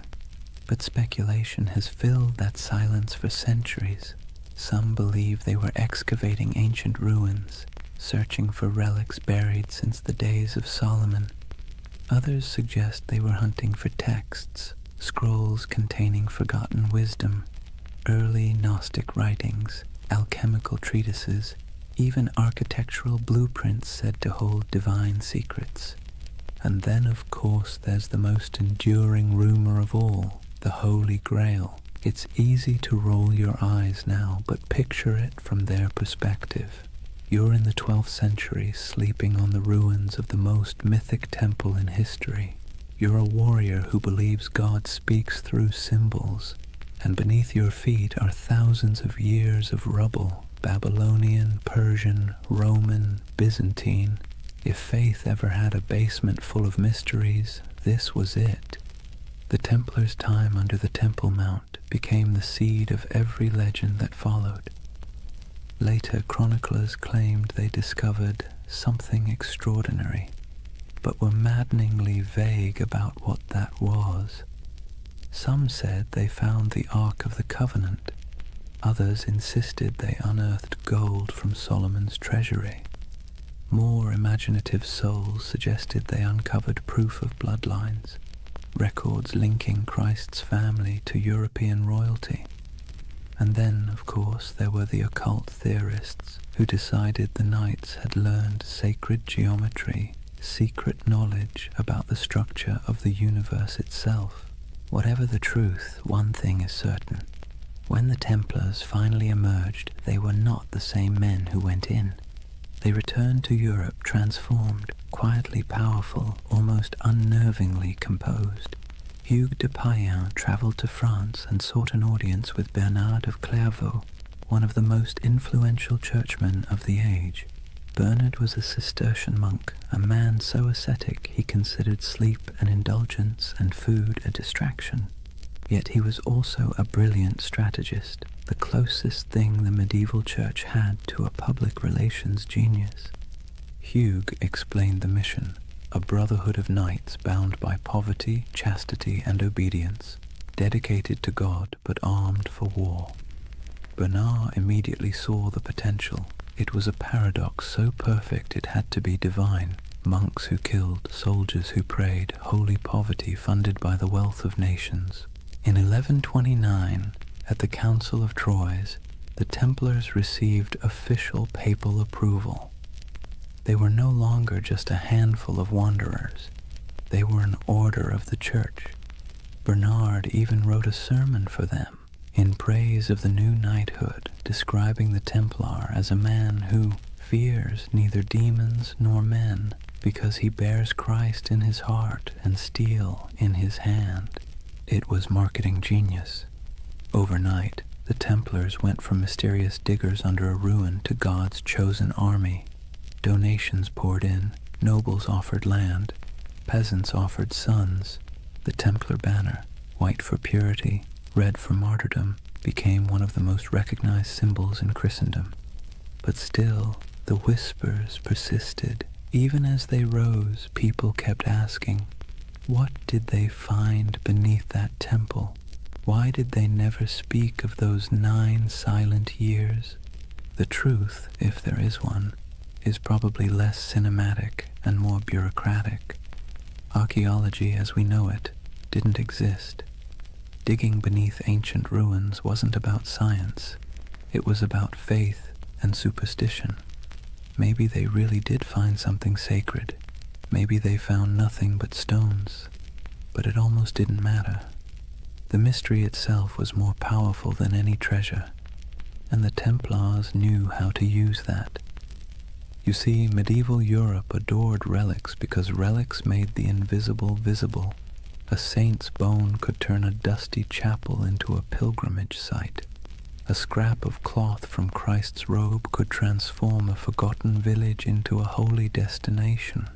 The Templars, deliberately or not, became a living relic. They didn't need to show proof of miracles. Their very existence was the miracle. Their silence became their sanctity, their secrecy, their strength. And silence travels farther than any sermon.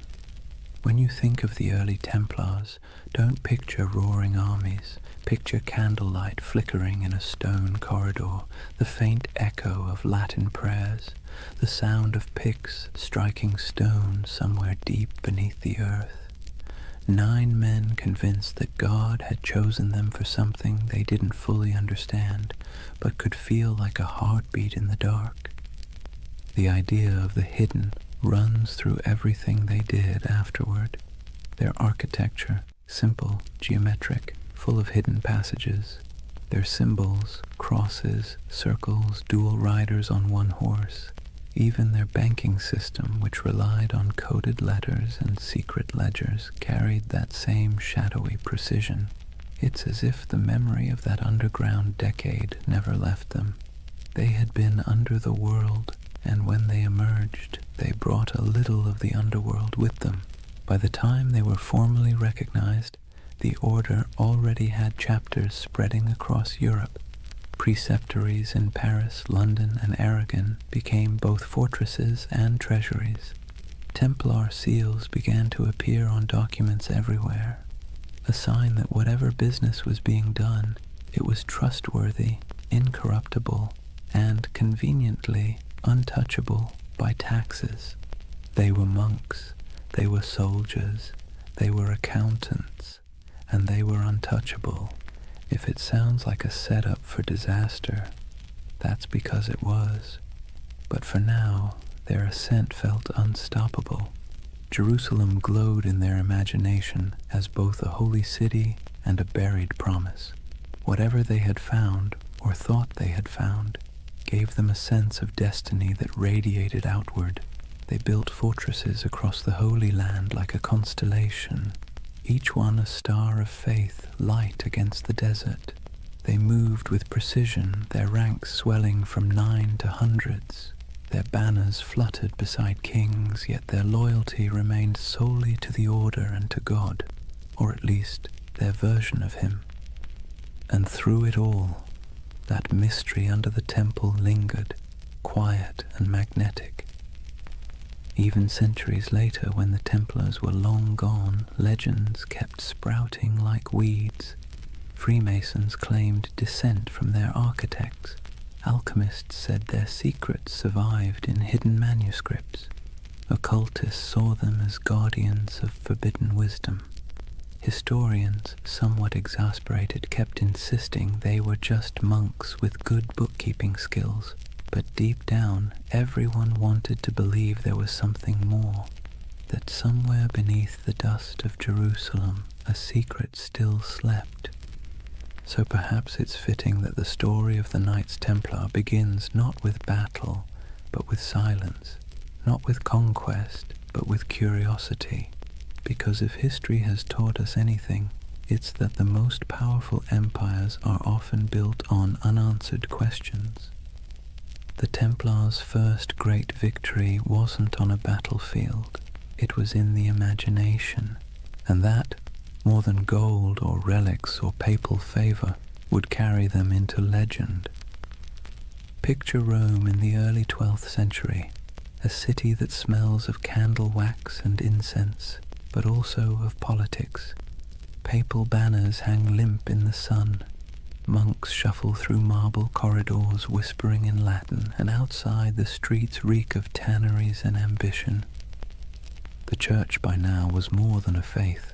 It was the nervous system of Europe, pulsing through every kingdom, dictating who ruled, who knelt, and who burned. Kings were crowned by its hands, empires justified by its blessings. And into this complicated organism walked Hugh de Payens and his strange little band of knights. They didn't look like much. They were poor, quiet, foreign. Their armor was worn, their mission vague. Yet they brought with them something the church found irresistible: usefulness. You see, the Holy Land was chaos. The Crusader kingdoms had been carved from blood and miracle, and now they were crumbling just as quickly. Pilgrims were still being robbed, caravans ambushed, relics stolen, and cities changed hands faster than anyone could update the maps. The church needed protectors, reliable ones, faithful ones. And the Templars, well, they were perfect. No wives, no children, no debts, no distractions, just pure obedience. The kind of men who'd ride into battle without pay, die without complaint, and most importantly, funnel everything they owned directly into the hands of the church. But they needed legitimacy first. The Pope's blessing wasn't just a stamp of approval, it was armor. It turned obscure men into an institution. So Hugues de Payens travelled to meet with the powerful Abbot Bernard of Clairvaux, a man both saintly and strategic. Bernard was the face of the Cistercian reform movement, which prized simplicity, purity, and obedience. He lived on bread, wore plain robes, and wrote letters that could humble kings. He was also, conveniently, the Pope's favorite monk. When Hugues explained the idea of warrior monks, men who prayed like monks but fought like crusaders, Bernard saw opportunity gleaming like gold leaf in a gospel. Think of it. Europe was overflowing with restless knights, violent men with nothing to do once the Crusades ended. They roamed the countryside, looting villages, feuding over puddles of land, and repenting on Sundays. The church couldn't stop them. But what if it could redirect them? The Templars were the perfect solution. Channel the chaos of knighthood into a holy purpose. Sanctify violence. Wrap war in prayer. Bernard became their champion. He wrote, in praise of the new knighthood, a sermon that would become their manifesto. In it, he drew a sharp line between ordinary knights and these new holy warriors. The Knight of Christ, he wrote, fights the battles of the Lord without fear, for he bears Christ in his heart and steel in his hand. It was genius, simple, poetic, dangerous. With those words, the Templars became the Church's favorite paradox. Men who could kill for peace, who could die for salvation, who could hold a sword and a rosary in the same hand and never feel the contradiction. At the Council of Troyes in 1129, the Templars were officially recognized as a religious order. Pope Honorius II approved their rule, a strict code of conduct modeled after monastic life but adapted for war. They took vows of poverty, chastity, and obedience. They ate in silence. They wore plain white mantles to symbolize purity, later marked by a red cross, the color of martyrdom. They slept in communal dormitories, their armor near at hand. They prayed 8 times a day. And yet they were also soldiers, men who trained for battle, guarded caravans, and fought with terrifying precision. It was an impossible combination, but that was the point. The contradiction itself was their mystique. The Church, always hungry for spectacle, adored it. Sermons across Europe began praising these poor knights of Christ as living saints. Relics were touched to their swords. Songs were written about their devotion. Donors poured gold into their coffers. Within a decade, they owned lands across France, England, and Iberia. Within 2, they controlled a network that stretched from London to Jerusalem, all under the cross, all under God. The irony, of course, was that their vow of poverty made them one of the richest organizations in Europe. Nobles who couldn't join gave donations instead. Merchants stored money in Templar houses for safekeeping, the world's first reliable banking network. Pilgrims could deposit coins in Paris and withdraw them in Acre. It was faith-based finance, centuries before anyone invented the word finance, and all of it tax-free. The papal bulls that followed granted them extraordinary privileges. Templars answered only to the Pope himself. They could cross borders freely, build their own churches, even collect tithes. Kings couldn't touch them. Bishops couldn't question them. They were a country within a country, a kingdom without a king. And perhaps most importantly, they believed their mission was divine. Every Templar fortress was built like a sermon in stone, simple, geometric, symmetrical. Their architecture rejected ornamentation, favoring clean lines and silent strength. Every chapel pointed east toward Jerusalem. Every wall was both defense and devotion. They didn't just build structures, they consecrated the landscape. Travelers who saw them described the order as unnervingly calm. They marched without shouting. They fought without looting. They prayed without hesitation. To their enemies they were terrifying. To their allies, indispensable. And to themselves, they were chosen. You can almost hear it in the rhythm of their days, the steady tolling of bells, the scraping of armor on stone floors, the murmured prayers before dawn, each man believing he was part of something eternal. But let's be clear, beneath the holiness there was also bureaucracy. For every knight who swung a sword, a dozen servants and scribes managed logistics, accounts, and correspondence. Templar commanderies became administrative hubs full of ledgers, seals, and shipments. They dealt in contracts as often as crusades. Still, their image remained pure. To medieval Europe, The Knights Templar were walking proof that heaven and earth could coexist, that spiritual discipline could be forged into literal steel. But to the cynical eye, they were something even more interesting, the Church's experiment in privatized holiness. They were what happens when faith becomes an organization, efficient, obedient, and profitable. By the mid-12th century, the Templars had become indispensable. Crusader kings relied on them for defense. Merchants trusted them with their fortunes. Popes used them as envoys and bankers. If you wanted something done quickly, quietly, and absolutely, you called the Templars. But with power came something more dangerous than sin, perception.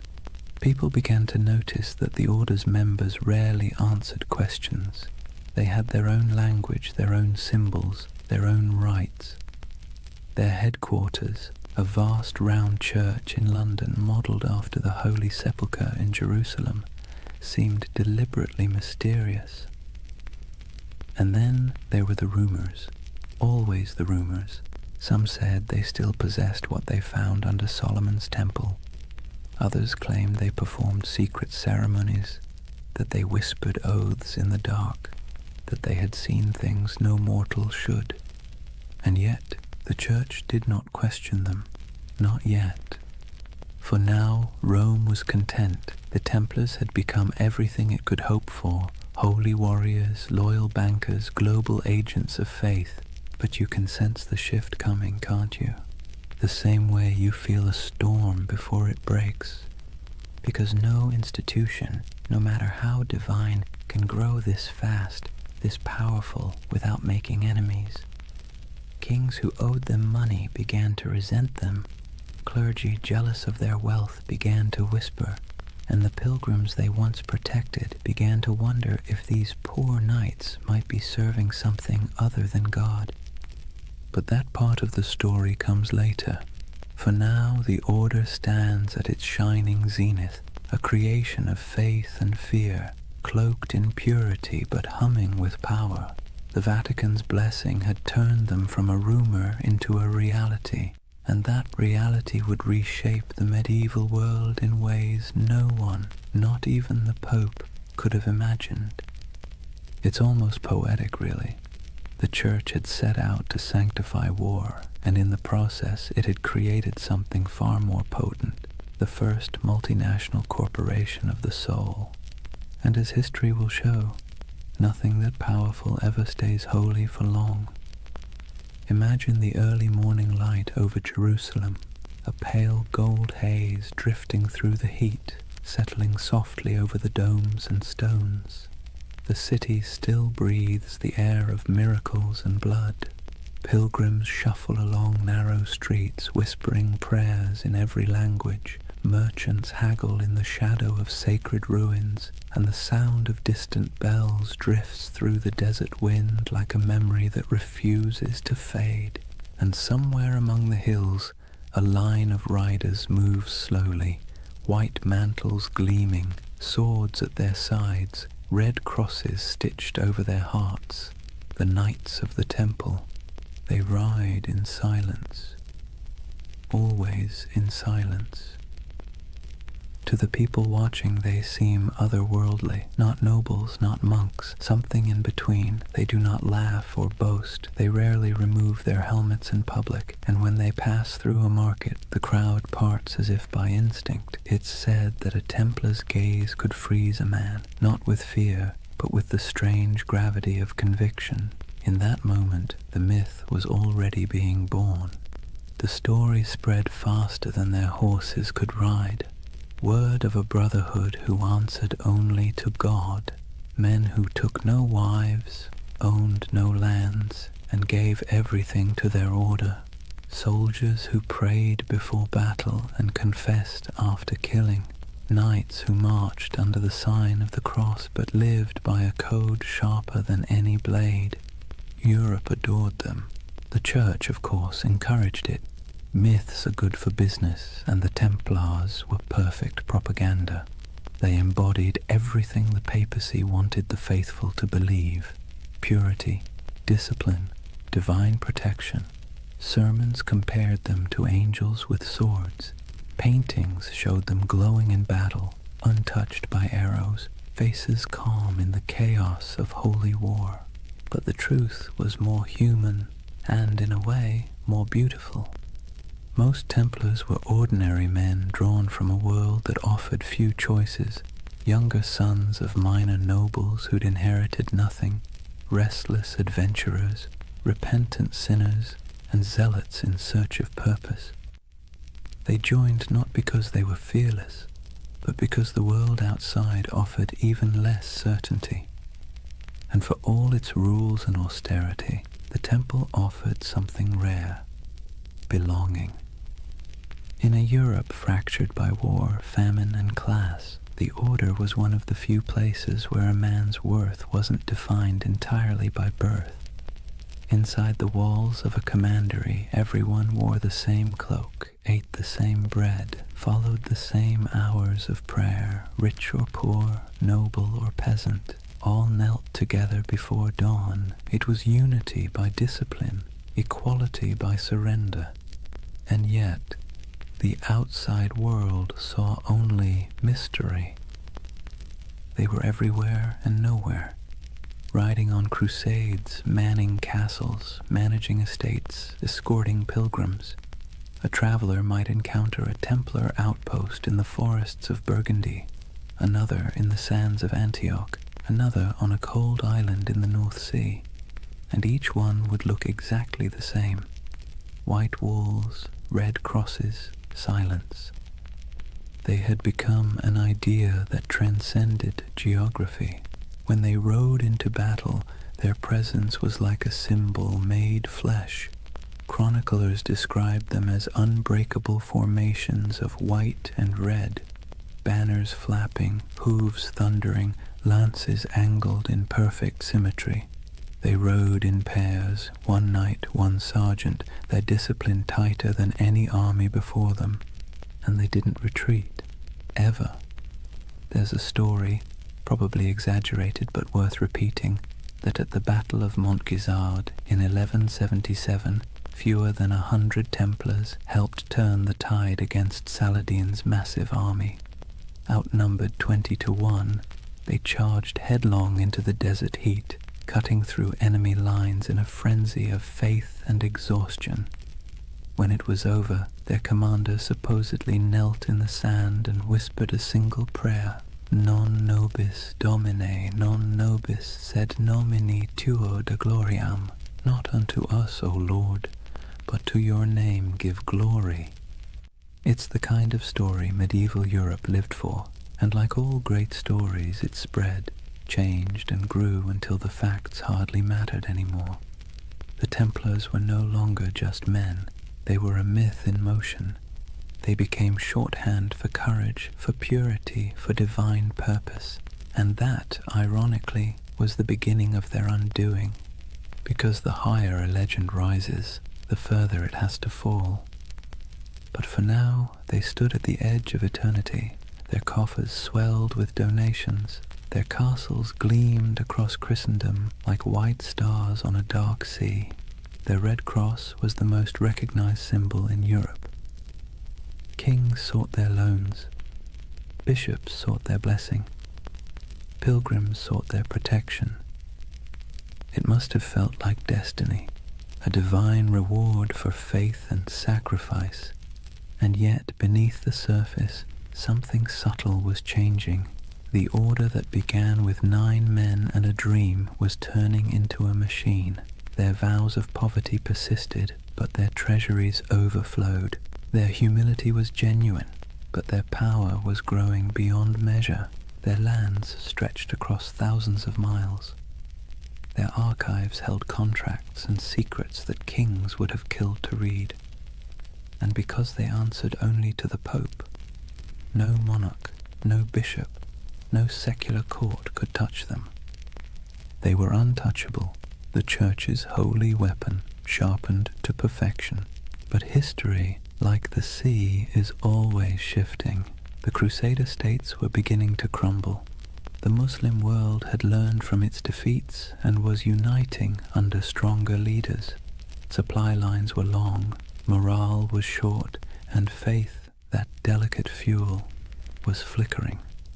The dream of permanent Christian dominion in the East was dying, and the Templars, who had built their identity on that dream, suddenly found themselves defending something that no longer existed.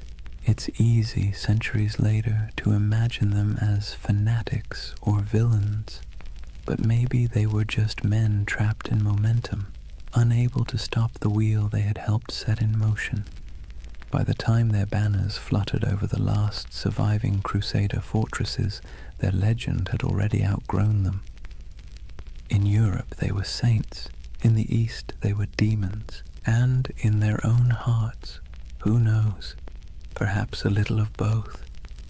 The ordinary knights must have felt it, the slow decay beneath the glory, the endless wars that achieved nothing, the heat, the sand, the weight of armor, the prayers whispered into silence, the feeling of being instruments of something divine, and yet increasingly something political. But legends don't need clarity, they need symbols, and the Templars had become the most powerful symbol in the medieval world, the perfect fusion of faith and violence.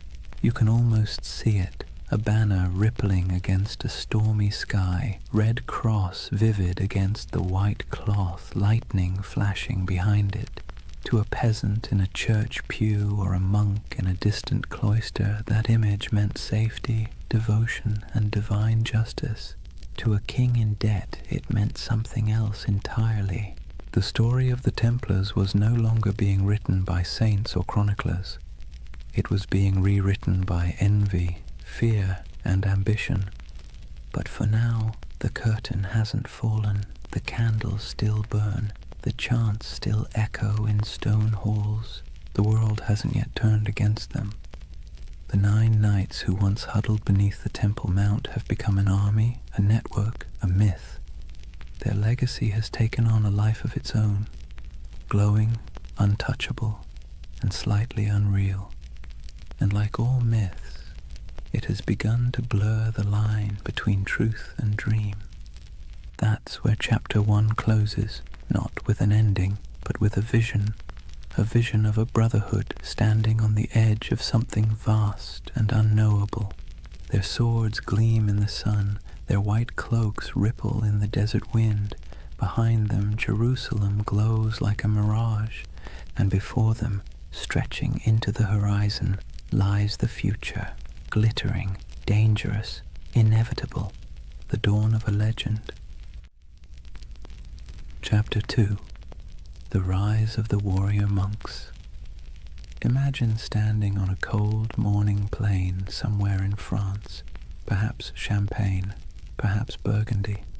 The mist still clings to the fields, soft and silver, the kind that blurs the line between land and sky. Out of that fog rides a column of horsemen, their armor dull from travel, their cloaks heavy with dew. But as the light shifts, something crimson catches the dawn, a mark stitched across white cloth, simple yet unmistakable, a red cross. It would become one of the most recognizable symbols in all of human history, but at this moment it is new, modest, a badge of belonging more than power.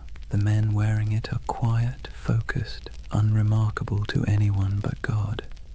Yet this insignia, this fusion of cloth and conviction, is about to transform them into something the world has never seen, a standing army that answers only to faith. The Templars have begun to evolve. Their days of small vows and secret ceremonies under Jerusalem's ruins are over. The Church has given them legitimacy, a papal seal written in the flowing Latin of divine authority. They are now officially milites Christi, soldiers of Christ, and that single phrase changes everything. With papal backing came money, land, recruits, and something far more valuable, absolution. To die as a Templar was not merely to fall in battle, it was to ascend directly into paradise. No purgatory, no judgment, no delay. The battlefield became a kind of heavenly shortcut. It's hard to overstate how revolutionary that idea was in the 12th century. Medieval Europe was steeped in guilt. Sin was currency. Salvation was a negotiation. And suddenly, here was an order that offered redemption through action, through blood, dust, and obedience. For a restless noble, a wayward knight, or a sinner looking for cosmic forgiveness, the temple was irresistible. The Red Cross symbolized that promise. It wasn't just a banner of war. It was a visible reminder of invisible faith. When a knight knelt before the master of the temple and took his vows, poverty, chastity, obedience, the cross was placed on his cloak as both burden and blessing. From that moment, his life was no longer his own. He would own nothing. He would question nothing. He would fear nothing. And that paradox, total surrender creating total power, became the Templars' greatest strength. Their rules were strict, even monastic. No personal possessions beyond a few garments, no private letters, no hunting, no swearing, no unnecessary conversation. Meals eaten in silence, broken only by the sound of a reader reciting scripture. Even the horses were treated with dignity. No knight was allowed to beat his steed. To the outside world, this was alien. Most knights of the age were brash, boastful, and loud. They wore bright colors, hunted for sport, gambled, bragged about their kills. The Templars, by contrast, moved like shadows, a silent order of disciplined zealots. It's little wonder people began to fear them as much as they admired them. But discipline has a strange beauty to it. Imagine the symmetry of their camp at dawn. White tents in perfect rows, banners hanging still in the air. Each man waking at the same hour, dressing in the same garments, praying the same words. The clang of armor, the rasp of whetstones on steel, the steady rhythm of order in a world of chaos. They were becoming a living embodiment of the medieval dream, unity, faith, and control in a time when everything else seemed to crumble. And when they rode into battle, that unity was terrifying. Templars did not scatter, did not break rank, did not retreat unless ordered. Chroniclers described them as walls of iron, as storms given human form. Their charges were deliberate, almost ritualistic, a prayer in motion. They would advance in complete silence until contact, their lances lowering as one, hooves pounding like a heartbeat. And when the moment came, the cry broke like thunder, Non nobis Domine. Not for us, O Lord, but for you. Then chaos, then history. Every battle became a kind of mass, blood replacing incense, steel replacing song, and the world watched in awe. To the average medieval person, the Templars seemed immortal. When others fled, they stayed. When others hesitated, they rode forward. Stories spread of miraculous victories, of angels fighting beside them, of enemies struck blind by divine light. Whether any of it was true hardly mattered. Faith had become spectacle, but behind the spectacle was a machine. The Templars weren't just warriors. They were administrators, bankers, engineers. Their rule book, the Latin rule, reads like both a spiritual guide and a military manual. Every moment of the day was accounted for, every piece of armor inspected, every coin recorded. Their efficiency was unmatched, and so was their wealth. By the mid-12th century, they controlled estates across Europe, vineyards in France, mills in England, castles in Spain, olive groves in Cyprus. Donations poured in from nobles seeking spiritual insurance. And because Templars were sworn to poverty, those donations didn't dissipate. They accumulated. They began lending money to kings, transporting treasure across borders, and safeguarding pilgrims' deposits. If you were traveling to the Holy Land, You could leave your fortune with the Templars in Paris and withdraw it in Jerusalem. In effect, they invented the medieval checking account. Faith and finance. It's a partnership as old as civilization. But to the Templars, it wasn't greed. It was logistics. Money was a tool for God's work. Armies need supplies, ships, food, fortresses. And if the order had to run the most efficient financial network in Christendom to maintain that mission, so be it. They became, paradoxically, both the humblest and richest men in Europe. Their castles were built like sermons, austere, geometric, designed for endurance, not comfort. No stained glass, no gold leaf, just stone, purpose, and symmetry. Inside, their halls echoed with the quiet rhythm of devotion, the scrape of boots, the murmur of prayers, the metallic whisper of chainmail. To walk into a Templar commandery was to step into another world, a world where faith was function and order was sacred. And yet, for all their restraint, there was grandeur in their simplicity. Their red cross became more than fabric. It became an idea. When people saw it, they saw authority, salvation, and something close to fear.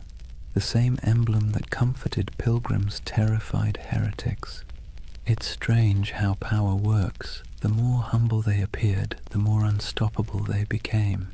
In a way, that red cross marked the beginning of a new era, not just for the Templars, but for the medieval imagination itself. It was the age of symbols, when meaning outweighed truth.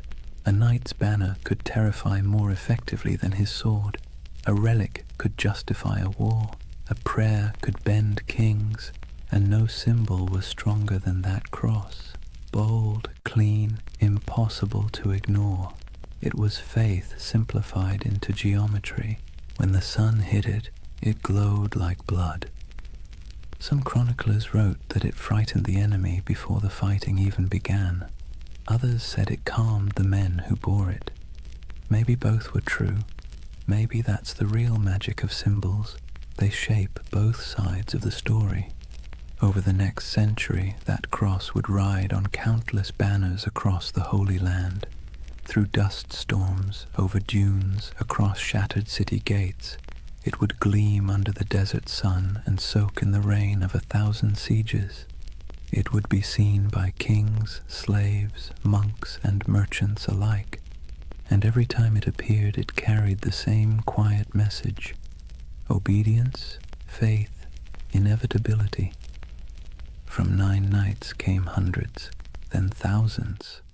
From humble vows came armies, from silence came history, and still they prayed before battle, as they always had. Still they whispered the same words. Still they believed that death, if it came in service of God, was not an end, but a homecoming. It's easy, centuries later, to romanticize them, to picture gleaming armor, sacred banners, holy purpose. But beneath the poetry was exhaustion. They marched through deserts where the air shimmered like glass.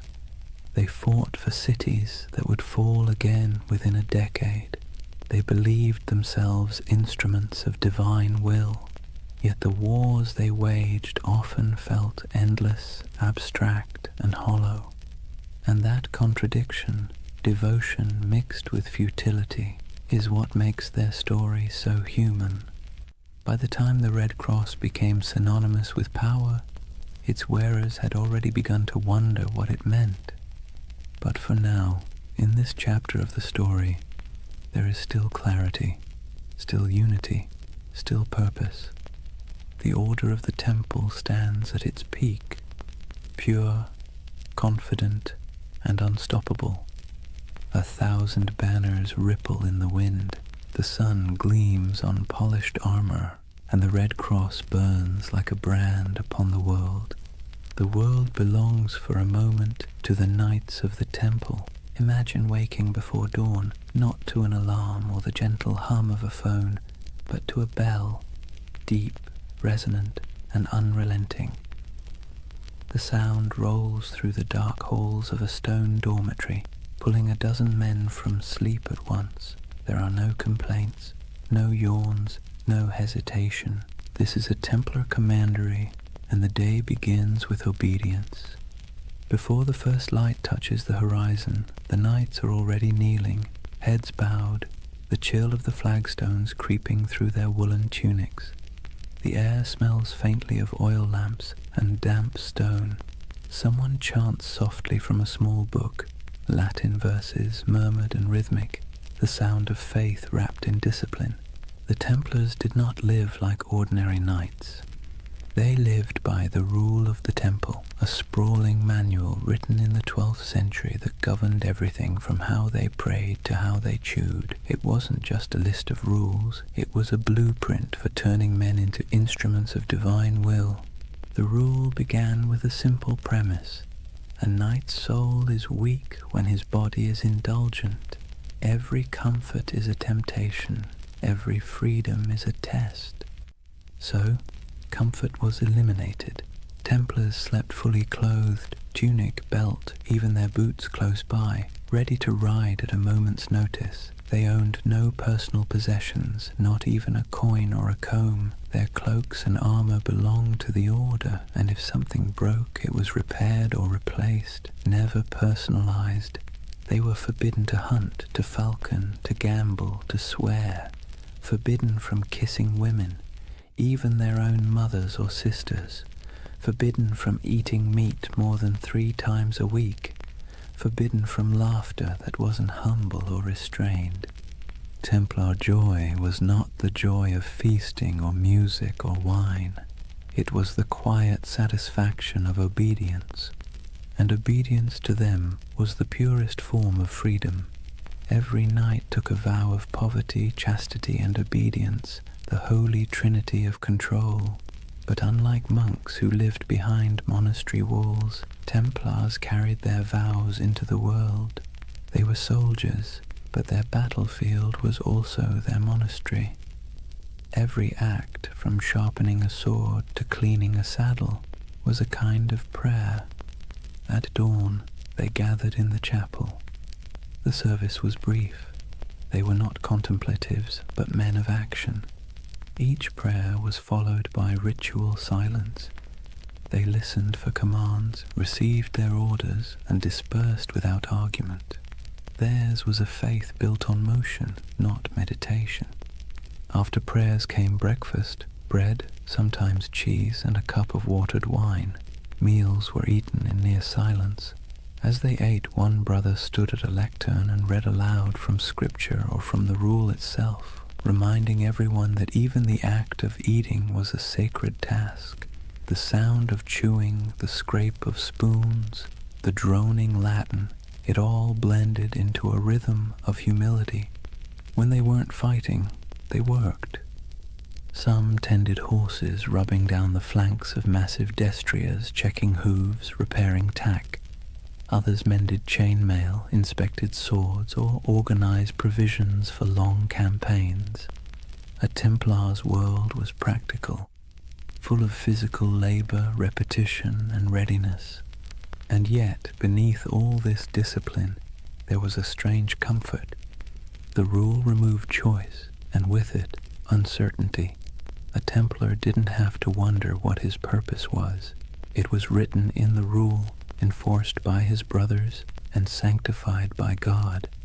Every decision had already been made for him. In a world where chaos was normal, where famine, war, and plague struck without warning, that kind of certainty was a luxury few could afford. But of course, it came at a cost. There were moments when the silence must have felt oppressive, when the sameness of days blurred together into a single endless prayer. Imagine years of this life, the same bread, the same rules, the same faces under the same white cloaks, no family, no possessions, no indulgence beyond the thin comfort of faith. And yet, the Templars endured it, perhaps because the alternative, a world without order, without divine meaning, felt far worse. There's something haunting about their discipline. It wasn't born from cruelty, but from conviction. They believed that to serve God they had to strip away everything that made them individual. Ego, desire, even identity itself, all burned away, leaving only function. They became pieces in a sacred machine, and when the machine moved, it moved with terrifying precision. Templars trained relentlessly. Their battle formations were geometric, mathematical, rows of cavalry timed to strike in perfect waves. Each knight knew his place. If one fell, the next filled the gap instantly. Their charges were coordinated like choreography, their retreats executed like clockwork. Their enemies called them demons in white. They didn't scream or taunt or show mercy. They advanced silently until the moment of impact, when they cried out only one phrase: Non nobis Domine, non nobis sed nomini tuo de gloriam. Not to us, O Lord, but to your name be the glory. It was their mantra, their battle hymn, their surrender to something larger than themselves. And yet, despite all this spiritual rigor, the Templars weren't monks lost in abstraction. They were engineers, architects, accountants. They ran farms, managed estates, built fortresses, and oversaw trade routes. Their castles were marvels of design, squat, symmetrical, designed to deflect siege engines and channel attackers into kill zones. But even in architecture, their aesthetic was austere. No ornamentation, no murals, no stained glass, just stone, perfectly aligned, perfectly useful. Templar castles didn't preach beauty, they preached order. Their lives mirrored that architecture. Functional, fortified, minimal.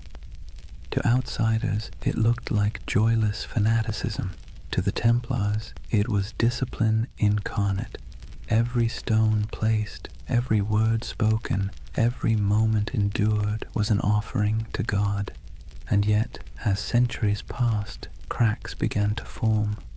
Subtle at first, then spreading. Because discipline without question breeds power, and power, even sacred power, invites suspicion. The Templars' strict hierarchy made them efficient, but it also made them secretive. Their rituals were closed to outsiders. Their vows of silence protected not only their faith, but their operations.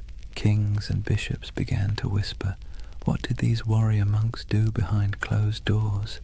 Did their oaths hide something darker?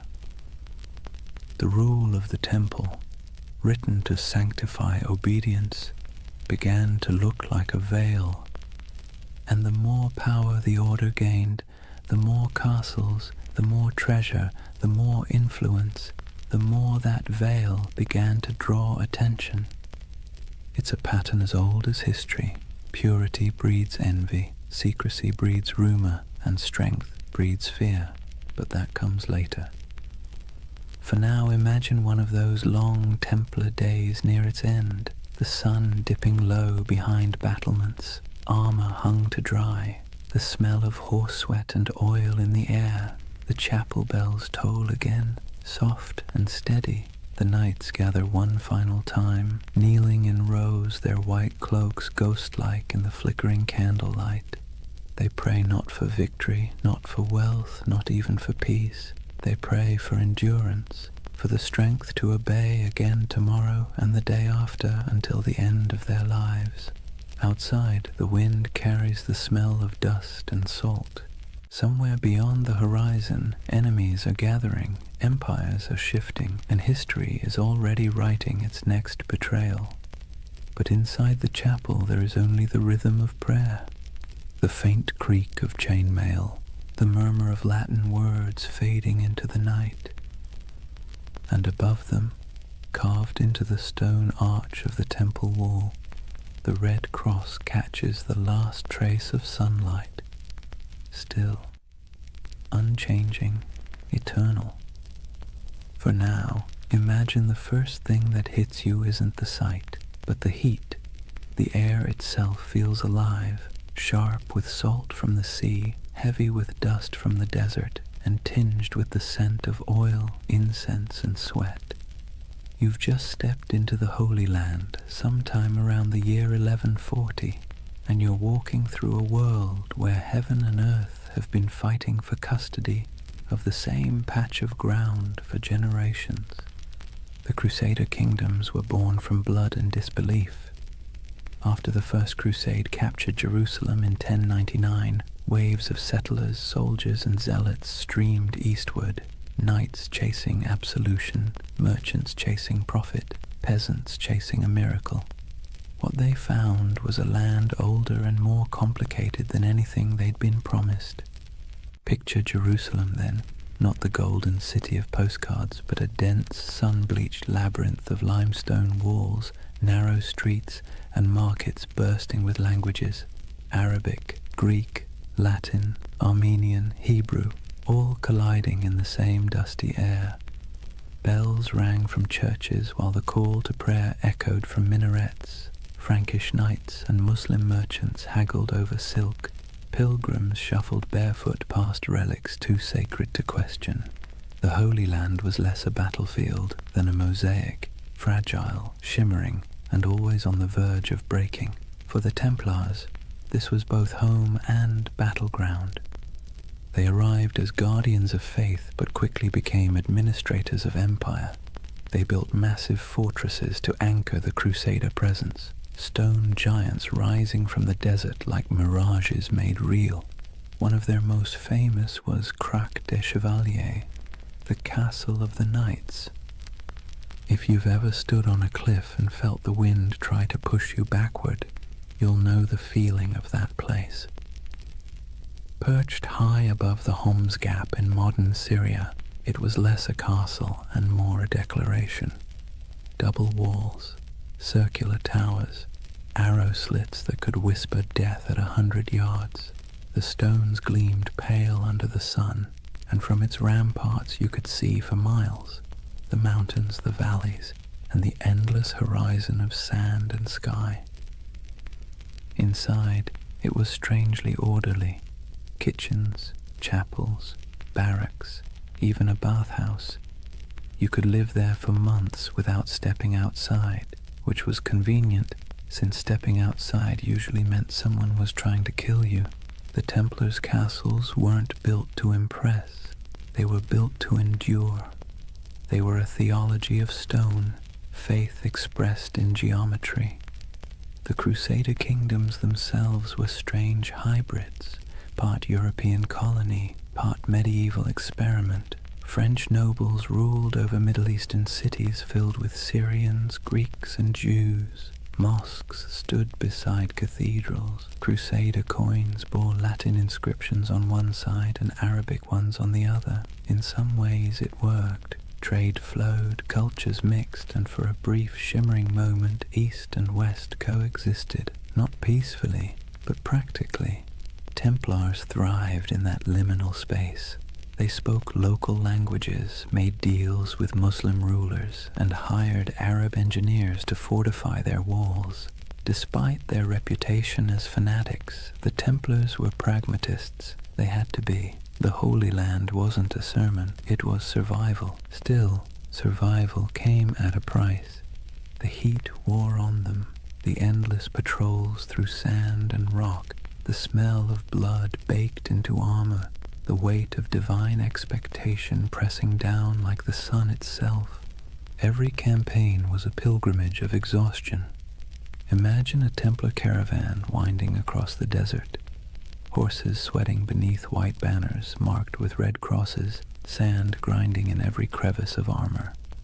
They march in silence except for the creak of leather, the occasional clink of mail. Ahead lies an enemy they can't see, only the shimmer of heat on the horizon. By nightfall they camp beneath a vault of stars so clear it feels like a cathedral of light. Prayers are murmured, wounds are tended. The men sleep on bare ground, swords within reach, their faith both pillow and weapon.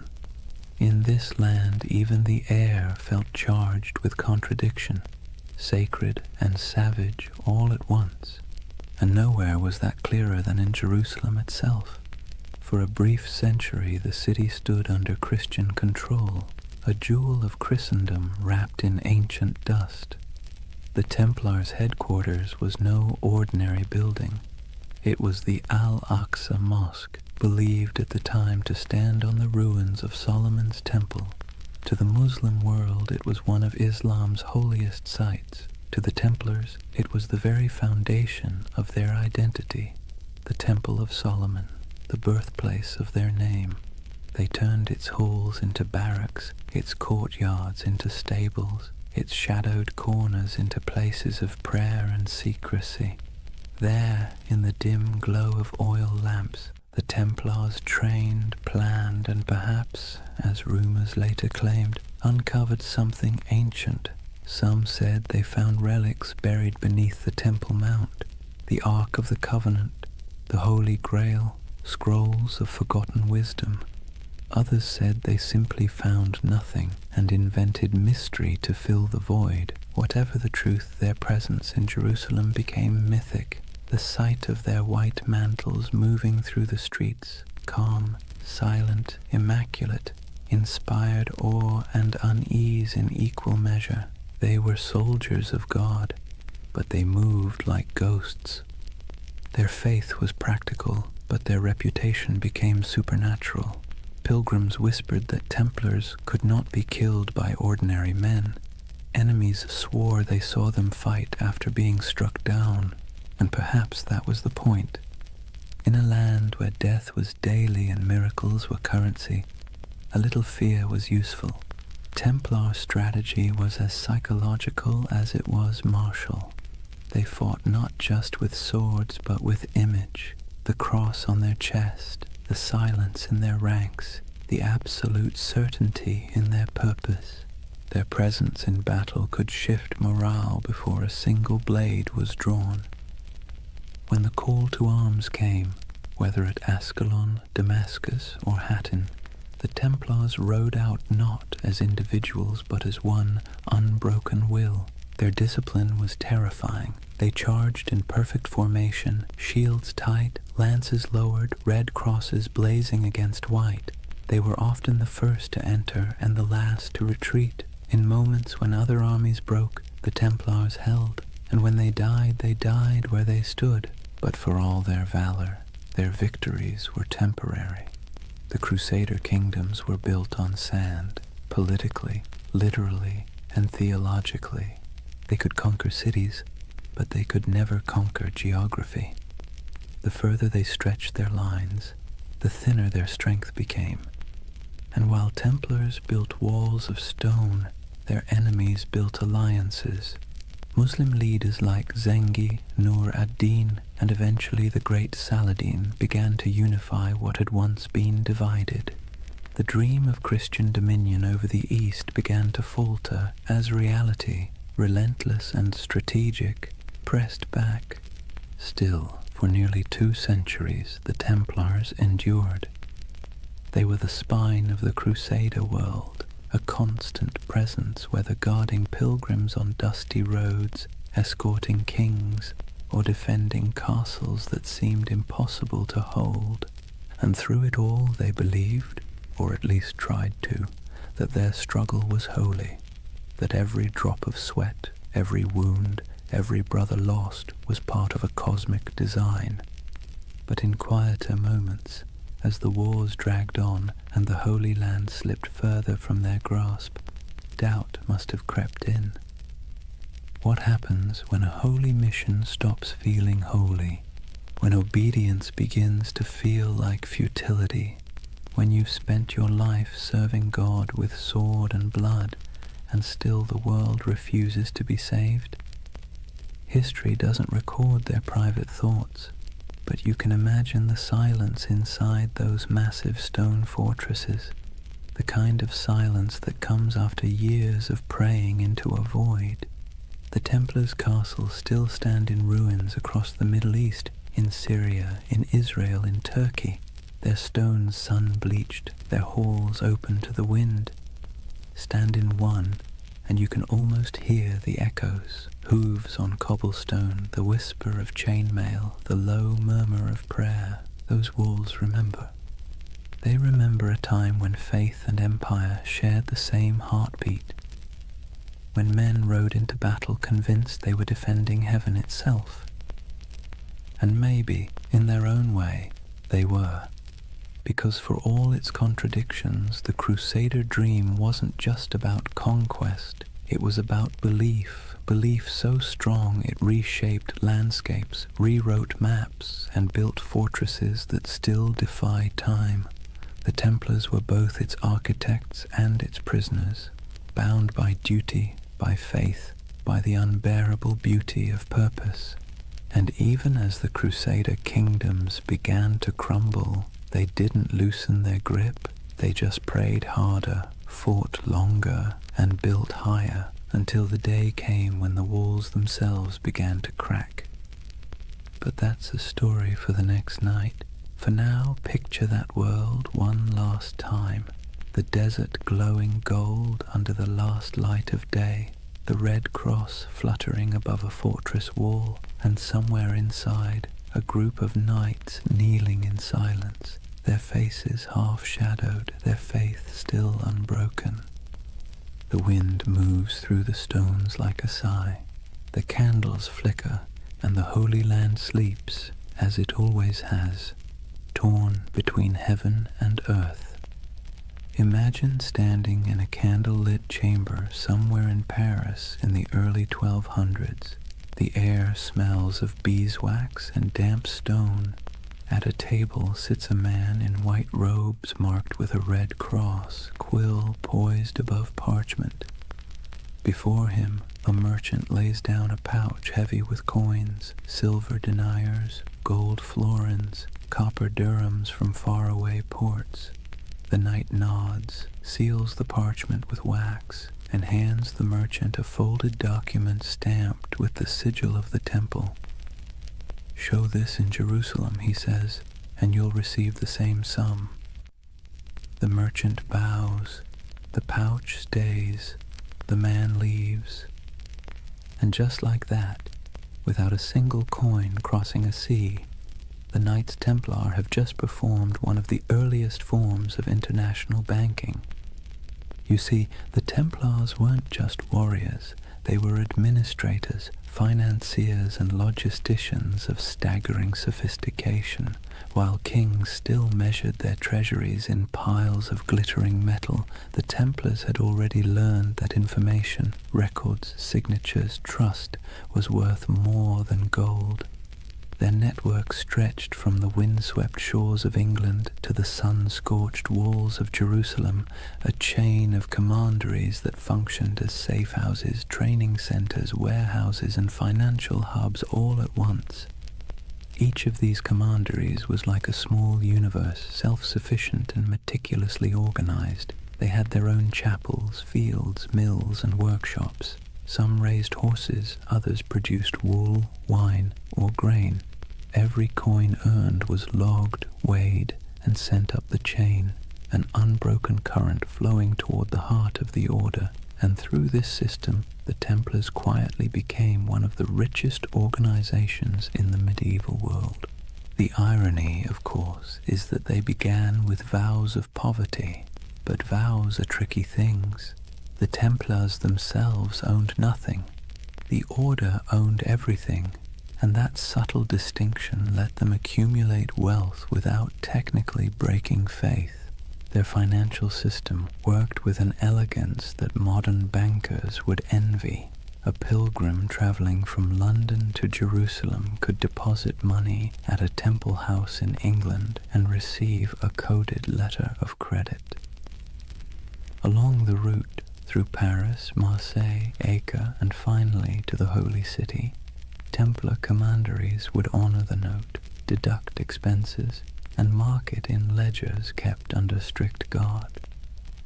The traveler never had to risk carrying his fortune across pirate-infested seas or bandit-strewn roads. In a way, the Templars invented something that feels astonishingly modern. A secure international trust network and unlike kings or nobles, they were trusted by everyone.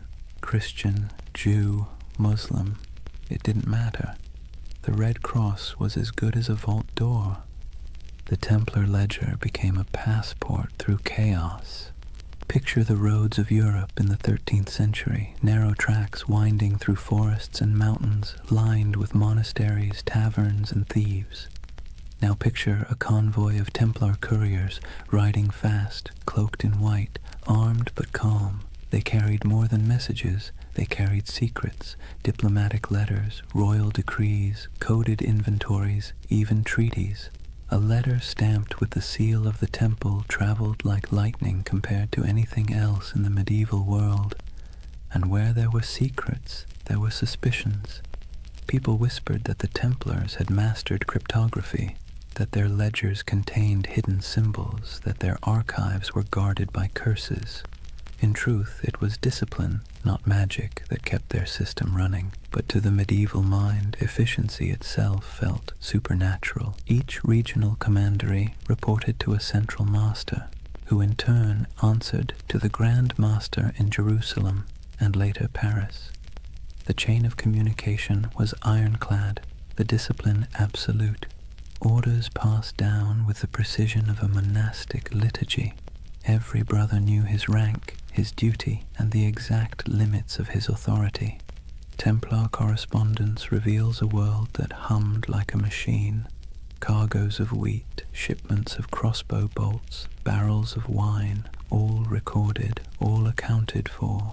Even the smallest commandery in rural France or Scotland was part of a vast, synchronized network, a medieval multinational that existed centuries before the word corporation would be invented.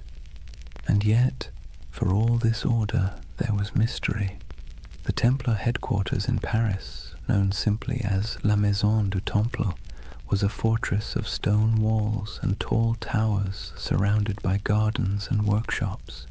Inside lay one of the greatest treasuries in Europe, a glittering hoard of gold, silver, jewels, and documents so valuable that kings themselves stored their wealth there.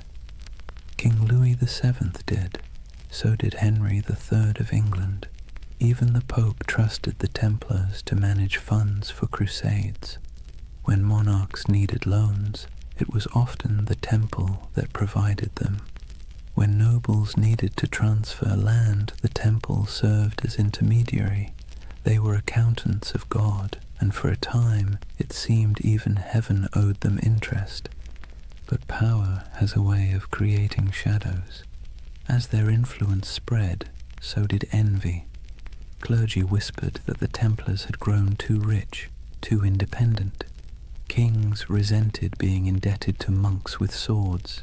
Rumors began to drift through Europe like incense, that the Templars worshipped idols, that their rituals were secret and profane, that the cross they bore was not a sign of purity, but of blasphemy. Still, in their heyday, those whispers were little more than background noise.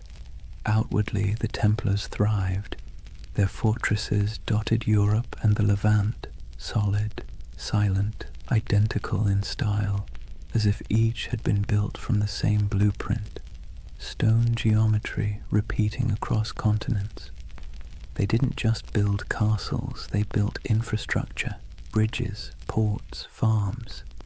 They managed trade routes that linked the Mediterranean to northern Europe. They established supply lines for crusading armies that stretched across thousands of miles. Without them, the very logistics of holy war might have collapsed. It's easy to forget that behind every knight charging into battle was a chain of bakers, blacksmiths, and scribes keeping the machine running. The Order's power didn't come from miracles. It came from ledgers, but not all their wealth was material. The Templars also held something far more dangerous: information. Through their far-flung network, they gathered intelligence about politics, trade, and warfare from every corner of Christendom. They knew which kings were broke, which roads were unsafe, which alliances were shifting. In an age before newspapers, that knowledge was gold. Their reach was so vast that you could travel from Scotland to Syria and never truly leave their shadow. Every few days' journey, you'd find another Templar house, white walls, red cross, the same rhythm of prayer and order. Their presence was both reassuring and unnerving, like a vast skeleton under the skin of medieval Europe. To ordinary people, they must have seemed immortal. Their discipline never wavered, their symbols never changed.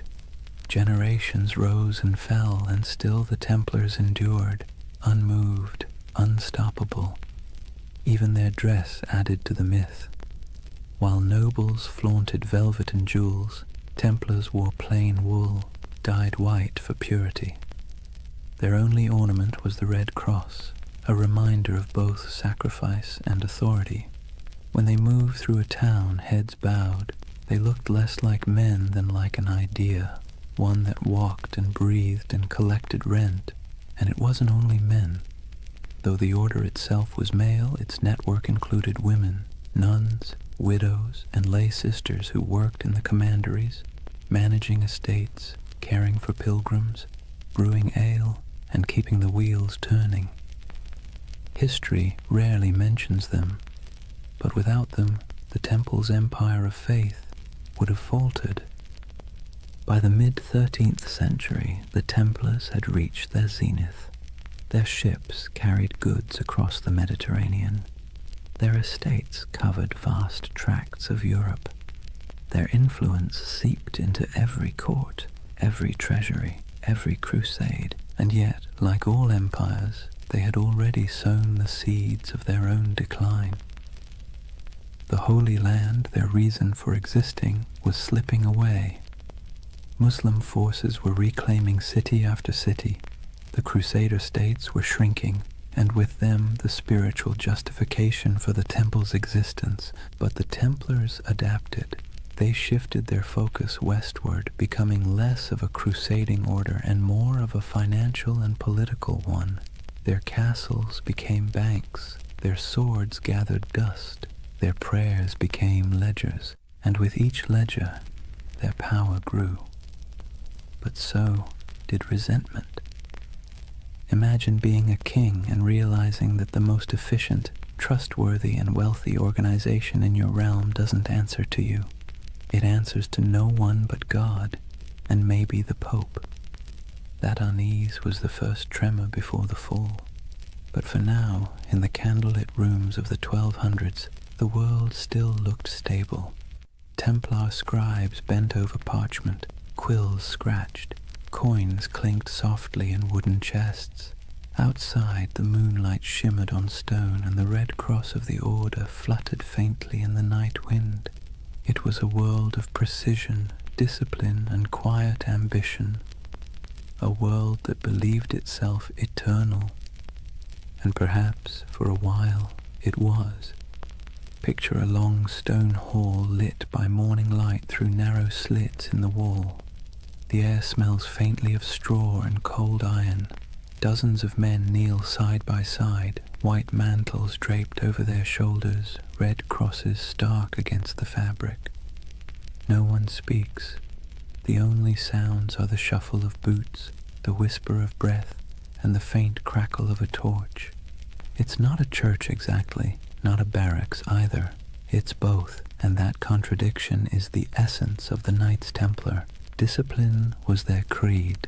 Every movement, every word, every thought was governed by the rule of the temple, a sprawling set of commandments written in the early 12th century that blended the rigidity of a monastery with the brutality of a battlefield.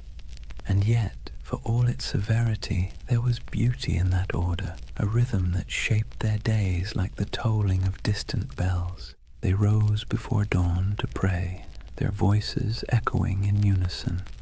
Then came the chores, feeding horses, sharpening weapons, tending armor, mending cloaks, cleaning wounds. Breakfast was simple, bread, sometimes watered wine, rarely meat. Then training, endless training, sword drills in formation, mounted charges across dusty fields, bow practice until fingers blistered. To the outside world, they were holy warriors. To themselves, they were servants of God, of each other, and of discipline itself. Templars lived by vows of poverty, chastity, and obedience, but those words meant something very different in their world. Poverty meant no personal possessions, but the order itself owned vast estates. Chastity meant avoiding women entirely, even in conversation, an easier rule to write than to live by. And obedience meant complete submission to one's commander, even unto death. That last vow was the hardest, and the one that defined them. A Templar didn't fight for victory. He fought to obey. If ordered to hold a line, he held it. If ordered to die, he died. There was no hesitation, no bargaining, no emotion. In battle, this made them terrifying. Other soldiers might panic, flee, or waver. The Templars never broke formation. Even when surrounded, they fought in silence, red crosses vanishing one by one into the dust. It's tempting to romanticize that kind of devotion, but there was nothing romantic about it. It was hard, mechanical, and often lonely. Templars were forbidden to embrace their own brothers without permission, forbidden to joke or sing frivolously, forbidden to play games of chance. Even laughter was discouraged, except in moderation. Their armor too reflected that restraint, plain, functional, unadorned. No bright colors, no gilded crests, only the red cross sewn near the heart. It was said that when the Templars rode into battle, the sound of their charge was unlike anything else. Not the roar of chaos, but the low thunder of synchronized hooves, a kind of terrible harmony. They weren't the largest army in the Crusades, nor the most numerous, but they were the most feared, because the enemy knew they wouldn't stop. Every Templar learned to fight and die as part of something greater, and that mindset extended beyond the battlefield. Inside their commanderies, every task, no matter how small, was done with the same ritual precision. From the folding of cloaks to the cleaning of armor, everything had its method. The order saw chaos as the devil's playground, and order as divine. Imagine the life of a young recruit, a sergeant or a serving brother, joining the temple. He would begin as an associate, working the stables, tending the fields, carrying water. He'd sleep on straw, wake before dawn, pray, eat little, speak less. The nights might seem distant, stoic men of few words, but in truth everyone shared the same weight of silence. Templar silence wasn't emptiness, it was control. They believed words carried danger, pride, gossip, temptation. So they learned to communicate through gestures and glances, through efficiency rather than expression. Meals were eaten in near silence, a monk reading scripture aloud while others chewed. If you wanted salt, you didn't ask, you pointed. If you needed bread, you waited your turn. Over time, that silence became a kind of language, a pulse that connected them more deeply than speech ever could. And perhaps that's why their discipline bordered on the sacred. Their punishments were severe but predictable. A brother who broke his vows, who stole, lied, or behaved pridefully, might be stripped of his cloak, forced to eat on the floor, or made to lie face down during Mass while others stepped over him. For grave offenses, he could be expelled entirely, his red cross torn away like a soul in exile. But for most, it never came to that. The Templar mind was trained like a blade, sharp, steady, and resigned. Even their daily routines reinforced obedience. The day was divided by bells, prayer, labor, rest. Each moment accounted for. They prayed before battle, after battle, before eating, before sleeping. Every act was sanctified, every breath a form of worship. And yet, for all their austerity, there was a quiet humanity beneath it, The rule allowed small comforts, wine on holy days, the company of brothers during feasts, laughter when earned. They kept dogs and falcons. They played music sometimes, though always solemnly. Their lives weren't joyless, just measured. To outsiders, that restraint looked inhuman. To insiders, it was peace. Because here's the thing, medieval life was unpredictable, dangerous, and filthy. Plague, famine, war, it was all chaos. The Templars built a life where everything made sense, a world of routine, duty, and clear purpose. That order was their sanctuary. And yet, there's a strange irony in that. For all their vows of humility, the Templars radiated pride, not arrogance exactly, but a certainty that they were different, chosen. While other knights fought for lords, women, or glory, the Templars fought for eternity. Their enemy wasn't just flesh and blood, it was sin itself. That certainty gave them strength, but it also made them untouchable. When they marched through cities, people stepped aside. Their white mantles glowed in the sun. Children watched them pass in awe. Priests blessed them. Merchants envied them. Kings tolerated them. And slowly, without realizing it, they became what they were sworn to resist, powerful, privileged, and proud. Their discipline, once spiritual armor, became something colder, a mask. By the late 13th century, the Templar ideal had begun to crack. The Holy Land was lost, the Crusades had soured, and yet the Order still trained, still prayed, still obeyed, as if nothing had changed. It's almost haunting, that image. An army without a war, marching in perfect silence toward a future that no longer needed them. They kept their rituals alive even as their purpose faded. The morning prayers, the vows, the cold meals, the endless drills, like monks in armor performing the same liturgy long after the congregation had gone home. If you had visited a Templar stronghold, then, say, Tomar in Portugal, or the great fortress of Crac de Chevalier, you'd have seen perfection on the surface, polished discipline, unbroken ranks, but beneath it, something else was stirring, uncertainty. What happens to an order built for holy war when holiness itself goes out of fashion? The Templars didn't have an answer. They just kept obeying. And maybe that's the tragedy. They were so trained to follow command that when the commands themselves became corrupt, when kings and popes turned against them, they couldn't adapt. Their discipline, once their shield, would soon become their downfall. But that's later. For now, in the twilight of their golden age, they still looked unshakable. Picture them one last time, a column of knights riding through the gates of Acre, the last stronghold of Christendom in the east. Sunlight glints on their helmets. The sea wind carries the smell of salt and steel. Their banner ripples, a red cross against white. They move as one body, one will, one faith. And somewhere in the back of the formation, a young knight whispers a prayer he has said 1,000 times before. He doesn't know that in a few short decades, his order will be ashes and rumor. But in this moment, he is calm, because obedience is peace. And for the Knights Templar, peace, however fleeting, was always worth dying for. Chapter 3. Secrets, Shadows, and Heresy. Imagine the stillness beneath Jerusalem. The air is cool, dry, and old, older than the Crusaders who came here with dreams of salvation and plunder. Torches flicker against ancient stone, illuminating tunnels carved centuries before the birth of Christ. The sound of footsteps echoes faintly, rhythmic and deliberate.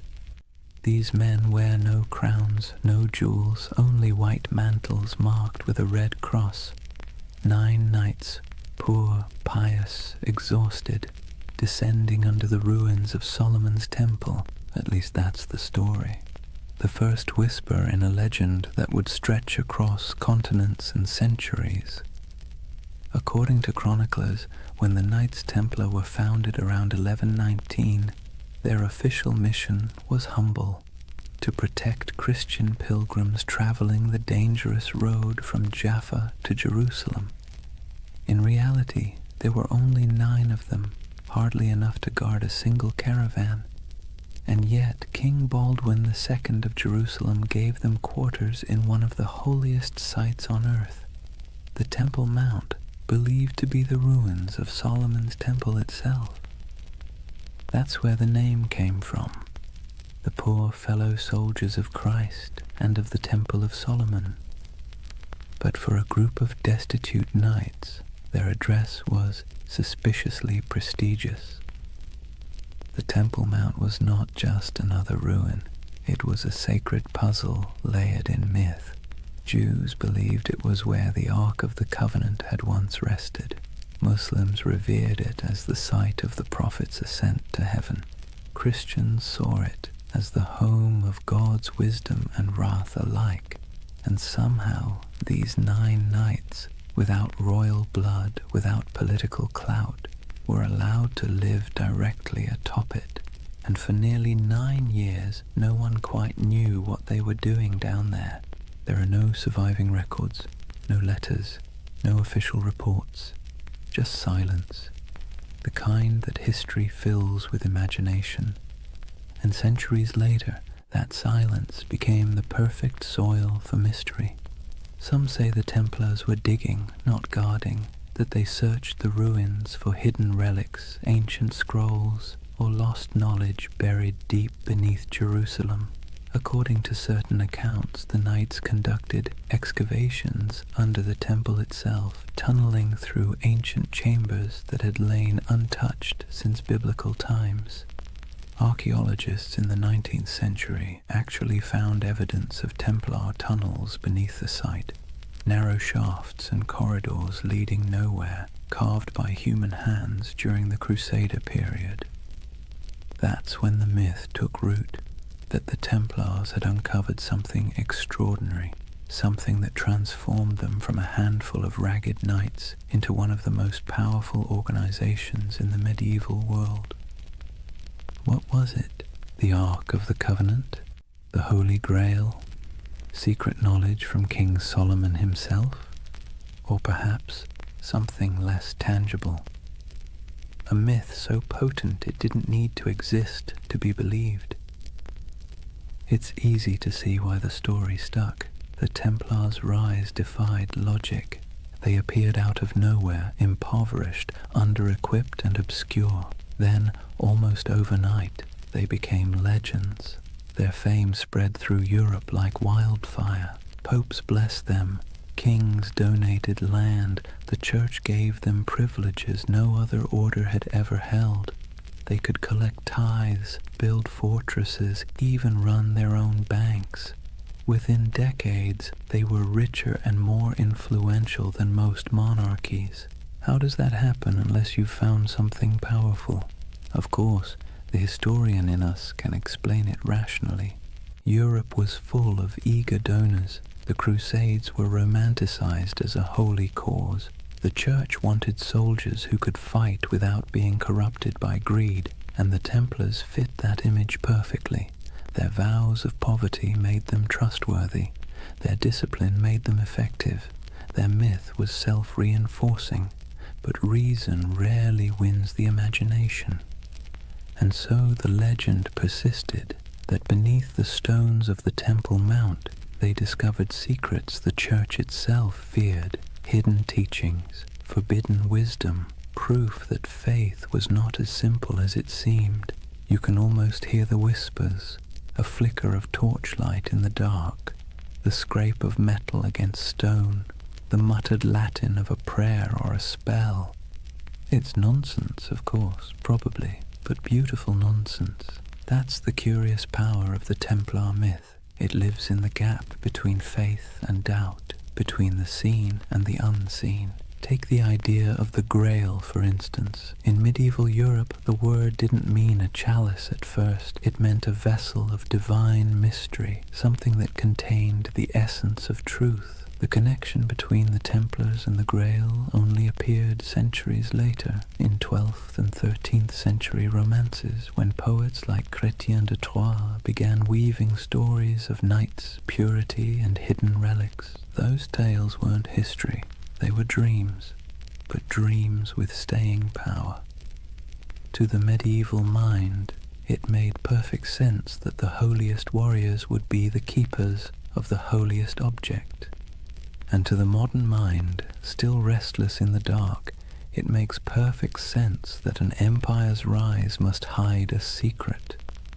Maybe that's why the Templars continue to haunt us, because we can't resist the idea that someone, somewhere, found the truth and kept it to themselves. But beneath the mystique, there's something more mundane and more fascinating. The real secret of the Templars wasn't gold or relics. It was organization. While other crusader groups floundered in chaos, the Templars built a system. They turned faith into logistics.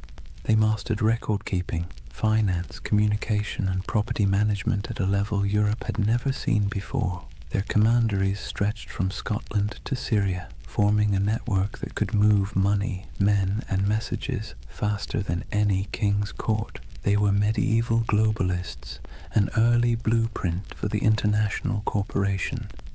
That was their real treasure, their true grail, not buried under Jerusalem, but written in ledgers and sealed with wax.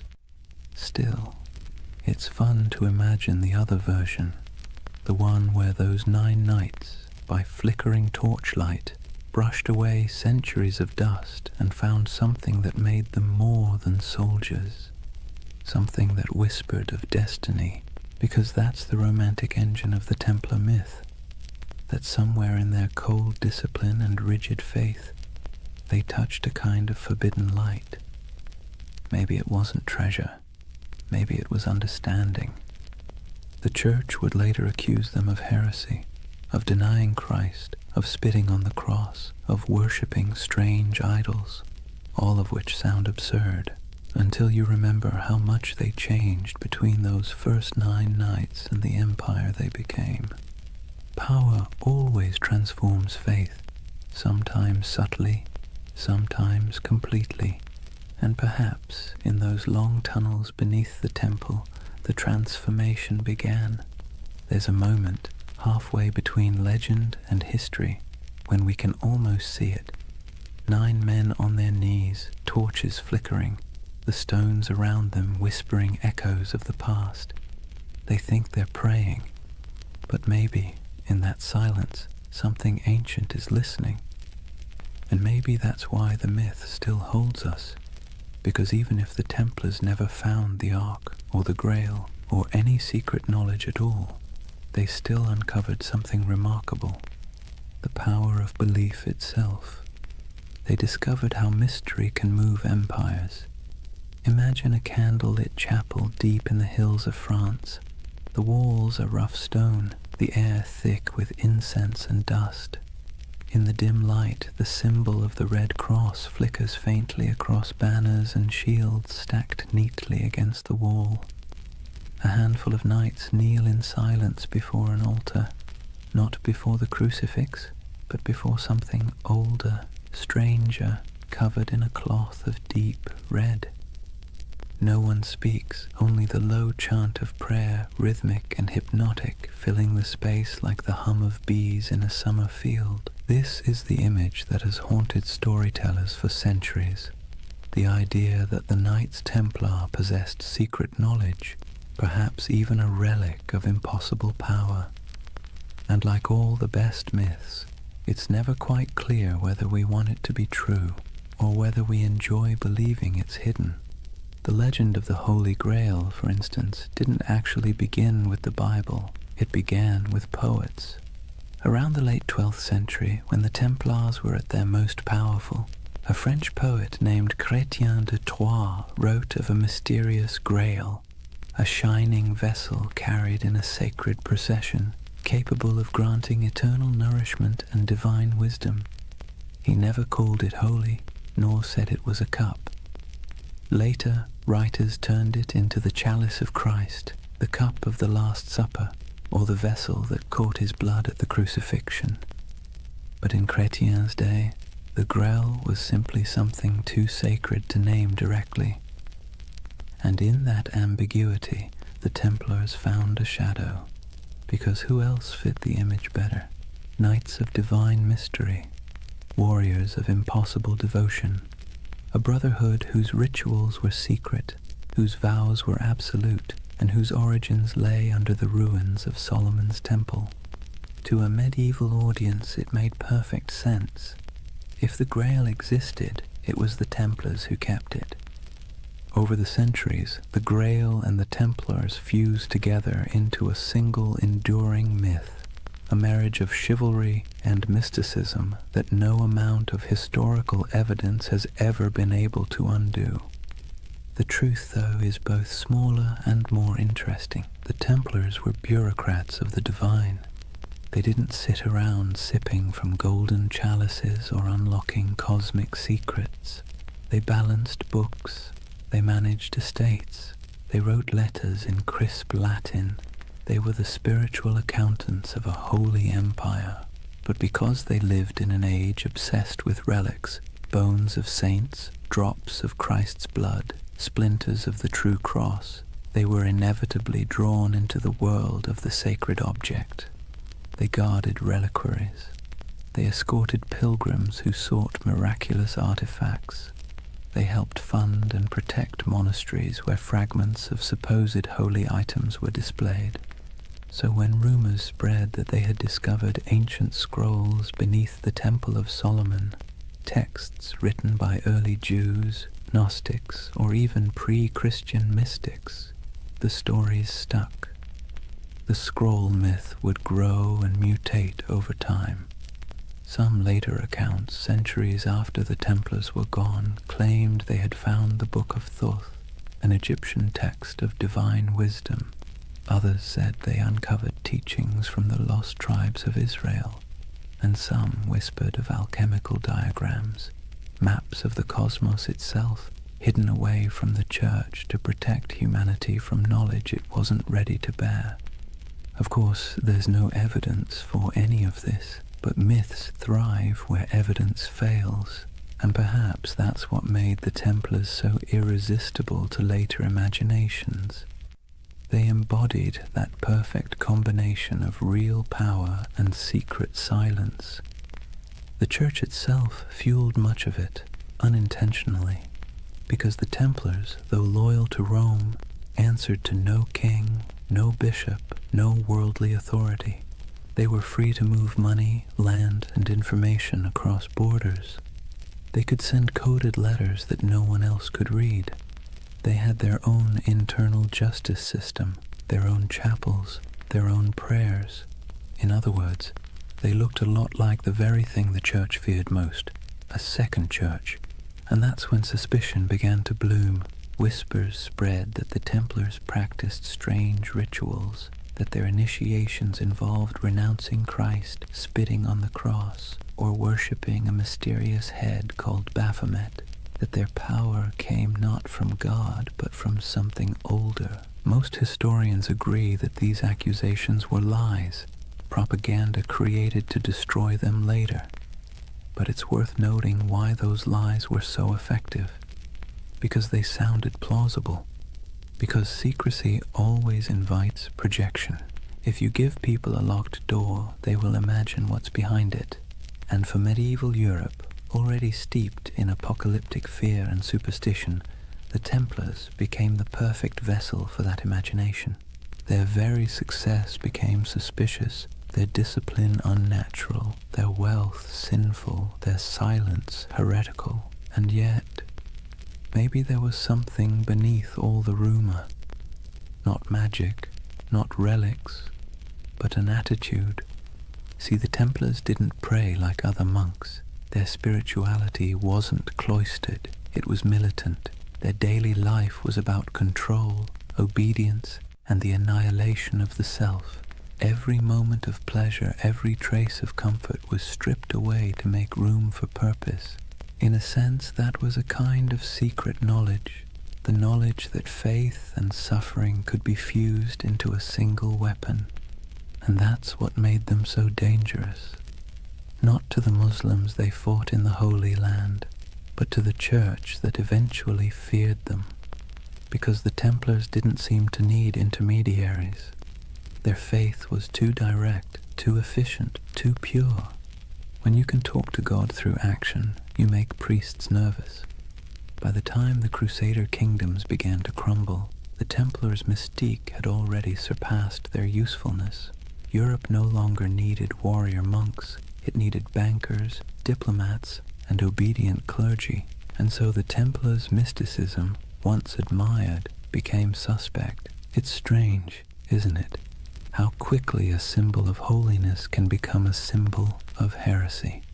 One century they were Christ's chosen, the next they were whispered to be sorcerers.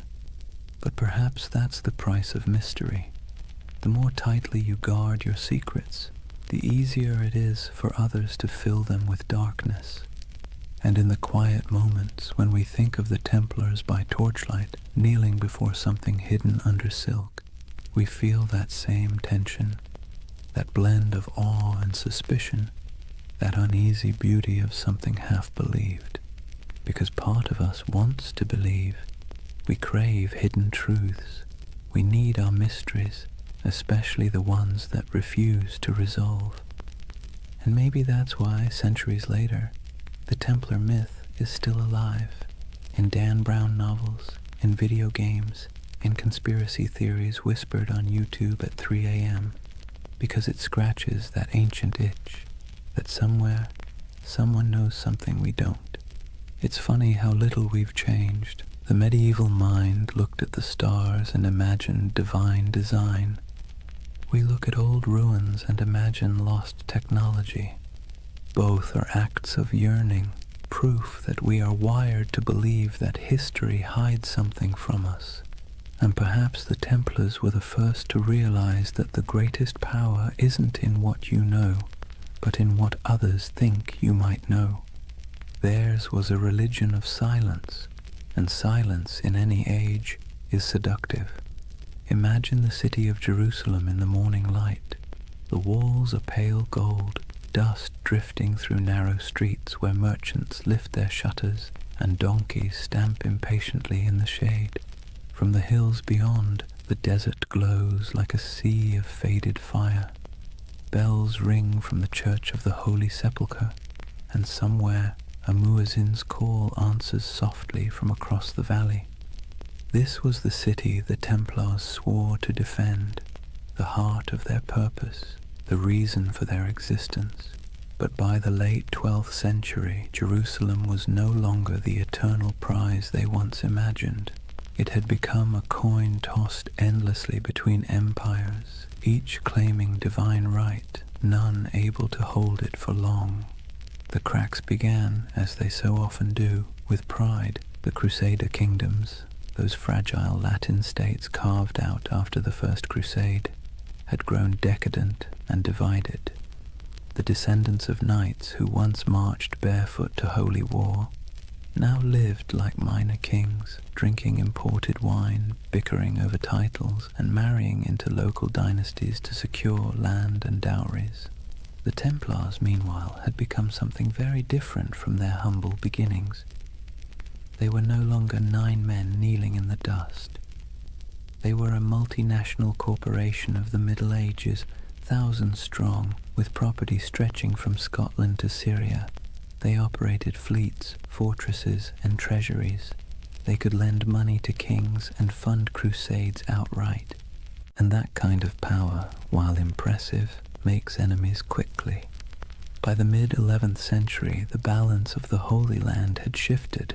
Muslim forces, long divided, were now uniting under a single banner, led by a man who seemed born for the role, Salah ad-Din Yusuf ibn Ayyub, known in the West as Saladin. If the Crusaders were a tangle of arrogance and infighting, Saladin was the opposite, disciplined, patient and devout. His armies were not the wild hordes described in European rumor. They were organized, loyal, and most importantly, fighting for home. The Templars met them on countless fields, Hattin, Ascalon, Arsuf, and though they fought with ferocious resolve, they were outmatched by unity and strategy. The Battle of Hattin in 1187 was the breaking point. It began with a cruel trick of the sun. Saladin's army lured the Crusaders away from their water supplies, dragging them across the dry Galilean plains under a blazing July sky. By the time the Templars reached the horns of Hattin, they were half mad with thirst, their chainmail burning against their skin, their banners wilting in the heat. The Muslim forces surrounded them. Archers darkened the sky with arrows, smoke from burning grass choked the air, and when the fighting finally stopped, almost the entire Crusader army was dead or captured. The True Cross, a relic carried into battle like a talisman, was seized by Saladin's men. It was never seen again. The Templar Grand Master Gerard de Riedfort was taken alive. Saladin spared him, though many of his brothers were executed. He would live long enough to watch the walls of Jerusalem fall later that same year. When word reached Europe that the Holy City was gone, it was as if the world itself had cracked open. Sermons thundered across cathedrals, blaming sin, pride, and divine wrath. Monarchs trembled, pilgrims wept. The Pope called for another crusade, and through it all, the Templars stood in the ruins of their purpose. You can almost imagine the silence that followed. The once sacred city, its streets littered with the detritus of war, now echoed with the sounds of new rulers. The Templar headquarters on the Temple Mount was emptied, their altars dismantled, their treasures seized. What began as a holy mission now looked suspiciously like a failure of faith. For the first time, the Templars were without their holy ground, and without Jerusalem.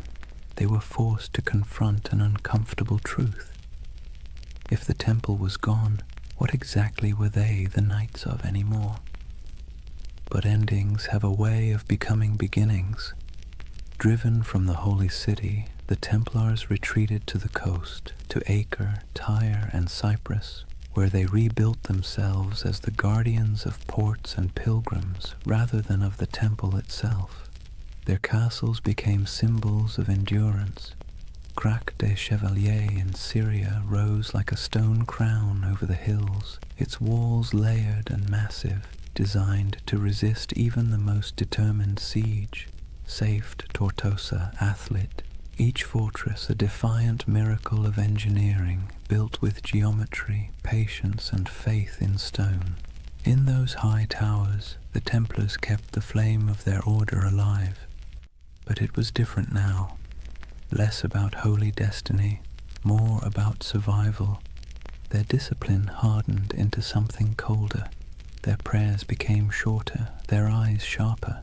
They trained recruits not to imagine glory, but to endure isolation, hunger, and the dull ache of endless duty. And yet, despite all this loss, their legend somehow grew. Europe romanticized them even as the Holy Land slipped away. Chroniclers back home painted the Templars as holy martyrs, holding back the tide of heathens. Donations poured in. New recruits arrived from noble families eager for redemption. It's one of history's great ironies. The worse they failed in the East, the more powerful they became in the West. But under the surface, something had changed. Their order was no longer about the sacred geography of Jerusalem. It was about the machinery of power. And in that subtle shift from spiritual to financial, the seeds of their downfall were already being sown. When the Crusades began, the Templars fought for the soul of Christendom. By the 13th century, they were its bankers. They lent to kings and nobles, secured transport for crusading armies, and managed estates that rivaled monasteries in wealth. Their temples in Paris, London, and Aragon became repositories for gold and secrets. Some said their vaults held the lost relics of the East. Others whispered that beneath their churches, tunnels led to rooms where initiates swore oaths in candlelight, swearing not to crown or cross, but to something older. In truth, those basements probably held nothing more exotic than ledgers and coin chests, but perception, as always, was more dangerous than reality. To kings in debt, the Templars' wealth was an insult. To the Church, their independence was heresy. And so, while the Templars rebuilt their fortresses and continued their crusading vows, the world around them quietly changed. New powers rose, old faiths fractured. Europe began to turn inward, to trade, to politics, to profit. The dream of Jerusalem faded like smoke on the horizon. The Templars became relics themselves, living fossils of an age of faith that no longer fit the world they helped create. And perhaps that's the tragedy at the heart of their story. They were men who built a system so efficient, so disciplined, that it outlasted their original purpose. Their creed was supposed to die with Jerusalem, but it didn't. It calcified.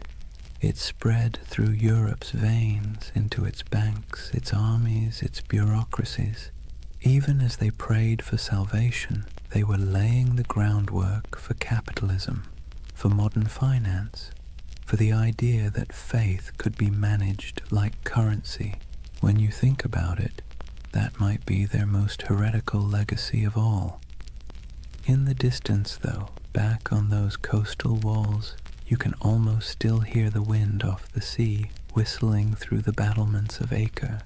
The Templar banners still flutter there in imagination, crimson crosses fading against the salt air. They never stopped believing they could reclaim the Holy Land. They never stopped waiting for the day the horns would sound again. But faith, like empire, has tides, and the tide was already receding. Imagine standing on the ramparts of Acre at twilight. The sea stretches endlessly westward, glowing copper beneath the dying sun. Seagulls drift above the harbor where broken ships list in the water, their masts creaking softly. Behind you, the wind carries the scent of smoke and salt, and the low, steady hum of prayer from men who know the end is coming. This is the world of the final crusades, not the holy fire of the first generation, not the fevered marches of kings and saints, but a quieter, more desperate echo. The age of glory was over. What remained was a grim, bureaucratic persistence. Wars fought on borrowed faith, borrowed time, and borrowed money. By the late 13th century, the Kingdom of Jerusalem existed mostly on parchment and in memory. Its capital, if one could call it that, was Acre, a coastal city pressed between a restless sea and endless desert. It was crowded, rich, and tense, a city of pilgrims, traders, and soldiers living shoulder to shoulder in uneasy tolerance. Here the Knights Templar had built their final fortress, a marvel of engineering, all white stone and iron gates, its walls thicker than any catapult could breach. Within those walls, gold and relics were stored in vaults beneath torchlit halls. Above them, in chapels that echoed with Latin chants, the Templars still prayed for Jerusalem, though most knew they would never see it again. They had become the custodians of a dream already dying. The last crusades were not holy wars anymore. They were logistics operations, charters, supply lines, contracts. The romantic image of knights charging across the desert had long since been replaced by the grinding reality of politics. Kings back in Europe promised armies and delivered excuses. Popes issued bulls calling for redemption and sent none. The Templars and their rivals, the Knights Hospitaller, did what they could. They fortified the remaining coastal strongholds, trained recruits from France and England, and negotiated uneasy truces with Muslim rulers, who now viewed them less as enemies and more as relics of a fading age. For nearly a century, the Templars held their line. A few miles of coast, a handful of towers, and the weight of an entire lost empire on their shoulders. Then, in 1291, the inevitable came. A vast Mamluk army, disciplined, relentless, and armed with the confidence of history, swept across the plains toward Acre. Their banners blackened the horizon. Their engines rolled like thunder. Inside the city, panic spread like wildfire. Citizens fled to the harbor, merchants burned their ledgers, priests carried relics to the ships, whispering prayers that no one believed would work. The Templars, as always, took their positions. From the battlements, they could see the Mamluk campfires stretching endlessly into the desert night. The siege began with drums, then fire, then days of unbroken assault. It was not the glorious last stand of legend. It was chaos. Stones crashed into the towers, arrows rained like iron hail, walls cracked and bled dust. The Templars fought with methodical silence, their discipline unbroken even as everything around them burned. Eyewitnesses would later write that when the outer wall finally collapsed, the sound was like a mountain giving way. Within days, Acre was gone. The Templar fortress fell piece by piece, and those who survived fled to their ships, carrying little more than their order's banner and the bitter taste of failure. When the city burned behind them, so did the last true Crusader stronghold in the Holy Land. It was over. The Crusades had lasted nearly 2 centuries, and now, after all the pilgrimages, sieges, and sermons, the Holy Land was once again entirely in Muslim hands. For the Templars, the loss was more than strategic, it was existential. They returned to Europe as an army without a battlefield, an order without a purpose. Their castles in the east were gone, their mission obsolete, but they were still wealthy, still disciplined, and still bound by vows that made them useful or dangerous, depending on who was watching. They settled mostly on the island of Cyprus, rebuilding their headquarters there.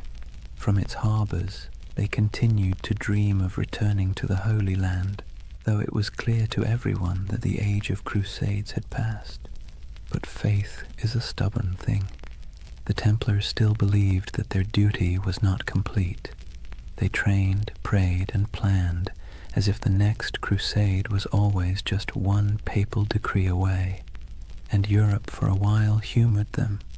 Popes still called them the sword of the church. Kings still borrowed their money. Peasants still whispered prayers for them. But under the surface, the world was changing. Trade was replacing war. Cities were replacing castles. Banks were replacing swords. And the Templars, with their vast holdings and network of treasuries, found themselves at the uncomfortable center of this transition. They had invented the closest thing to modern finance, a system where a pilgrim could deposit gold in Paris and withdraw it in Acre using coded letters of credit. It was genius, practical, and efficient, and in hindsight, catastrophic. Because when the wars ended and the debts came due, kings looked at the Templars' wealth and saw temptation, not salvation. Especially one king in particular, Philip IV of France. Philip was a man both pious and paranoid. He owed the Templars enormous sums of money, loans for his wars, his court, his vanity. But he also saw their independence as an affront. They answered not to him, but to the Pope. Their fortresses in France were like miniature states, their archives sealed and secret, and the more Philip learned about them, the more their silence unnerved him. Rumors spread of strange initiation rites, of heretical symbols, of men kissing the cross in reverse. Nonsense, most likely, but for a monarch looking to erase his debts and consolidate power, nonsense can be weaponized. In the years after Acre, Philip began to scheme.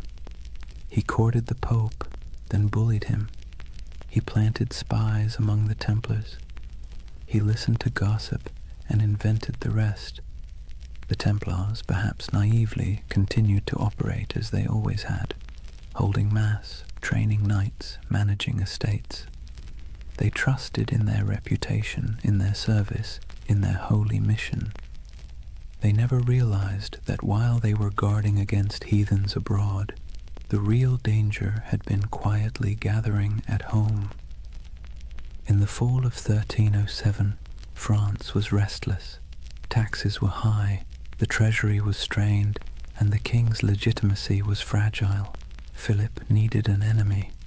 And what better villain than a secretive, wealthy brotherhood whose glory had long since faded into rumor? The Templars were about to learn a lesson the Romans once taught long ago, that power without narrative is just a target. Their story had begun with oaths whispered beneath the Temple of Solomon.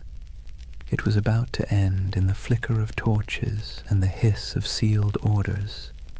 History, like the sea, has its own rhythm, rising, falling, devouring.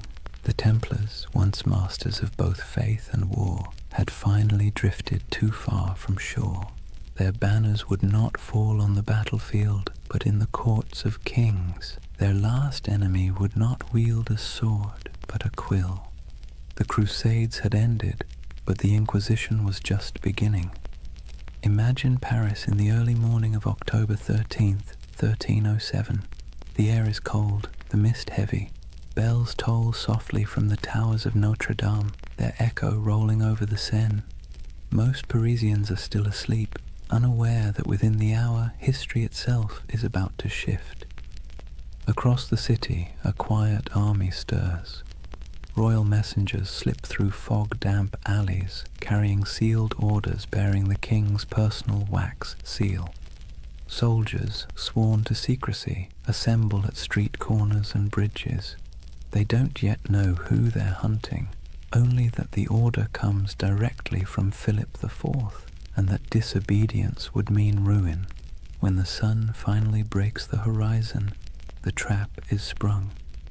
Every Templar house in France, every fortress, every commandery, every quiet estate hidden among vineyards and fields is surrounded. Gates splinter, iron boots echo down stone halls.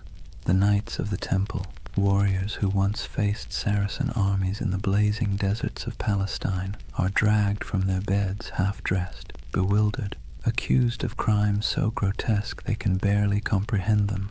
Blasphemy, idolatry, heresy. The list reads like something pulled from a fever dream, but this was no dream. It was politics, dressed in the robes of faith. Let's be clear, Philip IV was not a fool. He was something more dangerous, clever, desperate, and convinced of his divine right to do whatever was necessary to hold his kingdom together. He had bled France dry with wars against England, then with his campaigns to tax the clergy. When the church resisted, he struck back, exiling the Pope from Rome, installing his own candidate, and essentially turning the papacy into a branch office of the French crown. That Pope was Clement V, a man whose spine was as soft as the velvet cushions he sat on. Officially, he ruled from Rome. In practice, he lived under the shadow of Philip's will, a papal puppet relocated to Avignon. And so, when the King of France whispered that the Templars were dangerous, heretics, maybe even satanic, Clement listened. But the real accusation wasn't spiritual, it was financial. The Templars held vast wealth, not in piles of coins, but in something far more threatening: records, ledgers, IOUs. They were Europe's most sophisticated bankers, managing royal treasuries, facilitating trade, and holding deposits from nobles who trusted their vaults more than their own castles. That included Philip himself, who now owed them so much that, if they called in their debts, France might collapse. And so, with one order, Philip did what every indebted man has dreamed of doing since time began. He erased the balance sheet. The raids were coordinated with surgical precision. Templars across France were seized simultaneously, their archives confiscated, their leaders imprisoned. Jacques de Molay, the Grand Master, was arrested in Paris, along with his top commanders. He had been a guest of honor at the king's court just days before, attending the funeral of Philip's sister. Now his hospitality was rewarded with chains.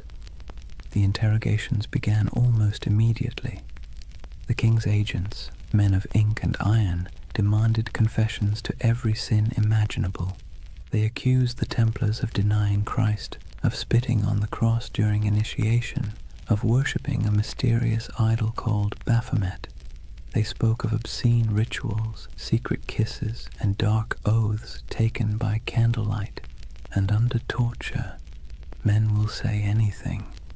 By the week's end, confessions poured in, broken, contradictory, desperate. Some swore they had been tricked, others simply wept and signed whatever parchment was placed before them. The king had his proof. But outside the dungeons, the world was less convinced. The charges made no sense. The Templars were fanatically religious, sworn to poverty, chastity, and obedience. Their prayers structured their lives so tightly that even eating and sleeping were acts of devotion. To accuse them of heresy felt like accusing monks of witchcraft. But logic was irrelevant. The spectacle was the point. Philip had turned the trial into theatre. He invited clergy, nobles, and the public to hear the confessions. He displayed the trembling knights as examples of corruption and divine justice. He presented himself as the defender of Christendom, cleansing it of hidden rot. And for a public weary of taxes, famine, and failed wars, it worked. People love a villain, especially one that used to be untouchable. Meanwhile, Clement V hesitated. As head of the church, the Templars were technically under his jurisdiction, not Philip's, and he knew, deep down, that the charges were absurd. He issued cautious letters demanding the Templars be handed over to papal investigators, but Philip ignored him. France was already playing judge, jury, and executioner. When the Pope finally summoned his courage to intervene, the damage was done. Across Europe, the accusations had spread like wildfire. Other kings, seeing opportunity, followed Philip's lead. Why not confiscate a few Templar estates? Why not seize their gold, their horses, their lands? After all, if France was purging the heretics, who wanted to look soft on sin? One by one, Europe's monarchs turned on their former protectors. In England, Edward II hesitated at first. He actually liked the Templars, but papal pressure forced his hand. In Spain and Portugal, the order was dissolved and reborn under new names, with new insignia, to preserve their assets while appeasing the church. In Germany and Italy, their properties were quietly absorbed by the Hospitallers, rivals who had survived by being slightly less rich and slightly less suspicious. But in France, there was no mercy. The king's prisons overflowed with knights. Some recanted their forced confessions, and for that they were burned alive. Others were kept in darkness for years, their order formally disbanded by papal decree in 1312. As the walls closed in, Jacques de Molay remained calm. His life, by then, had been one long act of faith. He had fought in Outremer, negotiated with kings, and seen the fall of Acre. He knew what it was to lose everything.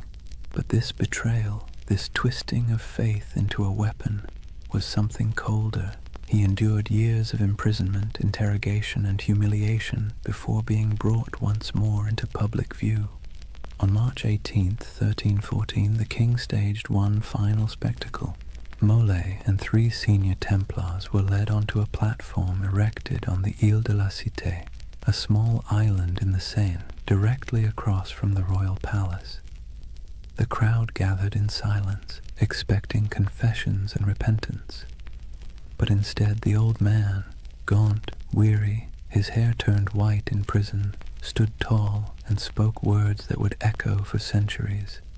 He retracted every confession, declared the order innocent, condemned the lies, the cruelty, the injustice. The crowd gasped. The executioners hesitated. Even Philip's officials seemed unsure what to do. But the king, unmoved, ordered the fires lit immediately, and as the flames climbed, witnesses said Jacques de Molay did not scream.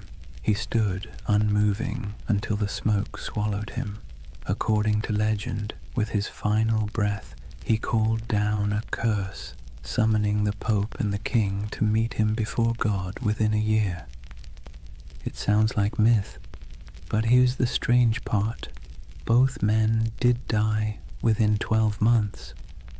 Philip collapsed suddenly during a hunting trip. Clement succumbed to illness not long after. Their bodies, it was said, refused to rest peacefully. One burned, one desecrated by lightning.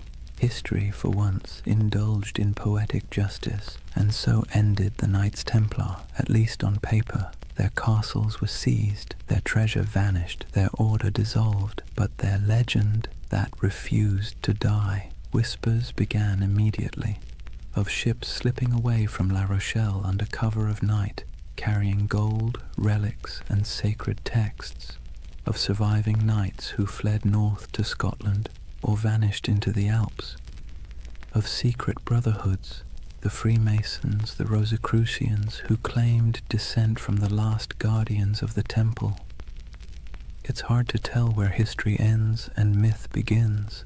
Maybe they're the same thing now, a story too powerful to stay buried. The fires of Paris went out, the ashes scattered.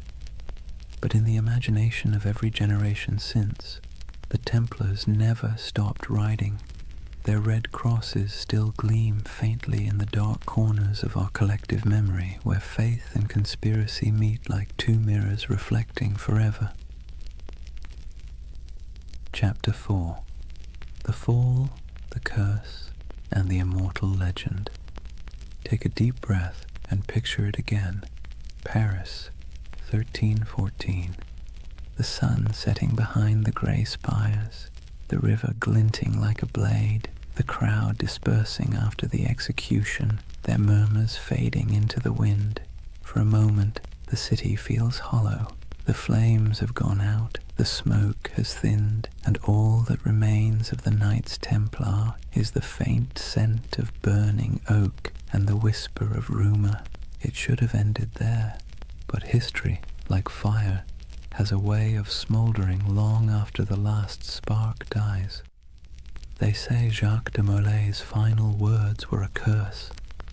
He called out from the pyre, summoning Pope Clement and King Philip to appear before the judgment of God within a year. The legend says his voice did not tremble. It carried through the crowd, past the walls of Paris, past the gilded windows of the royal palace, carried by the smoke as if heaven itself were listening. And then, as the flames consumed him, something strange happened. The air shifted.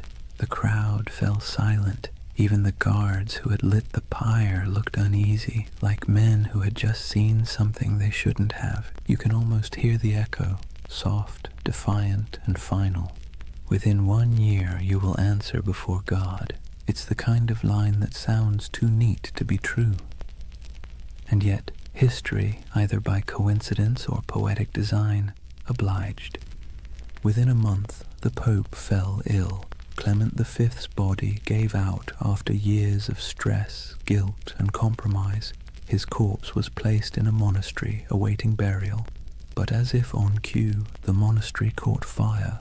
The flames consumed the chamber, and the papal body, already lifeless, was said to have sat upright in the coffin, engulfed in flames, as though the curse had come to collect. Not long after, King Philip went hunting in the forest of Fontainebleau. A strong, healthy man, still in his 40s, he rode out in the crisp autumn air and never returned alive. Accounts differ. Some say he fell from his horse, struck his head, and lingered for days in agony. Others say he was seized by a sudden paralysis. Either way, the most powerful man in Europe died slowly, staring into nothing, as if haunted by something he couldn't see, and with their deaths, the curse of the Templars was born. It was a simple story. 2 men destroyed by the vengeance of a martyred knight, but it grew quickly. People whispered that France itself was doomed, that Philip's descendants, the Capetian line, would die out within generations, and, strangely enough, that too came true. Within less than 2 decades, all 3 of Philip's sons, each having worn the crown, were dead without heirs. The dynasty that had ruled France for centuries was snuffed out like a candle in a storm.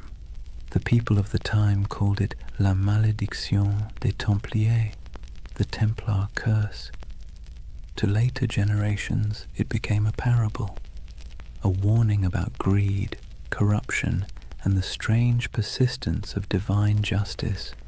Of course, historians will tell you it was all coincidence, and maybe they're right. But that's the beautiful thing about history. It leaves just enough cracks for the imagination to pour through.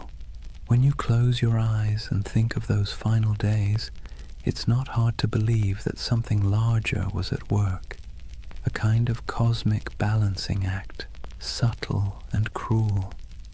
The Templars, who had built their order on discipline, loyalty, and faith, had been betrayed by those who claimed to uphold the same virtues.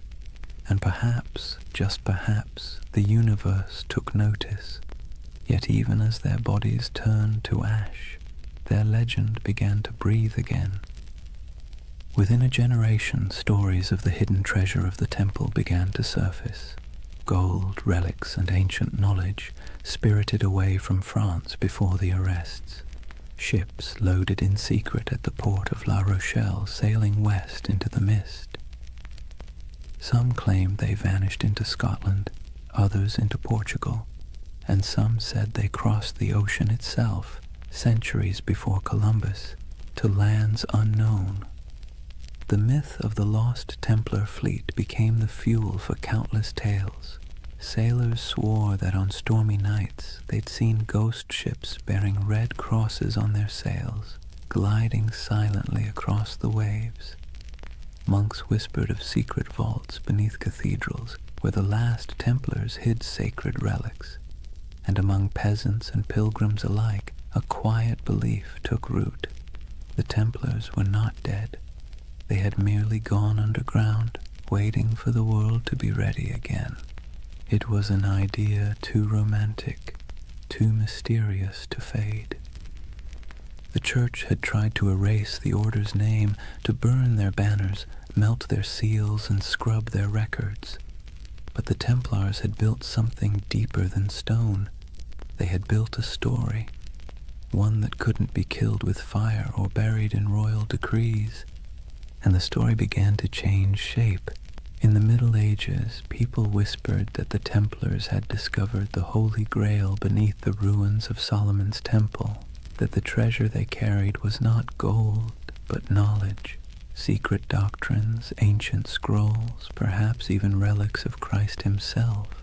These weren't just bedtime stories, they were expressions of longing for a lost wisdom, a purer faith, a world where the sacred and the powerful were one and the same.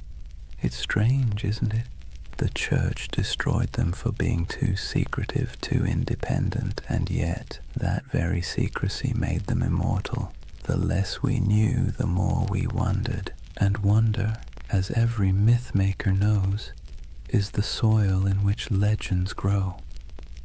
By the 14th century, the Templars were ghosts. By the 15th, they were saints of imagination. By the 18th, they had been reborn entirely, absorbed into the rituals of the Freemasons, who borrowed their symbols, their oaths, and their mystique. Masonic lodges across Europe adopted the Red Cross, the sword, and the language of brotherhood. In their dimly lit halls, among candles and geometry, men in powdered wigs whispered oaths not unlike those once spoken in Jerusalem. And in those flickering moments, the Templars lived again, not as soldiers, but as symbols, symbols of resistance, of hidden knowledge, of purity lost and truth buried beneath the weight of time. Somewhere along the way, their story stopped being about history at all. It became about us, about our hunger for mystery, our suspicion of power, our desire to believe that somewhere in the forgotten corners of time, the pure and the brave are still watching. And that brings us back to that fateful Friday, the 13th of October, 1307, the day that superstition itself was born. Before that morning, Friday the 13th meant nothing. It was just a date. But after the Templars were seized, tried, and condemned, it became a symbol of betrayal and bad luck. The day the innocent were destroyed by the powerful. The day faith was tested and justice mocked. The day one of the most disciplined brotherhoods in human history was wiped out in a single breath.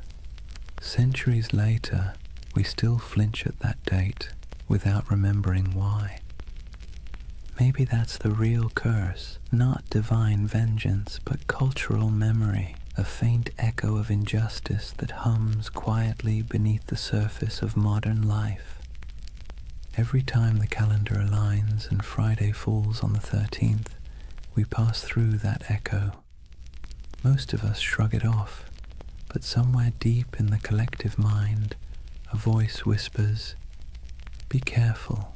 It's the whisper of a fire crackling on an island in the Seine. The whisper of 9 knights kneeling in the dark, taking oaths no one else would ever hear.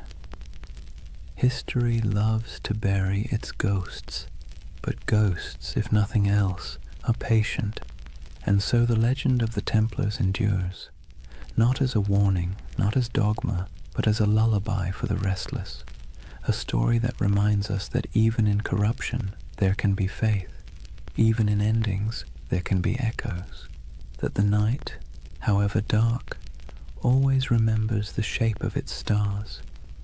Close your eyes for a moment and imagine the sea, a cold wind blowing from the west, the smell of salt, iron, and rain.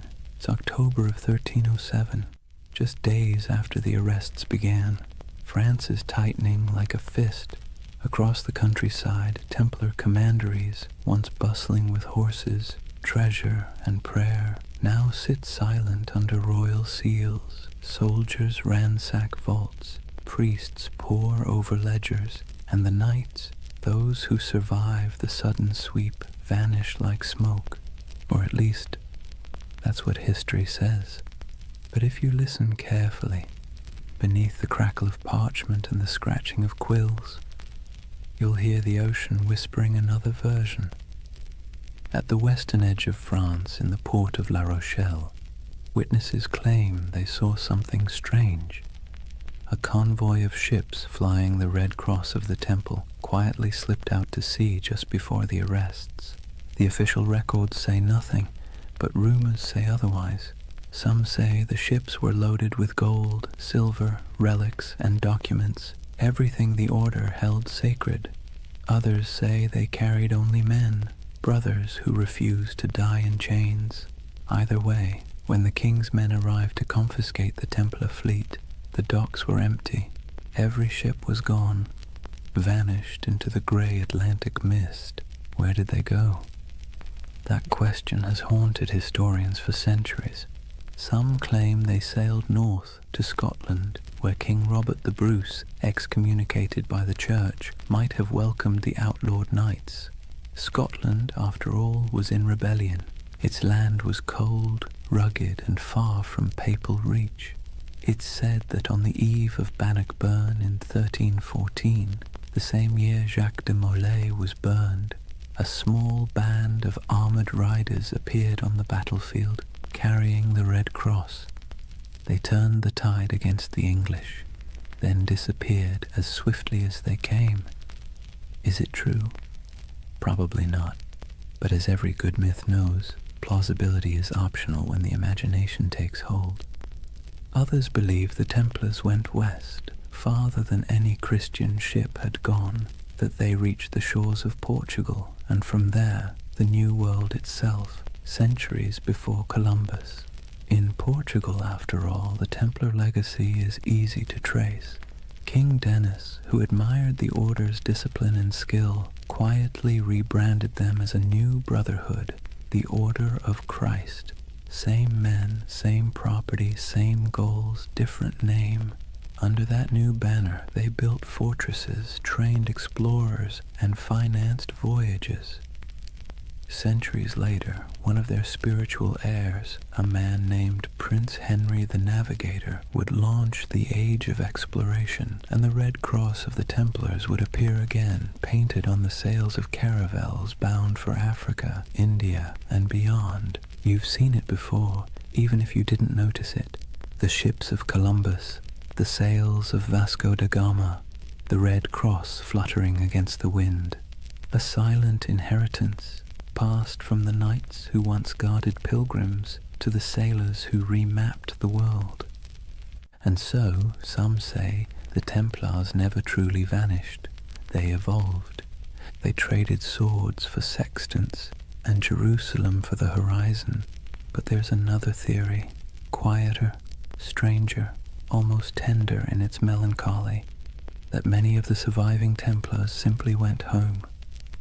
Imagine them.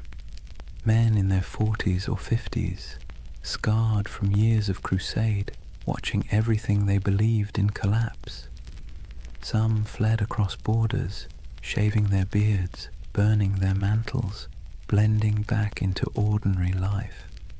A few became monks in other orders. A few became mercenaries fighting in wars for causes that meant less to them than the discipline itself. And some perhaps wandered until they disappeared entirely.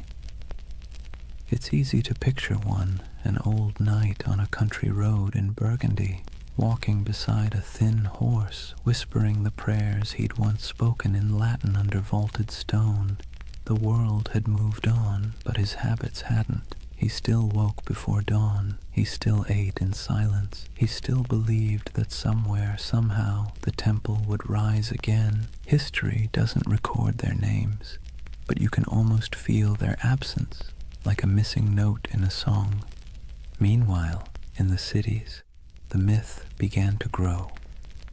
People whispered that the knights had gone underground, forming secret brotherhoods that passed their wisdom down through generations. Some pointed to the Freemasons, whose ceremonies echoed Templar oaths of loyalty and secrecy.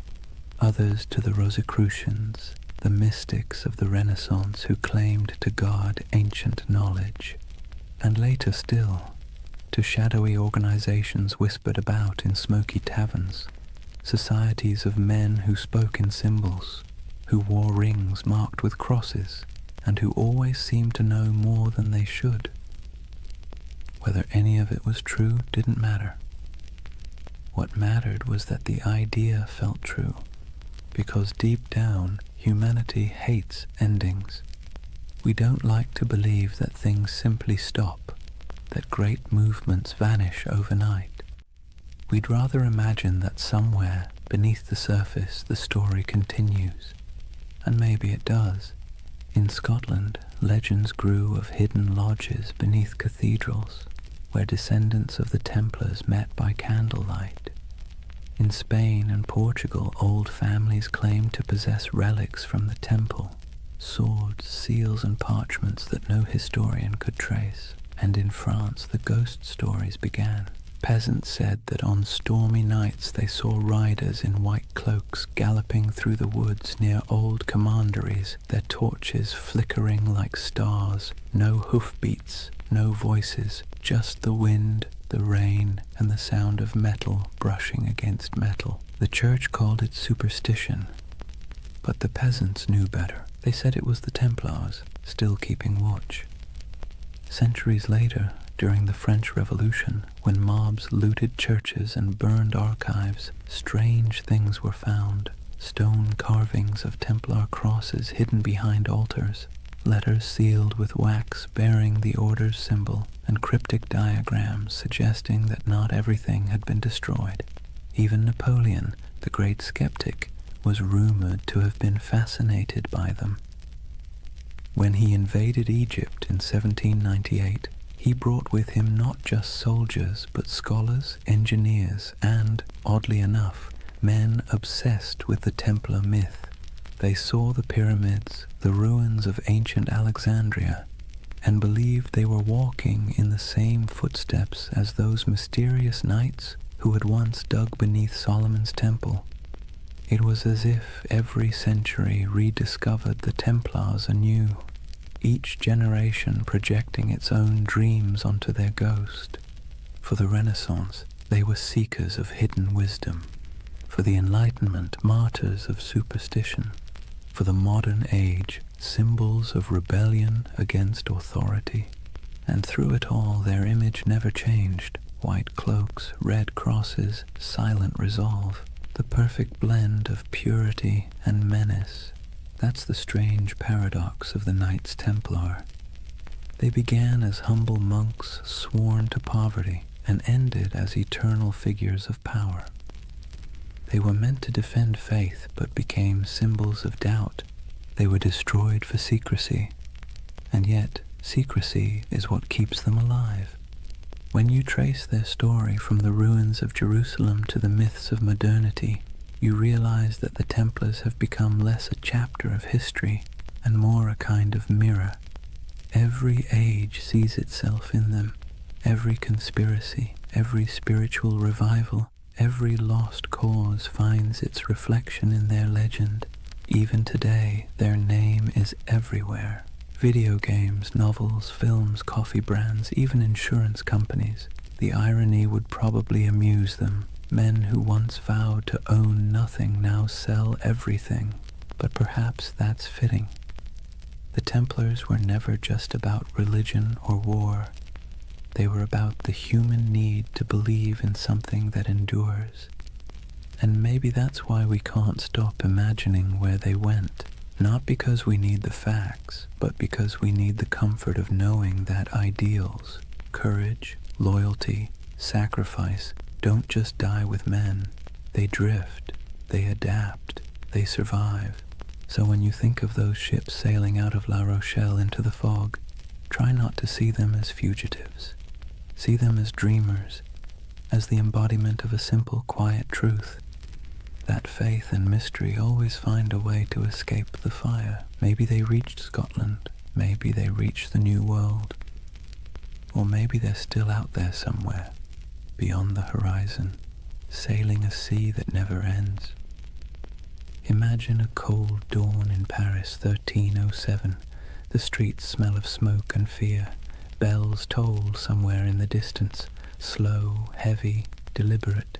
The king's guards march through the mist, their armor clattering like a death knell. Inside the stone halls of the royal fortress, a handful of exhausted men kneel before a tribunal. Their white mantles, once symbols of divine purpose, are now stained with dirt and tears. The red cross across their chests looks almost like a wound. These are the Knights Templar, the once unbreakable brotherhood now accused of heresy, blasphemy, and witchcraft. Their Grand Master, Jacques de Molay, stands among them. His face is gaunt, his hands tremble, but not from fear, from disbelief. Only a few years earlier, kings had begged for the Templars' loans, popes had blessed their missions, and merchants had trusted their vaults with fortunes. And now, the same powers that exalted them call them servants of the devil. Let's be clear, the charges were absurd. The Templars were accused of spitting on the cross during secret initiations, of worshipping a mysterious idol named Baphomet, a bearded head that supposedly whispered prophecies, of kissing each other's backsides as oaths of loyalty. It sounds like something invented by a drunk gossip trying to impress a tavern full of bored clerks. But in medieval Europe, rumor and heresy were as lethal as swords. Under torture, men confessed to anything. And King Philip IV of France, buried in debt to the Templars, knew that pain was cheaper than repayment. He wanted their treasure and their silence. So he ordered confession after confession until even the strongest broke. It's strange to imagine these were men trained to endure battle, to ride through sieges, to fight without sleep. And yet here they were, chained in dungeons, whispering prayers that turned into pleas. Some recanted immediately, others held firm until their bodies gave out. But through it all, one question pulsed beneath the surface like a heartbeat. Where is the treasure? Because according to legend, the Templars had amassed unimaginable wealth. Gold from Jerusalem, silver from Europe, relics from the Holy Land. They were bankers to kings, landlords to half of France, and custodians of secrets no one dared write down. When their order collapsed, that treasure simply disappeared. The official records show nothing. The king found empty vaults, the church seized estates, but no gold. And so the myth began. The missing Templar treasure has been called the most enduring unsolved mystery in medieval history. Over the centuries it's been found 1,000 times, in hidden tunnels under Paris, buried beneath Rosslyn Chapel in Scotland, locked inside the catacombs of Malta, even frozen beneath Nova Scotia's Oak Island, where fortune hunters have been digging for 200 years and still haven't hit bottom. Each theory begins the same way, with the night of October 13th, 1307, when those ships at La Rochelle sailed off into the mist. And each theory ends the same way, with an empty map and more questions. But maybe the treasure wasn't gold at all. Maybe what they protected wasn't wealth, but knowledge. There's a quiet rumor, older than the Freemasons, older than most conspiracy theories, that the Templars discovered something beneath the ruins of Solomon's temple during their early years in Jerusalem. What it was, no one agrees on. Some say it was the Holy Grail, not a cup, but a secret bloodline. Others claim it was the Ark of the Covenant, still humming with divine energy. And a few whisper that it was something far less biblical, ancient texts from before recorded history, knowledge so profound it could rewrite theology itself. Whatever it was, the rumor insists that the Templars hid it, not in one place, but in many. Fragments scattered like seeds across Europe, buried under chapels, sealed in crypts, or disguised as relics. You can almost imagine it. Stone corridors lit by flickering torches, brothers moving in silence, passing relics wrapped in linen. No words spoken, no records written, only vows that what was found in the Holy Land must never be lost again. It's beautiful, isn't it? The idea that knowledge can be smuggled through time, that truth, like treasure, can survive corruption, fire, and forgetfulness. But let's pause, because the historian's mind has a way of ruining poetry. The truth is, most of what the Templars had was painfully ordinary. Farms, mills, vineyards, warehouses. Their treasure was bookkeeping.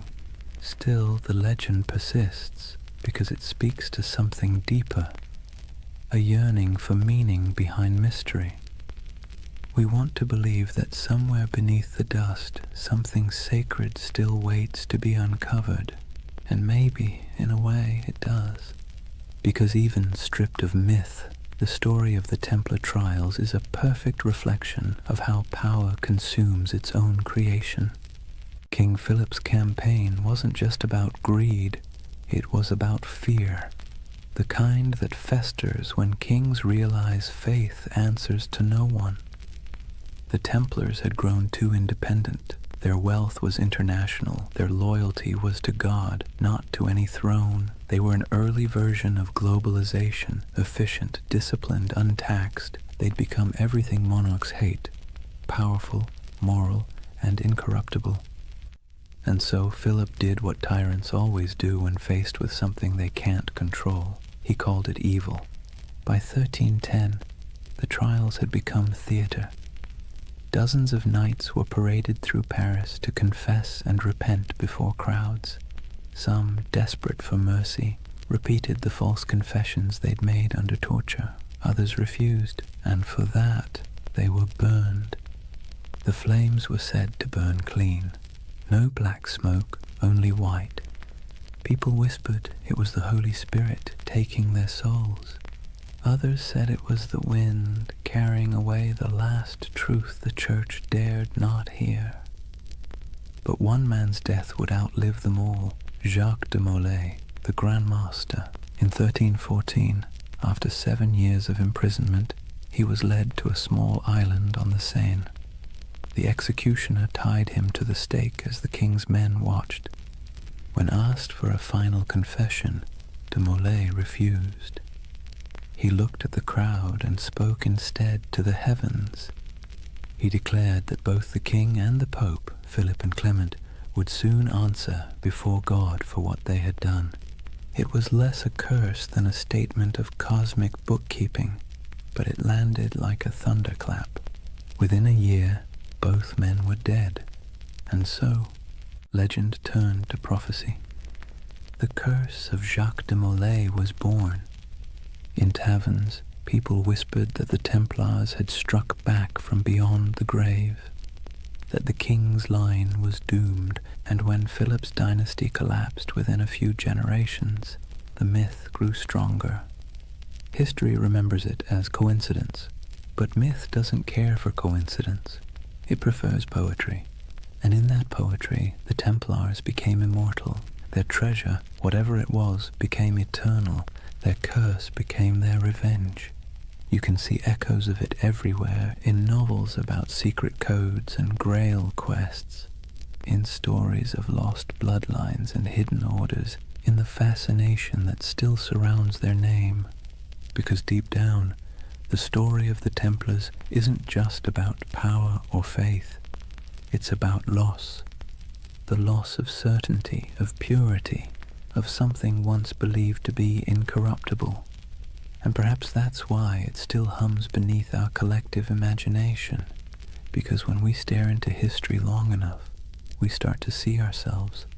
The way faith becomes ambition, ambition becomes greed, and greed becomes legend. So maybe the real Templar treasure isn't buried in stone or sealed in vaults. Maybe it's the myth itself, the part of human nature that refuses to stop believing, even when reason tells it to. The belief that something holy might still be hidden under all this noise and dust, that even in ruin there's a secret worth protecting, and somewhere, under moonlight or memory, a ship still drifts through fog, carrying not gold, but the weight of a promise, the promise that no truth ever really disappears. It just waits to be rediscovered. Picture this, the flames dying down on that island in the Seine, the crowd dispersing into the night, their faces glowing with the reflected orange of what they'd just witnessed, and above it all, the black smoke curling toward the spires of Paris, drifting into legend. Jacques de Molay was dead, but his curse, if you believe in such things, had already taken root. The chroniclers of the time, even the cautious ones, couldn't ignore what happened next. Within months, Pope Clement V was dead of illness. Within a year, King Philip IV was thrown from his horse and died suddenly. No heirs, no fortune, no redemption. It was as if the fire had leapt from de Molay's pyre into the royal bloodline itself. Whispered superstition turned to conviction. The Templars had called down divine justice. And that's where history ends and myth truly begins, because after that day the Knights Templar ceased to exist in the record. Their castles were seized, their lands divided, their members absorbed into other orders or driven into hiding. But their name, their symbol, only grew stronger. You can destroy a building, you can hang a man, but you can't kill an idea that has already become a myth. Let's be honest, the world loves a good mystery wrapped in moral ambiguity. The Templars were the perfect storm, part saint, part sinner, disciplined yet secretive, blessed yet cursed. And so, century after century, their shadow kept resurfacing in new disguises. In medieval Germany, people whispered that the Templars had gone underground, literally tunneling beneath mountains to guard their hidden treasure. In Scotland, they were said to have joined Robert the Bruce at the Battle of Bannockburn, their white mantles glowing like ghosts as they charged across the misty fields. In Portugal, they supposedly rebranded as the Order of Christ, quietly sailing under new banners as Europe's age of exploration began. Everywhere they vanished, stories bloomed like ivy over old stone. By the Renaissance, artists painted them into allegories. By the Enlightenment, philosophers invoked them as symbols of reason suppressed by superstition. By the 18th century, they'd re-emerged again, this time whispered to be the ancestors of the Freemasons, the supposed keepers of ancient wisdom and architects of secret societies that shaped revolutions and empires alike. No proof, of course, but when has lack of proof ever stopped a good story? And then came the 19th century, a perfect breeding ground for myth. Romantics were obsessed with lost causes, fallen knights, and tragic purity. The Templars became literary gold. Poets wrote of their courage, novelists embroidered their rituals, and painters gave them halos of melancholy light. They became a mirror for every generation's anxieties. The pure few against the corrupt many, the dream of spiritual order in a chaotic world. And that's the secret ingredient to their immortality. Each age reshapes them to fit its own fears and fantasies. For the Victorians, they were noble martyrs. For the mystics, guardians of sacred geometry and alchemical truth. For the modern internet, they're either ancient aliens or early bankers. The spectrum runs from the sublime to the ridiculous, and somehow the Knights Templar fit perfectly into both. But why? Why them and not some other crusading order lost to time? Maybe it's because they sit right on the fault line between faith and doubt. They were monks with swords, believers who killed, poor men who became rich, holy men who served kings. Their contradictions make them endlessly recyclable, adaptable to whatever mystery you want them to represent. And let's be clear, people love contradictions. They feel human, they feel possible. The Templars are not gods or demons. They're a reflection of how ambition twists faith, how purity curdles into power, and how power always inevitably invites its own destruction. It's almost poetic that they were accused of worshipping a severed head, because in a way, that's what their legend became, a body without a leader, kept alive by imagination, headless but somehow still breathing. Let's drift for a moment to one of those places still whispered about, Rosslyn Chapel, Scotland. Built in the 1400s, long after the Templars' supposed end, it's a riot of stone carvings, angels, vines, strange geometric knots, and figures that seem oddly ancient. In the quiet of that chapel, with dust in the sunlight, and the faint echo of distant hymns, you can almost believe the stories, that beneath its floor lies a vault, and in that vault lies a secret, one so profound it could change everything we know about history. But then again, maybe it's just a crypt, maybe it's just stone and shadow, and maybe that's the point, that the real magic of the Templars isn't what they left behind, but what we keep searching for. Even their curse, that famous curse of de Molay, wasn't a curse at all until later writers made it one. It was a final speech, a cry for divine justice, but humans can't resist dramatizing justice into vengeance. We want the universe to mean something, to balance the scales, so we turn dying words into cosmic verdicts, and over time, that became the mythology we know today. Friday the 13th, the day of the arrests, turned into a symbol of bad luck. Their crosses became icons of mystery. Their disappearance became proof of survival. It's all absurd, and yet strangely comforting, because buried within the fantasy is a wish that truth survives corruption, that goodness hides rather than dies, that somewhere there's still a secret order of noble souls keeping the flame alive in a world that's long gone dark. And who knows, maybe that's true, not in the literal sense, but in the sense that stories are secret orders. Each retelling keeps the memory alive. Each listener becomes an initiate, one more person who knows that once there were men who tried to turn faith into action and paid the price. So when you hear their name, the Knights Templar, maybe don't imagine treasure or curses or cryptic symbols. Imagine something quieter, a group of men kneeling under torchlight, making promises they could never keep but tried to anyway. Imagine their breath clouding in the cold air, their armor cold against their skin, their hearts probably as uncertain as yours or mine. And perhaps in that uncertainty lies their true immortality, because we don't remember them as saints or villains. We remember them as the dream that somewhere in the chaos of history, people once believed they could create something pure, something incorruptible, something worth dying for. And though their towers have fallen and their banners turned to dust, the idea still flickers.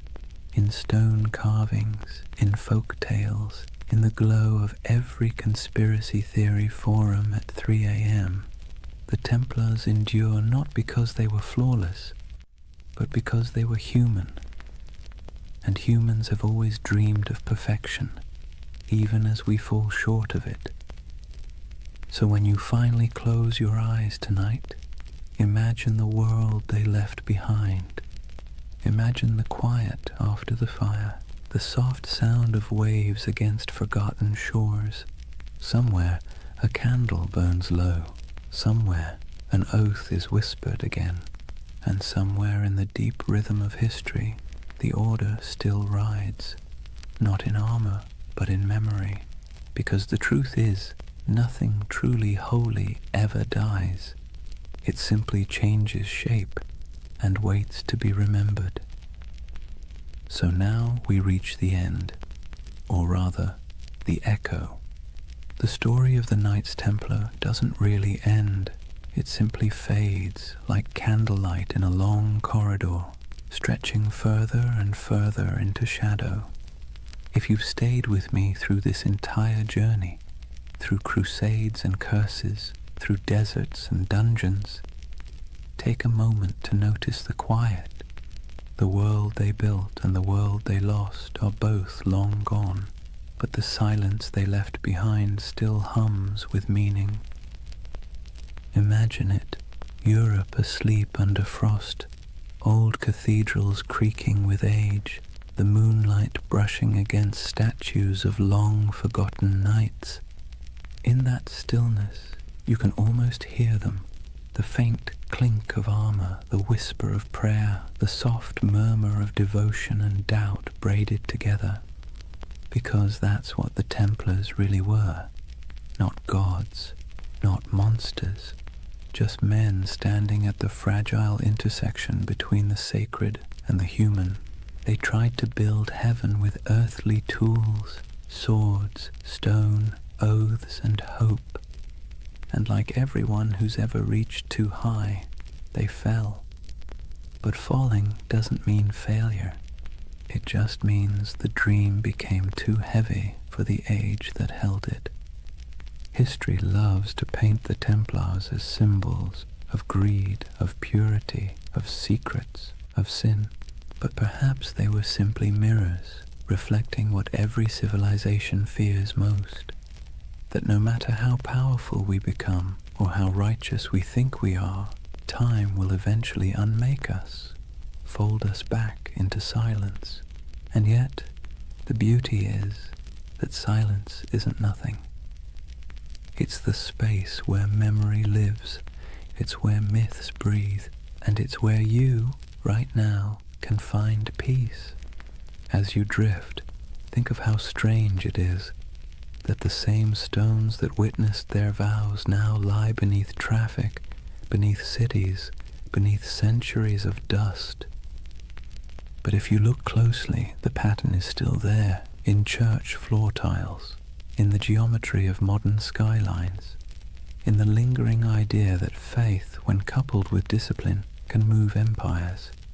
Every age finds its Templars, not in armor, but in conviction, not guarding pilgrims, but guarding truth, or art, or compassion, or whatever fragile thing seems worth defending in their time. Maybe you've been one of them without realizing it, someone trying to build something pure in a world that doesn't always reward purity. So tonight, as the story fades, let the noise of history recede behind you. The clash of swords, the whispers of betrayal, the long sermons and louder silences. Let them dissolve into the steady rhythm of your breath, because this is what remains when the myths fall quiet. A reminder that even the grandest empires, the greatest orders, and the most secret brotherhoods eventually return to stillness. And in that stillness, something eternal stirs, not banners, not blood, but the simple, persistent urge to remember that once humans dreamed of divine perfection, that they believed in sacred duty, that they tried, however imperfectly, to bridge the distance between heaven and earth. And maybe that's enough. If you close your eyes now, you might see them one last time, riding slowly into the horizon, the sun setting behind them, their white mantles glowing faintly in the fading light. No words, no music, just the sound of hooves in the sand, steady as a heartbeat. And then, quiet, the kind of quiet that carries centuries. So let the world of the Templars drift away. The wars, the treasures, the secrets, what's left is only peace, soft, steady, endless peace. Thank you for joining this journey through time, for wandering through cathedrals, deserts, and dreams. If you enjoyed this story and want to hear more journeys through history to help you sleep, please subscribe. And before you drift off completely, tell me what's keeping you up tonight. Maybe next time we'll dream through that too. For now, rest easy. You're safe. History will keep its secrets until morning. Good night.